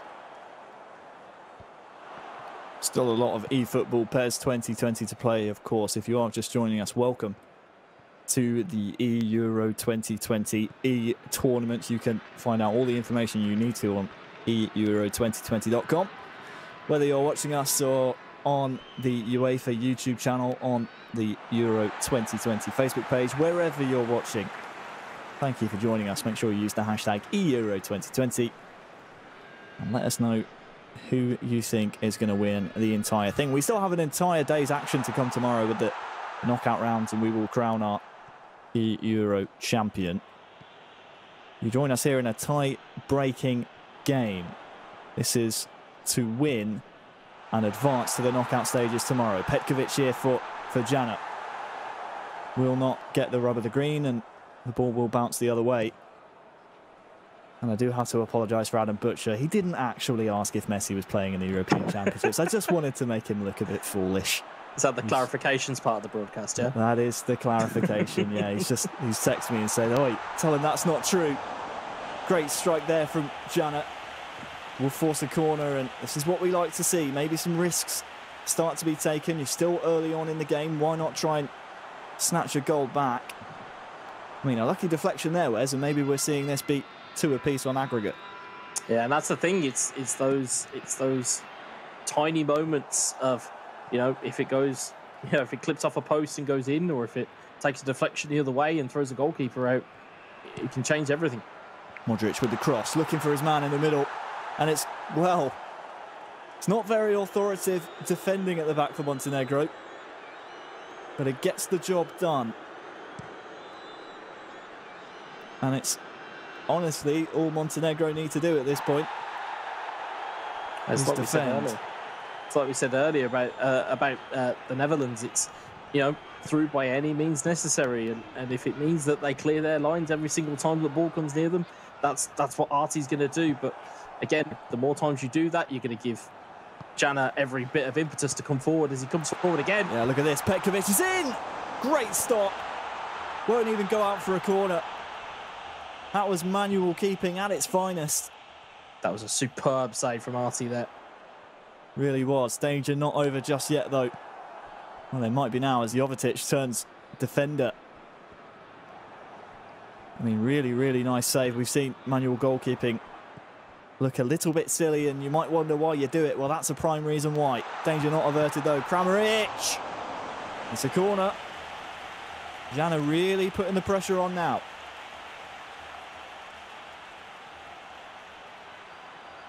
It's a wonderful bit of technique to get that shot into the goal there. It's another corner for Croatia. Looks like it will be another corner as the ball fails to clear the first man. Look out for the far post. That's the intended target here for Jana. Falls to Mateo Kovacic. Just seems like he's trying to out-muscle Artie at the moment and try and maybe get some 1-versus-1 wins on the pitch that he's been able to do against other nations here, Wes. But Artie knows his squad in and out, and so far Jana just hasn't had the success that we've seen against other nations. That is fair. That's a fair assessment. I think second half, we'll look for the introduction of Petkovic, who's been. Oh, I can see there actually. I thought, see, that shows you how kind of absent he's really been. He's left side of the pitch, hadn't really seen him. He's been such a key man for Croatia for so long that he's just not even in this game at the moment. Artie threatening to fashion a real chance there, but Jana has survived the scare. You're right. I mean, Petkovic, pretty anonymous.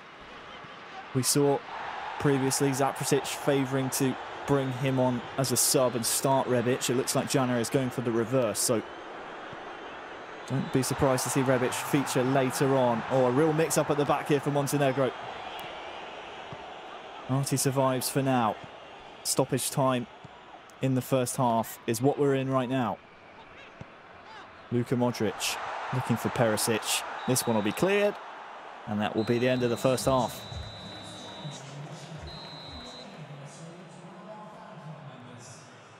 So a second half then, Wes, with so much riding on it for Artie. We know he likes a kick-off goal. We know he likes to try and compound the pressure and compound the problem on his opposition. Are you almost surprised to see him maybe play a bit of possession here and frustrate Jana? Not really. I think this would have been the way that it would have gone had they have taken the lead against the Netherlands. Had Artie had got that lead over Eldridge, I think that's the kind of game plan that he would have gone to. You can see as he tries to make his way through there, it's deflected and it's back to the goalkeeper. You can see there that Croatia trying to push the tempo with playing an attacking mentality now, and again, I'm not sure whether that's gonna do enough, especially with, you can see on the flip side, Montenegro fully on defence duty at the moment and very much on the check. Jana! Oh, has it gone in? No, it hasn't. Off the back of the keeper. I think this one, Wes, was a deflected strike. I didn't get the best look at it. Yeah, just comes off the shin of the defender, and the keeper was... I mean, he was left flailing at it. Yeah. Did just get a touch. Came off his back in the end, I believe. So, outswinger then. Goes for the front post. That's disappointing. And a waste of good territory there by Jana.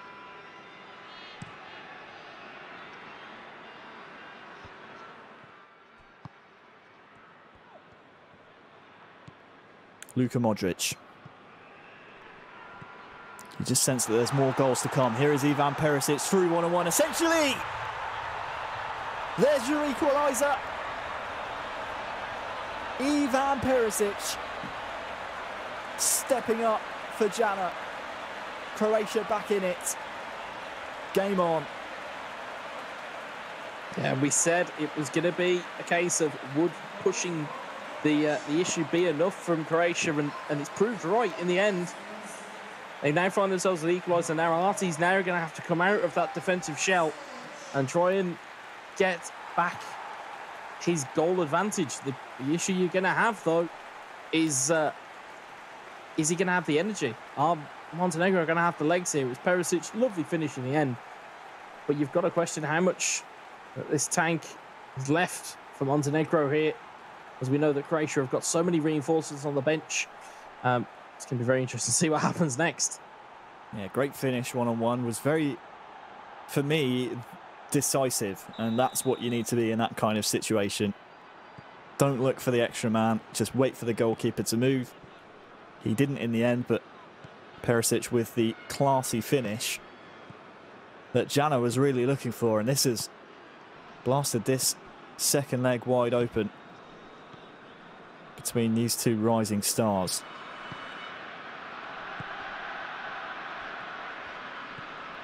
Kramaric lays it off now to Luka Modric. Petkovic also introduced, and Modric lost his footing at a crucial time as we enter the final third of this second leg. Attention's turned now maybe to the substitute benches. Here is Barisic to attempt to find a teammate. He only finds the goalkeeper.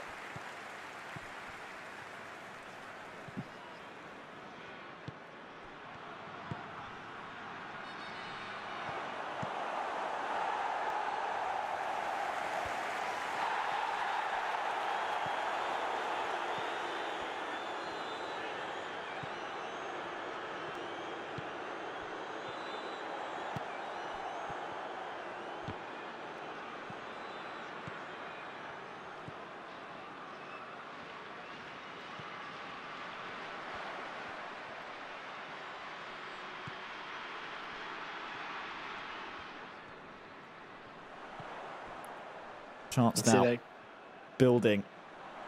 Our Croatia. Barisic can't get there before the ball crosses the byline, Wes. And, well, with 20 minutes to go, this surely is the time you introduce the substitutes, the likes of Rebic for Croatia. It would be time. It would normally be time, and you can hear the tannoy. You can see Vida's come on for Barisic. You can see Vlasic has come on for Kovacic. And you can see there, as you called, Auntie Rebic on for Kramaric. Magoja as well, someone to look out for. So, is there a final goal? Is there a twist for either of these two nations? It would be heartbreak for the other to go out in this fashion. We've seen it once already. Oh, we've seen it a couple of times. Germany losing out earlier to Romania. Turkey, of course, falling as well. Which one of these two nations will join the realm of disappointment?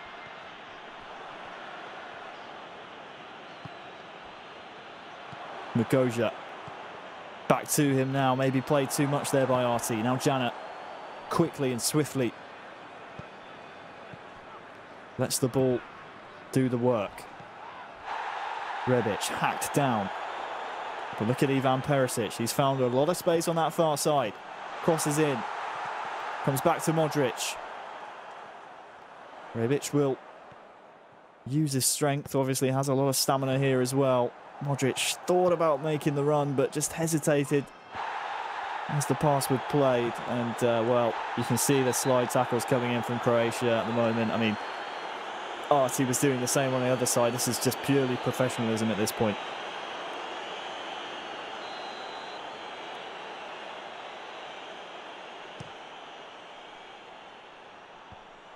Lofted up, headed down, but headed over.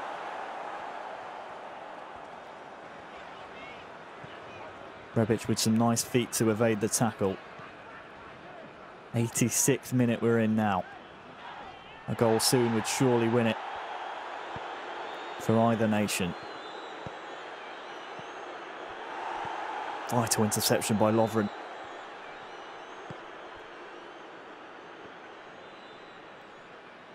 The whole stadium just waits with bated breath for the final attack. Which way will it fall? Looks like it'll go to the way of Arti. Magoja just again forcing the ball forward. It's 2-2 on aggregate. Who will get the final attack? It will be Arti. Tries to play the ball through. Magoja, does he have the legs? He had the legs, Wes, just didn't have the position on the pitch. And we cannot split these two nations. Don't adjust your sets. We will not be going to penalties. It's a golden goal third game we will be playing. So next goal wins. Well, well, well. We said it was set up perfectly in the first leg. A 1-1 situation was, in the end, fairly accurate of how these two nations stack up against each other, with a mirrored result in the second game as well.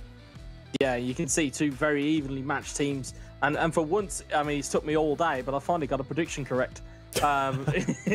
We are into a golden goal situation. I mean, we saw how quickly it finished between Germany and Romania. I wouldn't adjust your sets at any point because this could end real quick. Just took 2 minutes between Romania and Germany. A goal straight from the kickoff. We were literally in the game for about 15 seconds and it was all over. Hopefully this one lasts a little bit longer just to get the juices flowing and really set up potential heroics or heartbreak. Who will it be? Montenegro versus Croatia. We run it back for a deciding game. I think my money is just slowly on the side of Croatia.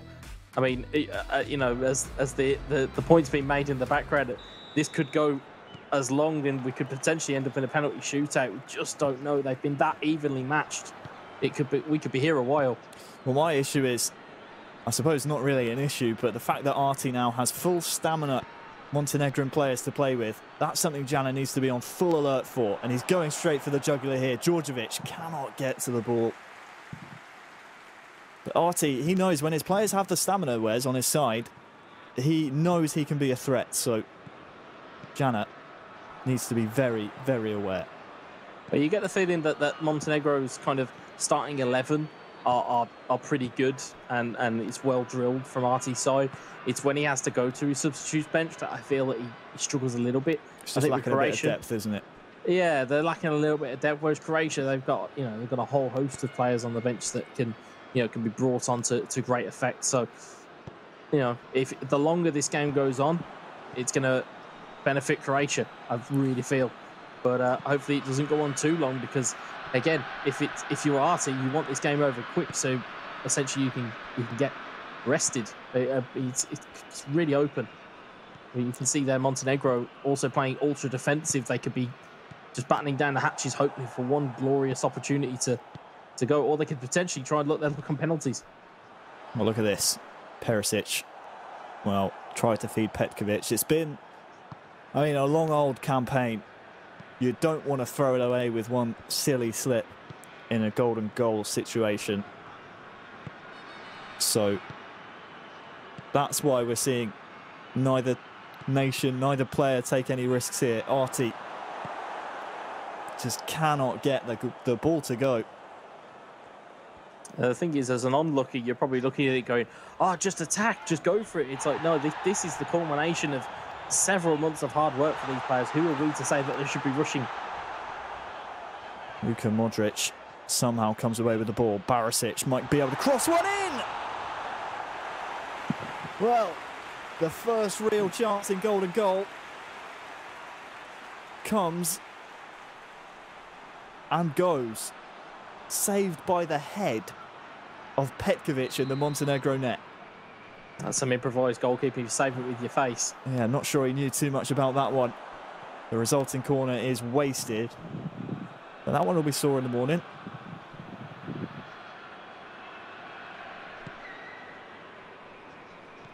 Arti, though, survives the scare. Reminder, if you are just joining us, this was played out to 2-1 all draws in the first two legs. We're now in a third golden goal situation leg. So next goal will advance to the knockout stages between these two nations. Look out for Petkovic and Perisic here combining. Jana has a real chance maybe to fashion something. Corner now to Croatia. Look out for the front post. That's the aim. Does he win the header? No, he doesn't. Actually falls down to him. Well, second chance goes Croatia's way as well. How many chances are they going to get here? The goal there, Wes, seemed to me to be gaping. It seemed harder to miss than it did to score. I mean, it didn't take that. It didn't have that much to aim at, in the sense of in terms of stuff that you could hit there. You know, you've gone some to hit it wide. They're really poor from Croatia, but they're on the attack again. Kramaric now. Maybe could have pulled it back. You can see the amount of Croatian bodies forward. This might spell trouble for them in attack. Look at this. Arti has a man over Jovetic. The goalkeeper's come. He needs to get back into net. Oh, that's nervy. Very, very nervy stuff for Croatia. That could have been their entire eEURO campaign coming to a skidding halt, but they survive for now.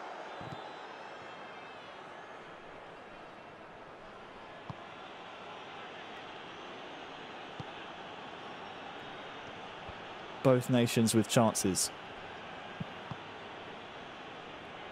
Croatia, you could argue, with the more gilt-edged of the two. The two nations, that is. Have thrown both away, and that's going to allow Arti now maybe to fashion a chance of his own.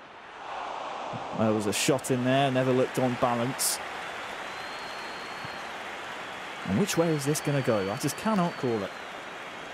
They seem so drastically evenly matched that it's very hard to tell. Both are getting chances at that end of the pitch. It's just they can't seem to find the killer instinct finish.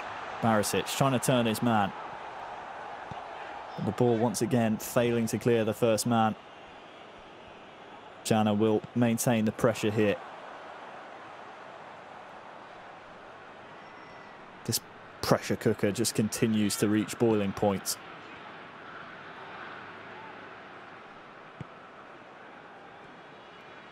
Mateo Kovacic to Perisic. Petkovic back to Perisic. Is this the chance for Croatia? Can't find the man. Arti can come up the other way now with Bakic. It's another great chance for Croatia. Wasted. I can't believe this.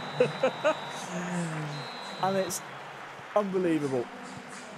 If Jana fails to score, he only has himself to blame, Wes. Yeah, there's been chances a bunch here, and it's just not being able to find the finish. But this is what we talk about, it's pressure. You know, you talk about it being a pressure environment. This is as pressurised as it gets. It's one mistake costs you your country's eEURO 2020 hopes. Djordjevic. Well, he's been the point man for Montenegro time and time again. Almost sent them straight in to the knockout stages.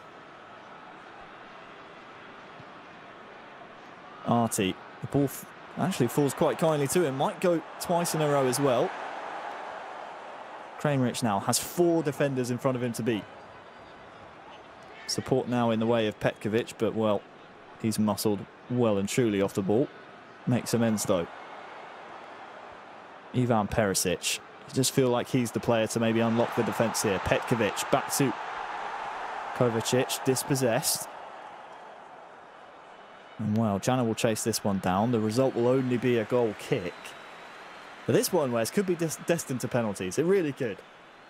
Yeah, I wouldn't want to. I mean, if we thought pressure was a thing before kickoff, it would be pressure times 1,000, if not infinitely, if this goes to penalties. And you know, we've seen, you know, in real football, we've seen plenty of penalty shootouts in European championships that have, you know, have broken the hearts of many a country. But this could be a real heartbreaker for either one of these players if it does go that way in the end. You could certainly argue a case for both of these nations somehow finding their way into the knockout stages, but only one can advance from this group. And we've seen golden goal previously in this tournament, just, well, minutes ago technically, but it's more like hours now. Romania sinking German hearts in just 2 in-game minutes. It's taken a lot longer than that to separate these two.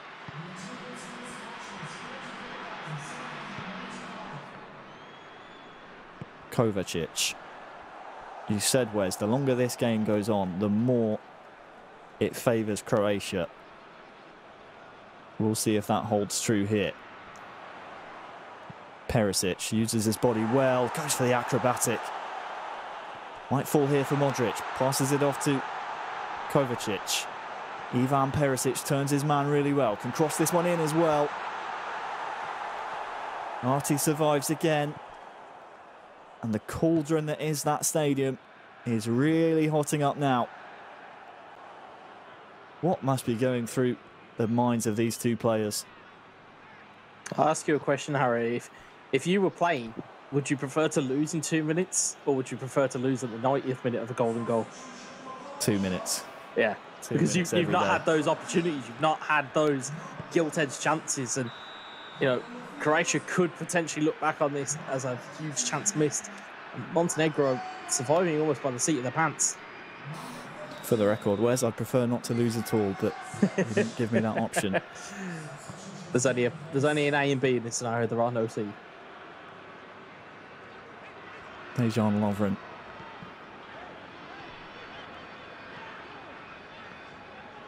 Just waiting with bated breath to see who's going to break the deadlock here. Modric very, very deep now. Rebic has been introduced. Arti will need to keep tabs on him.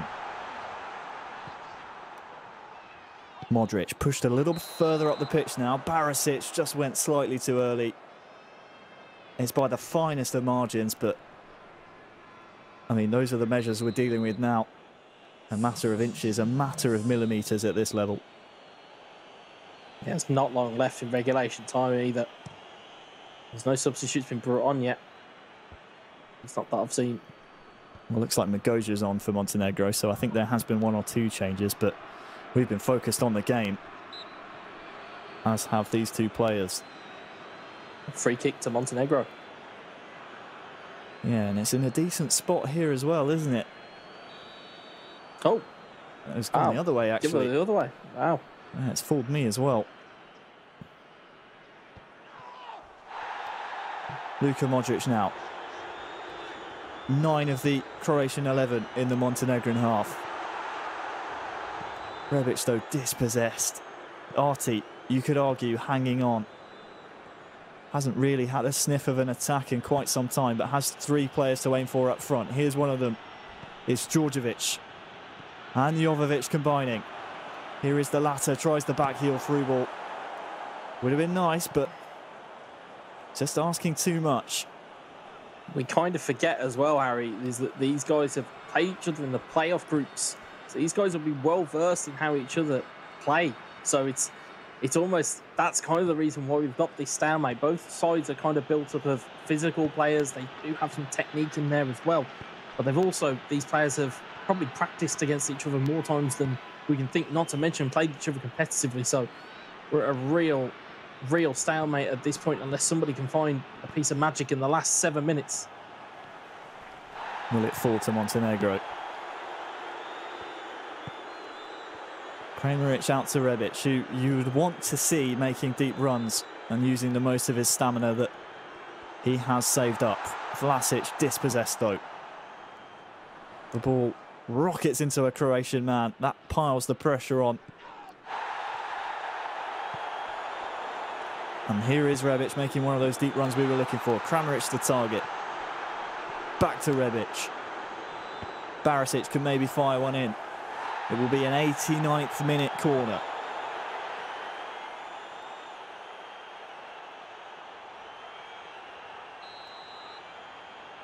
Will he go for the outswinger? Yes, he will. Looking for the man in the middle. Goalkeeper called into action, and we're approaching that time, Wes, where we're starting to look like a penalty shootout is the only thing that will separate these two nations.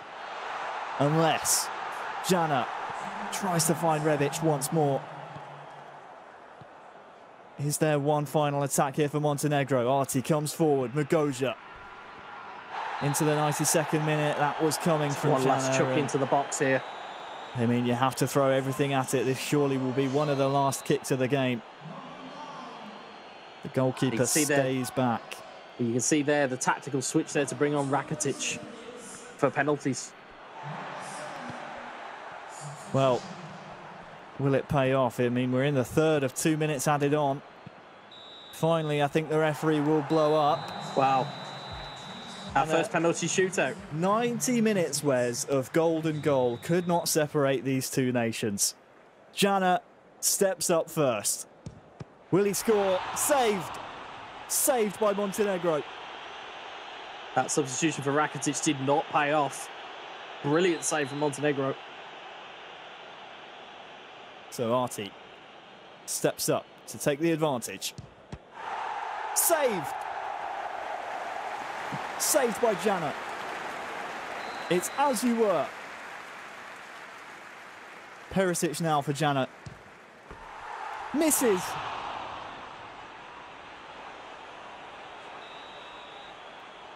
Who wants to score? Is it Arti? Yes, it is. Advantage Montenegro. Jana then, realistically, needs to score this, and it's saved. Saved by Arti. Pressure has got to him. And if Arti scores this, it makes...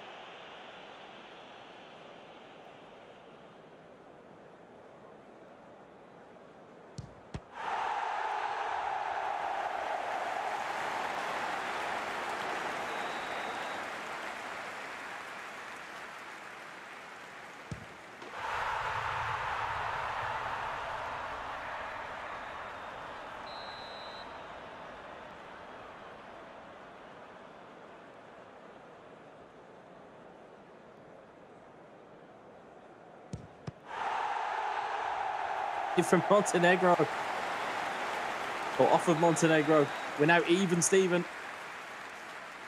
So then, Rebic steps up and scores. 2-1. This is Arti sudden death. Has to score this penalty. Steps up, strikes it. Oh, all as you like. We're now in sudden death penalties, ladies and gentlemen. As the captain to step up for Croatia. Luka Modric strikes it straight down the middle, and it's saved. Saved by Arti. Saved by Petkovic. This to put Montenegro into the knockout stages of eEURO 2020. Saved. Huge save. Saved again. It is Rebic this time. Scores. The Croatian fans go crazy. Arti has to score this penalty. And he does. Cool finish. That's a really cool finish under pressure, that. Puts all the pressure back onto Jana. Will he score? Needs to score. Does score. Just. Arti was close to it, but he needs to put this penalty away. Arti steps up, needs to score, and does so. Nothing can separate these two nations. Jana now. We're into the defenders taking penalties, and it's saved! Saved by Arti. Could this be it? Looks like Stefan Savic to seal the game. Another penalty to send Montenegro through to the knockout rounds. It's saved again! Saved again! This is incredible. No one wants to go home. Jana steps up once more with Lovren and scores.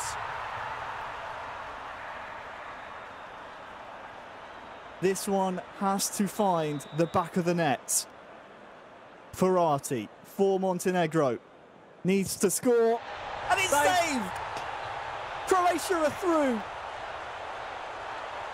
It's absolute heartbreak for Montenegro. They pushed Croatia the entire way, as far as you could possibly push them. But we finally have a result. and it's Croatia after penalties, after 90 minutes of golden goal, will be advancing from Group C. Wes, I know you're probably speechless right now. Try and put into words what we've just seen. We've been blessed with two absolutely mind-blowing tie-breaking games here in the eEUROs. Neither nation seemingly wanted to go home. I suppose you could argue neither nation seemed like they wanted to grab it with both hands and actually qualify themselves. But after, I think, was it 9 or 10 penalties apiece? I can't remember. We finally have a result, and we finally have Croatia joining the rest of the knockout teams. Well, it underpins what we kind of highlighted in the playoff group stage, was that the resiliency from Croatia to kind of come back time and time again. And in that penalty shootout, there was points where it could have easily gone to Montenegro and it could have been curtains for Croatia, but they stuck with it.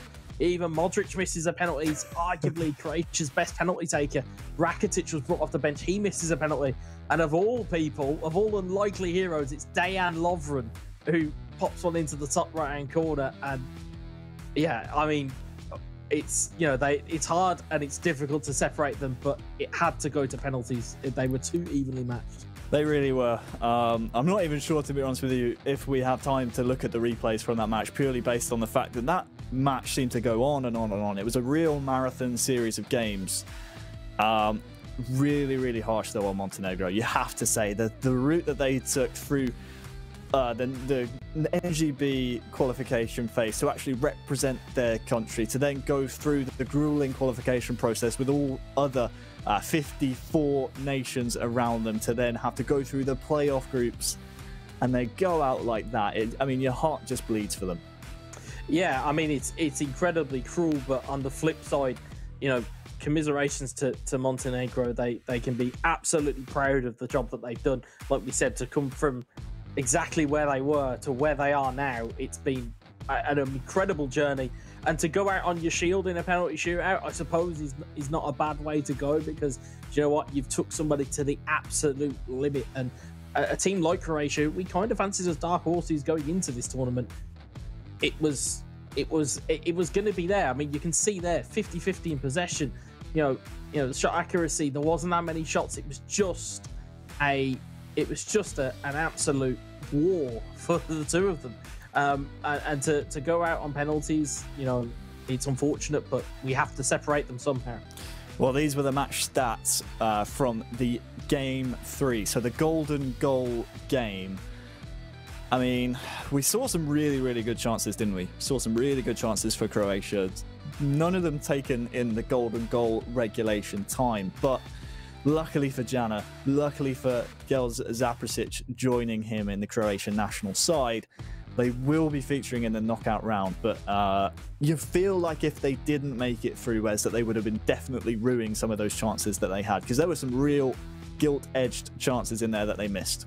There were some massive chances in there, and I genuinely thought, in the back of my head, I thought there's going to be just one chance that's going to fall from Montenegro and they'll take that golden goal. But I think when you look at the balance of that third game, I'd say it was fair that Croatia do go through, because they just had the better of the chances, and they did better with the possession that they had.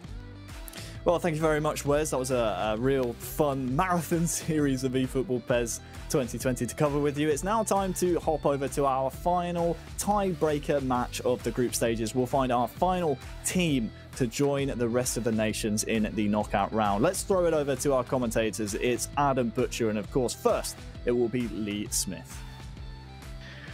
Thank you very much, guys. God, I think I'm exhausted just watching that after that penalty shootout.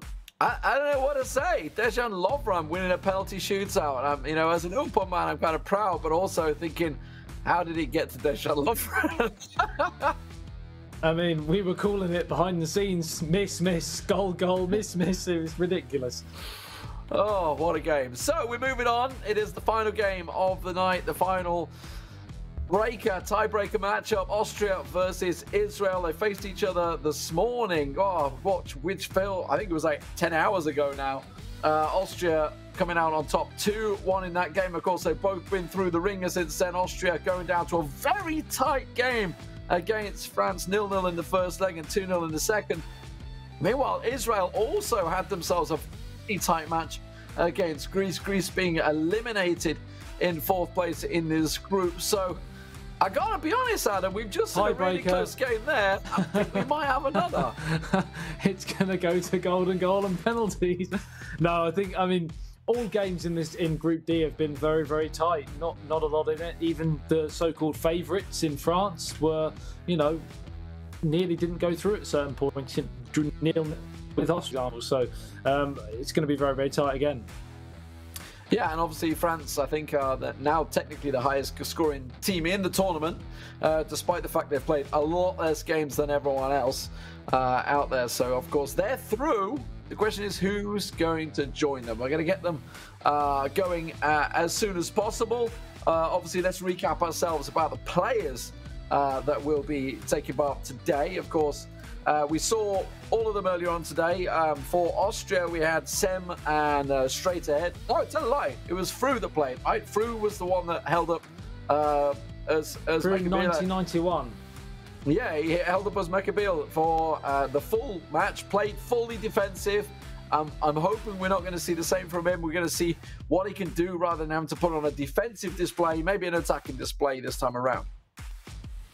Yeah, hopefully. I'm gonna wait with bated breath on the start of this game because, like we said, we generally have slow starts. Hopefully, we can get a firecracker of a start and get us underway.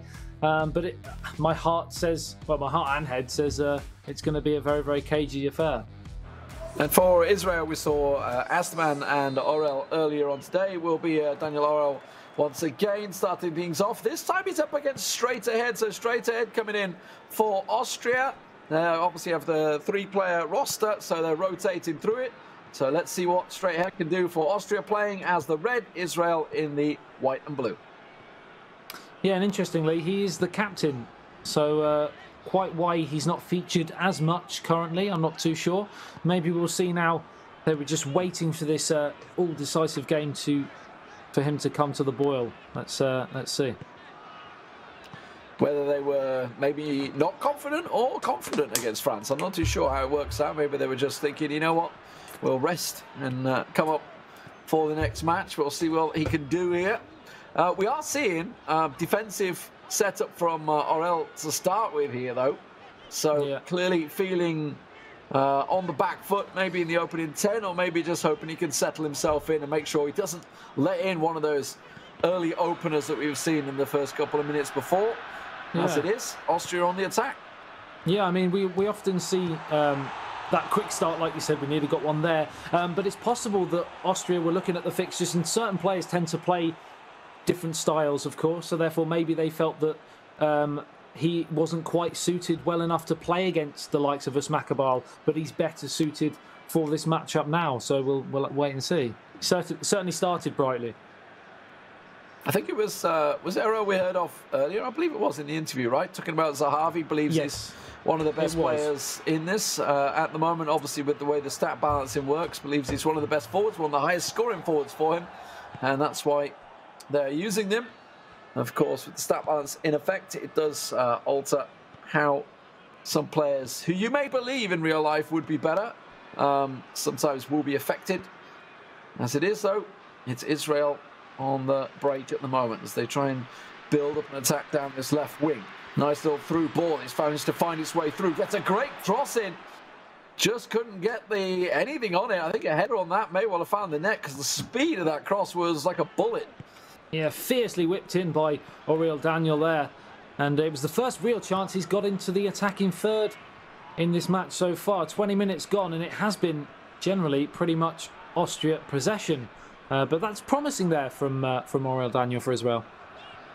Absolutely. Austria, though, trying to see what Straight Ahead's got. See if he can pull forward. I'm hoping that... Is 77 the year he was born? In which case he's a great find. Yeah! But it's gone wide. He's also an old man, unfortunately. But well, I'll have to check that one. Before we start calling people old men on stream. You never know.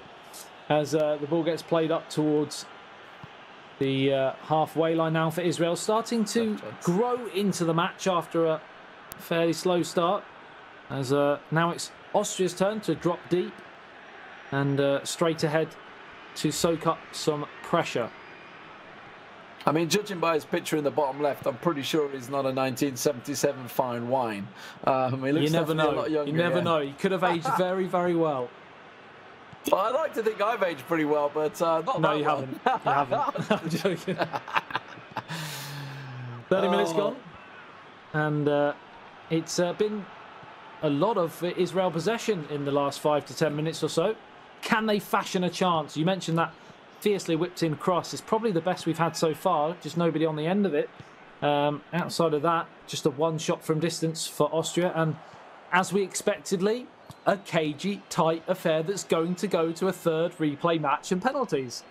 Yeah, we've had a couple of changes as well, because you can see that Austria have actually gone defensively now and tight marking, so clearly feeling something's not opening up, and that's feeding well for Israel, because they are on the attack now as Austria look to absorb the pressure. A good chance down this right wing to whip it in. We'll go for the cross. Can he get the header? No. We saw Zahavi smashing in a couple earlier on, hoping to try and get on that one. Can't win the rebound, and now the counter is on for Austria. Looking for that through ball. Has he got a pace to just nudge it ahead of the defender? Chance. Oh, in near post, and it clatters off it and rebounds away. Huge chance for Austria.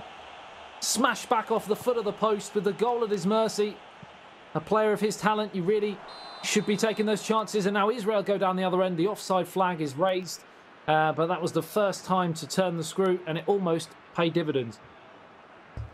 I think it was Alaba that was almost undone there, but Friedl being used on the left wing. It looks like Alaba's maybe being used further forward by him. It looks, that's definitely Alaba. I think I can see on the wing there, so maybe using him as more of a left winger. Yeah, I mean, he's obviously got the strength and pace in real life to certainly do in that position, but as it is, half-time beckons. And a cagey first half, I think, is the phrase I'm going to go with here, rather than a ball draw. But definitely a slow one for late night.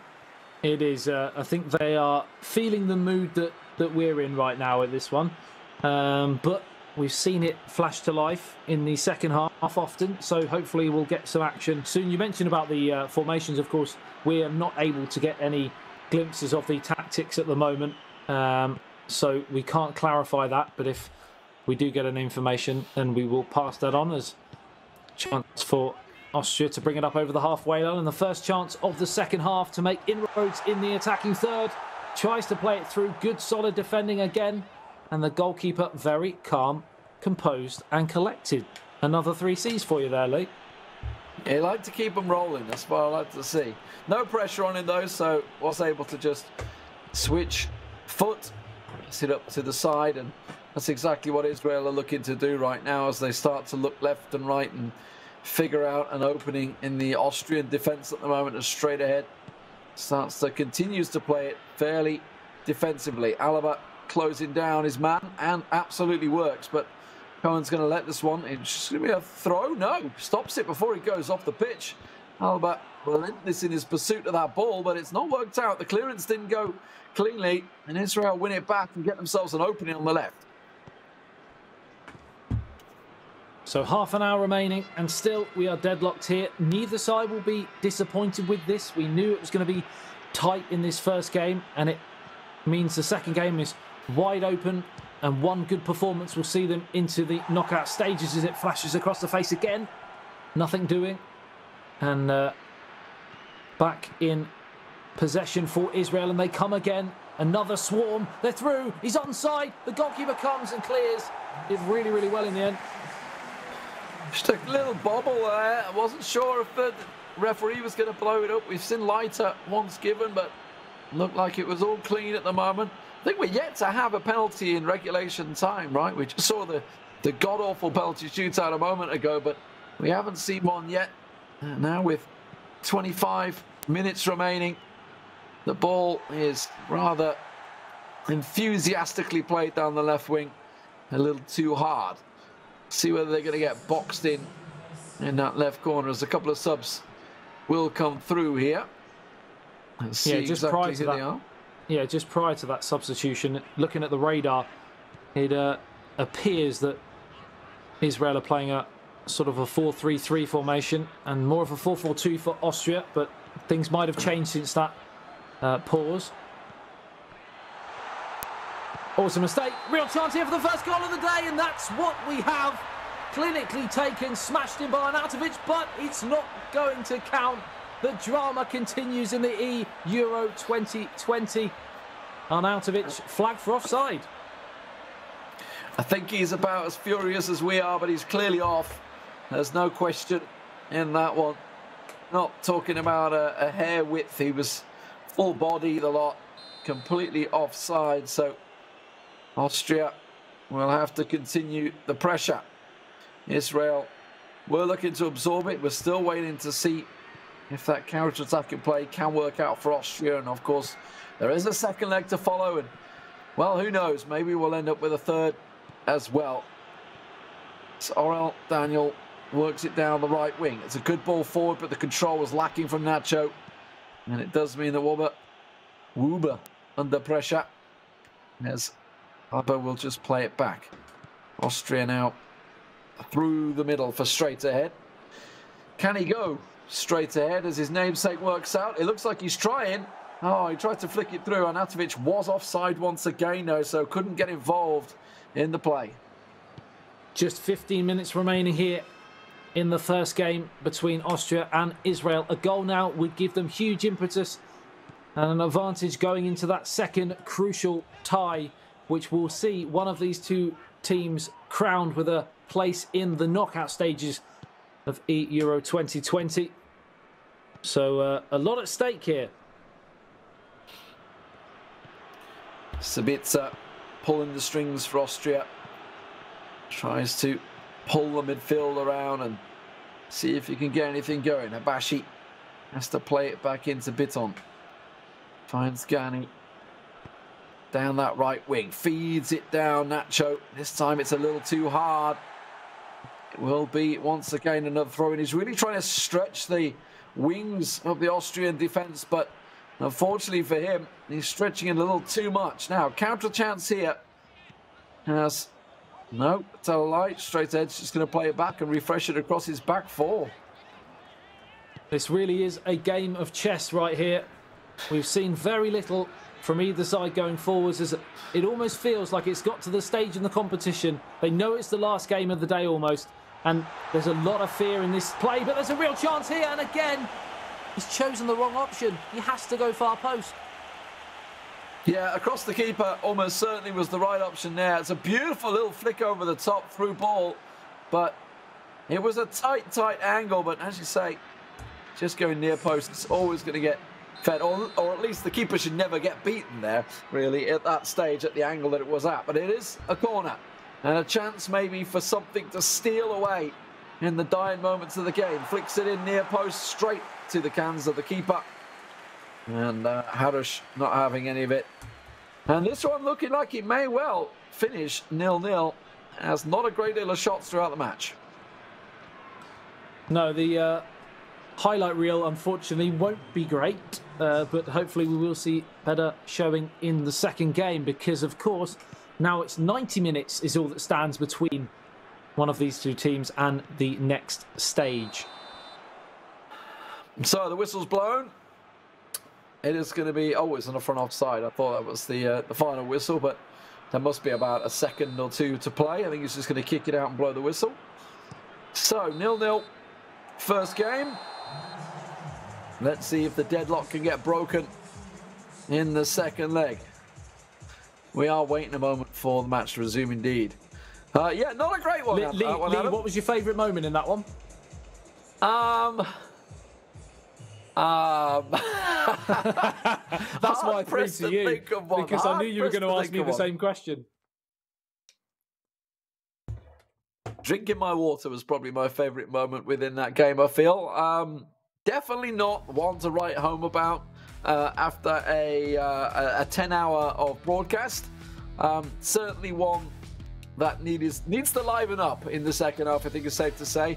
Somewhat surprised to see Austria going defensive in that game, actually. I thought, considering they did so well against France, even though they played slightly defensive against France, I still felt they'd be confident enough to take the game to Israel, who struggled a little bit against Greece and it wasn't to be. They both, like I said, it felt like they were both rabbit in the headlights. They felt the fear factor more than anything, and they weren't able to free themselves up. Maybe 2 new players now will come in with a different mindset, and it may change. Hopefully it will change. We should point out that Israel did beat Austria both times in the group stage, in the qualifying group. So yes, they do have a history of obviously beating them. This was the first time that Austria beat them this morning, 2-1. So not too surprising to maybe see them defensively. We don't know who played and how that one worked out. I haven't looked too deep into the stats. The system wouldn't show me who played and who had scored. So maybe it's actually going the exact way it did this morning. Maybe they're thinking, okay, we'll draw out this first game and then we'll try and bring a stronger player in. I mean, you said straight ahead is the captain, but maybe it's just taking one for the team then. Well, like I said, he didn't play at all against France, so maybe he's more of the behind the scenes. He knows the game inside out and can see who's better at playing different games. Like you said, maybe he's just there to kind of nullify that first game almost. Well, if that was the plan, it's worked very well. Well, we got either Sem or Fru coming up for the Serbians, the Austrian team. And, well, for Israel, we're expecting it to be Astman, but of course, it could also be Amici Edri as well. So we'll find out who's going to step in. They also have a coach, obviously, working in the background, Israel. So certainly solid players. They topped their group. So certainly not ones to sniff at, obviously, while Austria are coming from the lower bracket. They have bested Austria a number of times, so expecting this one to continue to be cagey as well. Yeah, cagey indeed. Hopefully we get that early goal, which we tend to sometimes get after a very tight first game. And then, of course, that completely changes the game plan and the opposite team has to come out, and then we go from there. But yeah, definitely it's feeling like the last game here. We're waiting for some magic. Yeah, I just want to recap. We're just waiting for the systems to be sorted out, so hopefully we'll be back in a second. Just to refresh your memories of what's happened today. Obviously, we've had the 4 groups playing out throughout the day. If you don't want spoilers, then you want to watch the VOD, then quickly mute the stream or don't listen to me. But I'm going to tell you who has gone through so far.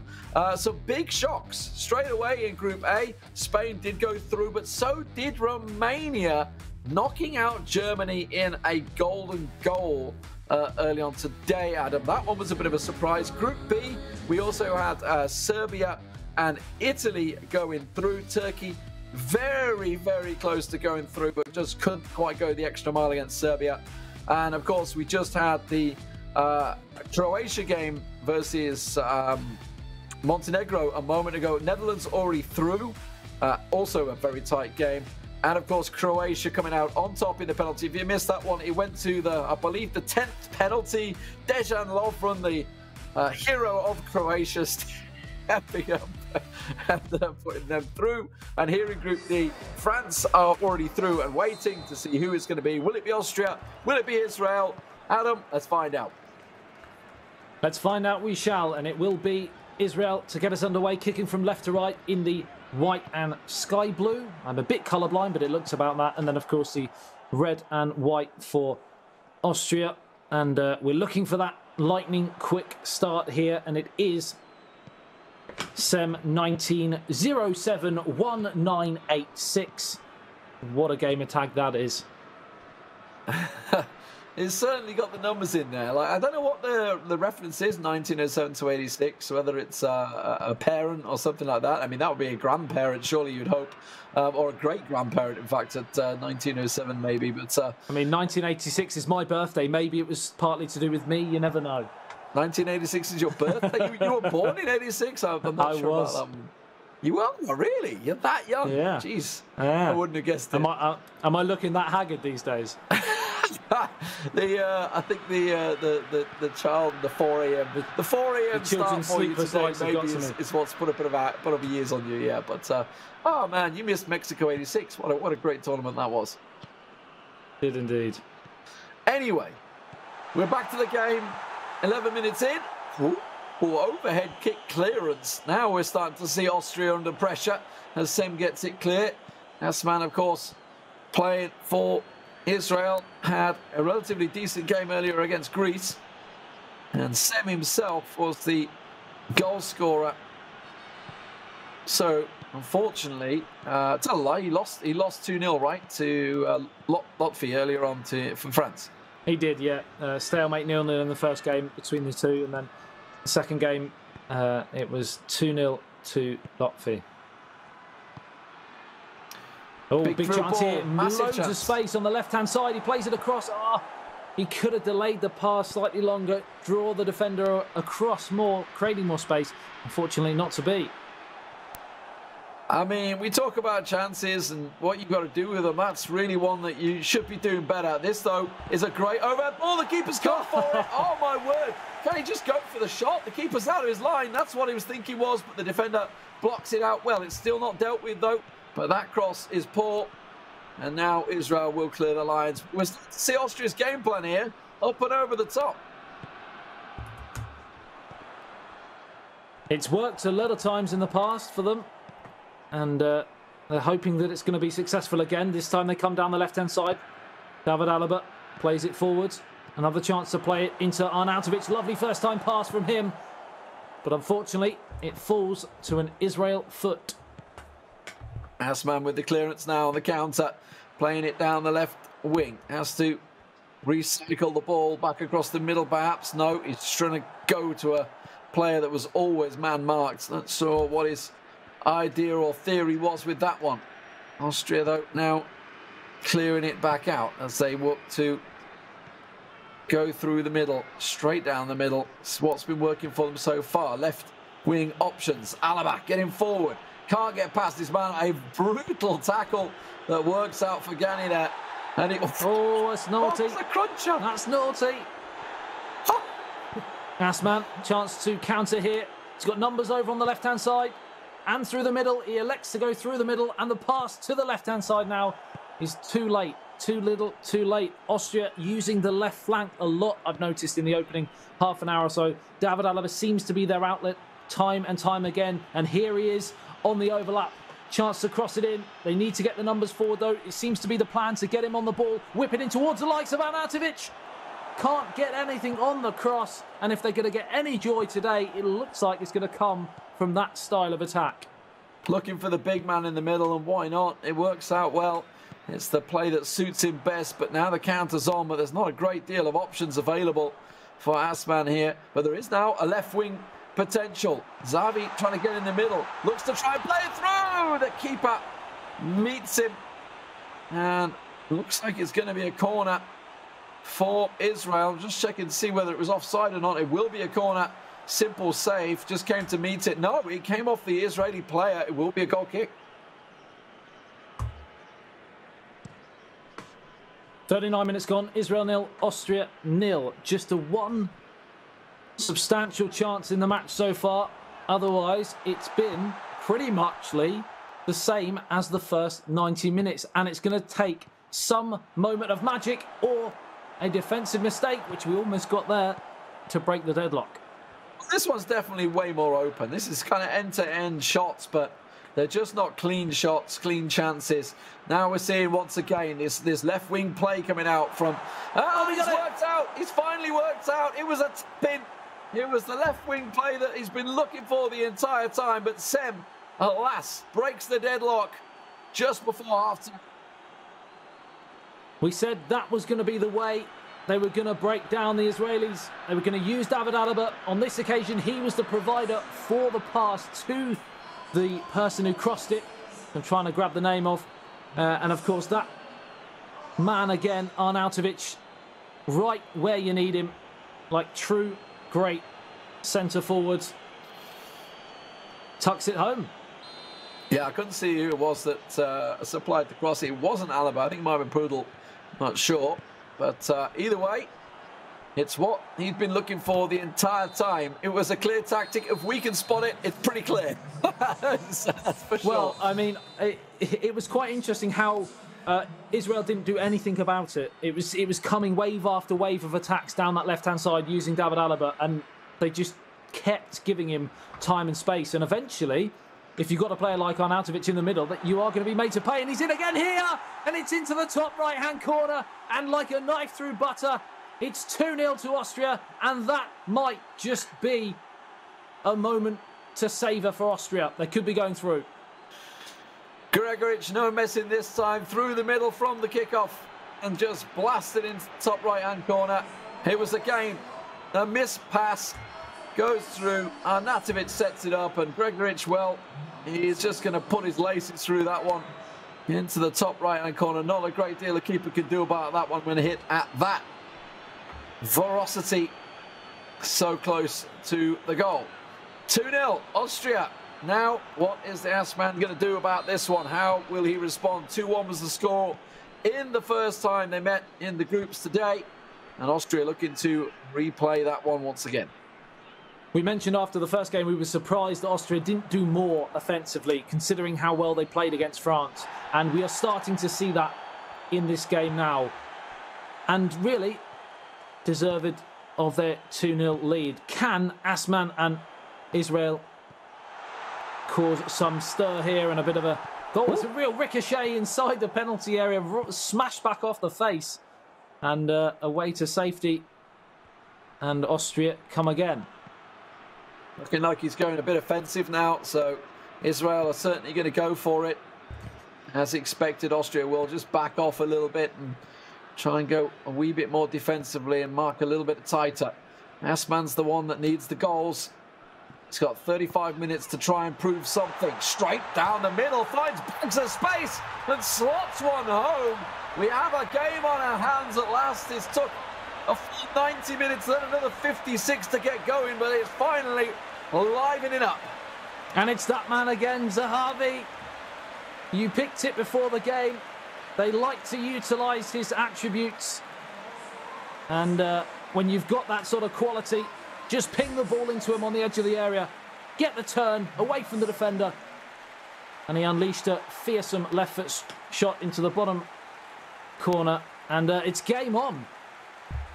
Game on indeed. Are we ever going to finish tonight? That's the question. We will find out in the next 35 minutes, because Austria have got to be careful.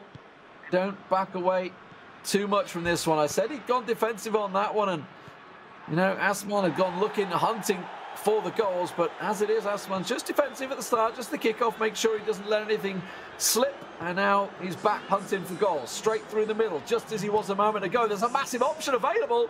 Oh, the defender just gets a toe on it. That's gone for a corner. Well, crucially, what's happening now is they're forcing David Alaba to be on the back foot. He was getting so much space going down the left-hand flank, but now because he's had to drop back, they've got no outlet. And now they can really ramp up the pressure. Chance to get the shot away, deflected off the goalkeeper. And it's away to safety.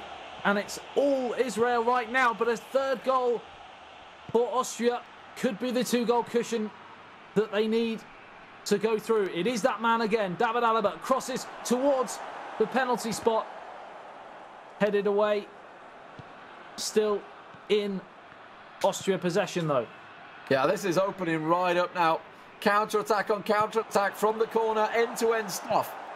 Assman, though, once again gets a toe on it, and now he's looking to go for a counter-attack himself. He's got players forward, 3-4 players charging forward, bags of space to pass through to. He'll find the one in the middle. Zahavi is there, but he just goes a little too heavy on the pass in the end, and Semih will just get a moment's breather. He will indeed. 20 minutes is all that stands between Israel crashing out, unfortunately. They need to get a second goal here to level the scores up. Arnautovic doing the damage at the start of the game. And he's always a threat on the counter. Foul in the middle of the park there. Look, headbutt. Just ran into each other, but off the ball nonetheless. So Austria will find a moment to make some player changes. Nacho off, Cohen on. It's the reversal actually of what his teammate did. He brought Nacho on late and took Cohen off. So a bit of a switch between the players. Now, trying to take, looks like he'd done the full triple sub as well this time. Looks like everybody off. Gregoric, the goal scorer, off as well for Kynes. And Sabica off as well. Well, A triple sub for both players. They are throwing everything at this one with just 15 minutes to go. Oh, it's a mistake. And he's in. Chance for 2-2. Surely has to go across the face. How many times have we seen that same attack today, Lee? When all it needs is a simple far post finish, and he's blazed it straight at the goalkeeper at the near post. A full hand-on-head moment as you just think he's got such an open chance, but it's still a corner, still alive. Looks like he's going for the short corner again. It didn't work out for him last time, so I'm surprised he's trying it again. It does just play it back. What's he looking for here? Well, that's not what he was after, I think, but he still managed to keep it alive down through the middle, but there's nobody there in the middle. And that is just going to go straight back to his defenders. 10 minutes to go. It's all out attack time for Asman. Do or die for Israel to stay in the tournament. A beautiful little drop of the shoulder, but he wasn't quite have the pace there for Austria. Time running out, 8 minutes away, but Israel are ramping up the pressure. He's in again here, surely, and he's got the equalising goal. Just 7 minutes remaining, and from 0-0 in the first game, we are level, but we're level with 4 pretty special goals. And Lee, buckle yourself up, because we're going to, by the looks of things, possibly golden goal. You never know. We're going the distance. We are going the distance. It took a long time for this game to liven up, but a massive, massive mistake from Austria there to allow that to happen. And, well, just the clear through ball and disaster for Austria. A 2-0 lead given away. And Israel are still fighting. Ultra defensive. They've got to make sure they don't give anything away from this kickoff. There is going to be around about 3 or 4 minutes extra time as well. So before we reach that golden goal status. Ball through Austria. Chances through the middle, but look at that. Solid defending from Israel. Oh, he's got numbers over. Off the ball. And he's off. Like the Mighty Ducks. The Flying V. Oh, side down.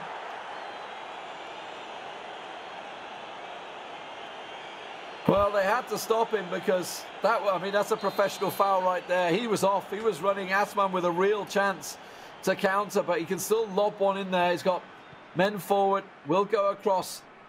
Bitson on it, works it through the middle. Chance to shoot maybe as they back away from him, but it's blocked out by the Austrian defence. And now they will play it through the middle. The counter-attack is on here for Austria. They've got players out to the left. They're running through the middle, but it's cut out once again by Israel as the time keeps on ticking. Fourth official says 3 minutes of the allotted will be added on. There will be one last chance to win the game right to the death for Israel. It's pinballing around, surely just can't pull the trigger, and somehow Austria survive to tell another tale and survive to live another day. Well, that should have been it. The chances were there. My voice is not, but it looks like we're going to be going to golden goals here as the final whistle goes. So, you've seen it already. You know what it's all about. We've had it twice tonight. First up, we had Croatia.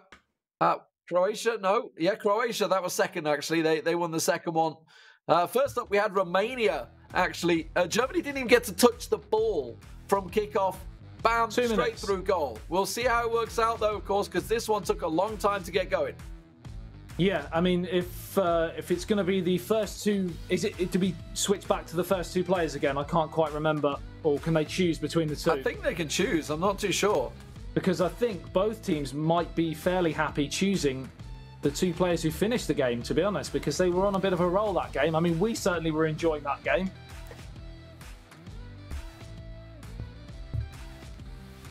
So Austria-Israel is the game, the final game before the knockouts tomorrow.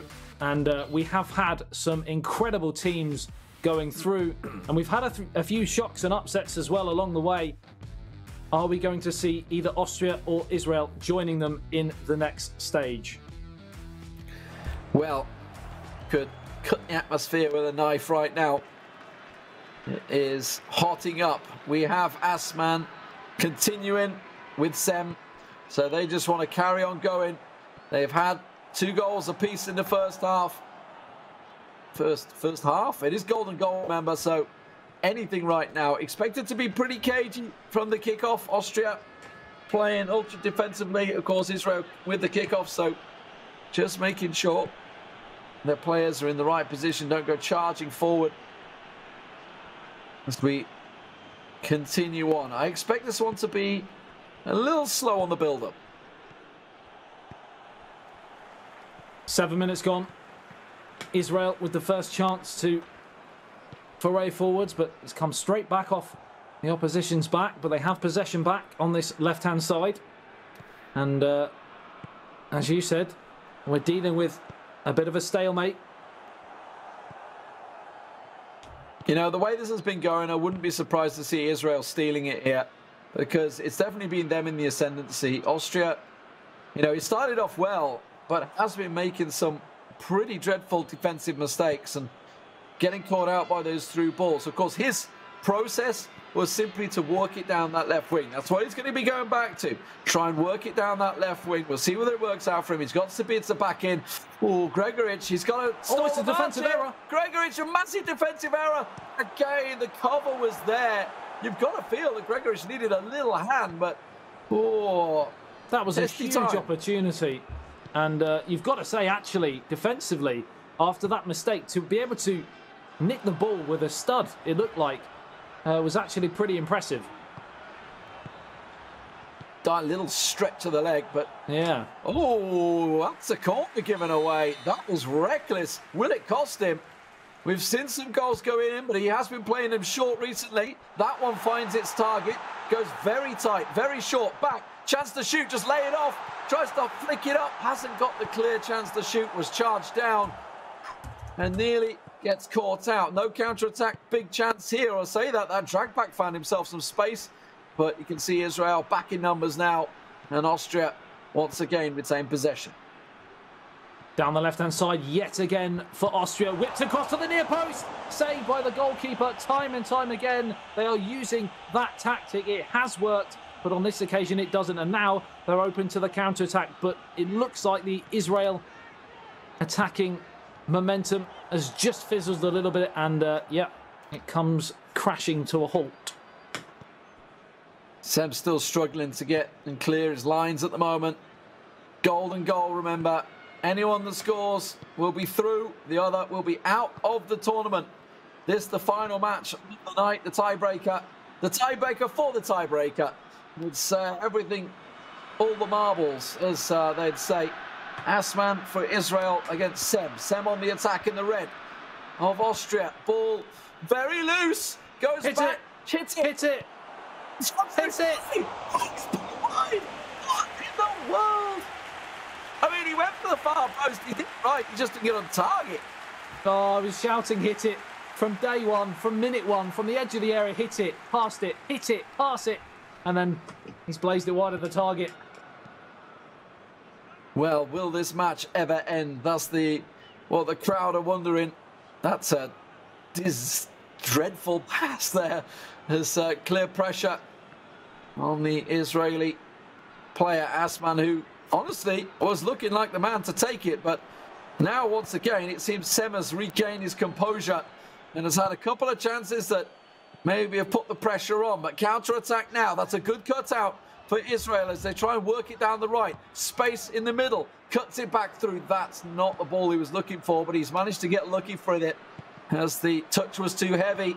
And again, some really slapdash passing, I think it's safe to say, Adam, here, as both players clearly feeling the pressure. Yeah, it's all getting a little bit desperate now because they know they're just one mistake away from crashing out of this huge tournament. And that's a lot of pressure for some of these players, young and old, because not many of them have got huge, big international tournament experience, even though they are incredibly talented. And here's another chance here on the left-hand side. Blocked. I mean, that was straight at the defender. I don't really know. I think he wanted to cut it back for the penalty spot, but it was never going to work out. He has managed to win the ball back, though. So regaining control is a big part of what he needs here. Now, through the middle. Space is opening up for him here, in all honesty, as he cuts out to the left, back through the middle. Can just cut it across the right. That's a foul. Play on given, but I'm not too sure on that one. I think I'd have taken the free kick there. Yeah, I think I would as well. 3 minutes remaining at the end of the first half. A goal now would be very, very tasty. I mean, a goal at any time, a goal would be pretty tasty. Just a goal. Just give us a goal. Just everything right now would be the icing on the cake is what we're looking for. The question is, who wants it more? Will it be Israel or will it be Austria? They're building up to it, Lee. It's going to be an absolute barnstormer of a goal. It's going to be a goal scramble. Here we go. Austria setting up for it. Oh, no. It's a free kick, I think. I'm feeling something. Something in my bones telling me that we could be about to see the moment that sees Austria fly into the knockout stages. He steps up, left foot, over the wall. Oh, he saved. A stunning fingertip stop from Israel's number one. Palms it out for a corner. It's not over yet. The final whistle for this half is beckoning, but they're going to get a chance at a header. Can he swing it in? No, goes short. Trying to cut it across goal. Just got to lay it back. There's plenty of players. The keeper passed in the rebound. Oh, it's cleared by Israel. It's half time. Oh my word, the pressure stays as we continue into the second half of Golden Goal.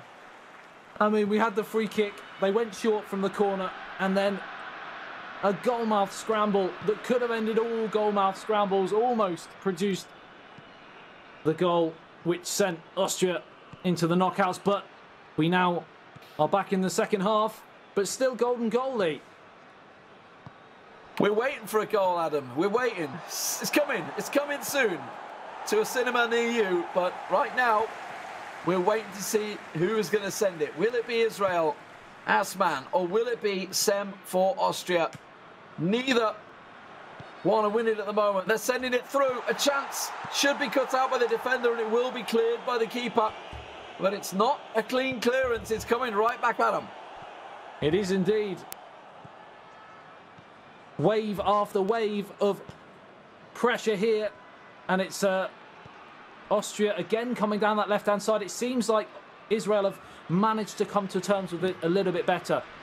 They've managed to shift play across defensively, and David Alaba is being forced back a lot more on that side as Asman now comes again towards the edge of the area. Chance to pull the trigger. No, cuts inside. It's a really, really sloppy pass right when it was just about opening up for him. Chance for Sem now. He does have Alaba. It's what he's been using all the time. Straight through the middle. Doesn't work out for him. Maybe looking to make some of those changes that he made in the first half. And Sabitzer still on the pitch. Maybe a little tired. Looks certainly very tired out there. Dragovic, though. Look at Sabitzer. Very low. And this is where we might see some of those changes. We will indeed. I expect to see Sabitzer coming off. They went for a triple sub last time. I expect to see something similar this time, Adam. Yep, they're going hell for leather now. The last roll of the dice. Triple substitution. Solomon coming on. Actually, Zahavi coming off, which is a surprise. He's been their go-to player for large parts of this tournament so far. But they're going to have to do it without him. And bearing in mind we've got potentially penalties coming up as well, that could be an interesting decision. Well, we saw Croatia bring Rakitic on just for the penalties and then miss it, so I'm not going to put too much stock on that one. Defence cutting it out. 65 minutes gone here in the Golden Goal. It is a tense, tense atmosphere as both Austria and Israel look to book their final place into the quarterfinals. It will still be a tough ask for them, whoever goes through, because they're going to have some real tense opposition, but they've got to get there. And to be in the final day here on Sunday tomorrow, which will be kicking off very early, 9:45 I think it is, BST. Tomorrow we'll be going live, so 10 a.m. the first matchup will be kicking off, but we've got to see who that's going to be. Right now, Israel and Austria are still waiting to see who is going out of the tournament and who is going through. Austria with a chance. It's not been quite the eye-catching affair that we have seen throughout today's action, but it's fascinating still at this tactical battle between the two teams because they are so evenly matched. It's really hard to see where this pocket is going to be picked. Israel once again regain possession. Big chance here on the counter. Through ball. Oh, I think it would have been offside regardless. The game's stretching now, though. It's clear to see the options available to them. Israel are the ones hunting for it. Oh, clattering in the middle. It's a 50-50 judge. Austria just puts it straight to Israel, but they managed to get away with it down the wing somehow. Now straight through the middle. Options out the right. Oh, last stretch leg from Israel will slow things down, but he's going to work it to Alaba. That's the player he wants, but it's just such a heavy touch in the end. But it doesn't work out. It's calamity in the middle here, Adam. It really is, and I think both of the sides know now that they don't really want it to go to penalties. Nobody wants the lottery of losing on a penalty shootout, so they are going to go and try and snatch this late winner. And it's Israel this time that get their foot on the ball. Can they produce something out on this right-hand side? Played right the way through, and it's a good challenge in the end from Dragovic, and it's back to that man again. How many times have we said David Alaba during this cast today in this match, because he's been on the ball time and time again, and with just 8 minutes remaining, it seems for Austria that's where the goal might just come from. From an Israel point of view, they're going much more through the centre, and they've got a big chance, and he's put it wide. That was the moment, Lee, to win the match, and he's put it the wrong side of the post. I don't even know how. It's in.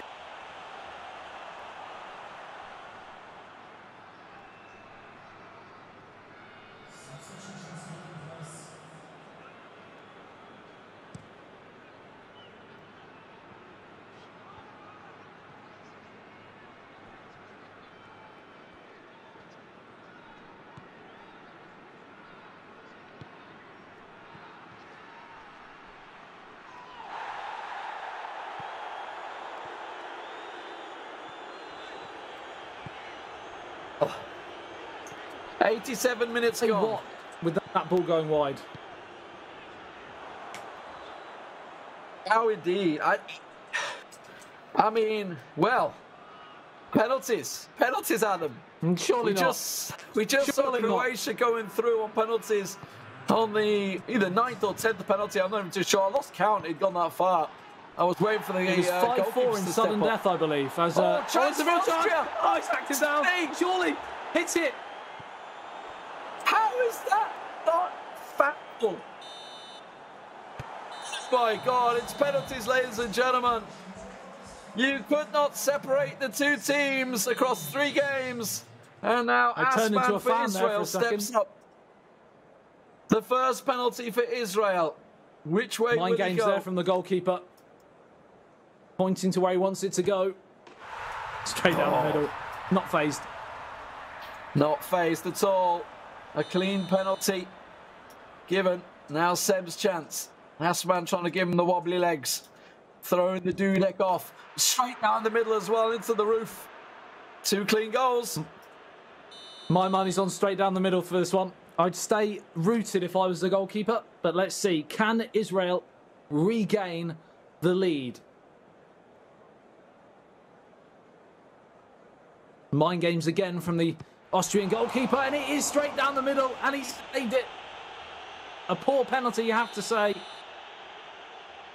He needed to pull that one off now. Can he convert one of his own? The substitute comes on, slots it in, sends the keeper the wrong way. Bergstaller getting it in nicely there. And now Austria hold the lead. Big, important penalty. A lot of pressure on this. Knows that a miss here could be fatal at this stage. He steps up. Oh, he's hit the crossbar.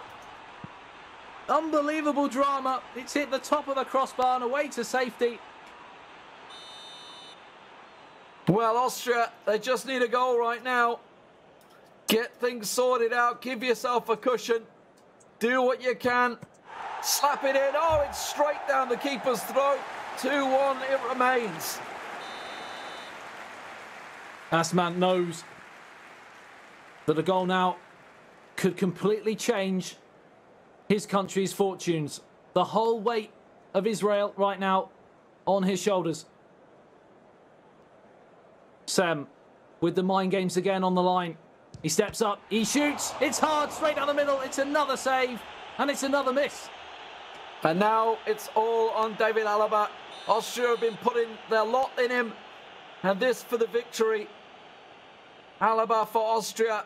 Score, and they're through. It's saved once again. Israel with a lifeline. A lifeline to hang on. 2-1. Has to score. Otherwise, Israel are out. It's as simple as that. 12 yards are all that stand between Austria and the next round, but it's in. Oh my word. It's now or never, or will we be going to a sixth penalty? Austria, score and you win it. Score and you're through. That's all you need. Left, right, centre. No one. What in the world is happening?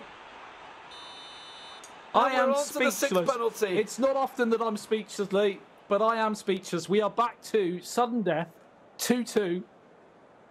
And it's Israel that step up first. Can he give them the advantage? He can. Calm, composed, clinical and creative. 4 of the C's. Brilliant. What will give out first? Will it be Austria or will it be my voice? As Austria, they have to score. Israel, they've hung on. They had a lifeline. They had a chance. And now they're through. That's it. Austria, after scoring the opening 2 penalties, have missed the next 4. And Israel will go through and be the final team of Group D to join France going through. Incredible. Well, what a way to end today's proceedings. What a game. It wasn't quite as energetic and brilliant in the actual 90 minutes, but of course it came to life in the penalty shootout, and it was a wonderful penalty shootout to be a part of. Oh, we got there in the end, Adam. You know, we got our golden goal. We've been talking about the other guys getting it all the way through, Harry and Weza, but it seems that we finally got ours. And, of course, he went all the way to penalties, and why wouldn't it? But cleanest of penalties, but also not as bad as Croatia versus Montenegro's penalties. That one was pretty rough. That went down 9 or 10. This one, you've got to be thinking, Austria, how? When they scored the opening 2 penalties, you thought it's in the bag. And they just couldn't find the net. They had the chance. They had the 5th penalty. All they have to do is tuck it away and they're through. And they weren't able to take it. It went to sudden death. And, of course, mentally, as soon as it goes to sudden death, you're on the back. But if you could have won it, 5.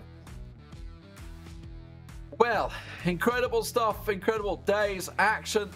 I believe we might have the stats for that game coming up. But, well, I mean, there's not a lot statistically to call from that. The actual 90 minutes was relatively uneventful.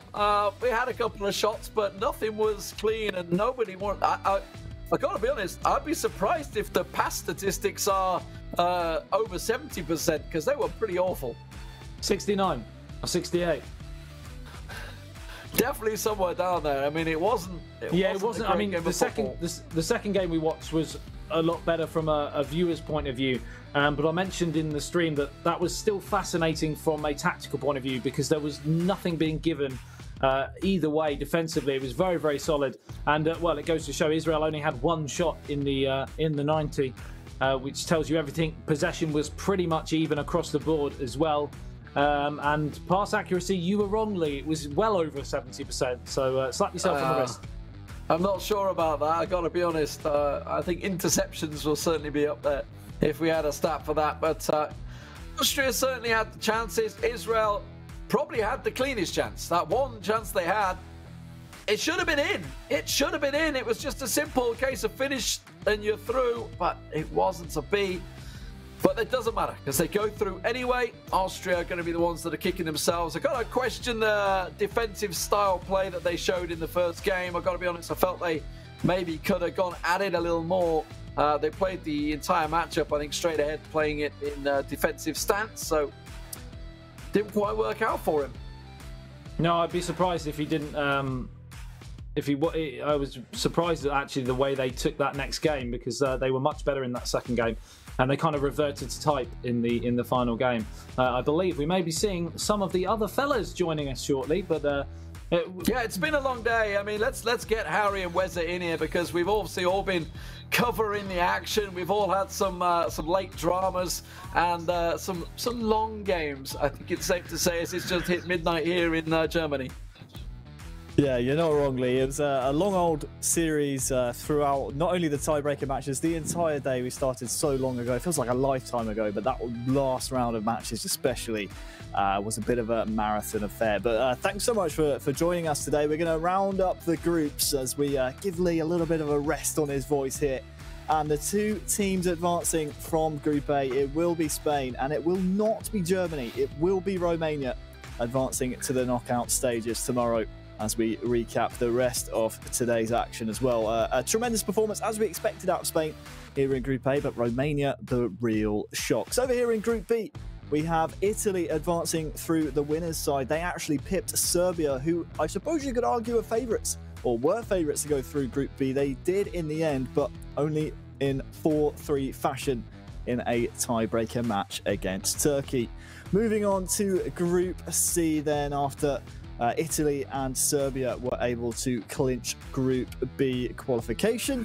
In Group C, it was business as usual for the Netherlands. They advanced, and then after a marathon match, 2-1 all draws, 90 minutes of golden goal, and a 10-kick apiece, it felt like, penalty shootout between Croatia and Montenegro. It was the former who advanced into the knockout stages. And then, well, rounding out the day, it's Group D. France, with the reigning world champion as Maccabi, flanked by Lotfi, advancing through the winners stage. And, well, Israel, in the end, throughout the tiebreaker, were able to make things happen in the penalty shootout. It was a long old day, gentlemen. It really was. Congratulations for making through it, obviously with your voices mostly still intact.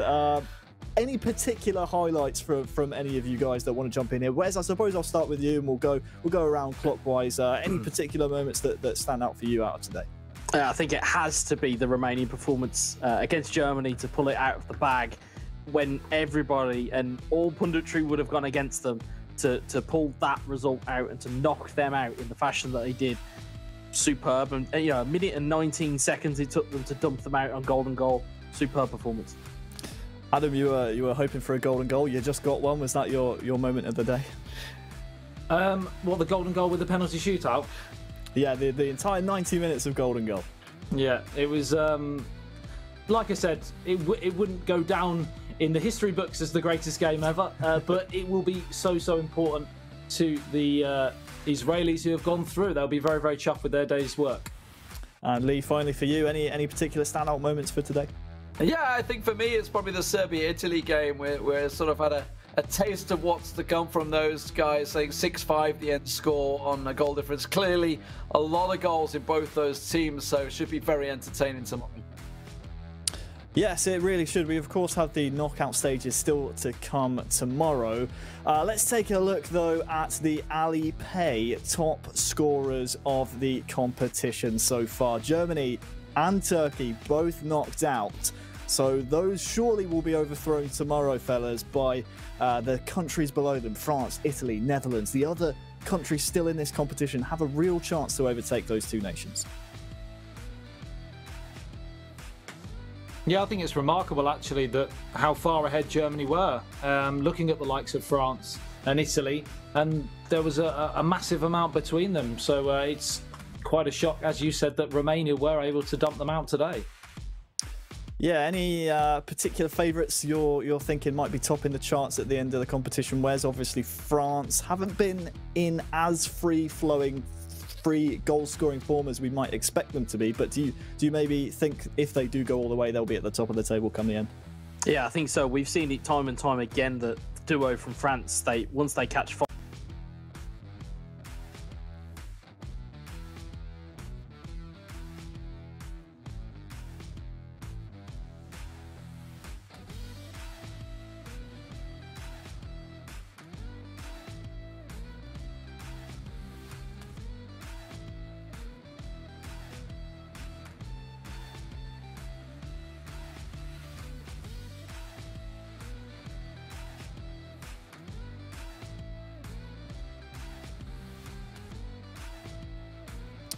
Well, thanks a lot, gentlemen. Again, we apologise for the interruptions at home. We're all working from home here, so things are getting a little bit tricky. Now it's time to move on to our skill of the day presented by Hisense. We obviously had plenty to choose from, gentlemen, and I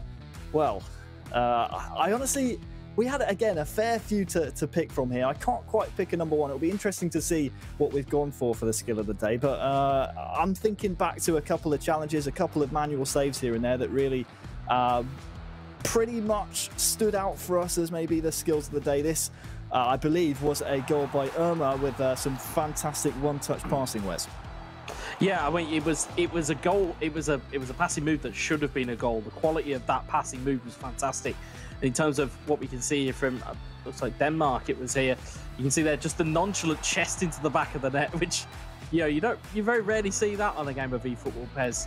It was a lovely ball into the box and just nonchalantly just chested into the back of the net. Yeah, almost looked like he was trying to control it, but we'll pass it off with a bit of skill. Here is Jana against Luxembourg here, Adam, and well, it was so well worked to take this free kick quickly, really caught the defence napping, and in the end it was the difference maker that really set Jana apart from Luxembourg. Yeah, sometimes when the game's so tight, just those little moments of magic and just thinking quickly on your feet, as they did with that free kick, can make all the difference. And it was a tidy finish as well.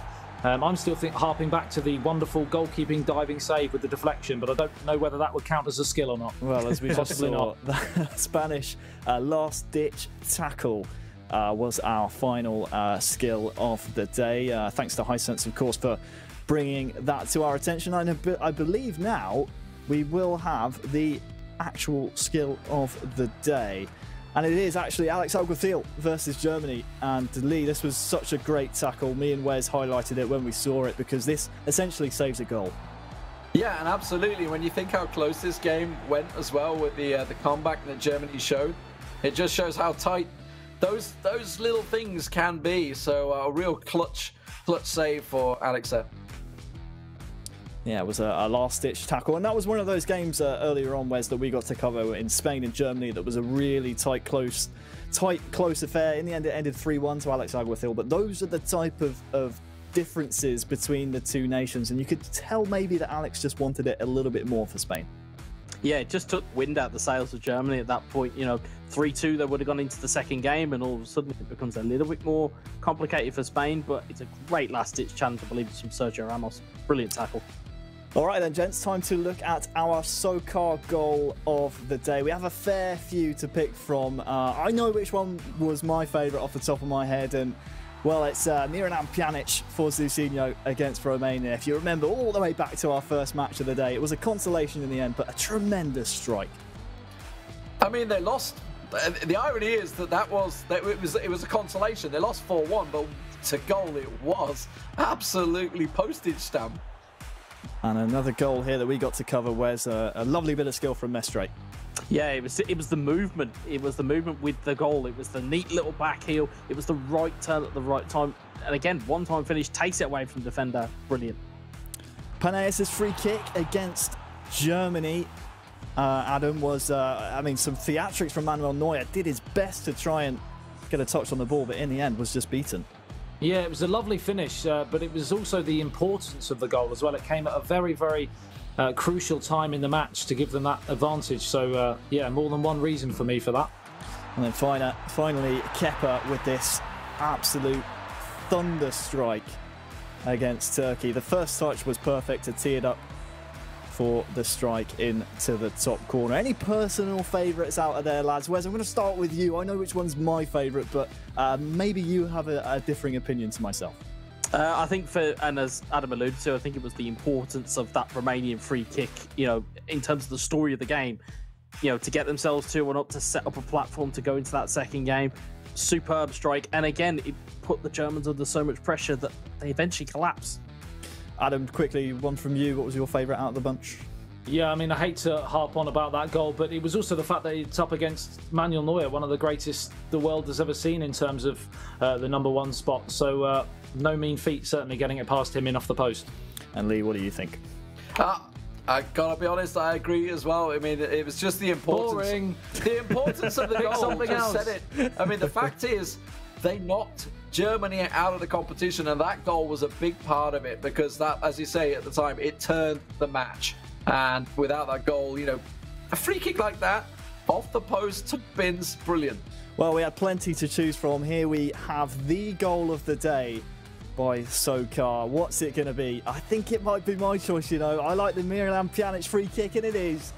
Zusinho against Romania, right into the top corner. I think a lot of it helps, lads, that we had the perfect angle from it. Right here, you see the perfect curvature of the ball, the reverse curve, and it's right It's a long range as well. That's a long range free kick. Needed to be absolutely perfect. It's almost unfortunate, Wes, that it was only a consolation for Bosnia and Herzegovina in the end. Yeah, they normally say about goals of that caliber that if they don't win games, you don't really remember them. But and that may be consigned to that type of history book, but it's an absolutely quality hit from Miralem Pjanic. Right, gentlemen, we are just about done for today. But first of all, we have performed the draw for the knockout stages, and I think it's only fair before we round up the show and say our goodbyes that we take a look at some of the matches ahead of us tomorrow. I mean, Netherlands, Romania, Spain versus Serbia at the top half of the bracket, Italy, Israel, France versus Croatia. They were in the same group in the qualification phase, France and Croatia. They meet up once again. Just quickly from you, Wes. I'm not going to ask the other analysts here, just from you, Wes, because you're my favourite. A particular matchup you may be looking forward to tomorrow. I think it's for that B bracket, Spain versus Serbia. That's got you know, Barburner written all over it. Really, really has. Spain and Serbia both in Group A, of course, in the qualification rounds. You know what, Lee and Adam, I'll open it up to you. Is there maybe a different matchup there you're looking forward to? Adam, you first. Not necessarily the matchup, but I think this gives France a real strong potential chance of going on and winning it, because I think they've avoided 3 teams that they would see as potential big threats to the crown in the Netherlands, Spain and Serbia. Obviously, great teams in their section, but I would say they are looking like top dogs right now. How about you, Lee? Yeah, I mean, Spain-Serbia is the immediate one that stands out. They've both played very well today. They've both scored a lot of goals, so that's almost certainly probably going to be a 0-0 edge game. It's the way it always goes, right? It always goes that way. Of course, thank you all to everyone watching at home. Make sure you stay in touch. Use the hashtag eEURO 2020. Tomorrow, 11 a.m. Central European Summertime is when you need to look out for us again, gracing your screens with our lovely faces, and of course with more fantastic eFootball PES 2020 action here in the eEURO 2020 competition. From myself, from Wes, from Lee and from Adam, thank you so much for watching today. We'll see you tomorrow at 11 a.m. Goodbye.